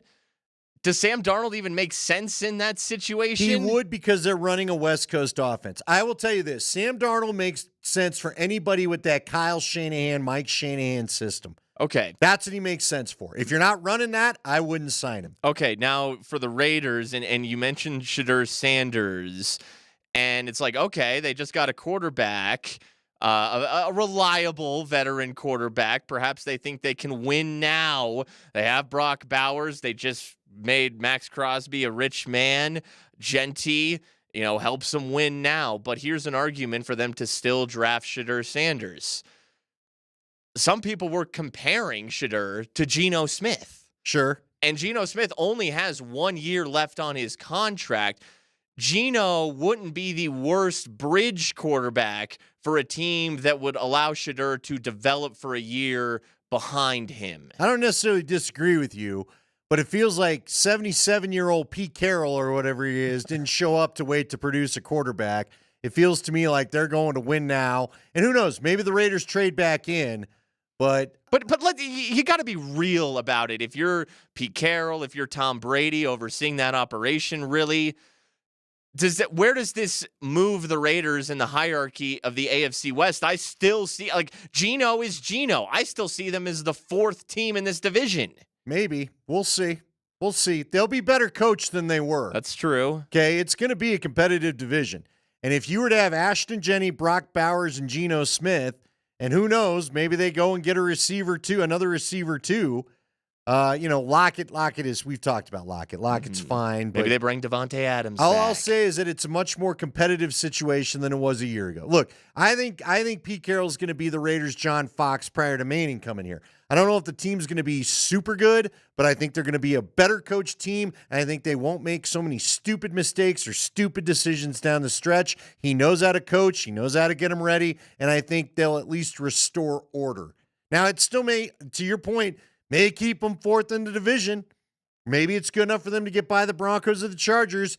I wouldn't go that far yet because both Harbaugh and Payton's got a 2-year head start on Carroll, and Harbaugh has a 1-year head start. But I do think this division now is more competitive every Sunday in a divisional game than it was a year ago. High five. All right, now let's get into the NHL news. We're going to run through these Avs trades first. Let's start with this one. Let's start in order. Last night, the Avalanche acquired Brock Nelson, a center who projects to be their new second-line center, and forward William Dufour. That's not actor Willem Dafoe. That is forward William Dufour. The Avs will send to the Islanders One of their top prospects, forward Cal Ritchie, a first-round pick in either the 26 or 27 draft, and a conditional third in the 2028 draft. Oliver Shillington was in this deal, but he got flipped to the Ducks. He immediately went to the Ducks. Yeah. They said they didn't even give him the free shirt. He just immediately went to Anaheim, which I visited both Long Island, where the Islanders play, and Anaheim, obviously. I think he got the better end of the deal going to Anaheim. Sure. Brock Nelson, Andy, that's your new 2C. Yeah, hey, look, this guy, he's established. He's hard. He's a hard-nosed, gritty forward. I think he'll give them a net front presence. He'll win faceoffs for them. It becomes a very big line if they choose to go with Drouin, Nichushkin, and Nelson. We'll see. As we just talked to Eric Lacroix last hour, he threw the possibility of Coyle, who's another big forward going up there, which you'll give us the details on that. But the Avs second line, I think, just got a lot grittier, and I think it's a clash. I don't want to call it a clash of styles, but you're going to have the big grinding line and the pretty high-flying line in Group 1 with Natchez and McKinnon and Lehkonen. And look, we could flip it around. If they really wanted to get creative, you could bump a Nichushkin up, I guess. You could bring a Natchez down. Like, they've got all sorts of possibilities of what they could do now with this forward group, and it's exciting. Yeah, Brock Nelson, through 61 games with the Islanders, has scored 20 goals this season. But in the last 3 years, here are his goal-scoring numbers. 37 in the 21-22 season, 36 the next year, and 34 the following year, which was last year. So 37, 36, 34. That's pretty good. The Islanders don't score a lot of goals. Brock Nelson was one of the main guys doing some damage for that team, and he's having a career year at 33 years old in the faceoff circle, winning almost 53% of his draws. It's the best mark of his career. He's 33. He's seen the league. He knows how to win faceoffs. Now, he's a free agent at the end of the year. He's making $6 million. He's a $6 million cap hitter. That's what he had been in his contract. He'll be a free agent this summer, considering he's going on 34 years old. I think you're probably able to extend him for somewhere in that same $6 million per year ballpark. Yeah, and again, you know what I like? He doesn't have to be the top center anymore. I don't know if was he 1C up there, I would imagine, with the Islanders, or where was he? Getting 1C. I mean, the Islanders are a team that never really had a true top line. So if you're on the first or second line, you're one of their better players, and Brock Nelson was that. My point being, now he maybe gets to see, just like Lindgren doesn't have to face all the top lines anymore, Nelson gets to get some better defensive, more positive defensive matchups for him.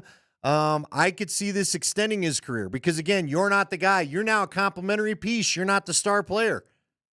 High five. All right, now, so last night when the trade went down, Casey Mittelstadt was still on the team, although red flags were up that maybe he would be the next to move, or would he stay on the team as now the third-line center? Well, that was not the case today. They traded Casey Mittelstadt to the Boston Bruins for center/wing Charlie Coyle. Yeah, love the move. Big forward. Big, could be a center, as you said, could be a wing, but big guy that I imagine knows how to get some stuff done in front of the net. When we talked to Eric Lacroix back at 420, he said this is a guy he wanted them to draft years ago, loves his game, loves his grit. This is another, I think we called it earlier, a little bit of a Lehkonen type, but in a bigger frame. What's he, like 6'4", yeah, 220? He's 6'4", a big boy. Nelson's 6'4". These are playoff players that aren't fun to play over 7 games. That's what they are. Yeah, Avs also had to send a second-round pick along with Casey to get Charlie Coyle. But look, Coyle and Nelson, they're just more proven commodities than Casey Mittelstadt. They've seen the league. They have had success year in and year out. You know what you're getting. Whereas with Casey Mittelstadt, even when they acquired him, and unfortunately it remained this way, that there were just question marks as far as could he actually reach his ceiling. Charlie Coyle does have one more year left on his contract. He'll be a $5.25 million cap hit next year. Casey Mittelstadt, the Bruins will get him for 2 more years at a $5.75 million cap hit. So, to get a guy with term who's a similar cap number and more proven with more size and can play center just like Mittelstadt, that's actually, I'll give up the second-round pick and Mittelstadt for that all day. All day. I have no problem with it. Mittelstadt, look, he had some great moments early. I know he had a couple moments here in the last few games, but did not contribute a point last night in the crazy score fest with the Sharks. You went, like you said it, you went and got the established player over the guy that has potential, and maybe in a few years you'll wish you held on to Mittelstadt. Right now, in the middle of what they're trying to pull off, I got no problem with it. High five. All right, and the third trade that the Avs made today, remember they acquired forward Giovanni Smith as part of the Mackenzie Blackwood trade from the San Jose Sharks, and Giovanni played a few games for the Avs. Big physical guy, but I assume he's been playing with the Colorado Eagles. Well, they sent him today to the Philadelphia Flyers for Eric Johnson. Eric Johnson is 36 years old. He'll actually turn 37 here in 2 weeks on March 21st, but Eric Johnson is back with the Avs. Yeah, and by all accounts, we've heard a lot of people talk about this. I'm not really sure that he's going to play a ton. Sure. Who cares? The leadership's back in the room. This is a guy that most of these guys still knew how to follow. They said that Devon Toews was making condor, the big condor flapping his wing motion as he left the ice after practice today. He's played with Brock Nelson. He's played with our guy. Look, Eric Johnson, it's great. I like these pieces. And all these guys aren't asked to come in and be the star. That's the best. I guess Nelson's got the most pressure to be a quality Kadri type second center, but a lot of these guys aren't going to be asked to show up and bear the heavy burden. They've already got the superstars that do that. The Avs did have a need for that sixth and final defenseman to round out the D-core. We saw Keaton Middleton play last night. Damn near got his first career goal. Shoulda. I saw your tweet. Look, man, you're up 5-1. Who cares if you lose the challenge and you go on the kill and the Sharks make it 5-2? That very well might not have been goaltender interference on Ross Colton. Challenge that thing and try to get Keaton Middleton his first career NHL goal. But we know, Keaton Middleton is an imperfect player. I don't need to tell anybody that. Eric Johnson has played in this system. I think he gets a good look at being that 6D, and I see a world where he holds on to that spot. And Sam Malinsky's going to be in that conversation as well, but it's also a locker room move too. He's familiar with the locker room. The guys in the room love him. It's a good vibes move as well, and it's cheap. It's cheap as hell. Hey, look, it could be a Jack Johnson. Remember when Jack Johnson ended up playing more in the playoffs in the Cup year than we thought, in part because Sam Girard got hurt? Yeah. That could be Eric's there to keep that from happening. Yeah. This is a deeper hockey team than it was at the beginning of the week. And that's what you need if you're going to get through the playoffs. I'm not even as worried about their seeding anymore, to be quite honest with you, Spring. I don't care if you climb the seedings. I feel like you now it's more about get gelled and let's see where this goes. High five. Well, they might, even if they don't want to, they might not even have to try the way this team is constructed now to move up in the standings and get that 3 seed and be on a collision course with the Dallas Stars for a first-round playoff matchup. Today, the Stars acquired Miko Rantanen from the Carolina Hurricanes and signed him to an 8-year, $96 million. That's his number. That's his jersey number. Contract extension is $12 million per year. The Hurricanes are getting 2 first-round picks, 2 third-round picks, and a young, solid-looking player in Logan Stankoven, the Stanky Oven, in return. Yep. Miko basically signed for the same deal as the Avs. I do think it came down to, I don't think he wanted to be in Carolina. I don't think he wanted to spend the next month and a half in Carolina. And look, I think his agent probably told him, hey, dude, if you don't sign this thing with Dallas and you continue to suck in Carolina, we probably aren't seeing 12 as an offer. So just take the dang offer and let's call it good. So yeah, that's what they did. It's awkward because, like you said, this is the deal that Colorado essentially offered him, and he said no to, or his agents said no. And the Avs were like, okay, well, we have to trade you then. And then in some sick, twisted irony, lo and behold, he ends up signing the same damn deal with a division rival. Yeah, I feel like where I feel frustrated for Chris McFarland is he sent him east like he should have, right? You don't want him in your same conference. And then all of a sudden the guy can't do anything. He becomes a shell of what he was as an Avalanche, gets himself back on the market, and now all of a sudden, now look, I'm happy he went to the Stars, I guess, over Vegas, although I don't know which is worse. I guess he could have also been maybe a Minnesota Wild player, but Yeah, it's frustrating, but whatever. You can't worry about that. Sure. You got a good player. You got a great player in Nichus. You got another guy that's added the grit and the face-off and all the great stuff, all the intangibles of Drury. The Avs made out just fine in this thing. Yeah, they did just fine. And if the Avs had extended Mikko even to $12 million, you couldn't afford half the moves you made today. Do they have the $4.1 million next season for Charlie Coyle? Do they have the ability to extend Lindgren or extend Brock Nelson? The answer is no. You're still a top-heavy team dealing with the same crap you were dealing with most of this year. So it still gave the Avs more flexibility, and we've talked about this with the Avs and even the Nuggets. You know, there's been maybe a depth issue since the championship seasons. Would you trade a Rantanen to bring in 2 or 3 quality players, maybe not stars, but quality players to fill out that depth? That's essentially what Colorado did here. Yeah, and basically, look, man, that's what Chris McFarland said he was going to do right after the trade. He said, we've got to be more deep. We can't be this top-heavy line. It's not working. I'll tell you this, you don't have Brock Nelson if you'd have held on.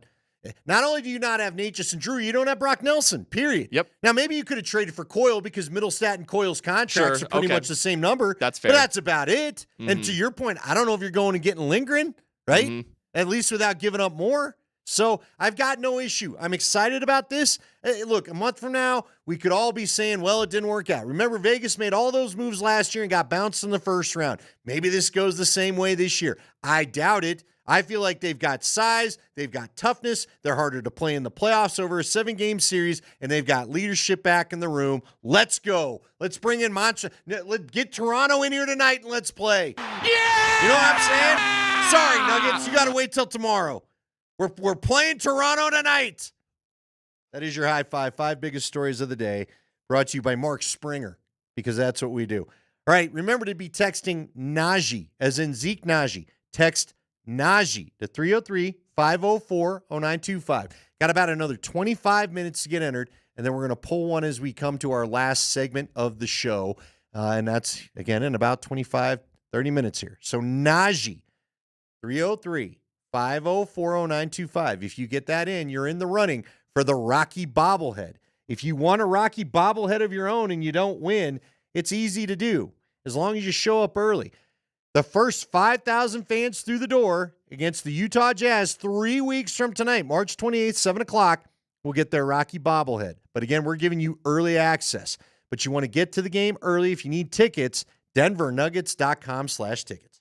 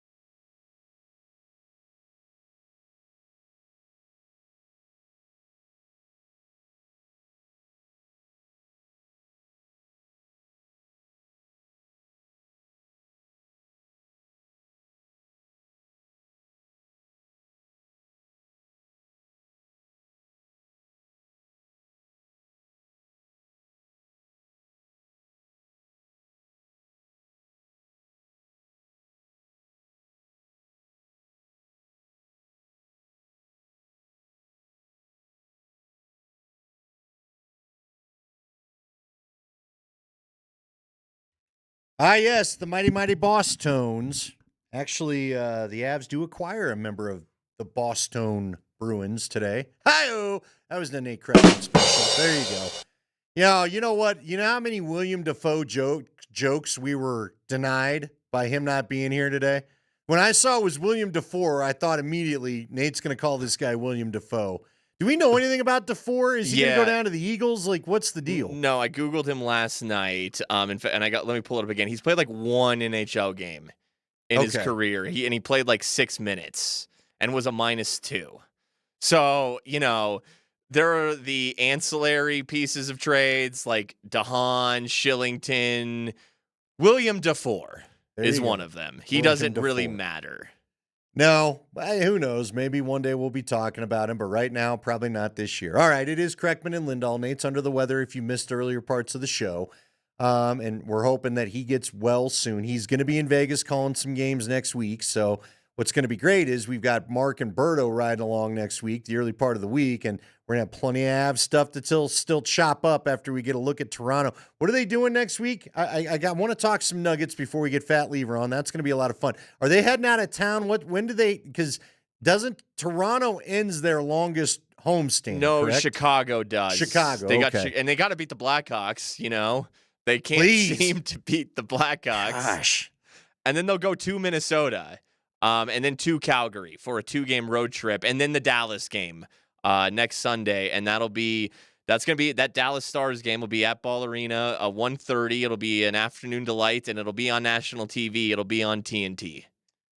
That is going to be a barn burner, and Miko better be ready to hear some loud boos because it doesn't appear any fans are real psyched with it.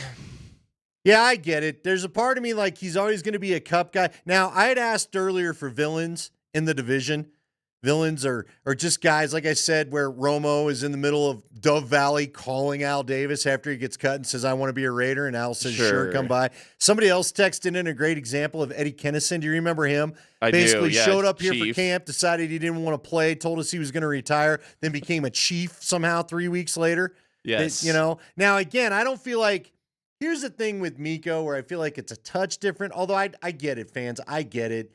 For him to sign for $12 million and the same thing the Avs are willing to offer him, I get the angst. I really do. I do think he went to Carolina. Look, man, there's just parts of the South I wouldn't live. This is where my empathy comes in. I've visited parts in the South in my travel where, I'll be honest with you, things just feel backwards. I was not raised in a Confederate environment, and some of it still exists in parts of this country. And I'm like, I could never live here. This is weird. This is odd. You folks are odd in some ways. I'm not going to hang here. And I don't love humidity. I've heard I wanted to go play lacrosse in North Carolina. My dad was like, no, don't think about it. Nope. He goes, you are not built for humidity, son. You've grown up here. You have no idea what humidity is. Do you have any idea? So there's a million reasons why a guy maybe isn't feeling a town. And then they were talking on NHL Network today, the heck with anything to do with the city. They think that Rob Brendamore's style of hockey, just people aren't into it. Guys don't want to play that style of hockey. It's boring. It's terrible. It's slow, whatever. So I think he just finally decided, I am not spending another 6 weeks of my life here. I will take your $12 million and thank you. Well, and another weird aspect of it, it's not just that he ends up signing with the division rival Stars for like the same number the Avs could have originally signed him for, but I'm seeing reports, I'm not sure how legitimate they are, that Carolina was offering him a little north of the $13 million. Not up to the 14, that I'm sure he idealistically wanted to get to that Leon Draisaitl number. But I think if we were being fair about it, he shouldn't have gotten to 14, and anything 13 or above would have been just a massive win. And Carolina, I think, indications are, was offering him that. Oh, they had every intention of keeping him because they traded for him. They didn't get a great return on this. I was watching a guy on NHL Network who was just like, I'm not going to lie. Man, did they get smoked in this trade. This is all horrible for them. You know what I mean? So it was quite interesting. So we are now going to we were pleased to be joined, and this is going to be awesome, by our alumni of the game tonight, Fat Lever, longtime Denver Nugget. Now, Fat, I say this out of complete love. I grew up watching you and very much enjoyed it. So I don't want you to feel old or anything when I say that, but it's fantastic to have you on the show. How excited are you to be at the Nuggets game tonight? I'm always excited to be back to watch the Nuggets and do things here. But at the same time, you can be 85 years old for all I know. I can't see you on the screen. So you could be watching me when you were 25 as opposed to being 5 years old. So it's always great to come back and be able to share experiences and, get to know all the new guys, not just on the court, but off the court as well. And then be able to see some old teammates like I did today and talk to them on the phone. And then just experience and catch up with what I've missed over the last 4 years or 55 years or 75 years. Fat, you're a point guard. You averaged 6.2 assists per game in your career. What have you made of Russell Westbrook's season with the Nuggets? Fantastic. I thought there would be more aches and pains and growing pains with him coming in because of his demeanor, because of his superstar status, and, of course, because of his athletic ability. I've always admired him due to his athletic ability. And we actually did an event a couple days ago, and he came up to me and stood by me to see how tall I was. And I was like, dude, you've always been taller than me. It's just what you play hard. That's the activity that gets you over the hump. But I was amazed by not his competitive spirit, but by his will to always want to win. And it showed when we did our game show the other night and just sitting around and talking and telling stories. So I told him I admired him from UCLA days. I admired him when he was playing in the NBA. I hated him when he passed me for triple doubles, but at the same time, now that he's a Nugget, he's back on the good list. All right, you know what? I do want to reminisce with you because, man, you were part of some fun teams. But let's continue on the theme of the current team. What is your favorite part about this current team? Jokic. Easy. Jokic. He makes everyone around him so much better. He plays with such ease of the game, and everyone loves playing with him. And then as you watch him, and I saw him at the All-Star game in San Francisco, and his demeanor pretty much never changes. And those are the attributes you like in a star, especially a superstar. And then you bring the other guys on the court into the rim, like a Russell Westbrook, who has that mindset and mentality. He's not going to back down from anyone. And now you get the athletic guys on the floor like Michael Porter Jr. and Jamal Murray playing well. Then that's the caveat for a great rest of the season and possibly another championship playoff. Fat, you and your Nuggets teams in the 80s were very familiar with the Los Angeles Lakers. I want to get your thoughts on the Luka Doncic trade. And now the Lakers have passed the Nuggets in the standings. The Lakers have the 2 seed in the West. They have won 8 in a row, including an overtime win over the Knicks last night. The Nuggets are a half game behind the Lakers. This dumb as hell trade has allowed the Lakers to pass the Nuggets in the standings. Well, that's my opinion. You got my opinion. What's yours? Well, I think it was a surprise move by the Lakers and the Mavericks. But at the same time, someone had to take some risk. And the Lakers took a big risk. And now it's paying off for them. The Mavericks kind of went along with the same risk. It's not paying off for them. But now that the Lakers has Luka on the team and they have 2 true superstars, that everyone was concerned, can they play together? And as we see in this first part of the season, they can. Now it comes down to, can they do it for the long term? So I'm surprised by their quick success with the health of Luka coming in. But at the same time, I think the trade has made great strides for the Lakers. And everyone else in the Western Conference and the NBA has to be aware of it, because now they're not just a well-known team from the past and always been a top contender, but now they've got to be one of the top 3-4 contenders within the Western Conference. Can you talk, though, about the challenges they may face over a 7-game series? I mean, it's one thing to get one win on a given night, right, like they did against the Nuggets, and the strategy works. But what are the challenges of doing it over 7 games? Durability, especially when you have older guys that's playing. And now you know that they're going to have days off, but not many days off where you can get days of rest. But at the same time, for the Lakers, it's a good thing because now they can share those new experiences they didn't have in the past.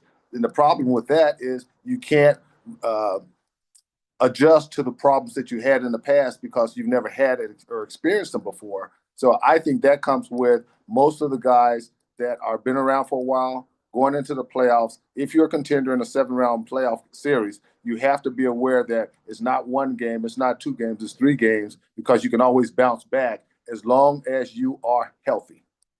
Fat, do you think that Nuggets-Lakers is one of, if not the best current rivalry in the NBA? The Nuggets had won 9 straight over them until the Lakers finally got one over. And then going back to the 80s, all of the battles that your Nuggets had against the Lakers, what when you hear Lakers, I mean, what do you think as a guy and who played against those teams and had some battles against those 80s Lakers? Historic notoriety NBA basketball team that always exists. And I say that because in our days in the 80s, the rivals was there on the court, off the court, whether we were playing badminton with Magic or Byron Scott, my old college teammate. So all those history memories go back because the Lakers have always been the star status team because of being in the market of Los Angeles, California. The marquee Western Coast Conference until the Warriors started getting more notoriety. But the Laker-Nuggets rivalry has always existed, and to this day, it has not changed. Even for myself, I'll watch those games all day long, and I'll have some skin in the game, but at the same time, I'm always going for the Nuggets. And when Byron is watching the game, he's going to call me and say the same thing. If Michael Thompson, my old teammate in Portland, is broadcasting the game, he's going to call or send some crazy text talking about, see, just like the old days if they win. That's awesome. What was your favorite team you played on? Do you have a particular year that always jumps out to you? Like, if I could go back one year, I'd do that one again? You know, I always say this. Portland gave me a chance to play in the NBA. The Nuggets let me play in the NBA.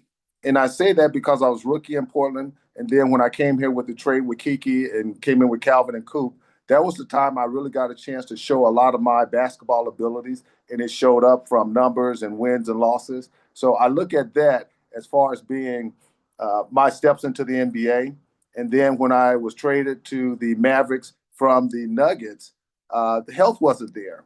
So I look back, and when I'm able to come back to games like these and share experiences and show what happened in the past, what's going on now, and still be a part of it, those are the stories that stick with me forever. All right, you brought up one of my favorite names again, Calvin Nat, just a beast down in the low post. Is he an underrated power forward for this team? How do you remember Calvin? Oh, Pitbull. That's how I remember him. He was the Pitbull on the floor. Hands would always call him that, but at the same time, you know, he never backed down from anyone. And that fighter mentality all existed.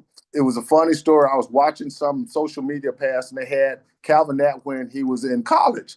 And the stats that showed up from his freshman year, sophomore year, junior, and senior year, I couldn't believe, because I knew he was always a prolific scorer, but going on and playing with Denny Crum and all the other great players during his college era and coming out of a small school in New Orleans, it just blew me away. So I had to send him some pictures of that and then realize you were almost better in college than you were in the pro. So Calvin Nat, the Pitbull, the enforcer, that was one of the starters. All right, before we let you go, appreciate the time. It's fun to catch up with you. I'm sure the Nuggets fans will be psyched to see you tonight out at Ball Arena. What do you think about this Nuggets squad? How far can they go? Seems to be a lot of debate. You mentioned it. If you got Jokic, it feels like, because they've got the dude, if you got the dude, you should have a shot. But do you like, to me, it feels like the chemistry's not quite what it was 2 years ago. I'm not sure why, but they got Jokic. So what's your prediction for what they can do? They're still building. And I say once that the trade has come and gone, a lot of guys was on pins and needles if they were going to be there or not. So now that that's over, the focus is on not necessarily a trade back before the trade deadline, but now how do we contend and then make sure everyone stays healthy going into the playoff run, and then we'll let it lay where it stays, because they still have a chance, because if one guy goes out, you still got a whole big bench that can come in and help you play, especially on the defensive side, and that's where they need the help. Lafayette Fat Lever, our guy. We love seeing you. Enjoy the evening tonight, and hopefully we'll talk to you maybe, I don't know, around playoff time. You got it. See you guys there. Go Nuggets. That's right. That's right. Go Nuggets. So there we go.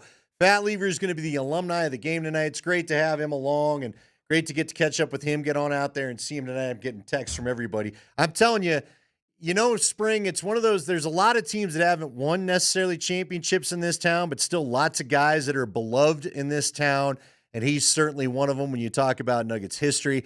All right, let's take our final break. We're going to give away the Rocky bobblehead doll. You got 5 minutes. Najee. Text in Najee. 5 minutes. Text it in. The computer's going to pick the name, so don't worry about that. Najee, as in Zeke Najee. Give us his last name. You'll be in the running for that Rocky bobblehead. Again, get your tickets. They're going to give this away in 3 weeks from tonight in the game against Utah. I'll be one of the first 5,000 fans. You need those tickets. DenverNuggets.com/tickets. Let's talk about what we expect for the weekend now, Spring. Tonight from the Nuggets, tomorrow from the Avs. Plenty of stuff ahead. We'll wrap it up next on Altitude Sports Radio 92.5.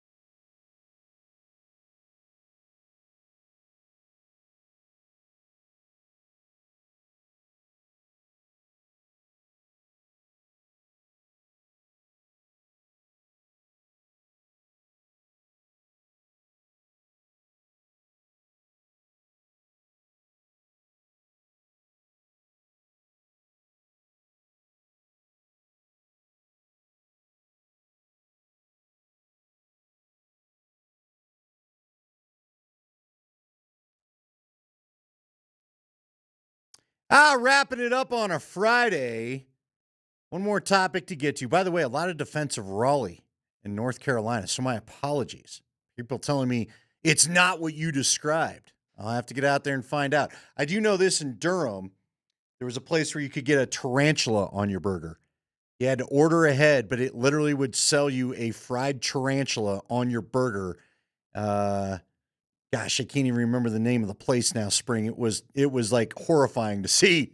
Well, somebody should have told this to Miko Rantanen. Maybe he would have stayed in North Carolina. Go and tried the old tarantula burger.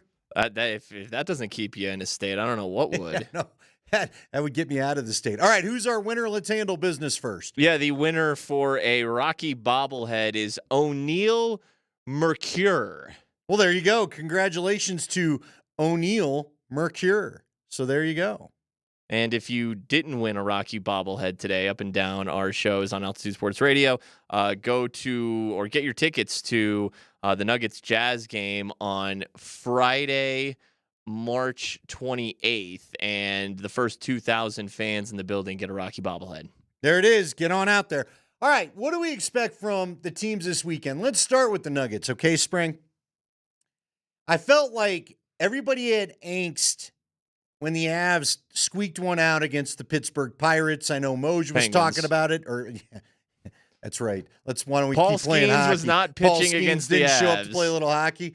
Good catch there. Yeah, so everybody was a little, kind of perturbed when they didn't blow out the Penguins, and Moser and Kane were talking about it the next day. Then they go out last night and just dismantle the Sharks, which they should have. Half the Sharks guys didn't even know if they were going to play or not because it felt like half the team was on alert to be traded. A couple guys were. One guy was being held out in case he would be. I didn't even go back to see if he ended up getting traded. But you go out and you just shell your old goalie. You shell San Jose. Everybody's in a good mood. You make some good trades. Do the Nuggets need that kind of effort tonight against Phoenix? I think it's going to be a little bit tougher because Phoenix has their big three back, as Dan Hyatt told us a couple hours ago, or at least we're expecting the big three back. First time Denver will have to face that. But do you feel like Nuggets Nation needs a good just throttling of a team to maybe calm down a bit? Yeah, Bradley Beal is questionable tonight with a left calf injury management situation, perhaps. So he'll probably play. He's been playing of late for the Nuggets. Aaron Gordon is questionable. Jokic is questionable with the same left ankle inflammation, but he played with that situation against the Kings. I'd expect Jokic to play tonight. The Nuggets are pretty solid favorites on the betting markets tonight. And look, Phoenix, like Kevin Durant doesn't seem to be getting along with his head coach, Mike Budenholzer, right now. There's all these rumors that, Durant wasn't moved at the deadline, but he will get moved this offseason. I was watching some of the Suns hosted the Wolves on Sunday night. And yeah, the Suns got a win over the Clippers a couple nights ago, but my gosh, that was a Wolves team without Rudy Gobert. They went into Phoenix and the Suns were just a mess, just an absolute mess in that game. And you want to get this one tonight. You want to get these two at home. You got the Sacramento one mercifully, but you got it. And if you get Phoenix tonight, you want to have a good taste in your mouth for the two road games, the back-to-back Sunday and Monday. I mean, the true test in Oklahoma City. So get Phoenix tonight. Set yourself up in a positive way for. These are going to be measuring stick games for the Nuggets. Weird to say, but these are measuring stick games against the team that has dominated the league this year in the Thunder. Yeah, okay. I agree. You want to have that good feeling. By the way, it's Bull City Burger if you'd like your tarantula burger. Bull City Burger because it's in Durham, North Carolina. Bull Durham, yes. Now you got to there's only a certain time of year you can get it. I'm going to pull up the picture and I'll just pick up my camera and hopefully not screw it up. There's a little look at it for Twitch. It's upside down, but you know what? It's the close idea. Enough. It's terrifying. It's a big green tarantula. Because I know Postal Brian wants to go to Durham City and go to Bull City Burger. Go have at it. So there it is. Look, Raleigh does it. You got the Hurricanes, and that's it. Yeah. And you're in Denver. You got all four. You got an MLS team. Well, they have an MLS team in North. They got Charlotte FC. It's just boring in Raleigh, man. I'm sorry. Yeah. I'm sorry. You can defend it all you want, but come on. I'm with you. Unless you like NASCAR. Is that where the Panthers are? Panthers in Raleigh? No, they're in Charlotte. They're in Charlotte, I believe. yeah. So I know Christian liked it out there. All right, what about the Avs tomorrow? Because here's the thing. I do think we're all excited. I want us to stay excited. But we've seen this before. It took it with Nichushkin and Drury and everybody. It'll take a minute to get the chemistry right, probably. And Bednar, like last night, he said, I'm going to play with all the lines as he finally had a healthy team. Probably going to have to do a little mixing and matching and trying some stuff out. I imagine the middle six forward group is going to see plenty of switching around, right? Sure. Maybe some of the D pairs. He plays with a couple of things. But, I expect him to beat Toronto. Although Toronto's good again, right? Yeah, they're a good team, but you want to know who Toronto lost to this week? At home in Toronto? The San Jose Sharks. Well, you're right. But Spring, I'll tell you this, and I was wondering this about Mittelstadt and some of the other guys. We know now that the deadline's gone, everybody can take a breath. You know where you are now, right? I do think it affects the league and any guy that thinks he may be getting moved. So sure, and it's even before the trade deadline, lots of Four Nations faces in this Hockey Night in Canada game. McKinnon, McCarr, Taves on the Avs, and then Mitch Marner had a very good Four Nations for Team Canada. Austin Matthews, to be honest with you, I thought underwhelmed at the Four Nations. He really did, and he's taking a lot of crap for it. So, all right, you should beat the Leafs and make a statement. The Leafs have a new addition. They got some chemistry to figure out. They added Brandon Carlo, good defenseman. The Avs have new additions as well. Hey, we got to lock in on Chicago. We haven't beat that team all year. We got to get that off our back. Are you kidding me? Although Chicago acquired a few guys today too. I don't know why, but they did, so good for them. The Avs are on the verge of sweeping this homestand. You beat Toronto on Saturday nights. Yeah. I was saying coming into it like 4-2, I'd have accepted. 6-0 is a real possibility. I think you need it. I'm excited. All right, everybody enjoy the weekend. Oh, we didn't get you the guacamole song. We'll do better next time. I'm going to hear about that. I cannot get over how popular the guacamole song is. Nate's not here. It's fine. They don't care. They're still going to get mad. They expect it one way or another. We need to put it on the YouTube page or something. Everybody have a great weekend. We appreciate you. By the way, we also appreciate Good Times. We want to let you know about Good Times because guess what? If you need a little bit of dinner, feeling like a taste of the ocean, stop into Good Times today for Good Times Fish Fry Sandwich. It's light, flaky, whole fish fillet, the fish fry sandwich, available for a limited time at our friends at Good Times. Thank you, Mark Springer. Thank you to everybody that listened. Good night, all.